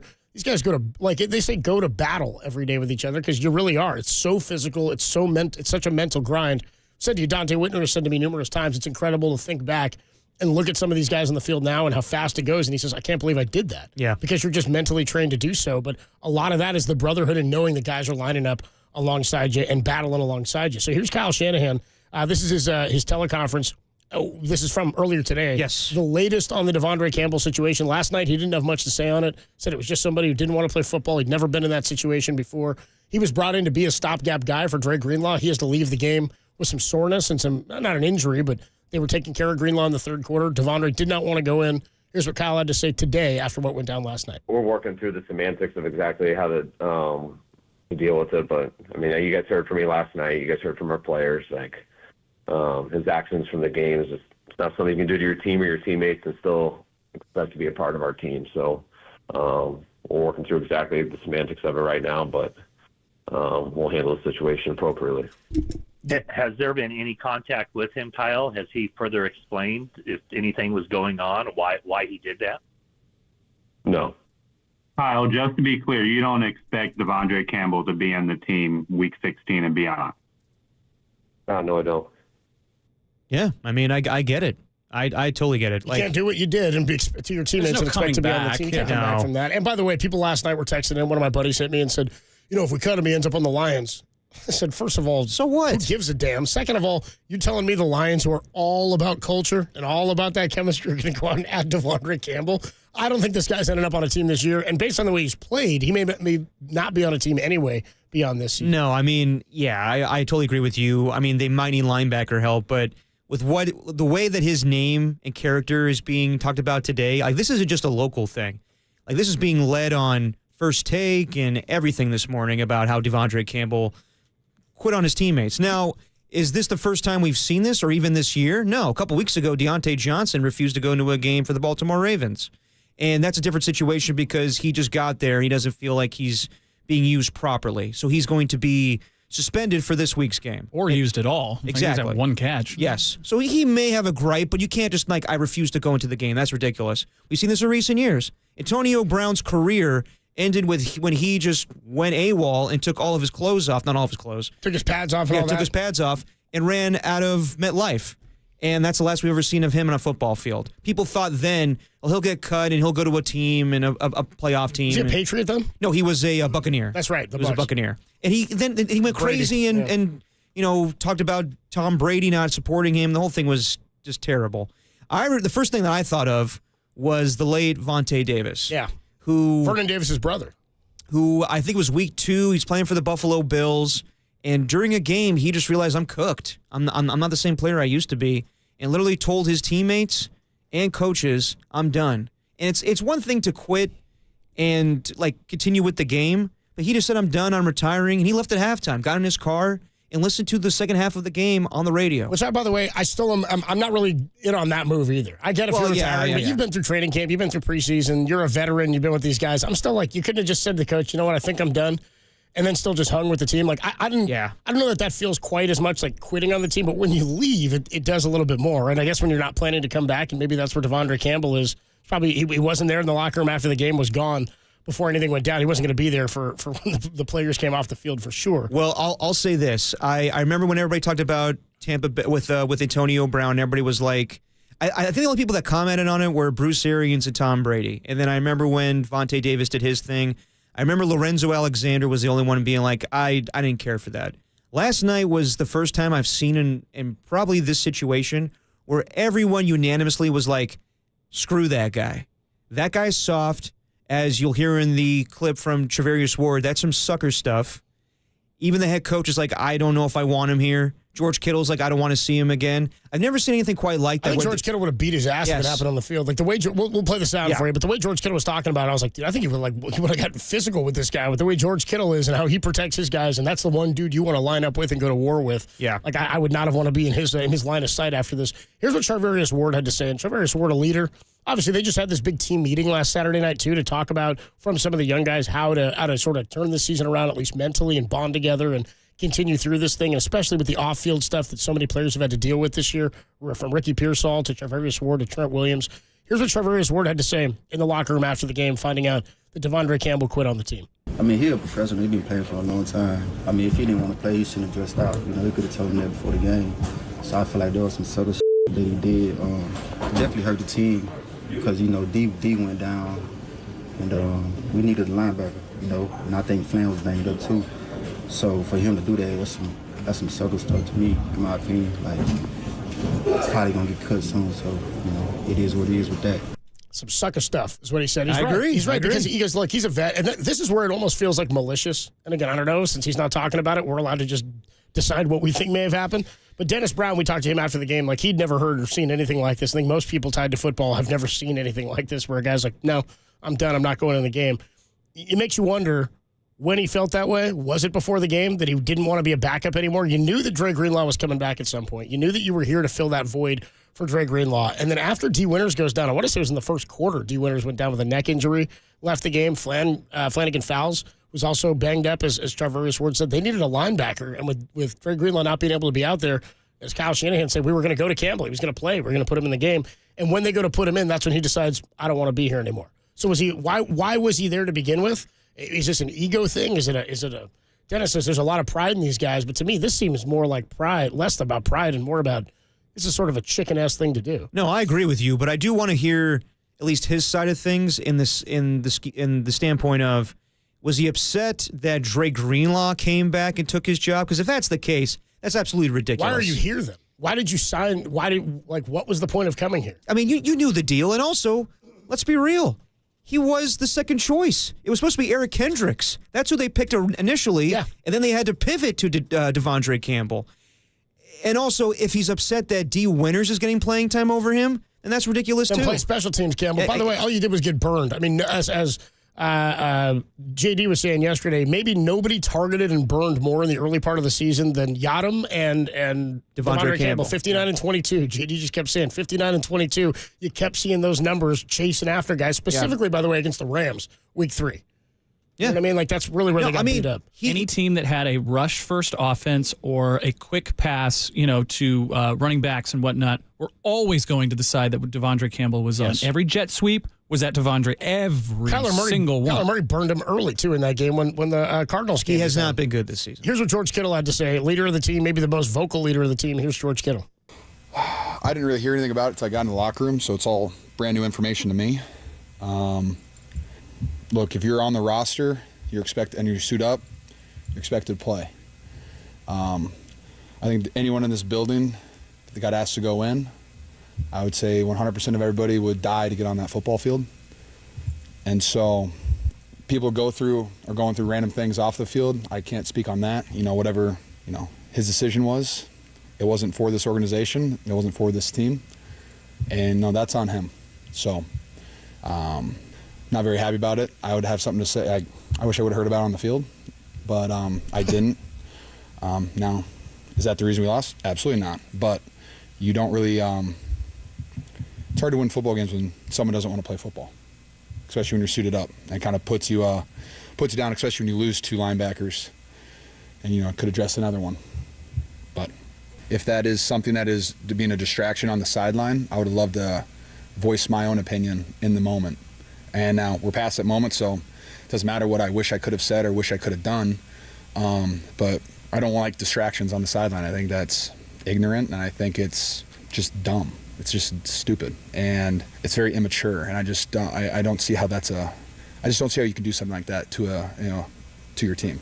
That is one person who just decided not to play for his teammates, and I don't think that doesn't make our offense look at each other and be like, wow, man, we're falling apart. It's more of a, or like the defense, hey, we're falling apart. It's more of a one person making like Mooney said, a selfish decision, and I'm with Mooney on that. And I've never been around anybody that's ever done that, and I hope I'm never around anybody that does that again. Damn. Does this feel more like a microcosm of a bigger issue, or is this an isolated incident? Because that's 2 guys they're saying, and Kyle said it as well, this is one guy. Kyle said, I didn't lose anything. And that's kind of where I come down. It doesn't feel like Kyle's lost the locker room to me. This seems like it's a Devondre Campbell problem. I 100% agree with that. To anybody, I didn't know who the person that asked that last night, but insinuating that Kyle's losing the locker room because this is happening, I think is ridiculous. He would have lost the locker room if he didn't say anything about it or decided to keep Devondre Campbell around. Losing the locker room is like what Matt Eberflus did a couple weeks ago. It's doing decisions that make you lose football games. And then saying, I stand by it, and I like what we did. Kyle's not losing anybody this season because they've dealt with so much crap. I don't think Kyle's losing anybody. The obvious thing is they lost faith in Devondre Campbell. He's not going to be part of this football team, and Kyle pretty much said that today. But I will say this. I understand what happened last night, and it's a big deal for this football team that you had a player quit on your team. I totally get that. But as George said, that is not the reason they lost this game last night. And let's be frank, Devondre Campbell was not going to be here next season. He's been playing awful. So for him not to be for the remaining 3 or 4 games of the season, I don't think is that big of a deal. And I think that we're focusing on this because it's another, dramatic situation to this hellish season. But if I'm being honest, we're taking the cheese here. This is not that big of a deal. And what I think, and yes, it is for last night. We got a show to do. No, I get it. But for what happened last night, they lost the season. Yeah. I think the bigger deal is Brock Purdy having a poor performance, Deebo Samuel having a poor performance, and pretty much them being out of the playoffs. Devondre Campbell deciding not to play, it's big, but in the grand scheme of things, last night was the nail in the coffin for their football season. 415-808-KNBR, 808-5627 is the number to call and to text. We're going to get to a bunch of your calls when we come on back, and we do want to know what happened to this team in your mind. What's the biggest thing you want to see change next season? And you can check it on that Devondre Campbell situation. Do you feel like this is a microcosm of something bigger with the Niners, or does it feel like an isolated incident with just Devondre Campbell? 415 checks in on the Golden State Lumber and Building Materials text line and says, guys, I wish this would have happened a few weeks ago because it really feels like a great rallying point for the team. You know what I mean? It is funny when stuff like this happens. Sometimes teams rally around each other if you're in the midst of some uncertainty or instability. Like, I hear what you're saying, 415. I don't know that would be true, but if it happened like 3 weeks ago, we might be like, hey, let's rally around this. Let's bond together. Hey, man, we got 3 weeks to prove ourselves now. That's it. 3 weeks to turn things around now. 707 says, if George Kittle wants to beat you up, you're doing it wrong. That's true. Unless, of course, you're climbing into the ring with him. And then 503 checks in and says, Jesus Copes, how does a ska fan like yourself not know Madness one step beyond? It wasn't my issue with not knowing the song. It was Tim allowing like the 45 seconds of conversation or speech to play at the beginning of the song. Tim, what do you have to say for yourself? I think you crushed me enough. I think, I'm still waiting for the agree. I think I'm waiting for the Thin Tim mistake. I think you made your point. I think I'm waiting for the mistake. Although I will be real.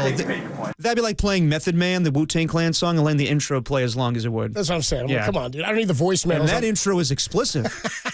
I don't need the voicemails that are at the beginning of hip hop and rap songs. You know what I mean? Just get to the song. Just get me the music. 808 KNBR 415-808-5627. Does the Devondre Campbell situation seem like something that's bigger for the 49ers, or is it an isolated problem?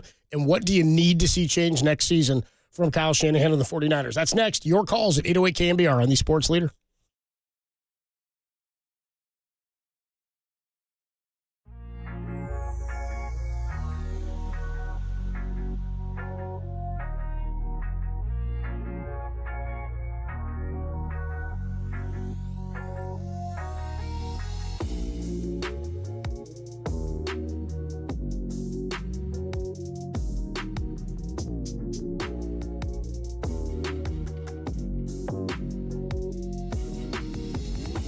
Devondre Campbell did not want to play in last night's game, and Kyle Shanahan said today he does not anticipate him playing for the 49ers again this season. What do you think of his actions? Let us know at 415-808-KNBR or let us know on the KNBR YouTube chat.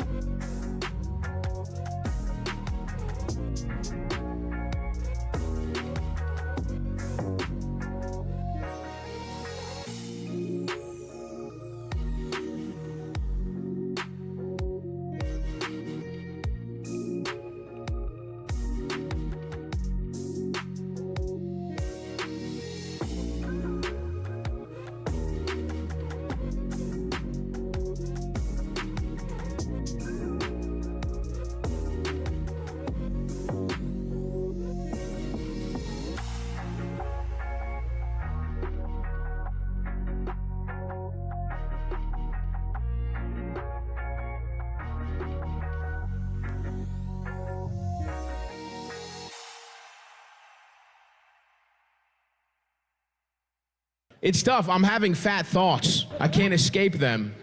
I was having lunch with a friend recently, and I was eating a sandwich. I had half a sandwich left, and I remember thinking, like, damn, why don't they refill sandwiches too? Why is it just drinks?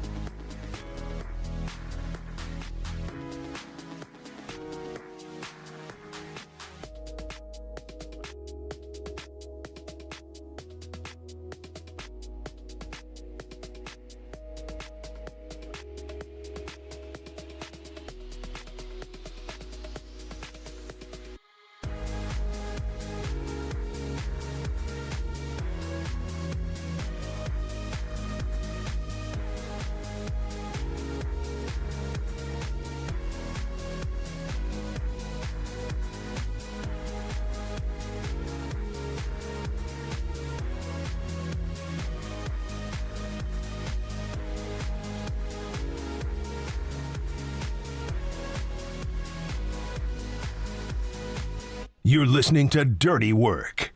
Adam Copeland and Derek Papa.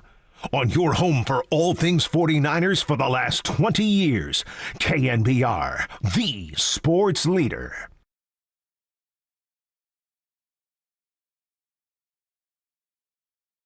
Oh, yeah. Angry situation by Safe Ferris. Kind of quick how Fridays are no longer the tailgate 49ers show, huh? Happened quick after that loss last night. Well, the game was last night. We didn't tailgate on Wednesday, though. You know what I mean? We could tailgate for the rest of the week 15 games.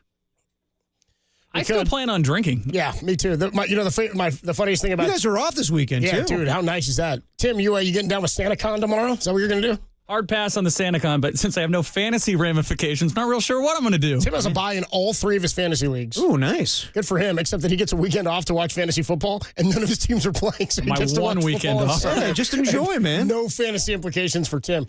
Sit back and take a look at your guys in your week off and yeah, big Penix energy is going to be on the sidelines here. Dude, I got such off to a horrible start. My first ever appearance in the postseason in the KNBR Fantasy League. Brock Purdy, 3.5 points or whatever yesterday. Ooh. Cooper Kupp, first game of his career with 0 catches on 3 targets. Brutal. Not good. Brutal for me. Not good. Purdy's a little too close to Turdy. It was a bad day for you, Copes. It's a bad day to have a bad day.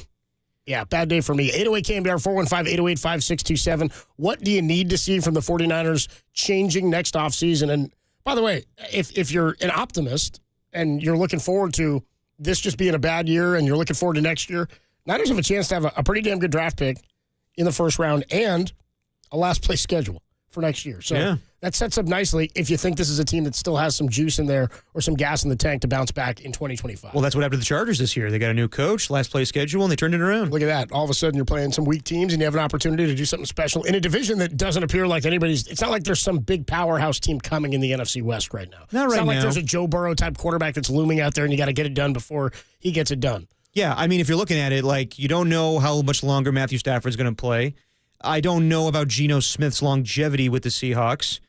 I guess you could only say the team that's on the come is probably the Cardinals. Yeah, and again, they've shown no ability to be consistent, at least in their in their play. 808 KNBR 415-808-5627. Quite the tasty take, Copes. Was my take. Mr. KNBR. Mr. KNBR, get our names right. Yeah. Mr. KNBR's out of his mind. By the way, I ran into Mr. KNBR in the bathroom yesterday in the press box at Levi Stadium. I was going to the bathroom. What'd he do? Came up behind my What a smelly poop. He was over my shoulder while I'm going to the bathroom. Tasty take, Derek. Tasty take indeed. All right. Thank you, Mr. KNBR. He actually didn't say anything to me. I was in the bathroom going, and I hear him go, You never want to hear that in the bathroom. Oddly enough, he was going to the bathroom, too. I was like, what's going on? He's digging his own scent. Okay. Mr. KNBR talking about. 831 checks in on the Golden State Lumber and Building Materials text line says, I'm going to have a heart attack if we pay Brock Purdy $60 million. Well, you may want to get that defibrillator read or you go see a cardiologist because I think it's probably coming down. What you got there? You just got a note passed A note from producer Mike Kohler. Producer or PD? Well, he's producing right here. Last place games, if the Niners finish 4th place, they'll be home against Chicago, on the road against the Giants, and on the road against the Cleveland Browns. Sounds good. Sounds real good. Hey, our guy AJ Cruz is calling in. How about that? Let's go to AJ Cruz. Where is AJ? Oh, no. Well, he literally just called in. Let's. We don't have to screen AJ. If you want to go to him, I trust him. Okay, fine. All right. AJ. Or is it AJ or is it the Mexican-American dream? I guess we'll find out. What's up? You're on these sports Going in naked. Go ahead. AJ, what is the meaning of this? Who's AJ? This is a Mexican-American dream, baby. AJ sounds like a jabroni. I'm sorry. Okay. Listen here, papito. I'm on here to do 2 things, and I'm all out of bubblegum, baby. So listen, unless you're Alcoholics Anonymous, nobody likes to quit, daddy. Nobody likes to quit unless it's quitting time at work. And even then, you need to pull in a full honest day before you can check out, you lazy, entitled, front-running succotash. Matter of fact, by the way, I'm speaking here of Devondre Campbell. Matter of fact, you can put me in front of a room full of dudes who look and smell like Techie. From the window to the wall, from the ceiling to the floor, and door to door, pack them full like sardines. Give me a steel chair, and I'll have that room cleaner than a bell drum full of Fabuloso Jack. That's right. That's what hard work looks like, Devondre. You have Fred Warner playing on a broken foot. You have McCaffrey with busted legs, Bosa with a busted brain, Javarius Ward and Trent Williams have broken hearts for crying out loud, and you're here checking out of the game with hurt feelings. Devondre Campbell, I've used toilet paper that was made of sterner stuff than you. I've opened cans of soup that have more consistency than you, Daddy. I've had $2 steaks tougher than you. I've seen fighters in the ring, gladiators in the field, but never in my life have I seen something like you, a man with a hole in his chest where his heart used to be. Oh, yeah, the doctor said it wasn't possible. The scientist said it was crazy, but yesterday, Devontae, you showed us a career full of blood, sweat, and tears don't amount to nothing if hurt feelings are stronger than your huevos, baby.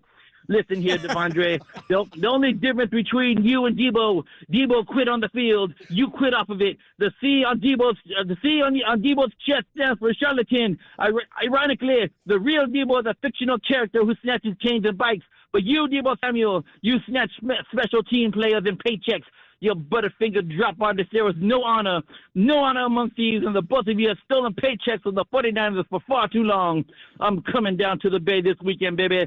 After I clean Tackett's clock, I'm coming to Levi's. You better be on a plane and halfway to Bermuda before I get there. The dream is mad, the dream is bad, and the dream is on the way. You better make tracks before this tortilla meets your face. Orale, wait! Rack 'em.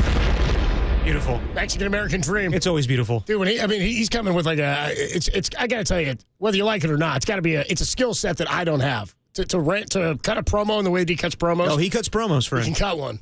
The Mexican-American We should start doing that more. I actually been thinking about making a segment called Cut a Promo where people just sound off when they're pissed off. Wow, by the way, here's the response is you either love him or you hate him. The multi-pronged takes of the Golden State Lumber and Building Materials text line. 925 says this is the best caller. 650 says please hang up on him. 510 says wow, scripted callers now? Dude, I didn't script. I mean, maybe he did, but that's my point. He's usually he's been up all night. 831 said he's amazing. Yeah, so I mean, again, it's a hell of a cut, and if anybody can top a promo, you're more than welcome to call in and try to cut one. By all means, top him. 808 KNBR 415-808-5627. Let's go to Al. Al is in Santa Clara. Al, what's going on? You're on the Sports Leader. You got the wrong guy to top that last caller. That guy, he's on some caffeine or something. He's insane, I know. Beat him, Al. Let's go. Beat him. Bring the energy. What you got on the Niners, man? Oh, everybody's crucifying Devondre Campbell. They already anointed him as guilty, but nobody's got his side of the story. What if he had a legitimate reason, to leave the field? Nobody's thought about that. Nobody said about that. Everybody's just jumping on his back like he's a quitter. Oh, his feelings are hurt, just like the last caller, but we don't even know his side of the story. That's all I'm saying. No, I know that, Al. But okay, by all means, tell us what a legitimate reason would be to leave the field in the middle of a game. And to not talk to your teammates, to leave the locker room, and still to this day, I mean, Kyle Shanahan said this morning, nobody's heard from him, nobody's spoken to him. Yeah, I mean, who knows what the guy's got going on? Everybody's got their own personal things going on in life. I don't know what you guys are dealing with at home. We don't know what he's dealing with at home. Maybe he's got a legitimate reason. That's all I'm trying to say. All right, fair enough. Appreciate the call, Al. Again, I'm with you. I mean, if he may have some personal stuff going on, based on everything that's been said, how the team has spoken about it, how the Niners have spoken about it, how he's behaved, this doesn't track with he's got personal. The Niners have had a lot of personal issues on the field and off the field over the last several years, going back to Marquise Goodwin even years ago.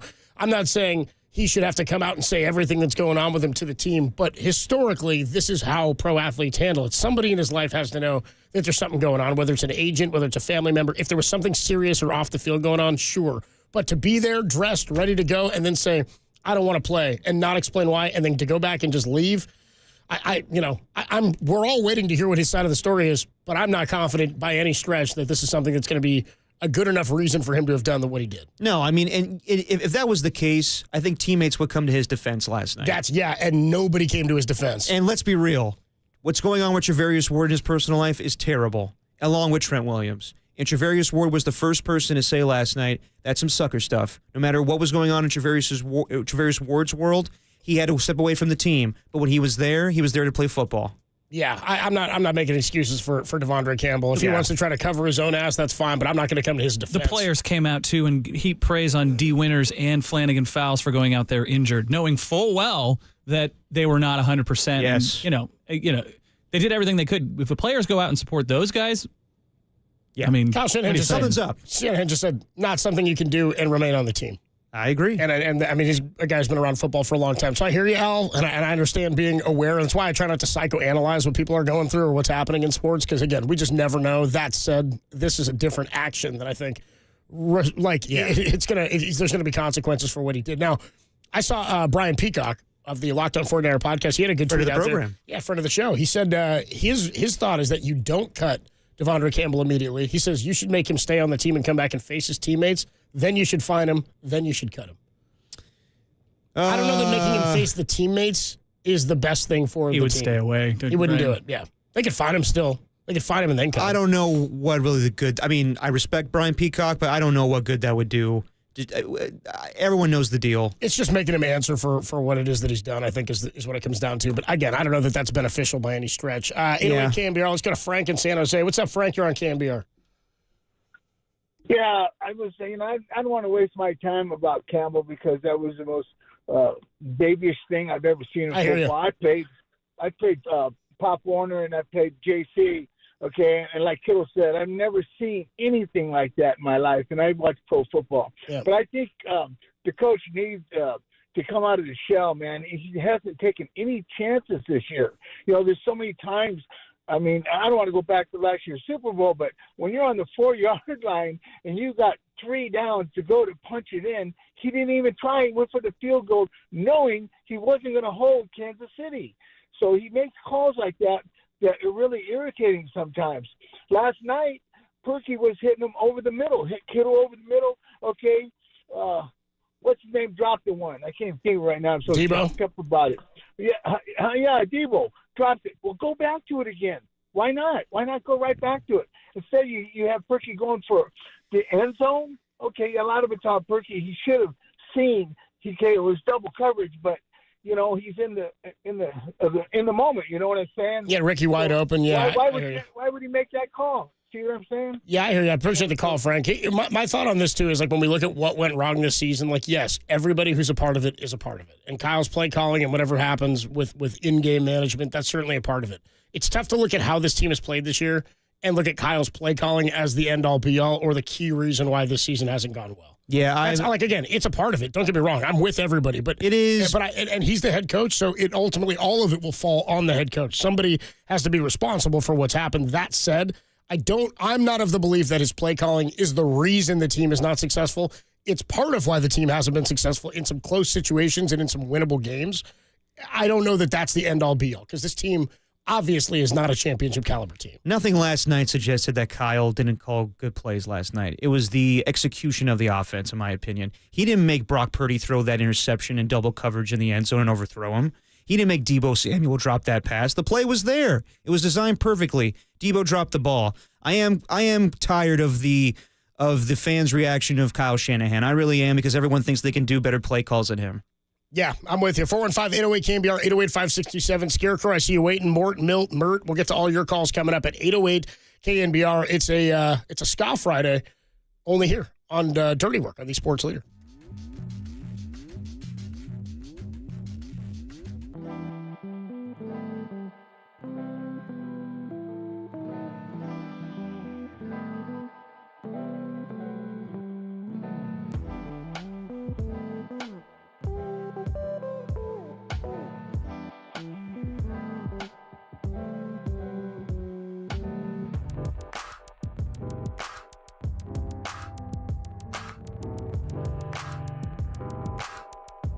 Robert Griffin III joined Murph and Marcus today to discuss Devondre Campbell's actions last night. Listen to that podcast on KNBR.com or the KNBR app.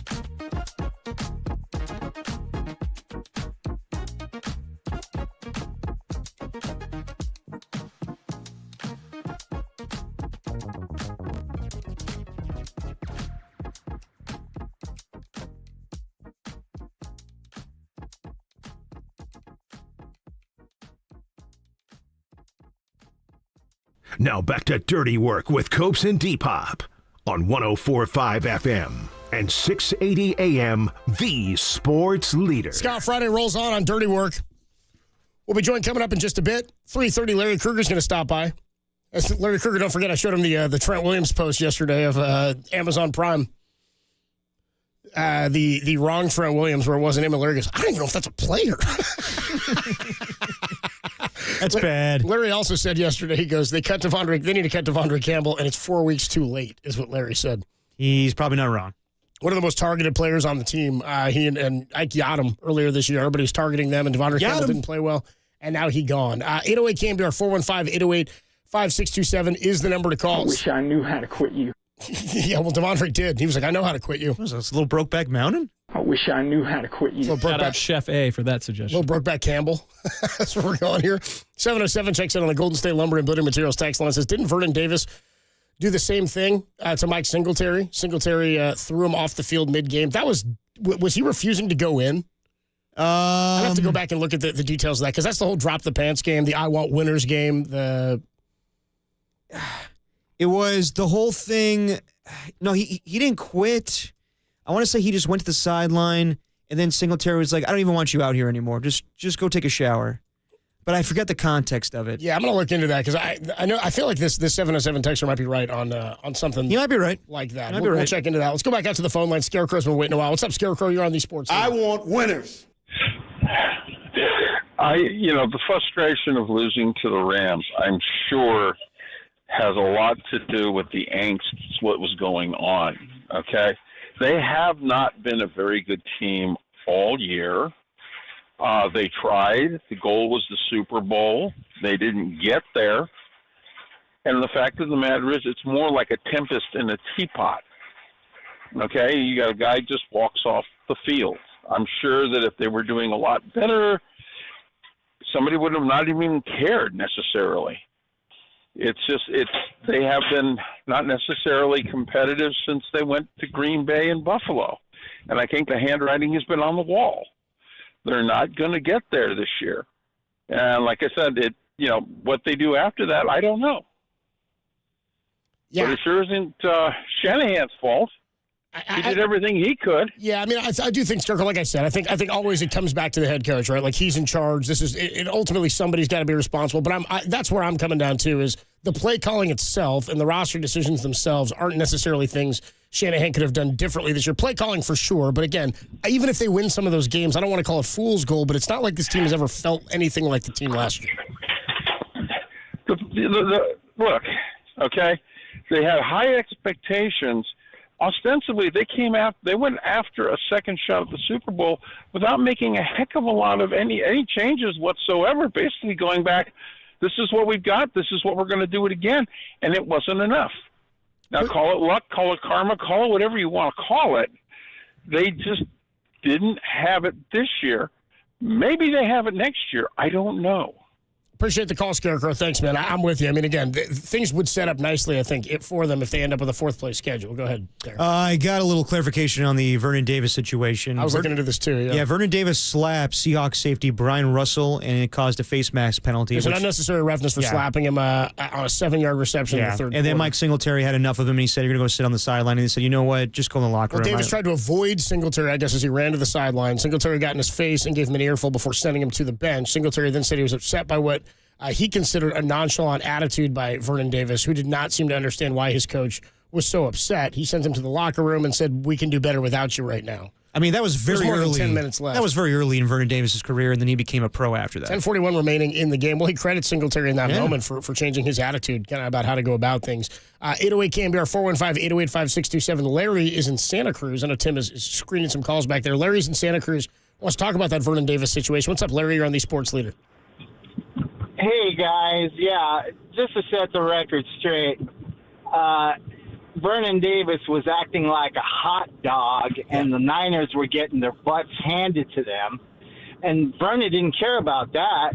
But as soon as he got anywhere near Singletary, he was right in his grill, man. And he said, And then before you know it, he's in the press conference saying, I want winners. All right. Yeah, I mean, that's pretty much how it is. You know, Singletary was no nonsense. Yeah, well, and the other thing, Larry, is this is as I'm reading further into this article from 2008, it goes back further than that, because remember, Mike Nolan gets fired, Singletary gets promoted to interim head coach. Oh, yeah. So former coach Mike Nolan had pulled Vernon Davis out of a game earlier that year, but did not send him to the locker room. In a game against New Orleans, he made a 19-yard catch with 6:20 remaining in the game. His only reception in a 31-17 loss. He stood up, pounded his chest, and he yelled loudly. So Singletary had been there for all that. He's like, I'm not putting up with this crap anymore. No, that's fair. Can't be having this attitude. Oh, no. Larry, what did you think about Devondre Campbell's actions last night? Oh, come on, guys. Where's your heart? How can you do that? You know, I've been watching the 49ers, guys. Let me just tell you. Go ahead. For over 40 years, and I have never seen anybody walk off the field like that unless it's Little League, man. Come on. All right. Yeah, it's chicken-ass, dude, and it's why I'm like, he doesn't get any benefit of the doubt. When you hear how his teammates and Kyle Shanahan spoke about him, that should tell you everything you need to know. Appreciate the call, Larry. Thanks, man. 808 KNBR is the number to call. Let's go back out to Al. Al's in Chico. What's up, Al? You're on the Sports Leader. Hey, how you guys doing? Good, man. How are you? Good. Thanks for taking my call. Of course, man. I wanted to talk about, seems like in the last maybe even 5 years or so, whenever the Niners, give a guy a new contract, like the bag, as they call it, the guy just fizzles out. I mean, big example, Bosa. I mean, I think ever since he signed that big deal, he's like a shell of himself. And I hear people, the analysts going, he played a great game and everything. Where's the sacks? That's my question. That's where I'm with you, man. I'm with you, Al. I had this gripe a couple of weeks back before he got hurt. I was like, look, I know that the experts inside of D-line play and how the guys who can evaluate that stuff better than we can will tell you that he's still an elite player and that he's good in certain situations. He was out there a little bit only on third down at certain points yesterday, but they were limiting his snaps. But I'm with you in that you win Defensive Player of the Year and you're supposed to be one of the best defenders on the edge in all of football. He's not, to me, as good as Myles Garrett. He's not obviously as good as T.J. Watt. He's not even in my mind, where Mason Crosby is in terms of being an absolute game wrecker. I'm not saying Bosa doesn't change the game. He absolutely does. He's the engine that's supposed to make that D-line go. But where is it doesn't matter what anybody else does sort of ability to change a game on the D-line the way those other guys do? And I don't know if Aiden Hutchinson will be the same guy when he comes back after a broken leg, but I think he was trending that way. My point here is I'm with you. Bosa can have an impact on the game, but he's not filling the stat sheet, and he's certainly not a game wrecker in the way these other guys are and the way he was early in his career. Definitely, Copes. I mean, yeah, like you said, he was a player of the year. And he's nowhere near T.J. Watt. And I don't know what's going on if these guys just get satiated. Some guys just get satiated and just underperform once they get the bag. Yeah, I don't know if it's a subtle thing, but it certainly last year it played more into the idea that he wasn't there in training camp, right? And we've seen this now over and over with guys in the last couple of seasons. It's also what plays into my mind that there's no way they're going to allow Brock Purdy to sit out of training camp for a preseason on a holdout. That they're going to have to make sure that gets ironed out, Right. Well, thanks, guys. I appreciate it. Have a good weekend. You too, Al. Appreciate the call, man. 808 KNBR, the number to call and to text. 707 on the Golden State Lumber and Building Materials text line. And again, this is stuff you have to keep in the back of your mind or keep in context. And somebody called in earlier and said, we don't know what else is going on in Devondre Campbell's life. All fine and good. I understand that. That said, when his teammates and his coaches are we're echoing sort of the same sentiments that the guys around him are. We're not disputing anything that they're saying. But 707 says, before we jump to conclusions regarding Devondre Campbell, let's not overlook the fact that this could have something to do with a mental health issue. I'd hate to find out down the road that he's suffering the effects of something like CTE or something mental or something else. I hear you on that. And again, that's not something I can't reserve comment based on what the actions were yesterday until we find out what all of his health situations are. I've just got to go based on what happened and what it is that the teammates and the players are saying about it. Yeah, again, if something was wrong with Devondre Campbell, I think someone would come to his defense last night. And nobody did. Nobody did. They called it chicken ass and said, yeah, I think he's probably going to get cut. And it's as bad as the examples we gave prior, but I forgot about one, Copes. Remember when Coffee Black left his team in the middle of a game with the San Antonio Spurs and joined the Flint Tropics in the second half? I was like, Coffee Black. Now, that was some chicken ass. That was pretty crazy to leave your team and then join the other team. He had a contract with the NBA and went to go back to the ABA. I'm going ABA. I don't want to do it. I don't like that. I didn't like it either. But let's go back out to the phone lines at 808 KNBR 415-808-5627. By the way, somebody checked in on the text line 650 says, Devondre? More like DeGondre. I like that one. Mike is in Oakland. Mike, what's up, man? You're on the Sports Leader. I don't know if I like that one. Hey, what up, Cuss? What's up, Mike? What up, fellas? Yeah, I don't give a rat's donkey about Campbell. All right. I want to say the same thing that we've already seen. Like, when Greenlaw went out in the Super Bowl, when Greenlaw went out in the second half against the Rams, what happened? My favorite picture that's been posted before was when Warner and Greenlaw were walking down like predators. They had the masks on and the dreadlocks down. It's like those two beasts are what make this thing go. So get healthy and let's drive this engine through those two guys. Yep. I appreciate the call, Mike. Yeah, I'm with you. I really do think if there's one thing John Lynch can take away from yesterday's game, and Larry Krueger said this to us yesterday. We'll talk to him about it momentarily here. They've got to figure out a way to bring Dre Greenlaw back. I think what Larry said was if you could clone that guy, you'd have the best linebacking core in football. And if you could clone that guy, you'd be in the Super Bowl or you'd be a contender again on the defensive side. I said, if you could clone that guy, you'd probably be in a different business than in the NFL. Yeah, I know. You got bigger fish to fry. My God. Solving world hunger. Clone a bunch of Dre Greenlaws? Actually, that's my one skill set. I can clone things, but it has to be a Dre Greenlaw. It's got to be a coverage linebacker who can stop the run. That's the only thing I can clone. So back in like the late 90s, you could only clone sheep, and now you can only clone Dre Greenlaw? I'll take it, dude. If I can get more Dre Greenlaws. Or prior to that, you can only clone Michael Keaton, and then sheep, and then Dre Greenlaw. That's an incredible multiplicity pull by my guy Derek Papa here. Tim, where do you come down on a multiplicity? You in? I mean, I'm a Keaton guy, so yeah, I'm in. I'm a Keaton guy. We were actually referencing today, like at first we were talking about we were talking like, what, you want to get nuts? Fine, let's get nuts. And Tim was like, oh, Seinfeld. I'm like, no, man, that's Batman. That's Batman, dude. By the way, is Keaton one of the most bulletproof actors out there? Find somebody who's like, I don't really like Keaton. Oh, no, everybody loves Keaton. I'd be hard-pressed to find someone who's like, not a big Keaton guy. He rubs me the wrong way. Like, everything he does, I'm into. Although I saw the new Beetlejuice. I love Keaton, but like, God, 70-year-old Keaton's going back to Beetlejuice? Is he 70 now? Yeah. He played Batman in the Flash movie. How about that? He came back for that, too. Came back to play Batman in the Flash movie. I will say, one of Keaton's best roles, Other Guys. He is the funniest part of that whole movie. I told you I'm not a huge Other Guys guy, but he is hilarious in that movie. He's probably the funniest part of that whole damn movie. Yeah, that Other Guys is just, Will Ferrell and Wahlberg just yelling at each other for 2 hours. Yeah. But Keaton saves the whole thing. Oh, yes, he does. Whoa, the new Bathmats are in. Keaton's the man. By the way, great in the movie Founder, too. The McDonald's I love movie. that. It's a great movie. Ray Kroc? Yeah, dude. The owner of the Padres? Is that what he became? Went on to, I believe, by the San Diego Padres. So the greatest fast food chain ever created, and then a team that's never been to won a World Series. How about that? Ray Kroc, Adam Copeland, Derek Papa with you. Former owners of baseball were crazy, man. I was like Ray Kroc, I guess. George Bush. You had like he was part owner. You had like Gene Autry singing Cowboy, right? For the Angels? Down at the Angels, The Angels, yeah. Adam Copeland, Depop, Tim Webb with you on a Friday. What do you got? You get some Gene Autry, Rudolph the Red-Nosed I was Reindeer? going to do a Marge shot riff, but we can keep going. I'll tell you, I welcome it. If you got a Marge shot riff. Was she the one who put out that photo of Trent Williams, by the way? Just drilling butts. Marge shot on Trent Williams. Adam Copeland, Derek Papa, Tim Webb. We'll catch up with our guy Larry Krueger, Niners Nightly, and the Krug Show. He'll join us next, only here on the Sports Leader.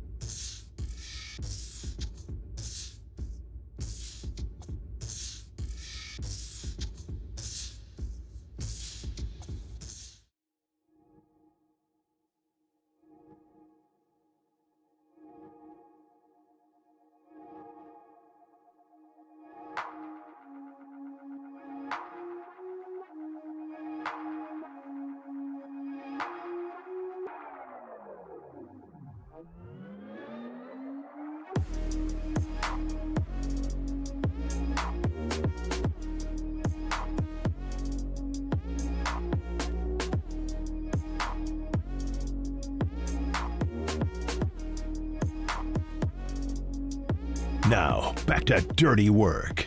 Adam Copeland and Derek Papa on KNBR 104.5 and 680 AM, the Sports Leader.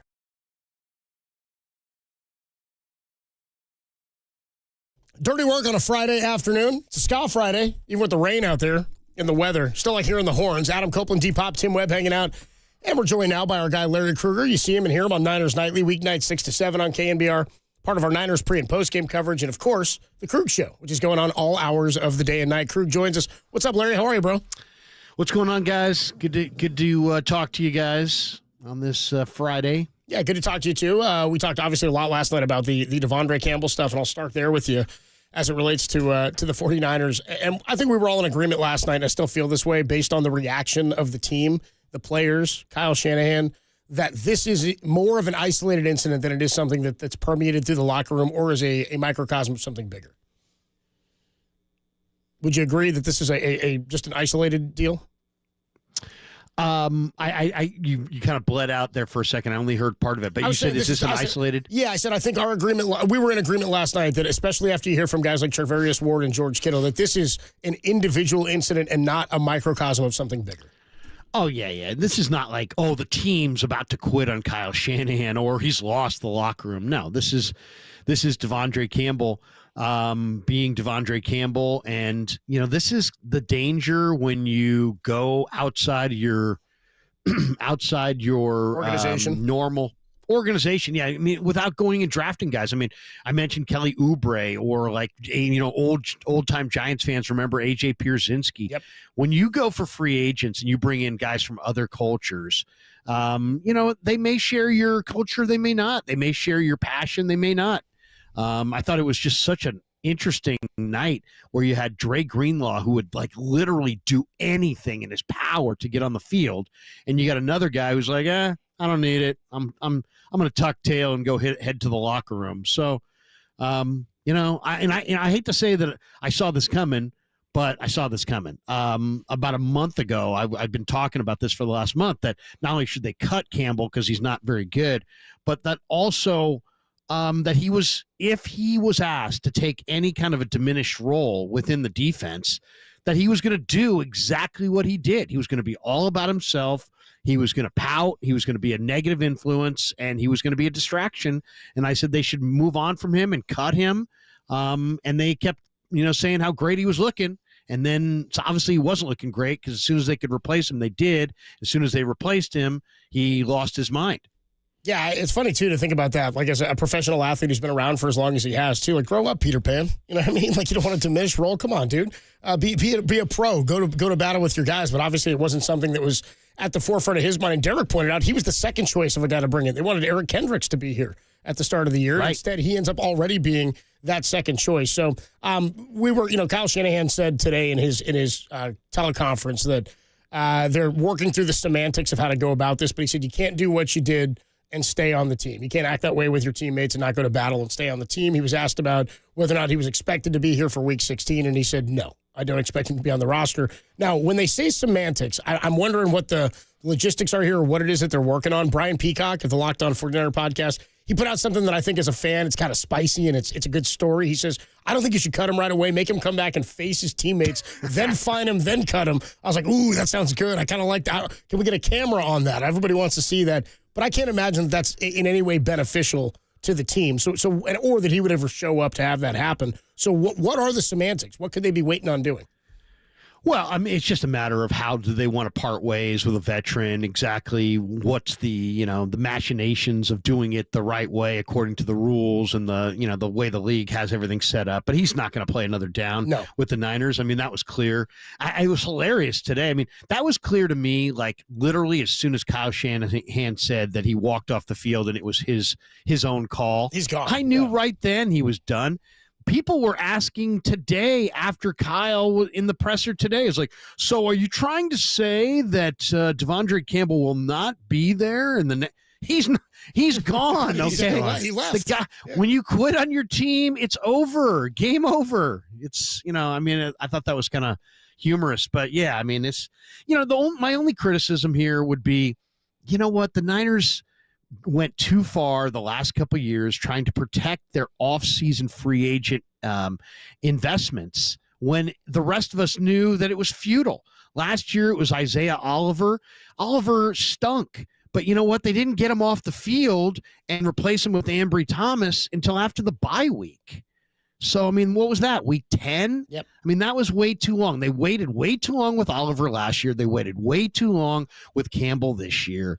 And it's just unfortunate, but it kind of goes to show that they really need to rebuild that spot, whether Greenlaw's coming back or not. And God, I hope he is, but they have to rebuild that linebacking core. Yeah, with we new know. players. Yeah, we know that Devondre Campbell's not going to be on this football team. But Larry, what do you think about the future of Deebo Samuel with this football team? Because all week it's been the story of him, tweeting and saying that he's not involved enough. And then last night he gets 7 targets, but only catches 3 balls. It's his 5th consecutive game with getting 22 yards or fewer. And there's been always rumors about them trading him. I know there's maybe they need him next year because Brandon Ayuk is not going to be healthy.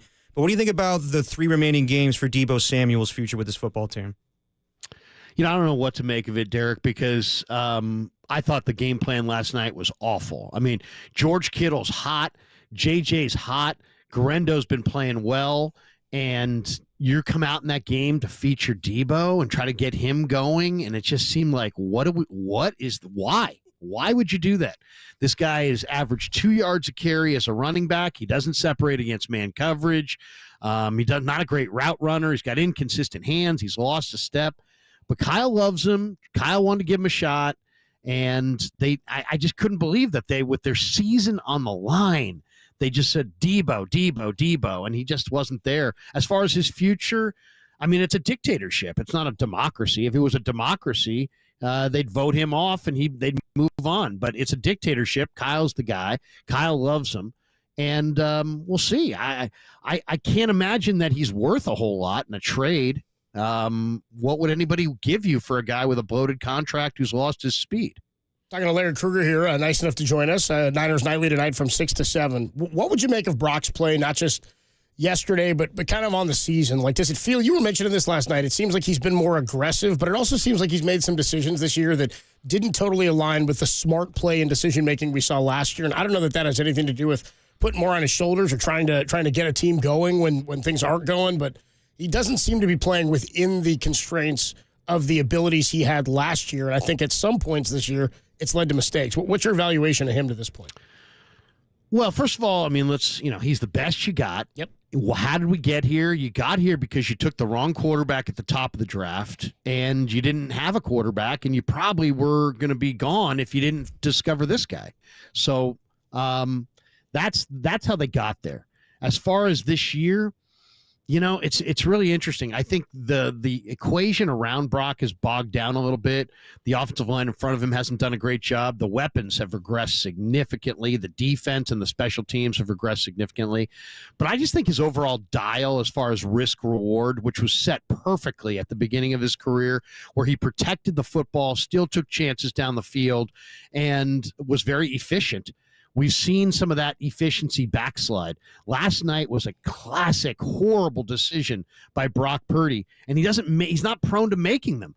But you're in field goal range. You're within a field goal. You have to get at least the field goal. You can't have a turnover where you just float the ball in the middle of the field. I mean, he lost that game for them. And, I'll say this. He's accountable. He went to the podium and he said, hey, it was on me. But guess what? He was right. It was on him. You had to have that field goal. It was an inexcusable turnover. He's the best they got, but he may not be their franchise quarterback forever. So I think what you got to do is you got to keep him. You got to figure out what you're going to pay him, and then you got to keep drafting quarterbacks behind him. Don't go with Brandon Allen and Josh Dobbs and veterans.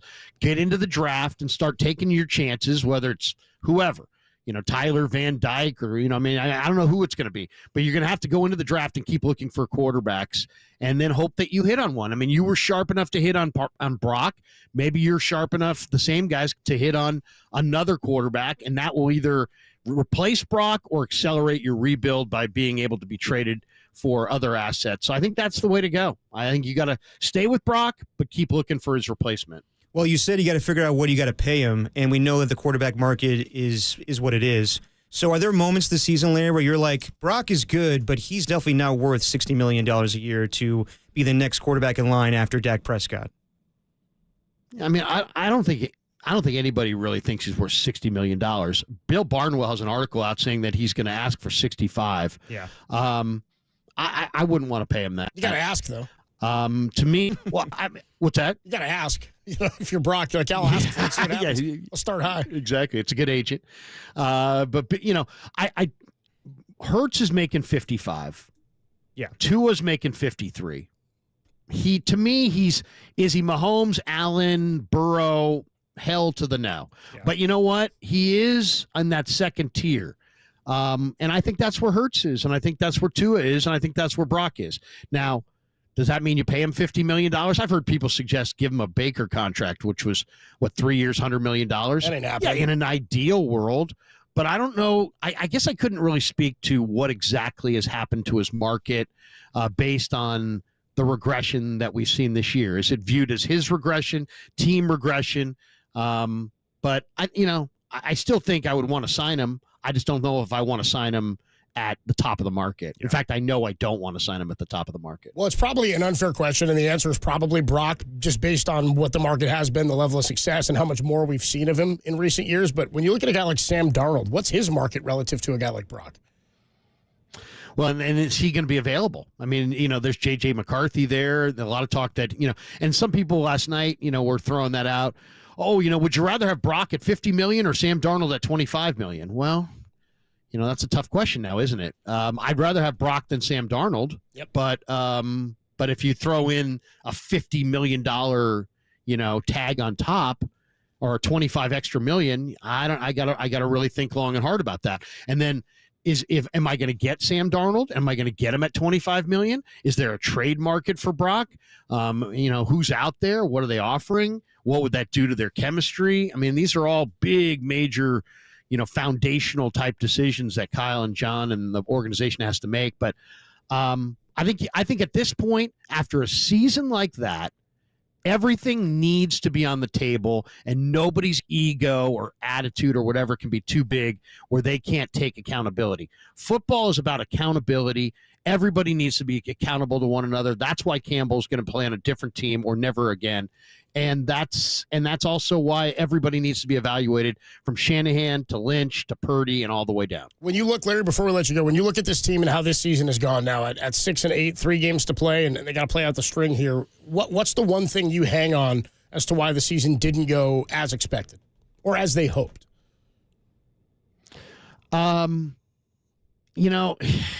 That's a great question, Copes. I mean, I don't know if it's one thing, right? Yeah.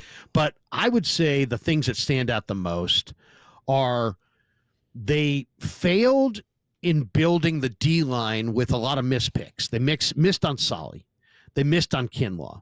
And then they prioritized the D-line over the O-line, so they kept going back to the well of more D-linemen. So they've overdrafted their D-line without the results, and then the direct impact of overdrafting your D-line without the results is you underdrafted and undersupported your O-line. So now you look up and you're like, we drafted guys on D-line. They didn't work out. Our D-line's still a little thin. Our O-line needs to be rebuilt. But to me, if you say what's the biggest backslide, it's the skill position guys that a year ago were the cutting edge, best in football. They're not anymore. They've all backslid except for Kittle.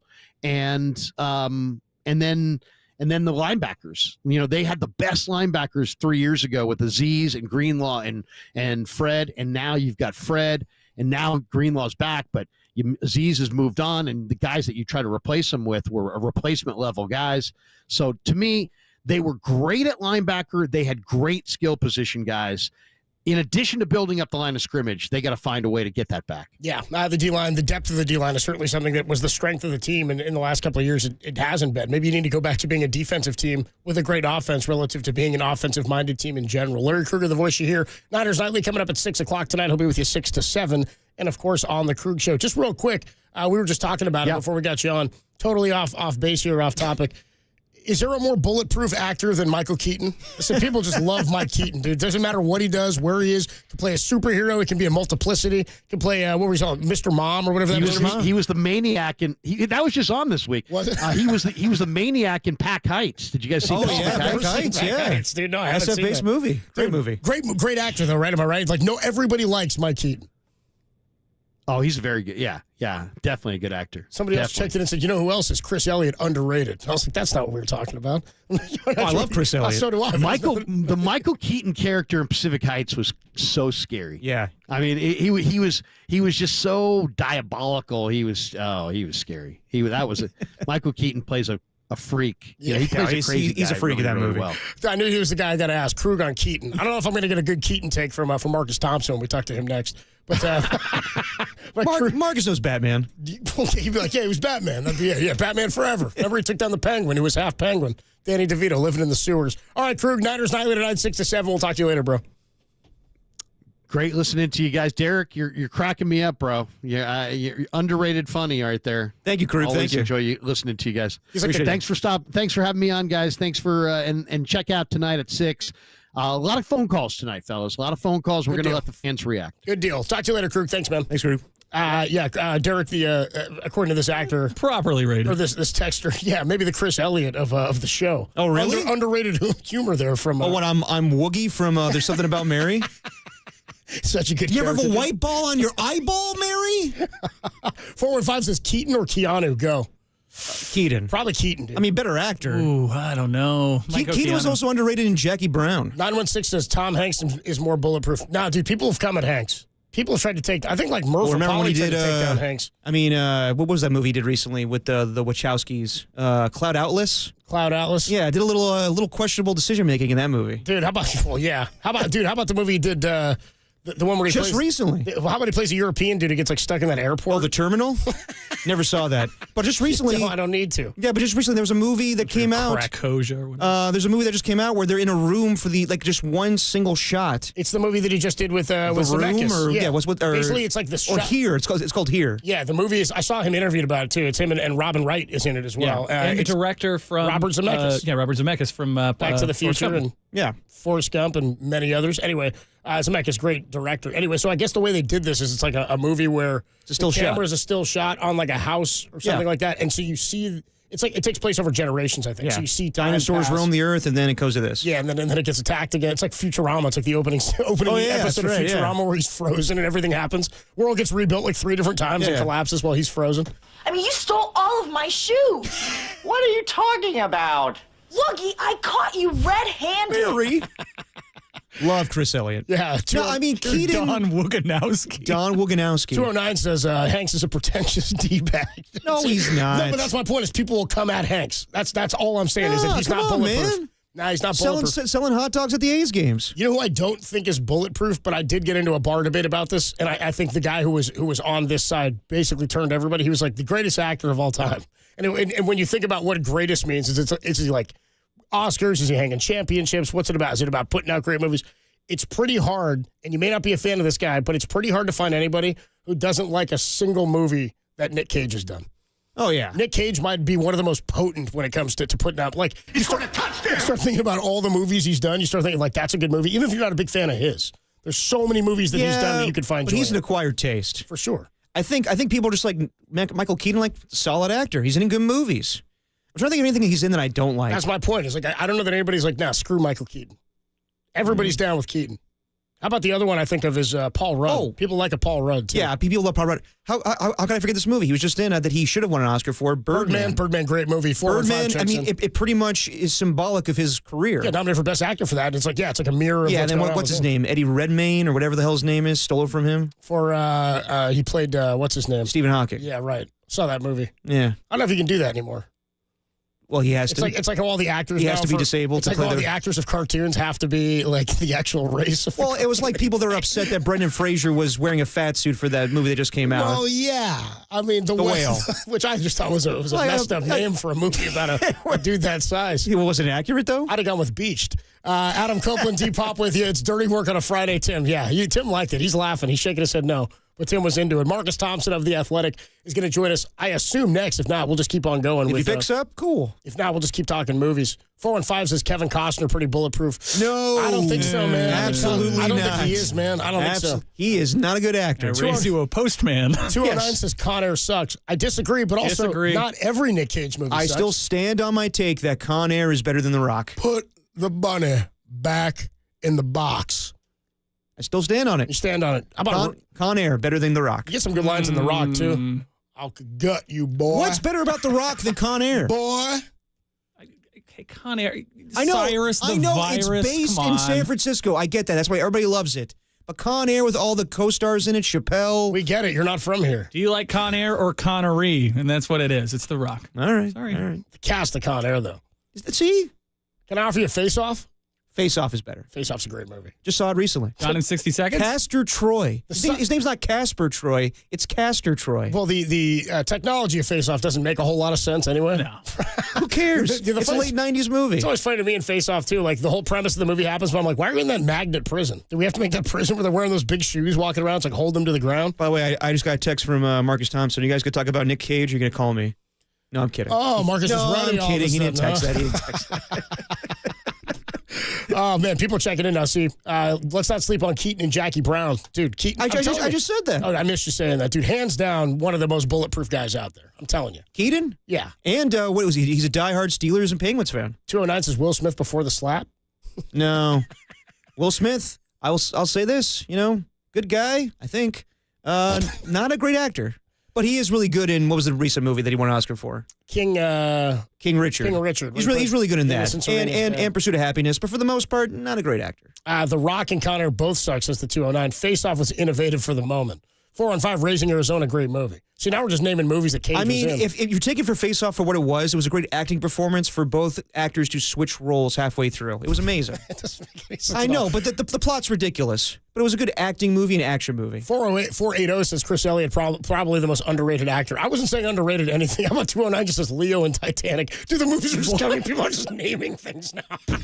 Leo and Monster, Titanic. I don't even know what we're talking about here now. What about Chris? Can I give you a Chris Elliott and Cabin Boy?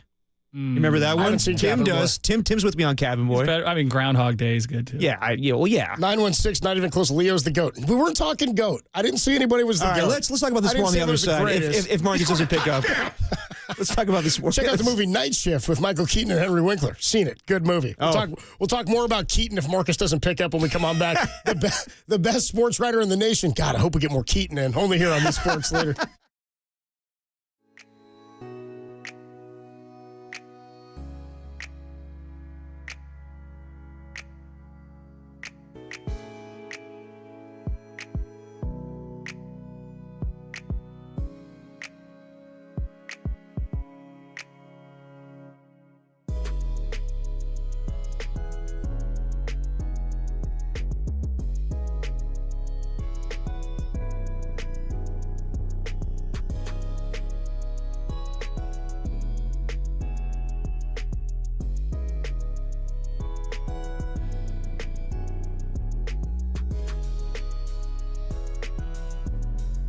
Steve Young is scheduled to join us today at 5. Listen to that interview live on KNBR or our YouTube and Twitch channels.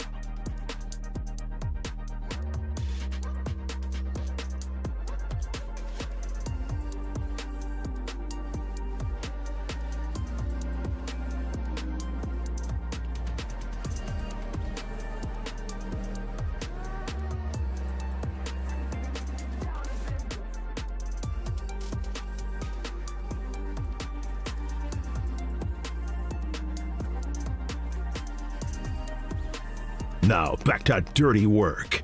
Adam Copeland and Derek Papa in the KNBR Casino Matrix Progressive Jackpot Studios. Casino Matrix, Progressive Jackpots are here. Where are you? Just drop in. Please play responsibly. Call 1-800-GAMBLER. Dirty work on a Friday rolls on. We made the connection with our guy Marcus Thompson, the best sports writer in the nation, joins us courtesy of the Yuma guest. I make sure you're reading him in The Athletic. What's up, Marcus? How are you, man? You know, I'm enjoying this Vegas life out in these streets. Did you go to Vegas this morning? Oh, Vegas, nice. Yeah. You, but not the Dubs, Come on, man. It's the Emirates NBA Cup. Let's go. All right, we're all excited. Ready for this Hawks, Thunder, Bucks. No, Hawks, Bucks, Thunder, Houston. Rockets. Yeah. Yeah, I'm tapped in, clearly. Yeah, clearly. Yeah, right. I can't imagine the NBA is thrilled about that Final Four, by the way. So who's winning it all, Marcus? Hawks. Book it. I'm going with the Hawks. There you go. Book it. Hey, by the way, the other night, that Warrior game on I guess it was what, Saturday? Excuse me, not Saturday. Today's not Monday. I was thinking, I'm all thrown off by the Thursday game. The Wednesday night Warrior game, where they fall apart there. It felt like there was juice in that for the NBA Cup in terms of what the vibe was around the team at the end of the game. And maybe it was just the intensity of how they lost that one. But was there extra juice there? I mean, Steve said it afterwards because we want to go to Vegas. We want to win this cup, which I thought was sort of funny in the midst of his post-game rant where he was pissed off. But did it have any extra juice? No, it does. I mean, look, I know we know, like, they got a lot of money, but I think they get $100,000 for making the Final Four and then $500,000 if they win it. So, yeah, I mean, yeah, it's bread on the line. I think Steve wanted the opportunity, like the stage. You know, they didn't go to the playoffs last year. They had one playing game. You know, get Kuminga in that environment and pod. So I think there's a lot of benefit to it. So, yeah, they wanted it. Also think, like, Houston was a part of it, too. Like, you know, they wanted to beat Houston. Steph took that shot, which was ill-advised. Yep. Because it was Dylan Brooks and he wanted to night him again. So, yeah, there was some definite extra juice at the end of that game. No question about it. So I was going to ask, Marcus, who do you put the blame on the most for how that game ended, the referees or Steph shooting that shot off a little too early? I mean, Steph is the easy answer. You just don't blame refs. You don't need the refs. Like, if he holds the ball, he bleeds the clock, or if he makes the shot, then none of this other stuff happened. I don't think it was a good call, but Steve Kerr always talks about playing the game the right way and not cheating the game. But so when you just pile up not good decisions, probably likely the energy and the momentum of the game will work against you. So to me, that bad break was a byproduct. And it wasn't even just like all bad decisions. They just have a hard time scoring down the stretch, especially against defenses that are aggressive on the perimeter. So they don't have ball handlers. They don't have offensive creators, and all of it is on Steph. So they need backdoors and screens and all that.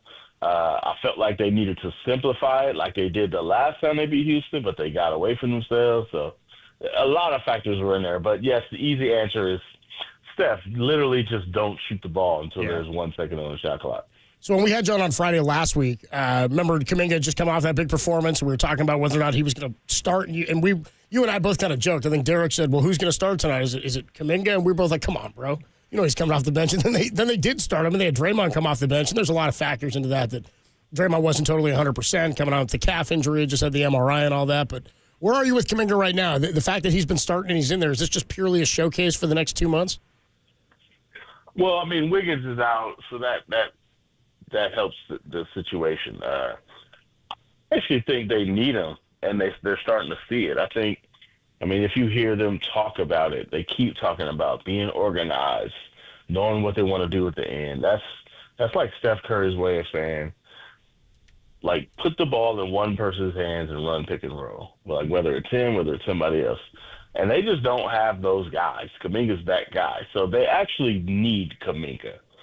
And if he's really good at it, it only ups his value. So I do think we've entered the space where it's going to be tough to, like, sit Kuminga and play somebody else, because the way teams are guarding the Warriors, like, they're like, yeah, I mean, look, Lindy Waters, if you want to go create a shot, have at it, buddy.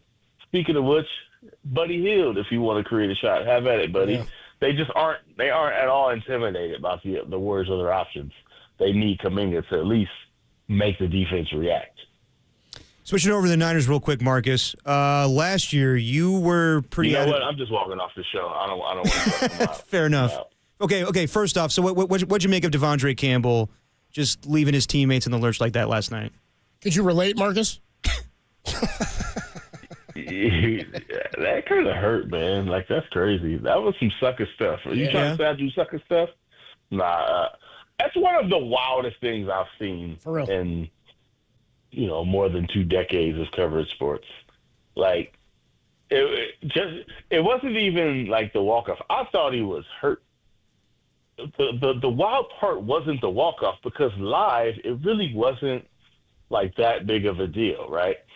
To me, the part that was just like so unique was how his teammates talked about him afterwards. Like, nobody was trying to cover for him. Yep. Yeah. Like, nobody was saying, oh, well, you know how they'll think somebody's full of it and still say the piece, like, like kind of massage it a little bit because it's the brotherhood.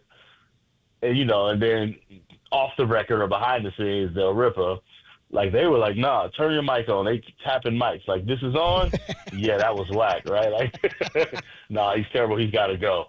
You just don't hear players talk about other players like that. You might hear one player talk about a player like that, but you don't hear a locker room kind of have this same sentiment of, yeah, he not like us. Ooh, you like how I did that? Yeah. I dropped that. I saw it. I heard you. Yeah. I see you working. Nobody's done that, by the way. I'm the only person who dropped a not like us in the last 6 months. Cat. You're the first one. You're the first one to do it on this show. I'll tell you that. Those other shows not like us either. So there's your second one. Yeah, that was wild because that was sort of our reaction. We had a couple people texting in today and calling in saying, hey, but we don't know his side of the story. And I'm like, dude, all I need to know is how the team and Kyle Shanahan spoke about him. They said they're going through the semantics, but I'm echoing what they were saying, because for all the things that have gone on with them off the field this year, I mean, Charvarius Ward to say what he says, you think about what he's gone through as a human and as a person and as a father this year, and then he's out there working with the guys. And then for Devondre Campbell to dress up and decide once they're down 2 linebackers and they need him to play that he doesn't want to be out there, I genuinely would be surprised based on his level of play. Like, if you're really good in the NFL, they let a lot of stuff slide, attitude-wise or off-field trouble. But he's not been good. I can't imagine he ends up on another team next year. Yeah, to me, that's the tale, how they're talking about him. Yeah. They will be the last ones to throw him under the bus. You know what I'm saying? Like, they're so programmed to not violate the fellowship that even when they're looking at, and they're not saying what they actually feel, they'll go that far. So to me, I don't even really need to know. Like, my opinion about the thing doesn't matter. Exactly. You got these players publicly on the mic saying, like, I don't want to, like, for George Kittle, who might be one of the nicest maniacs you'll ever meet, to say, I don't want to be around somebody who would do that. Like that, I don't know what and they know the reasons, right? They know all the reasons. They know whatever is behind the scenes that we don't know, they know it. They know the stuff. They know, the stuff that we will never know. So with all that information, like, nobody gave them a pass at all. Like, not a single person was like, well, let's hold off because it wasn't none of that. It was like, yep, nope, we're not okay with that. That's all I need to hear. They aren't cool with the reason, so I got my answer.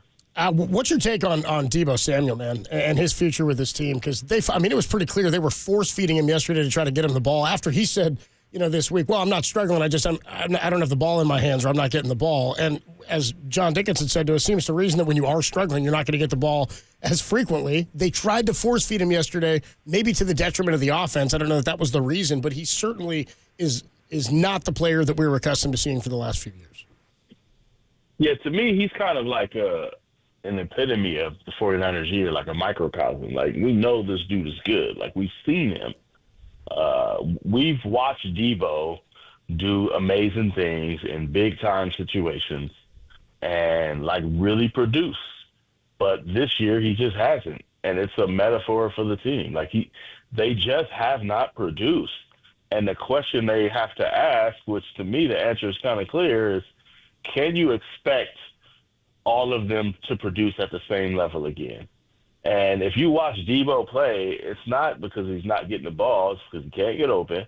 You haven't seen through the course of 14 games like trademark Debo play, right? You just don't see that. He's got to be open to get the ball, and he's not breaking tackles. He's not running over people like he is in Debo. You know, he's probably more like Craig from Friday than Debo, right? Like, and like to me, the whole team has been like that. Yeah. So to me, it's like if they come into next season and say, no, this was just a fluke, it'll be like 2023 again. Just watch. Like to me, that would be like ignoring what the data we just watched. It's been 5 years, dude. Like, and keep in mind, like Debo's played 5 years, them 70+ games. The only team that's played more games than them is Kansas City, and one more. They've played a lot of games, and it makes sense that this is happening. So I don't know if he's the one to go. It makes sense for him to be the one to go because you got Christian McCaffrey. He's locked in. But not everybody can come back, right? You can't run it back. And you say, like, let's do it again. This was the running back, and look at the result. They need to do something new. And the very easy answer is move on from Debo. Like, that's an easy one. I don't know. Do you get something for him? You know what I'm saying? Like, how does this work? Do people want other players more? Do you end up keeping him because you end up getting rid of other people? I don't know. I think a lot of it will have to do with what they decide on Brock Purdy. If Brock Purdy's trying to get 60, you might be looking for a new quarterback too. So they've got a lot of questions to answer, and one of them is, do they believe Debo will ever be Debo again? And that's going to be a tough question to answer. Yeah, Craig Samuel doesn't really roll off the tongue. You know what I mean? Nah, it doesn't. Doesn't sound as good. It doesn't. Like, yeah. Speaking of Purdy, Marcus, last year you were big on Purdy getting a contract, and you brought up if he's going to get 60 this offseason. So from what you've seen this season, do you think at times they're obviously going to pay him, but do you think that he deserves the contract that's top of the market for quarterbacks right now? No, that's why he should have got an answer. So like, Purdy, you better get this money now. Over there, he should have been calling J.G. Whitworth or something like that. He'd have messed up now. He'd cost some money. That might actually be, if there's a silver lining to this whole thing, that might be it. Like, there's just no way. There's no way he could go and say, give me 60. I mean, he could say it, but yeah. Like he's basically giving you the out if he does. You just can't pay that dude $60 million. You can't. So I still think he's a good quarterback, and I think there's a reasonable way they could approach this. But if he says 60, you go draft a quarterback and kind of reboot this thing. Like, that's how you got to do it to me, or go find, another, somebody else who can like keep the salary low but produce. Maybe go get Sam Darnold back, but. Yeah, to me, Brock Purdy kind of cleared a picture for you. That was going to be a massive. If he played another MVP year, then it was really going to be the last year, because if you got to give him all that money, you got to get rid of other people. So he just lessened that blow. I think Brock Purdy has played well enough to be the starting quarterback for the 49ers and feel good about him, but also it just wouldn't be reasonable for him to come in asking top dollar. So in that sense, like, it might have saved him some money. Yeah. Marcus Thompson, the voice you hear of The Athletic. Make sure you're reading him and following him. He's out in Vegas now. They didn't have you at Excalibur again, do they? No, you know what? Why would you reignite drama? Like, that's crazy. I'm over here doing well. I'm in Vegas, and now, like, I'm about to go be in a closet, like, trying not to touch anything. At least there's no bed bugs in that closet, like at the Excalibur. You know what I'm saying? Like, nah. You feel me? Nah, I'm actually in a decent hotel. Nice. You don't have to air it out. The NBA took care of us. Good. Hell yeah. As they should. Good. NFL didn't care, but the NBA's like, yeah. NFL was like, what? It's not quite a Super Bowl, the NBA Cup, but it doesn't get some coverage. So have a nice They tried to put us in a Tropicana, but it was getting torn down. They was like, sure, leave them in there. Like, you got to be out by noon because that thing's going down. Yeah, checkout is at 11:58. Marcus, have a good weekend, man. We'll talk to you next week. All right, peace out. All right, later, Marcus Thompson of The Athletic. He was out there at Levi Stadium last night, and one of the hardest working dudes out in Vegas now for the NBA Cup. How about he made sure he was there covering that for the NBA? Yeah. Even if the Warriors It's a big weren't there. deal, the Emirates Cup. Ah, man, our guy JD got hosed on that. JD was looking at a weekend off, and he was going to go to Vegas for the Cup. Well, you still got the weekend off now. Nope, Warriors playing at home against Dallas. Dubs OT Sunday evening. On Sunday. He's got today. He's got Saturday. By the way, I like Marcus's analogy there for Debo being Craig. I probably go Red. Remember Red from Friday? Oh, yeah, of course. I like him calling him Craig, though. It's just funny. No, I know, but like if it's more accurate, I'd probably say, like, yeah, the guy that actually got his chain taken. Red in it. I was going to say that'd be more like, who got their chain snatched? Aqib Talib? Michael Crabtree. Michael Crabtree got his chain snatched by Aqib Talib. That's right, so yeah. So maybe Debo's more like Crabtree now. He's getting snatched. Oh, he wouldn't like that comparison. No, I can't imagine he would. Adam Copeland, D-Pop with you, by the way. Many people still checking in on bulletproof actors. People are asking about Denzel. Somebody said, Denzel bulletproof, except in Training Day. No. Lonzo met his maker with the Russian mafia in the I'm the man up in this piece. Oh, dude. I could probably recite that whole thing, but you probably shouldn't. You probably should not.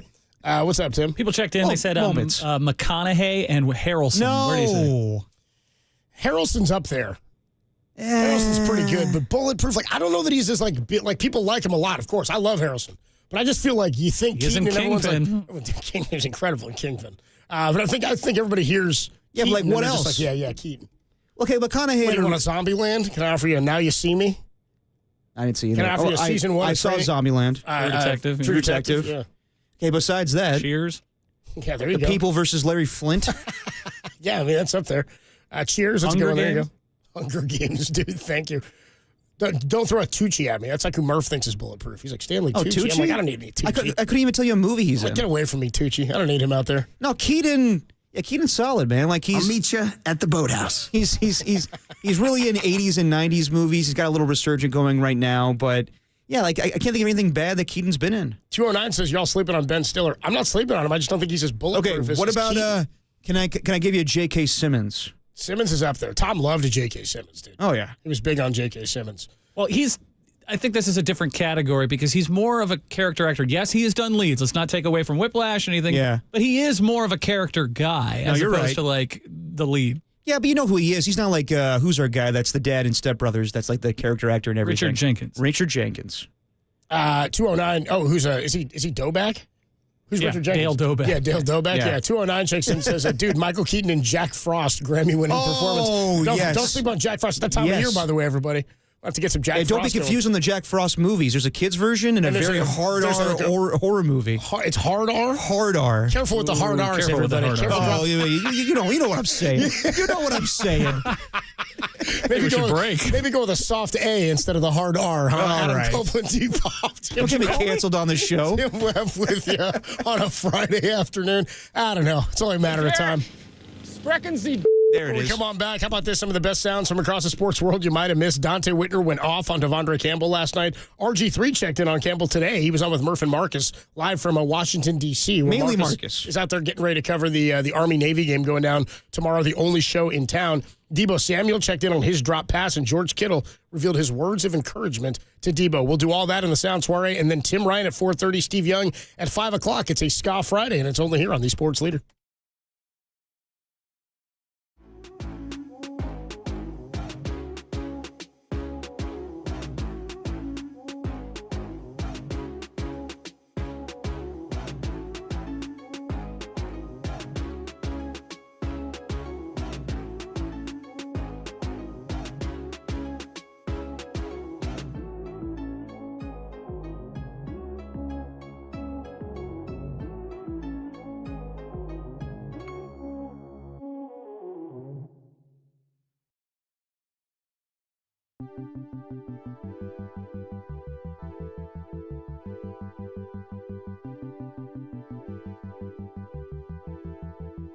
The 49ers playoff hopes seem to be over as they lost last night to the LA Rams 12-6. We'll just simply ask, what happened?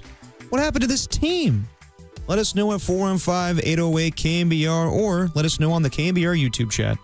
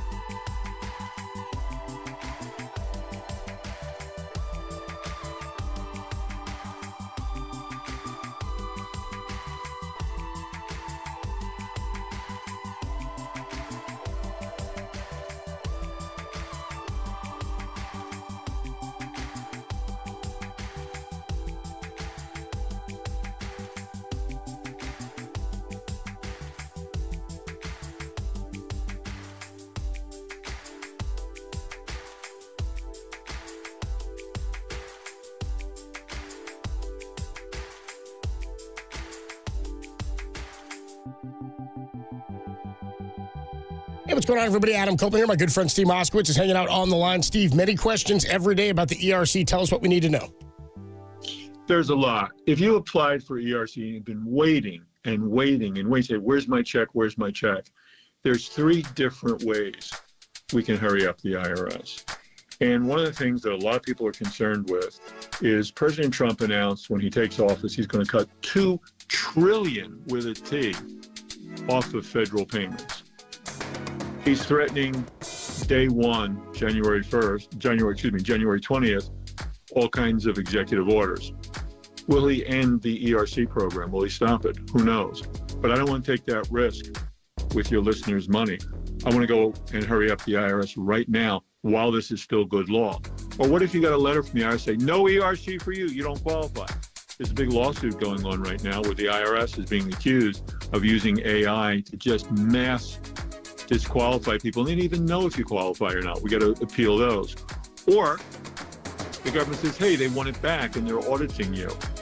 And there's even a crazy program, I think it's crazy, where the IRS says if you admit you absolutely, positively are not entitled to a penny of ERC, they'll give you 20% of it anyway to just settle with them. The bottom line is anything with ERC, you haven't received your check yet, you got a letter saying you're not qualified or you're being audited, call us. We have a lot we want to talk to you about. And then just say, hey, Steve, get me my money. Steve can help. 188-TAX-DEAL is the phone number to call, or find him online at MoskowitzLLP.com.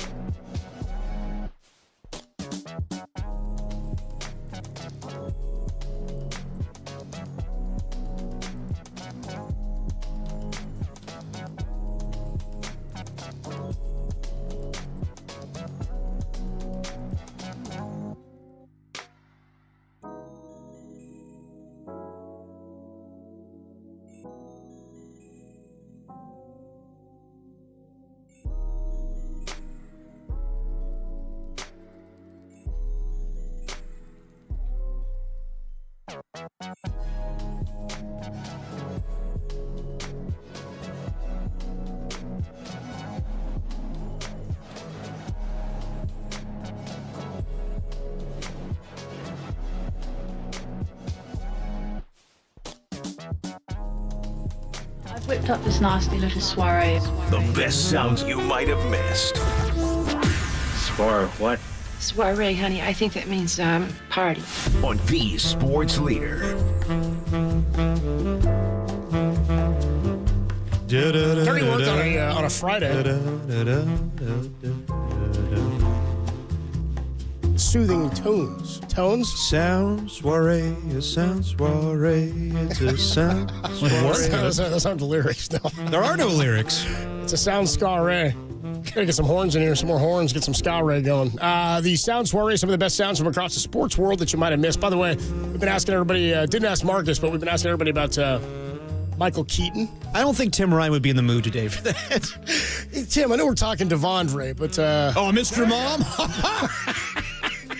We come down on a Birdman and Founder. That's what I'm looking for. Johnny dangerously copes. Dude, more and more people are checking in. People are going, y'all sleeping on Ben Stiller. Somebody else, 510 on the text line goes, Gene Hackman and Nick Nolte. Hackman's pretty good, though. Hackman's pretty good. I haven't seen Gene Hackman in movies since, like, The Replacements. It's been a while, yeah. Did he retire? Oh, he did retire. Yeah. Well, dude, our guy Nick Cage retired, then he came back out. Well, he had to pay for that. Pay for that island. Yeah, I know that island he paid for. He bought an island, and then it wasn't very lucrative. He just bought an island.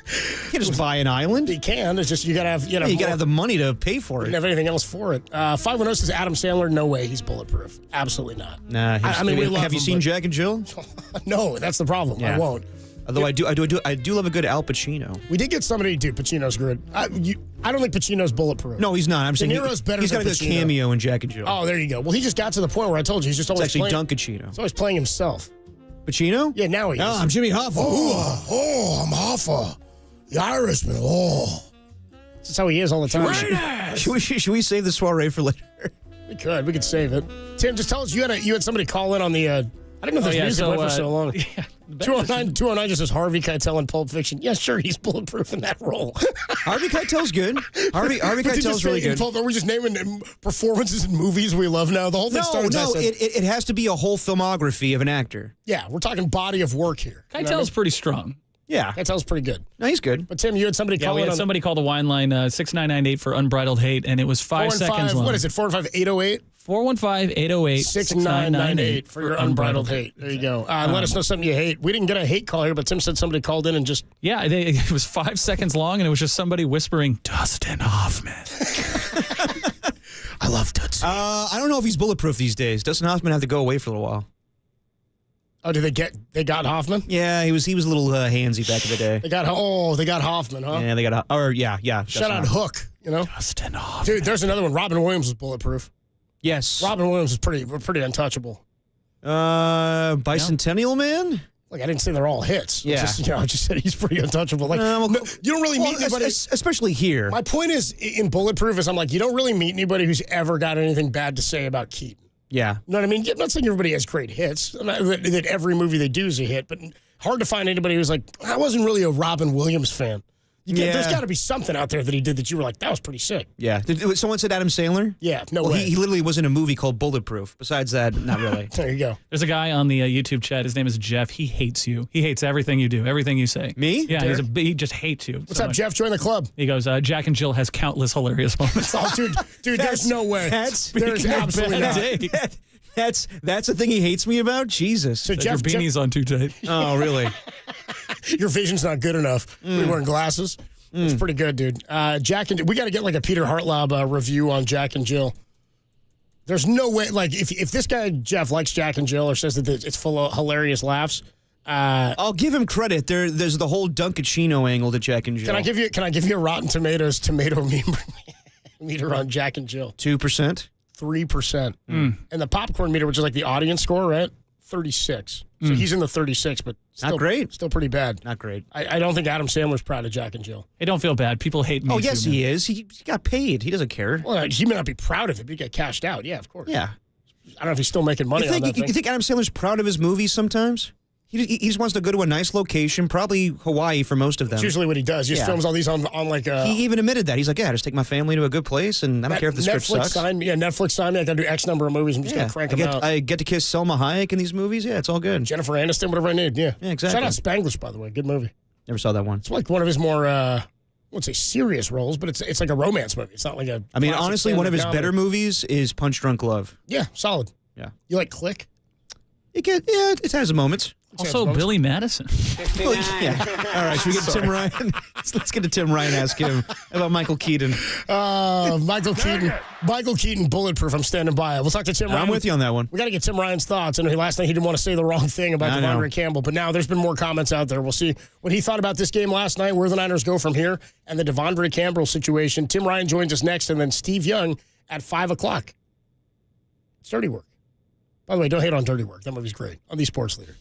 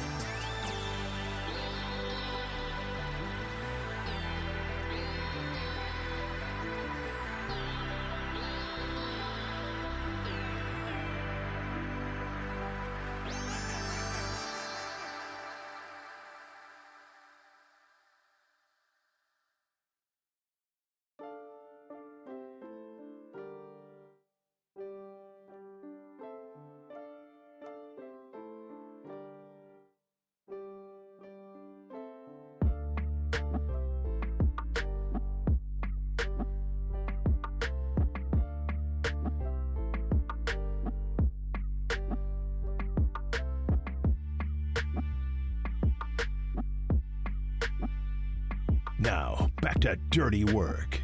Adam Copeland and Derek Papa on KNBR 104.5 and 680 AM. The Sports Leader.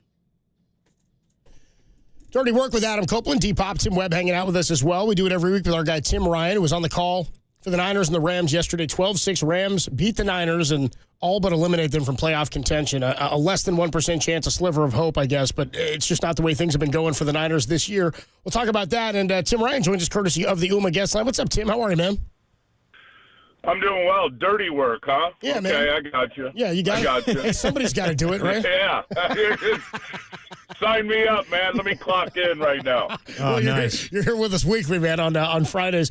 Usually getting ready for a Niner game. Today after a Niner game. And I know, look, we were doing the postgame show, myself and Dennis and JD last night. We heard you guys play the Kyle press conference after the game, and he made the comment about Devondre Campbell. I know, it obviously, as a former player, it had to hit you in a spot that it didn't affect me in the same way, but we were all kind of shocked to hear that. I mean, you heard sort of the air go out of the media room when Kyle said that. I know you were sort of reserving comment at the moment. You don't want to say the wrong thing, but in terms of how you've processed this and what we've heard from the guys on the team, really hearing from Travarius Ward, George Kittle, Kyle Shanahan, that was maybe the most shocking. That's kind of all I needed to hear about what people around the team felt about his exit last night. Yeah, I mean, I know it's been done in the NFL not often, but done a few times in the ultimate team sport. It was unexpected, man. I mean, I knew something was going on in the game as I looked down there and he had a towel on his head and he was sitting on the bench and did see a couple of players go up and talk to him. I think a few coaches went up and talked to him. And, man, I was angry, and I'm glad I didn't say anything last night, to be honest with you. I was angry for the players. I was angry for the fans. I was angry for the faithful. I was angry for the coaches.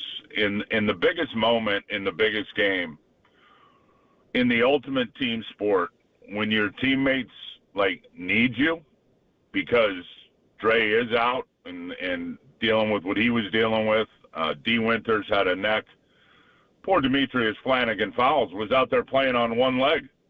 Yeah. And he refuses to go in the ball game with all that on the line. Even if there was nothing on the line, to do that to your teammates is, unfathomable to me.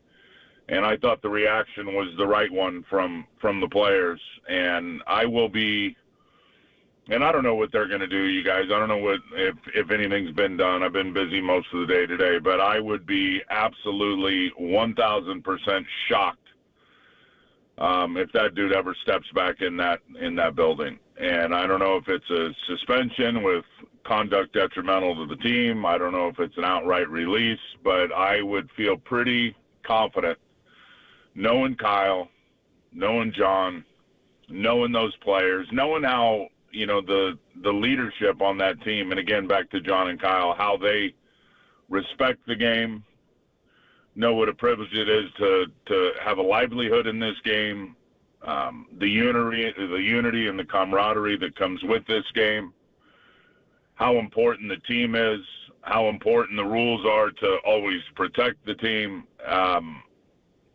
He's strapped on his last 49er helmet. I can almost promise you that. Well, Kyle, and I'll just catch you up then, because Kyle today on his teleconference was asked about that. Had they spoken to him or had there been contact since last night? He said no, and then he said that, I guess Kyle's quote was, you can't do what he did and stay on the team. And he was asked to follow up, do you expect him to be on the roster or will he be off the roster for Week 16? And he said he's not going to be here. So they're going through the semantics, is what Kyle said. Well, so rightly so. To your point, we don't know exactly what exactly the paperwork or the office stuff is that they're going to have to go through with this, but he will not be here next week. All right. Well, good. He deserves all of it, and then some. And then we'll see how it affects him going forward, whether he's got gas left in the tank and wants to continue his career. I don't know. But man, that was shocking in a game that was absolutely a defensive battle that came down to 3 or 4 plays, and unfortunately the 49ers came out on the short end of the stick. Well, on a more positive note, Tim, Dre Greenlaw makes his return for the first time since the Super Bowl. What did you think of his performance last night, and how do you think the defense played overall with his return and Nick Bosa back in the starting lineup? Dirty work, D-Rock. Dirty work. Yeah. He was everywhere. It was awesome watching him. I mean, the defense has clearly got a different feel. They clearly execute better with him out there, allowing he and Fred Warner to play off of each other. Not running 2 blocks, but beating blocks, getting in the line of scrimmage, 8, 9, 10 tackles. I don't know what he had in the first half, but Dre Greenlaw was everywhere. And then clearly it changed in the second half, and they started being able to do some things offensively in the third quarter of that game. So it was great to get him back. We'll see how he is going forward, but I think he's going to be okay. But man, it was good to see 57 back in the lineup. I know I talked to him the other day. He said he'd been dreaming about that night for months. And he went out there. He's got one speed, man, and it's all out and it was on full display in that game last night. The defense absolutely rolled, again, with the exception of some plays in the second half. And, to hold Cooper Kupp to no catches, to hold DeMarcus Robinson to no catches. Puka had the big one. I love the way they were, fitting up some of the run game with all those extra gap runs when they put the wide receiver in there and stack them behind the offensive line. Those have been challenges at times for the 49ers this year. So, I mean, just got to make those plays early in the game. The Diamador and Lenore interception opportunity on the first drive. Obviously, Talanoa Hufanga with the club couldn't get the second one, but certainly an opportunity to go get it. And you know, you got to make staff. I always say it every pregame doing the little jock talk is seize takeaway opportunities. There will be 2 or 3. And there were 2 or 3, and the 49ers were unable to seize them. And then on the other side, you know, they made a pick. 49ers missed a few play opportunities. Obviously, the deep one to Ricky Pearsall on the post. I don't know if there was miscommunication or if it was not a good throw, if it was supposed to be more to the middle of the field. Hard to know exactly what the breakdown was there, but clearly the chemistry in terms of the number of reps between Brock and Ricky isn't synced up. And then the big one when it was 3-3 in the start of the third quarter, and Debo to drop that slant, which I think was going to be a house call, certainly could have been a game changer. In terms of Debo, did it feel like they were forcing him the ball early, trying to get the ball in his hands to get him going? Sort of like the Warriors used to do with Klay Thompson, like early in the game, and see if he was hot. It felt that way to me. Well, I thought there was an ambition to get him the ball as the primary read. I think they started the first play of the game with it. Now, I don't know if they were anticipating off coverage from Akella Witherspoon, but give Akella Witherspoon some credit. He made a good play, used those long arms, and was able to have an impact and get that ball on the ground. But, yeah, they definitely seemed to go to him, with some primary opportunities. And, the run game clearly wasn't synced up with how all that was going. And the less they convert on third down, the less opportunities to run the football. And that obviously that number bared out in the end. But he had the opportunity on that one, and didn't make the most of it with the drop. Tim, what do you make of the performance of Talanoa Hufanga the last 2 weeks? I thought he played well last week against the Chicago Bears, but last night there were some moments, that 3rd and 4 play where he looks out of position and Colby Parkinson makes the first down. What do you think about Talanoa Hufanga the last 2 weeks here? I think it's been great to have him back. Obviously, he hasn't played a lot of football, since last November, and coming back off that ACL and then having the wrist injury. You can see how rapid he processes most of the time, and there was some mental errors without question. There was a play early in the game in the first half. I think Yetur Gross-Matos had a nice rip and got Stafford out of the pocket. Remember the play that he went to shovel pass and tried to flip it forward? I think that was the third down. I think that may have been the same coverage as the deep shot that Puka Nacua was able to hit late in the game, and there was a breakdown on that one as well, and there was a guy wide open running down the numbers, and Stafford, because he got flushed, didn't see it and had to basically flip it to the ground. So there was a couple of breakdowns. There was no deep middle safety on the big one to Puka. I don't know exactly what the coverage call was with Talanoa on the third down to Colby Parkinson, but clearly a breakdown with that one when they motioned Puka over and Diamador went with him, and then Huff was in some communication and looked like some confusion with Fred on where they were supposed to be. I know Fred walked out and got on DeMarcus Robinson to the right side of the defense, and then Diamador ran with Puka in the motion, and as did Huff for about 5 or 6 steps. And I think by the time he realized it was too late, and Stafford, I mean, that was a huge play in the game, obviously. They still were able to bow their necks and hold them to field goals. The red zone defense was really good. But I think Talanoa, man, is definitely good to have him on the back end of that defense. With the communication, you can see everybody is more settled down. The defense, without question, in my mind, structurally is better with his communication back there, but it did look like there were a couple of missed assignments. Tim, before we let you go, how would you evaluate Brock Purdy's play this year? I mean, I would say sometimes inconsistent, other times he's been as good as he's ever been. I mean, last week he was as sharp as you could have asked, 20 of 25. Yeah. And again, he got banged up a couple weeks ago. I know he missed the game in Green Bay and all that, but people are obviously talking contract stuff. With all that put aside, just relative to last year and what we've seen from Brock, is there anything different about him this year? Is he taking more risks? Is it a product of what's around him? What have you seen? I don't know. Obviously it's been up and down at times. I mean, I think we could all admit that. You look at his numbers, and It's hard to believe that this offense, and people can say what they want about Kyle and play calling, and it's all Monday morning quarterback stuff, but still the third-ranked offense in pro football, which shocks me when I really think about it. But when you go back and you think of the production and what he's been able to squeeze out of it with, the issues at running back with, and thank God for J.P. Mason. But Christian is a huge part, and we'd be kidding ourselves if we didn't, admit what a huge part of the passing game he is to unlock things for not just all the other weapons, but for Brock. So that hadn't been there. Losing Brandon Ayuk, obviously, when he was getting his football legs underneath him. So there's been so many moving parts for Brock, and I think that's what you see on game day. It's just been at times inconsistent.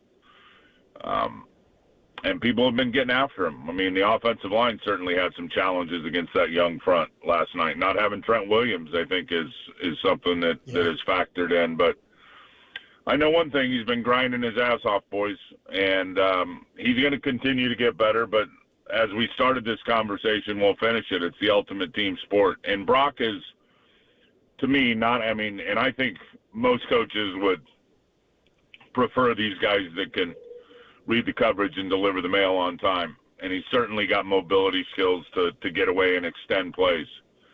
He's not going to always defy X's and O's in terms of, the game plan. And yes, he's capable of extending plays and making some big time plays, but it's not going to be backyard ball every weekend. So the ultimate team sport takes your teammates to produce and being healthy to get the job done in these big games. Tim Ryan is sponsored by Dignity Health, the official healthcare partner of the San Francisco 49ers and Levi Stadium, and by the Contra Costa County Office of the Sheriff. Apply for your new career in law enforcement at cocosheriff.org today. Tim, enjoy the weekend off, man, and we'll talk to you next week.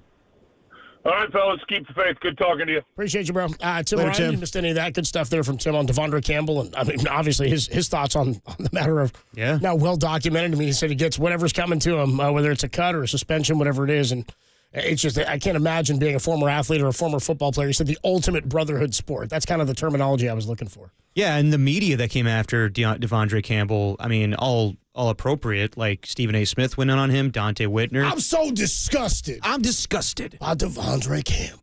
The only person that I saw that came to Devondre Campbell's defense was Josina Anderson. And I think she does a good job as a reporter, but it kind of came across a little bit as I know the agent of Devondre Campbell, and I'm going to protect him. And then Dante Whitner went in on her last night on Twitter. So look at Dante. No, Josina catching strays from Dante Whitner. Yeah. No way. It was basically along the lines of, you've never been in a locker room, you don't understand. It's and it's accurate. Like, he left his team out to dry last night, and you going Gary and Tom on us. You never laced them up. Yeah. Well, I won't go that far, but what I'm saying is, anybody that's like to his defense today, I understand we need to hear his side of the story. But I don't when it's everybody on the football team basically like, I've never seen anything like that before last night. That's what Marcus Thompson said in over 20 years of covering pro sports. He's like, I've never really seen a team which is they're the last group of guys. Even if they're going to do it behind the scenes, they're the last ones who publicly. What Marcus Thompson said is, dude, those guys were grabbing the mic like, is this on? Because we're ready to talk about what happened. Like, we're ready to go. Yeah, no, there's not a good excuse. Nope, there's not. He left the team. He left the team. Behind, right, quit on the team. Adam Copeland, T-Pop, Tim Webb with you. We're going to catch up with our guy, Steve Young, at the top of the hour at 5 o'clock. We might have a little bit of time for some sound soiree. Might get in some of that Dante when we come on back. Okay. We'll get in some of the we got time. Some of the sound soiree. I also want to hear from the wine line caller who checked in on their bulletproof actor. You got that for me, Tim? This is the wine line, 415-808-6998 for your unbridled hate. Yeah, I want to preface this to the audience and to you guys. This is not edited. This is the entire phone call, okay? 4 seconds, the entire call. All right, here we go. Dustin Hoffman. That was it. That's it.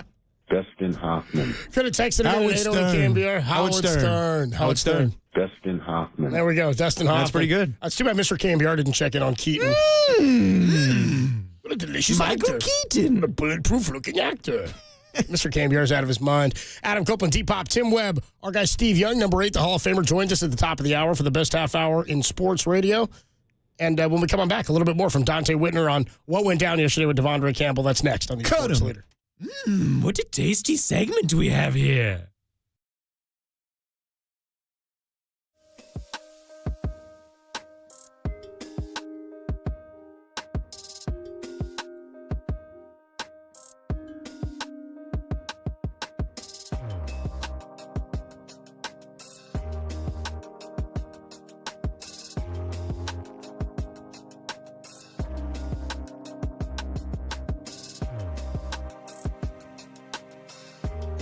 Devondre Campbell did not want to play in last night's game, and Kyle Shanahan said today he does not anticipate him playing for the 49ers again this season. What do you think of his actions? Let us know at 415-808-KNBR or let us know on the KNBR YouTube chat.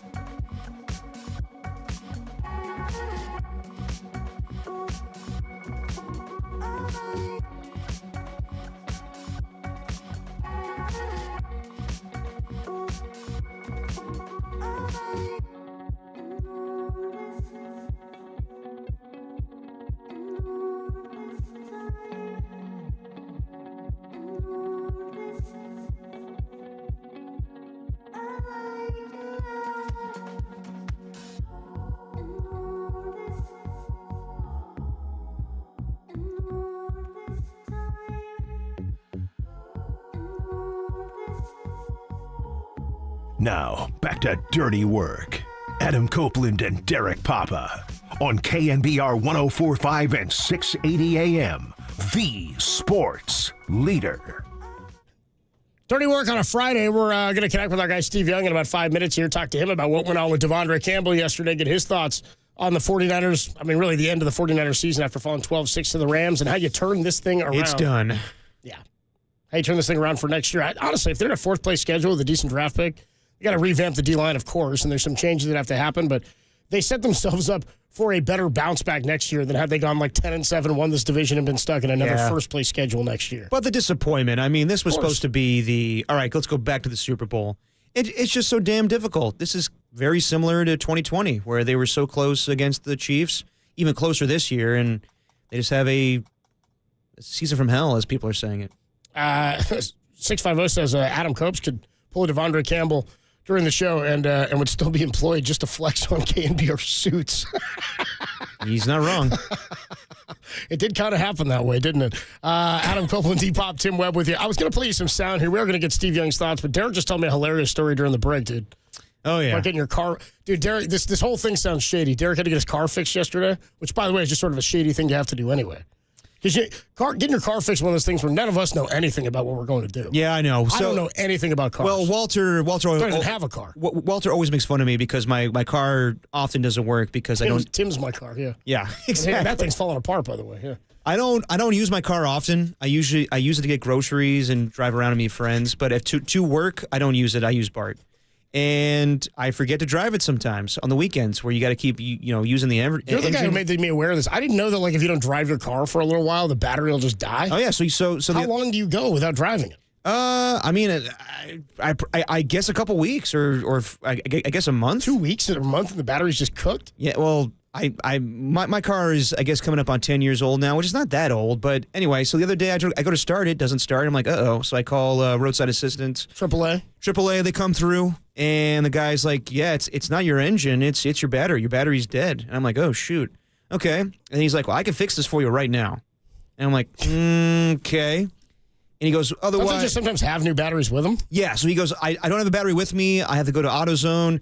If you give me a certain amount of money right now, I'll fix this battery for you. I'm like, and how much is it? I'm like, and then I have to go, if I was going to get a mechanic to do it, I have to get this towed and the whole thing. I'm like. Couldn't you? I mean, I always thought a battery was one of those things you could potentially just replace yourself. You could, but I have no idea how to do any of that stuff. Tim, you know how to do that? That's one that I would have enough confidence to look it up on YouTube. Yeah, change a battery, change a tire, anything beyond that. I mean, change a tire, yeah, but under the hood and you need a battery to drive the whole damn thing. That's what I'm saying, but the battery is usually kind of a plug-and-play thing. Well, so this guy did it, but while he was doing it, he forgot to, very nice guy, really nice guy, but while he's fiddling around, he forgets to put some tools back. So while he's fixing my battery, he had to put stuff back in place, and it was kind of a difficult job for him. I was holding the flashlight for him. It's going to be $500 at the dealership. I'll do it for you for $3 right now. Just hand me the $300. Seems like a deal. Well, now you're not paying AAA for this. You're paying this guy for this. We have audio of it, actually. Do we? You got? No, I'm asking how much the repairs are. I'm asking you how much you got. Yep. It was just like that. He's like, well, how much is in your wallet? Yeah. So anyway, while this nice man is working on my car, and I'm holding the flashlight for him and everything, and I'm missing the Niner game, but regardless, I was able to pause and DVR and all the whole thing. Changing the battery might have been better, to be honest. Yeah. He proceeds to drop a tool in the bottom of my car. And I was like, uh-oh. And he was like, well, next time you get your oil changed. I was like, no. Before you leave, you need to get that tool out. And he goes, well, I'll be frank with you. I don't have the tools to go to the bottom of your car now and get that out. So what I could do is... You lost the tool in your car, in your engine, yeah. So what I could do is I could come back tomorrow and get it for you. I'm like, well, I'm busy tomorrow. How about Saturday? He goes, call me Saturday, I'll come through. So I'm holding this guy to his word. He better come back and get this tool out of my car. 5-3 is why couldn't the guy just jump the battery you had? Could have. So why did you get a whole new battery? Because jumping a battery is easy. Well, but I needed to get a new battery altogether. Oh, you were due for a new one anyway. Yeah. The battery was dead. Okay. Yeah. I'm asking you how much you got. 707 says, wow, Copes, what are you, 10? Everybody learns to do that when they're 12 years old. Learns to do what when you're 12? What, battery changing? Change a car battery? No. Sorry, bro. I know. I definitely know how to change a tire, but batteries, No, that's what I'm saying. I've never changed a car battery, but in my mind, I can see a car battery and how it plugs in. At least in like a You could see it, but you could standard also car. electrocute yourself. Sure. I mean, if the battery that you're plugging in is Yeah, is it also on your nipples? Yeah, it's easy. well, dude. I mean, jumping a car is easy. Red, black. No, yeah, right? jumping a car is easy, but that wasn't the point. Gotta The point was like ground to one jump of my them. car You gotta and go to the ground. mechanic. Mechanic would have charged me more. 530 says we miss Tom. Well, you're still here though, aren't you? 314 or 540. You're still hanging out talking car batteries. Also, Tom would I have miss no Tom, idea too. how Tom to would have change no idea his to number. change it, dude. Yeah, there's a Mitch Hedberg joke about that where he's like, dude, I would. He says anytime something happens with the car, he pops open the hood, and he. I think he says, I don't ever know how to do anything with a car, but if it's something that I have to pay for, then I'm set. He's like, what's it out of gas? Got my toolbox right here. It's the wallet. By the way, 559 says, you don't know how to change the battery in your car? Greg Papa failed his son. You think Greg knows how to do that either? I don't know how to even drive a car. Tessie drives me on her exactly. own. He doesn't even steer the car himself. All right, how many people out there are changing their own car batteries? Tim? Quite a bit. Tim says yes, he's doing it. I think I'm going to go with the audience You on took this. your car to Really? you took your car to your brother-in-law, though, Tim. Tim's on the phone. He's trying to get Steve Young on the phone. He's calling Steve. Yeah. We'll ask Steve, does he know how to change his own car battery? And if Michael Keaton's bulletproof? I think changing a car battery is fairly simple. Okay, but have you done it? What's that? Have you done it? No, I said in my mind if I can MacGyver my way through a car battery. That's what it says. Of things that I would check on YouTube, like I'm not going to do anything with the engine, but I will check to see can I do a battery or change a tire. I can do a tire too. 808 KNBR. I'll tell you a car repair story after Steve, but Steve's ready to go. So we made the connection with our guy Steve. The guy just texted me and he's not happy. Really? No, I'm kidding. Joins us courtesy of the Uma guest line. Steve, before we get into all this, do you know how to change a car battery? That's what we're debating here. Yeah, batteries are easy, man. Come on. Yes, that's what I thought. I thought that might be more easy. I'm having trouble, Steve. Dude, Derek paid a guy $300 like off the street to go pick up a car battery for him, and then the guy lost a tool in his engine. Well, I mean, look, let's be honest. If there's some of these hybrids and some of the, there's some they're advanced, weird spots they're for batteries. yeah. So, I mean, I got to give you credit. If you can't find it, that's cool. But generally, taking a battery out, that's not that big a deal. Okay, next time I'll call you, Steve. Yeah, maybe not, but I can talk big. Steve Young joins us on the Uma guest. We should start, I guess, just with the story of the day, man. We just talked to Tim Ryan about it, and it was a shock to everybody yesterday. Just your initial thoughts on what happened with Devondre Campbell and how alarming that was. Well, I mean, look, he's played 9 years. He grew up playing football. He's played it his whole life. To walk off is just super weird. I mean, I remember Bill Walsh. We were playing preseason one year, and I don't know. Let's say the kid's name is Jones. I can't remember his name. He's like, "Jones, punt team, let's go!" And he ran up to Bill, and he goes, "Oh, coach, I'm sorry, I have to go to the bathroom." And then he ran into the locker room, like off the field into the locker room, and Bill told, I don't know who it was, Norb Hecker. To follow him in and cut him, just get him out of here. Cut him in the bathroom? You got to go to the bathroom, bro. I can't go on front team. But this is not to be laughing about this because something's not right. And someone who played a long time, if you play 9 years in the league, by definition, you love the game. The NFL, the pro game will. If you don't love football, you'll be gone in a couple, 3 years. There's a lot of really talented football players that have been super famous coming out of college that played 2 or 3, even 4 years maybe, but sooner or later they end up leaving the game because they just don't love it. And if you don't love it, I don't care how much money you're making, they won't play it. So the fact that he played 9, I mean, that's just something's not right. I don't know what happened. Obviously, he can't play again for the 49ers, and maybe no one will let him play again. It's a code, and you can't do it. But it makes me worry for him a little bit because that's if he was a rookie or some kid that would just showed up. I mean, I don't know, but a guy that's played a long time, so that's not right. Something's not right. Steve, what do you make of what's going on with Deebo Samuel the last few weeks? I mean, he tweets that he's not getting enough, usage, and then last night he has 3 catches for 16 yards. From a quarterback standpoint, I mean, you seen what's going on with Jalen Hurts and A.J. Brown right now. How did you handle receivers back in the day when they were vocal that they weren't getting the football? You got to be super careful, Derek. I say that's one of the most important jobs a quarterback has is the psychology of it all and being able to handle different people. There's only one guy I know that could just scream at everybody and get away with it, and that was Dan Marino. Like, he just didn't matter. I don't know what it was. Dan just pulled it off. I don't know how he did it. But you gotta be able to. Everyone's different, and you got to find a way to talk to everyone. Just, and I shouldn't. Dan didn't scream at everyone. I don't know why I said that. I just always admired the fact that he could. I don't know. Anyway, so but you have to, like, you can yell at some guys. Some guys want to get yelled at. Yeah. And some guys want to be whispered to. And some guys need to be ignored. And some guys need to be iced. And it was always different. And that was the art of managing the people and then making sure that they knew, number one, I'm accountable. And the ball's in my hands, and I recognize that no matter what happens, from the fact that the time when the ball's in my hand, it's on me. So as long as they know that, and then everything else, how I communicate them, hopefully is in a way that they can take it in and improve and figure it out and make it better. And sometimes, you have to be really abrupt about it. Now, as far as Debo, this guy's a great player. He's been a great player. He's been a great player since he was a little kid. I always say, people like Debo, the greatest athletes they've ever seen. Yeah. And when things start to go haywire, it's almost baffling to them, and they don't understand it. And sometimes it's age, sometimes it's injury, sometimes it's something else going on in your life. It's hard to say. Sometimes, especially at receiver, though, it's such an elite spot. When I talk about speed and quickness, separation. They now try to judge that. Was Pro Football puts out a separation metric. And I don't know. I'm wondering what dude is sitting behind trying to decide which guy's separating, which not.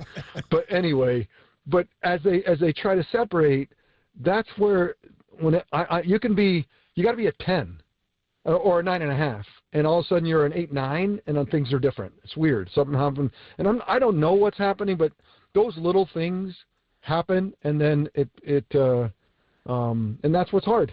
And I don't know if that's what's happening, but certainly there's something going on, and you can see because you can see him pressing, and then when you press, things kind of go haywire a little bit sometimes. So yeah, you saw. I mean, he was snapping at the punter. He's challenged in some way, and I don't know that he even knows exactly he's probably, and obviously he's tweeting that he's frustrated. He doesn't know how to deal with it because it's maybe in some ways it's new, right? It's the first time in my life something's gone haywire. And that's what's hard about elite athletes is you're an elite athlete really until all of a sudden you're not. And that day is weird. And I'm not saying he isn't or that he's aged or anything. I'm just saying that the frustration of being amazing your whole life, and then all of a sudden you're not amazing. You don't know why, and all you can do is blame someone else because it can't be me, right? Yeah. Like, I'm amazing. Why would you think of somebody else? But that's the hard part, is to take it in and say, look, maybe I got to take some of this. Steve Young is sponsored by Putnam Family Dealerships, Car Shop in Griffin Bayou, and by Friedman's Appliance, proudly serving all of Northern California with a wide selection of luxury appliances. Visit them in Pleasant Hill to see the Friedman's difference. Brock Purdy in the rain, is that a thing now in your mind? Is that becoming a thing? Feels weird. Yeah.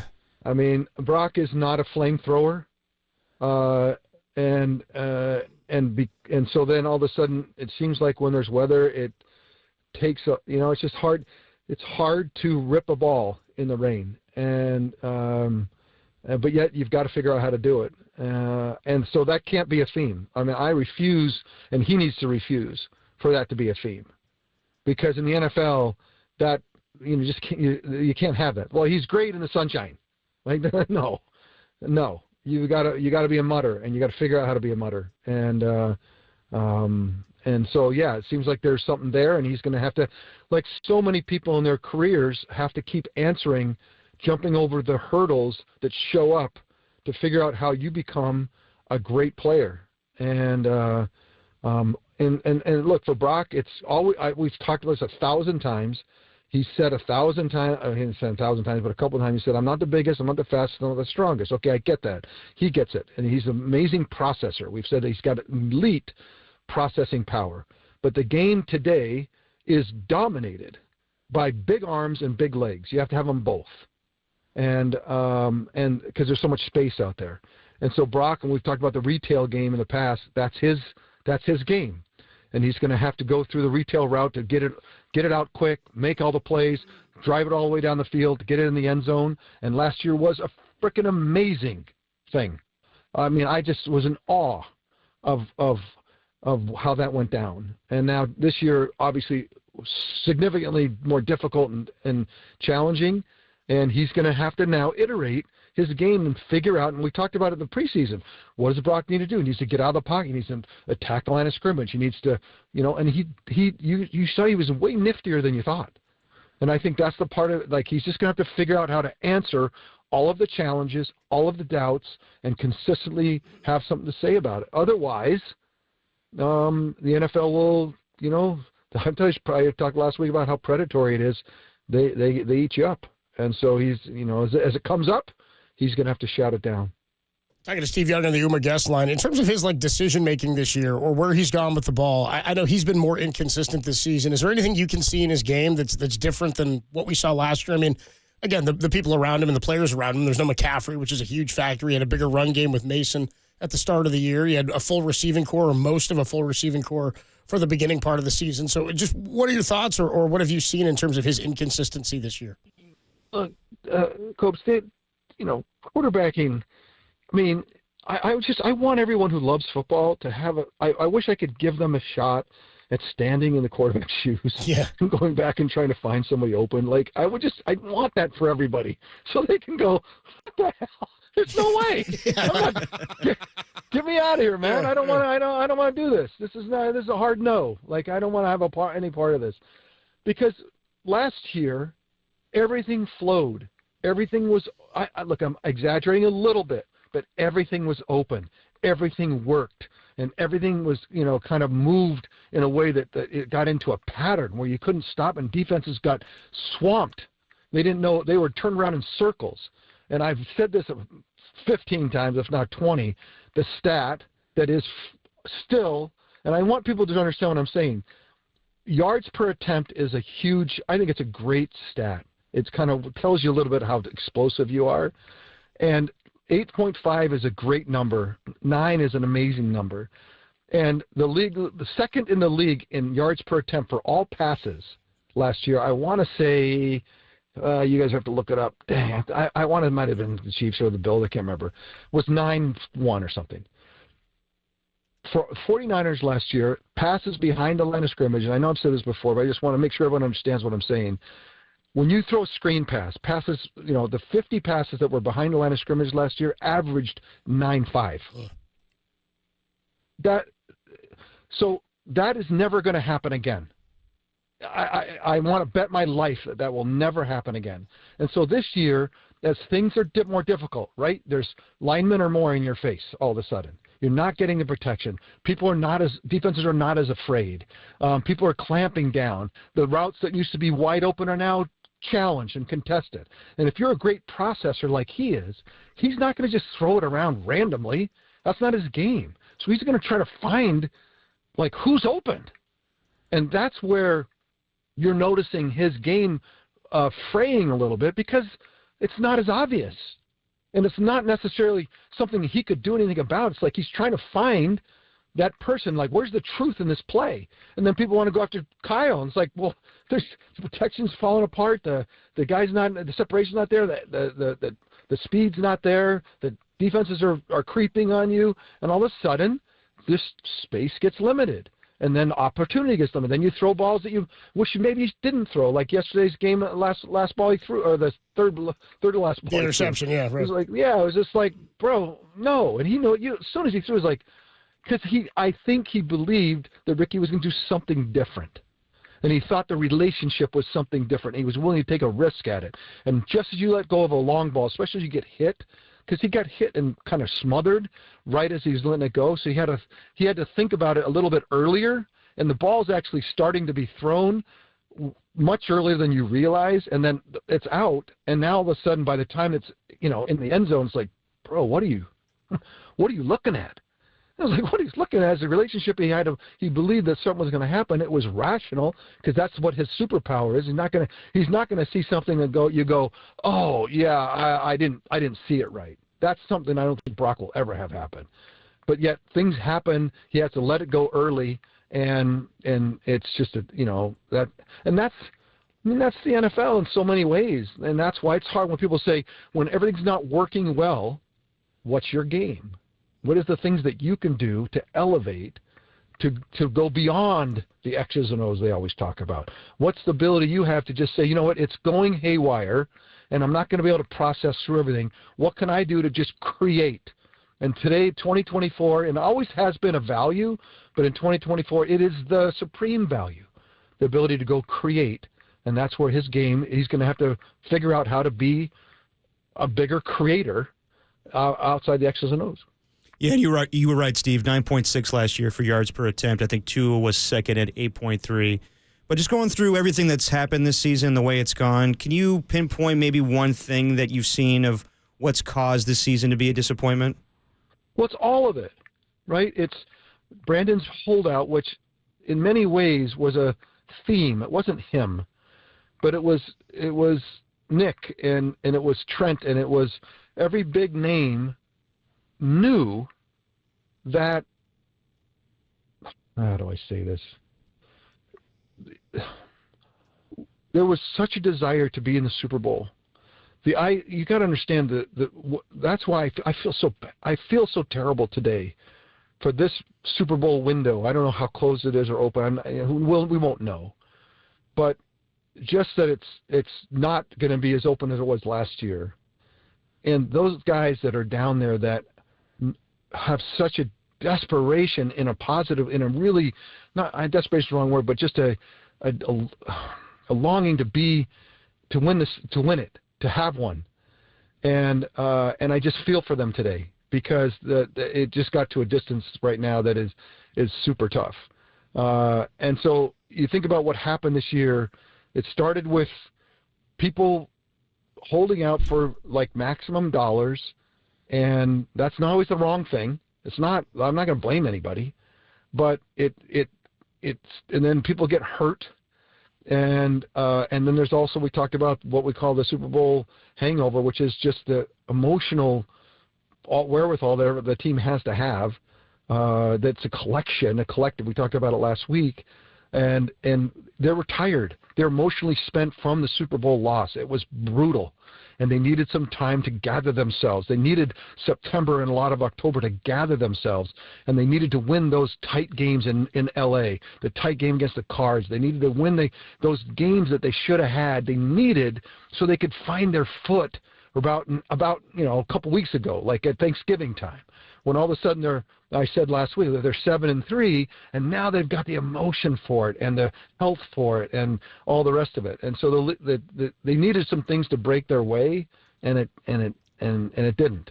And it's a collection of all kinds of things. Because remember, I told you also, the whole league studied the 49ers. Yeah. They've been studying Kyle Shanahan for 2 or 3 solid years. They do that with Andy Reid. They do it with Kyle Shanahan. Those are the two guys that everybody studies.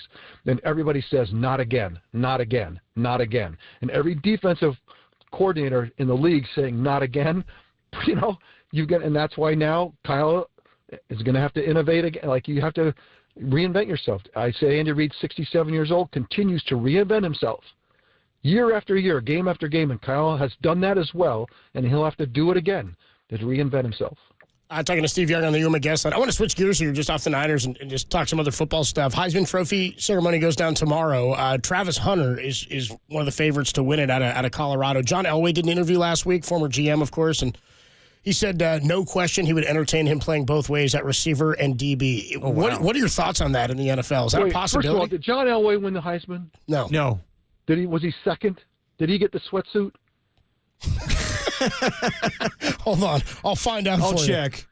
Because I was second, and have I told you this He was story? second. He was second. That's right. He got the sweatsuit. Who won that year? Who won it John Elway's year? My computer just died as I said that. It was terrible. I'll find out. I don't know. I'm sorry if I told this story before. I'm sitting there at the Downtown Athletic Club. They're about to announce the trophy, and I'm sitting there like, oh my gosh, this is amazing. And it's not me. It's Mike Rozier, and I'm like, oh. And they rush in. Mike Rozier goes up to the podium. They hand him the trophy, and literally a little guy runs over and hands me a sweatsuit. Like old school, Yeah, like right. 19, Armstrong, like 1930, thick cotton, says Downtown Athletic Club in a little corner.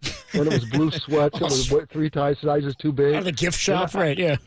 And I just remember, second sucks, man. Second really sucks. And I remember John Elway. I remember when it happened to me, he go, well, it just happened to John Elway. I'm like, well, that's great news. I appreciate that. Thanks. It was Herschel Walker who beat Elway, by the way. Yeah. Anyway, onward.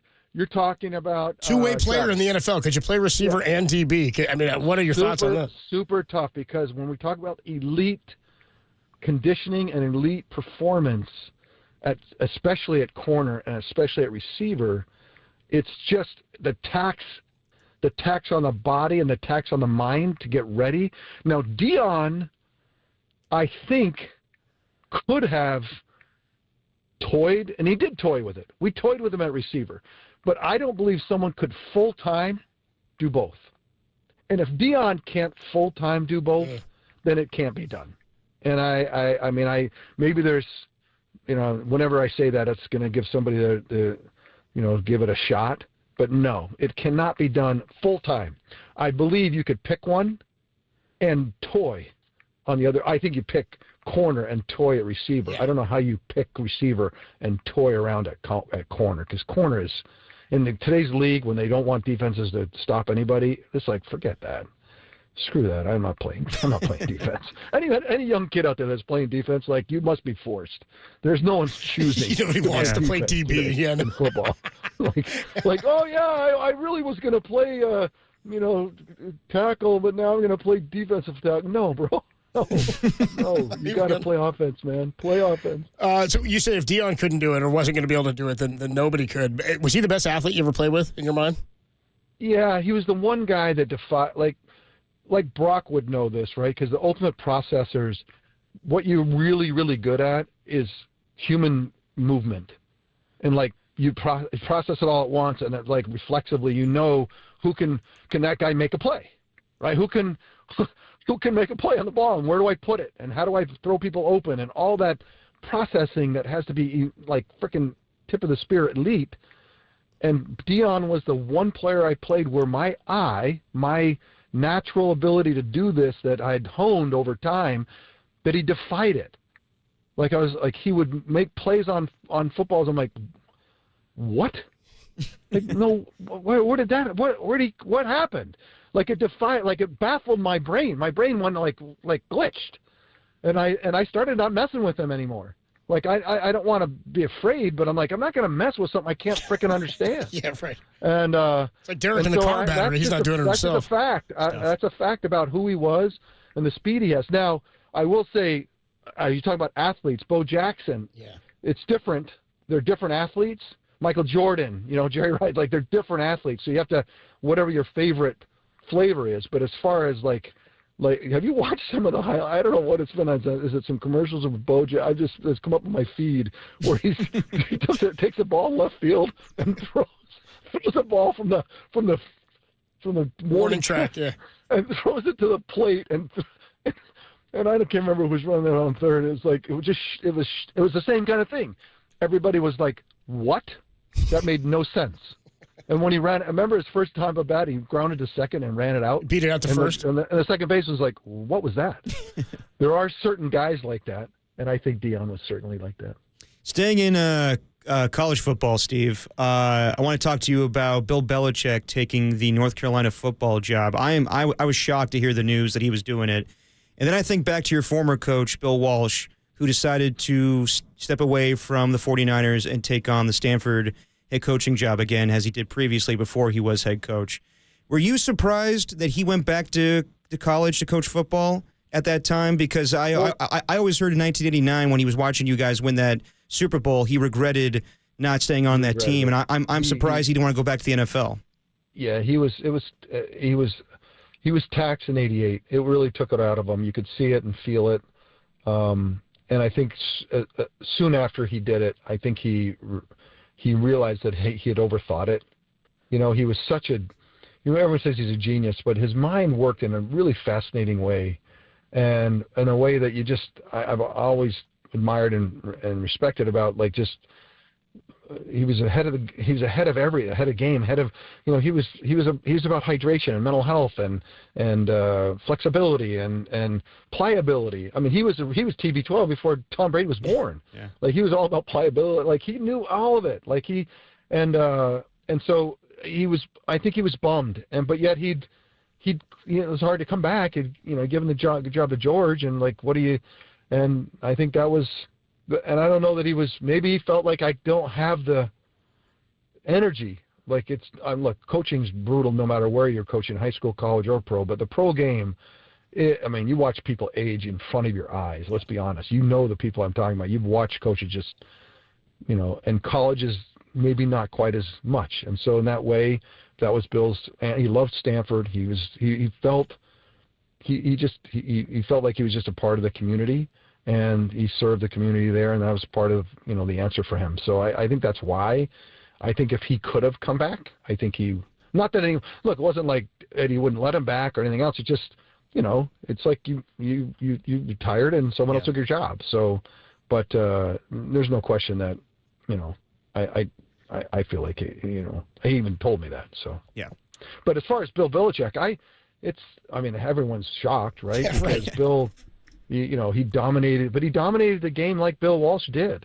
And were there jobs I don't know this. Were there NFL jobs available? I mean, there were rumors. Is it because there wasn't anything available in the pros? There was rumors of the Cowboys, but who knows if he would have, been cool working with Jerry. There was rumors about the Jaguars, but I don't really.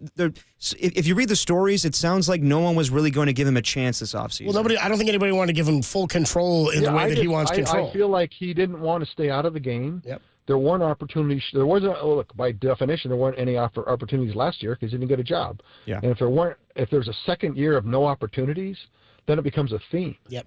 So I think you got to get back in the ranks and start coaching again, and maybe that's the answer, right? Is like, I'm not going to let a second year of doing nothing or doing media and not doing the thing that I love. And so I think more than anything, let's go back and coach. And North Carolina, it's out of nowhere. It's out of nowhere. Apparently, his dad was on the coaching staff in the 50s. Who would have had that in their squares? Yeah. Nobody. We were joking the other day. We can't wait for the first time, like week 2 or week 3, they're playing some team, and he's laying into some 19-year-old O-lineman for missing a block. Bill Belichick. No, he's going to look. I think he's smart enough to know that the college game is different. And look, the transition's hard. Either way, Nick Saban was amazing college coach. Pro coach was difficult, and he talks about that a lot. Yeah. And so Bill mastered the pro game. The college game's super different, and especially today.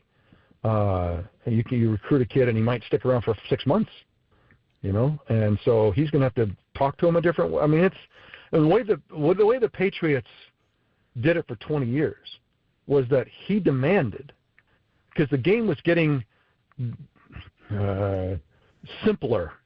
It was because of the rules to try to make it safer, was less time between coaches and players, less time on the field, less time hitting, less time, like more and more now you see the game as an OTA, a couple of weeks to fake summer camp, and then we play ball.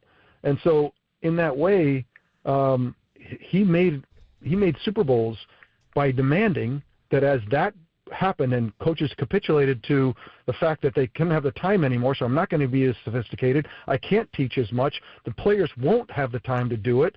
He said, you know what, screw it. I don't care if if I don't have a limited time with you. You go home and study, or you go, you spend extra time, because I'm going to demand it, and if you don't, I'll cut you. And he was able to pull off that kind of dynamic. And I think I told you the Randy Moss story where Randy Moss shows up in 2008, and he told me this is what he describes. He's like, I never studied. I just ran routes and was open, man. I don't know. And all of a sudden he gets to the Patriots, and he's got to go out to practice, and he gets in trouble because he doesn't memorize the route. And they send him in to study the book, and he flips through it, and he goes back out, and he makes another mistake, and Tom Brady pulls him aside and says, look, bro, you got to, this is no joke. You've got to know all this stuff. And Randy says the first time I've really spent the time and to really kind of dig in on the memorization was with Bill Belichick, because that's what he demanded. And Randy that's why I think Randy, because he saw the benefits of what Bill was preaching in his own game. Yeah. And I think Randy, they have a real affinity to each other. When Randy and Bill see each other, I did TV with Randy for a long time. They see each other. There's a real brotherhood that those two feel, and I think a lot of times it's because of what he brought to Randy. You talk about greatest athletes you ever met, greatest people you ever met, by the way, and then somebody brought something to when you're one of the greatest athletes ever played, and somebody brings something to you to add to it, that's pretty cool. So so Bill Belichick. That's why if he's going to, I guess that's a long story to go back to the Tar Heels. Okay, you're 19-year-olds. Okay, everybody, here's the playbook. Memorize it by tomorrow. I don't care if you have school. I don't care what you got. And if you don't memorize it, you're cut. We'll see how that goes. We'll see. I don't know if it's going to work the same way at UNC. Steve Young, the voice you hear. We do it every week, the best half hour in sports radio. Steve, have a great weekend, man. We'll talk to you next week. Thanks a lot. Thank you, Steve. Okay, see you, boy. Appreciate you, man. The best. He's the best, dude. Steve Young is the absolute Steve Young's the man. By the way, he talked about Randy Moss there. We should mention. Yeah, thoughts and prayers to Randy Moss. He was one of my favorite players growing up. He's dealing with cancer right put now. That out. There was some. He stepped away from media for a while. Yeah, he's stepping away from Sunday NFL Countdown. And he now has put that out there that he's battling cancer now. So thoughts with Randy Moss, one of the all-time greats. And Steve just mentioned former Niner. Yeah, and former Raider. Yep. There you go. Not one of his better moments. I didn't think so, but I just had to remind you. Yeah. Adam Copeland, D-Pop with you. By the way, Ben on the YouTube chat checks in on him, Bill Belichick, on 19-year-olds. He goes, isn't he already laying out a 19-year-old? Oh, my God. Oh!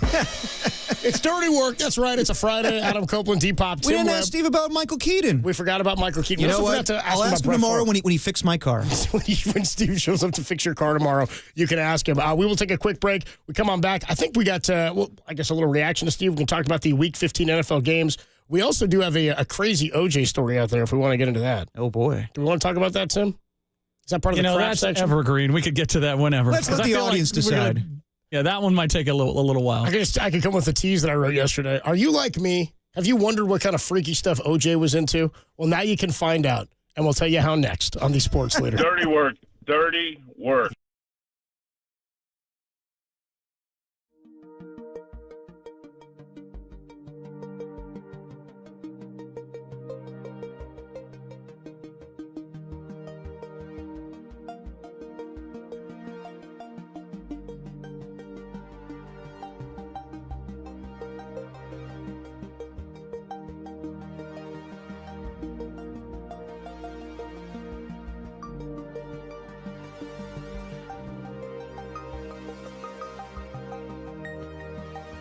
Robert Griffin III joined Murph and Marcus today to discuss Devondre Campbell's actions last night. Listen to that podcast on KNBR.com or the KNBR app.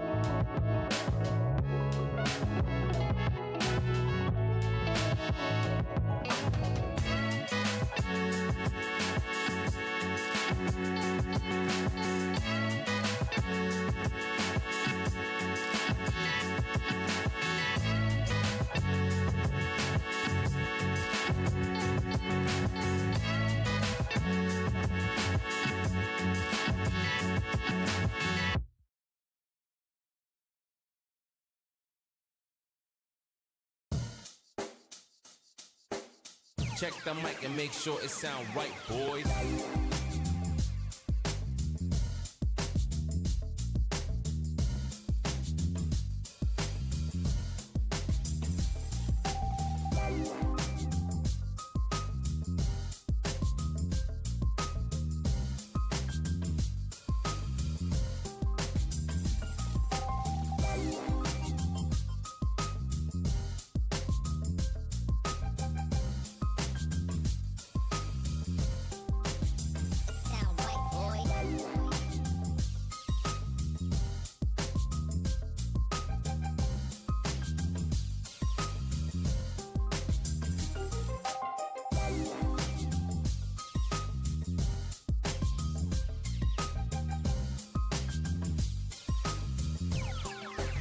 It sound right, boys.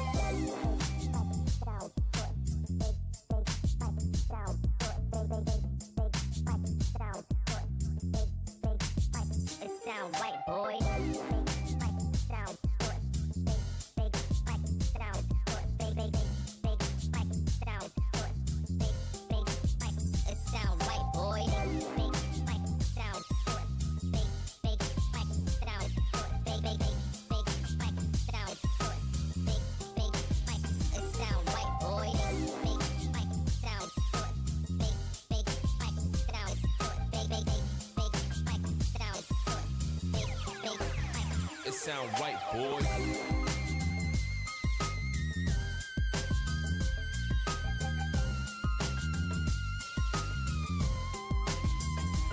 Now back to dirty work.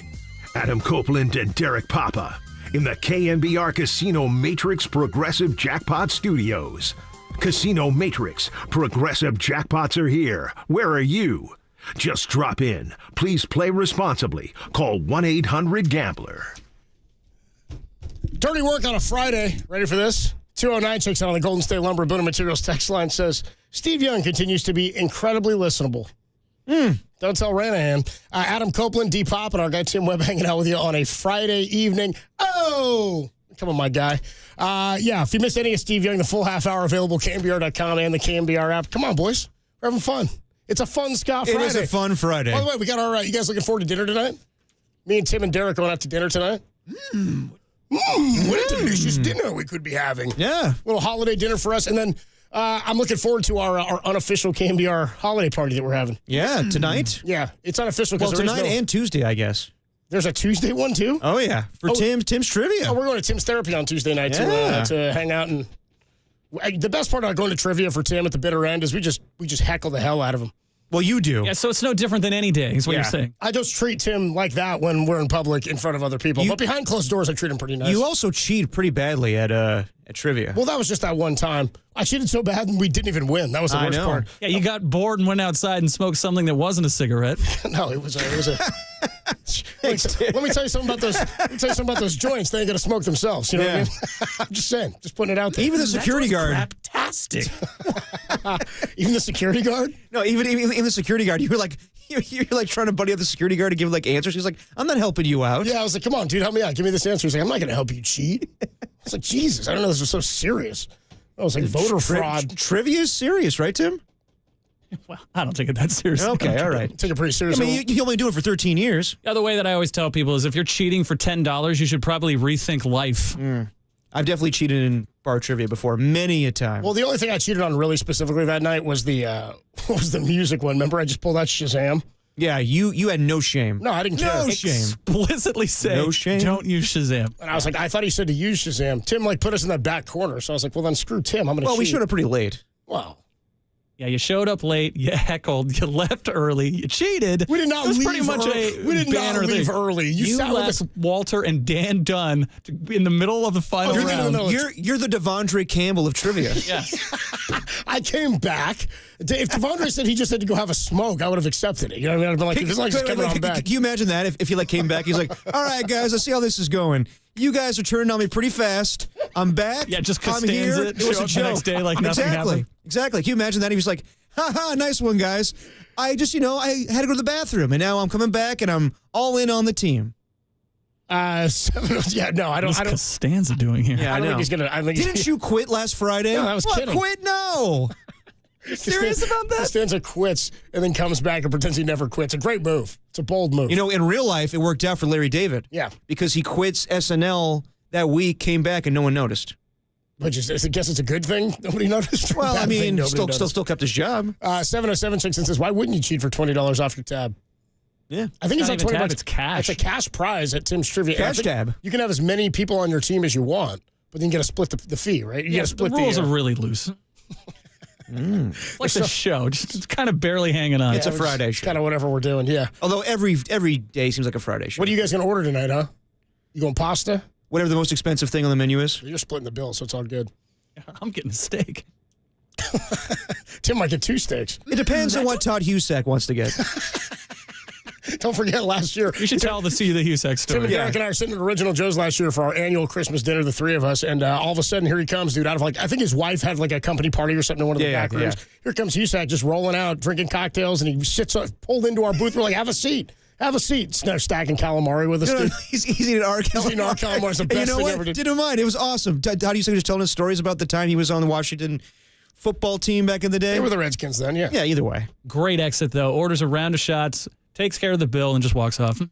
Awesome. Yeah, that was good. Ordered some round of shots and then got out. Yeah, it was fun. Yeah, he texted the man. Todd, let us know if you're going to be around tonight. Todd, see her a little bit later. We'll be having dinner again this evening.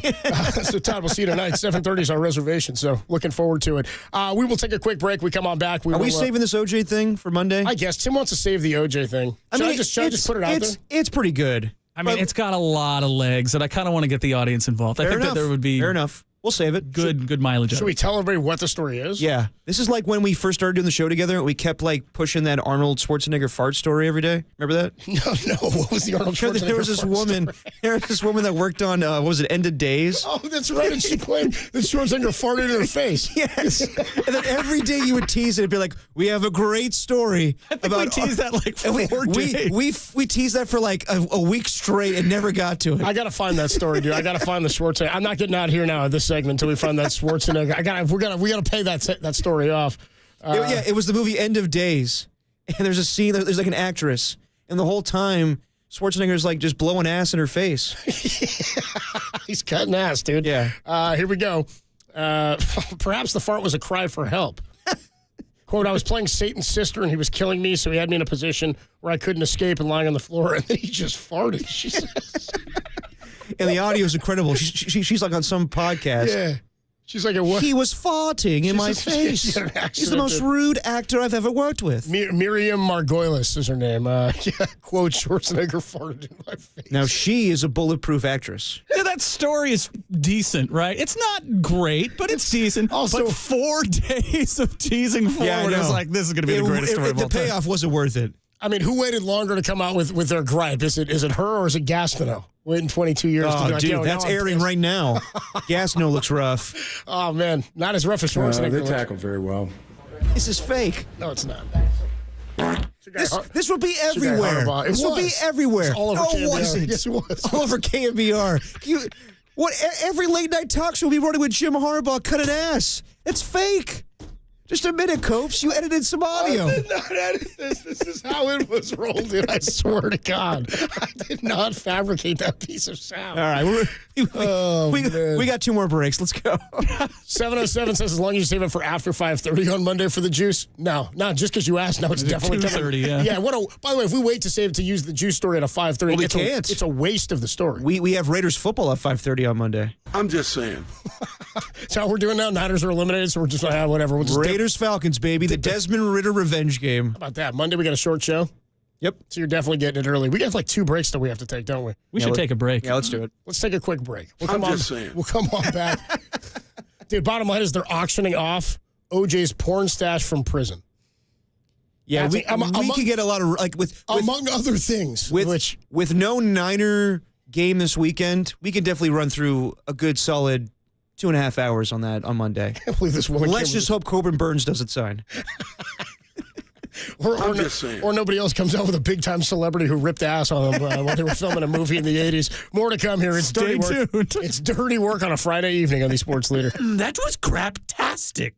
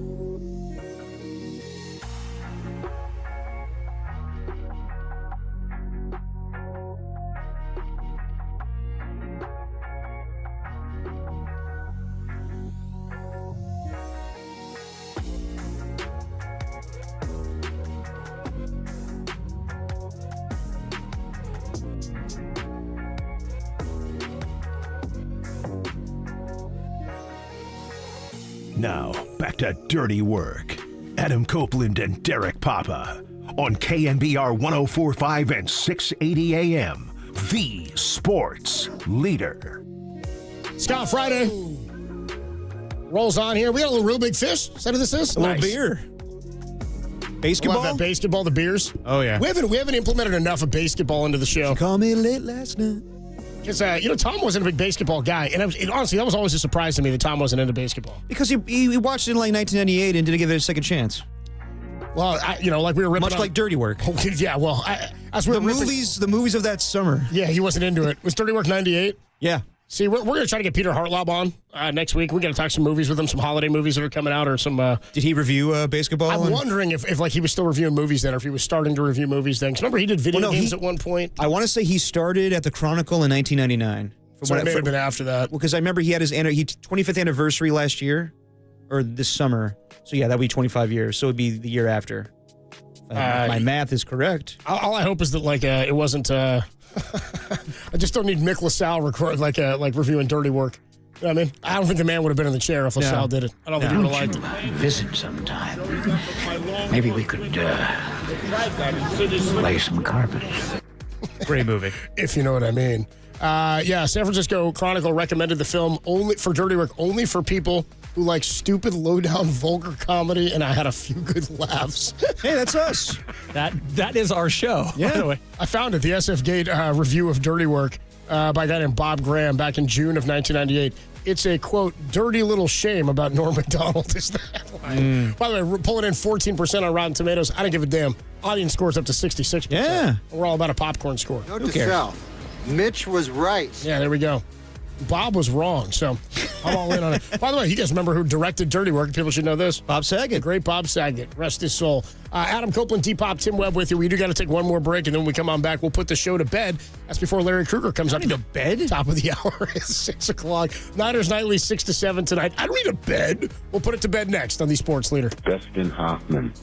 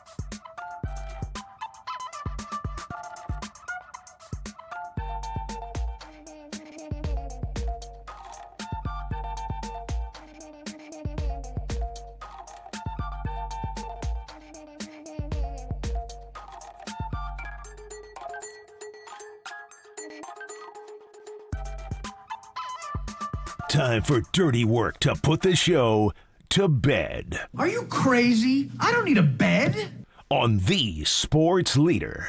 Now you will go to sleep, or I will put you to sleep. Dirty Work. Dirty Work. Oh, I love it. Putting the show to bed here on a Friday evening. Adam Copeland, D-Pop, Tim Webb with you. Getting ready to head out to our Christmas dinner. 3 of us. What's this? Is it the third one we've done? A little tradition? I think it's number 3. This is number 3, yeah. Is it? And Husak's been at 50% of them, dude. Yeah. I don't know if the first one was actually a Christmas dinner, but it was definitely like, all right, we're doing this. It was definitely now. December because it was like Derek's first year on the show, and I think we were all going out. I think we asked Tom, and he was like, I can't make it. And we all just went out, us 3 to OJ's in North. Yeah, no, I remember that. We went to Red Jacks. We were watching the terrible Jacksonville Watch a Thursday night Jaguars game?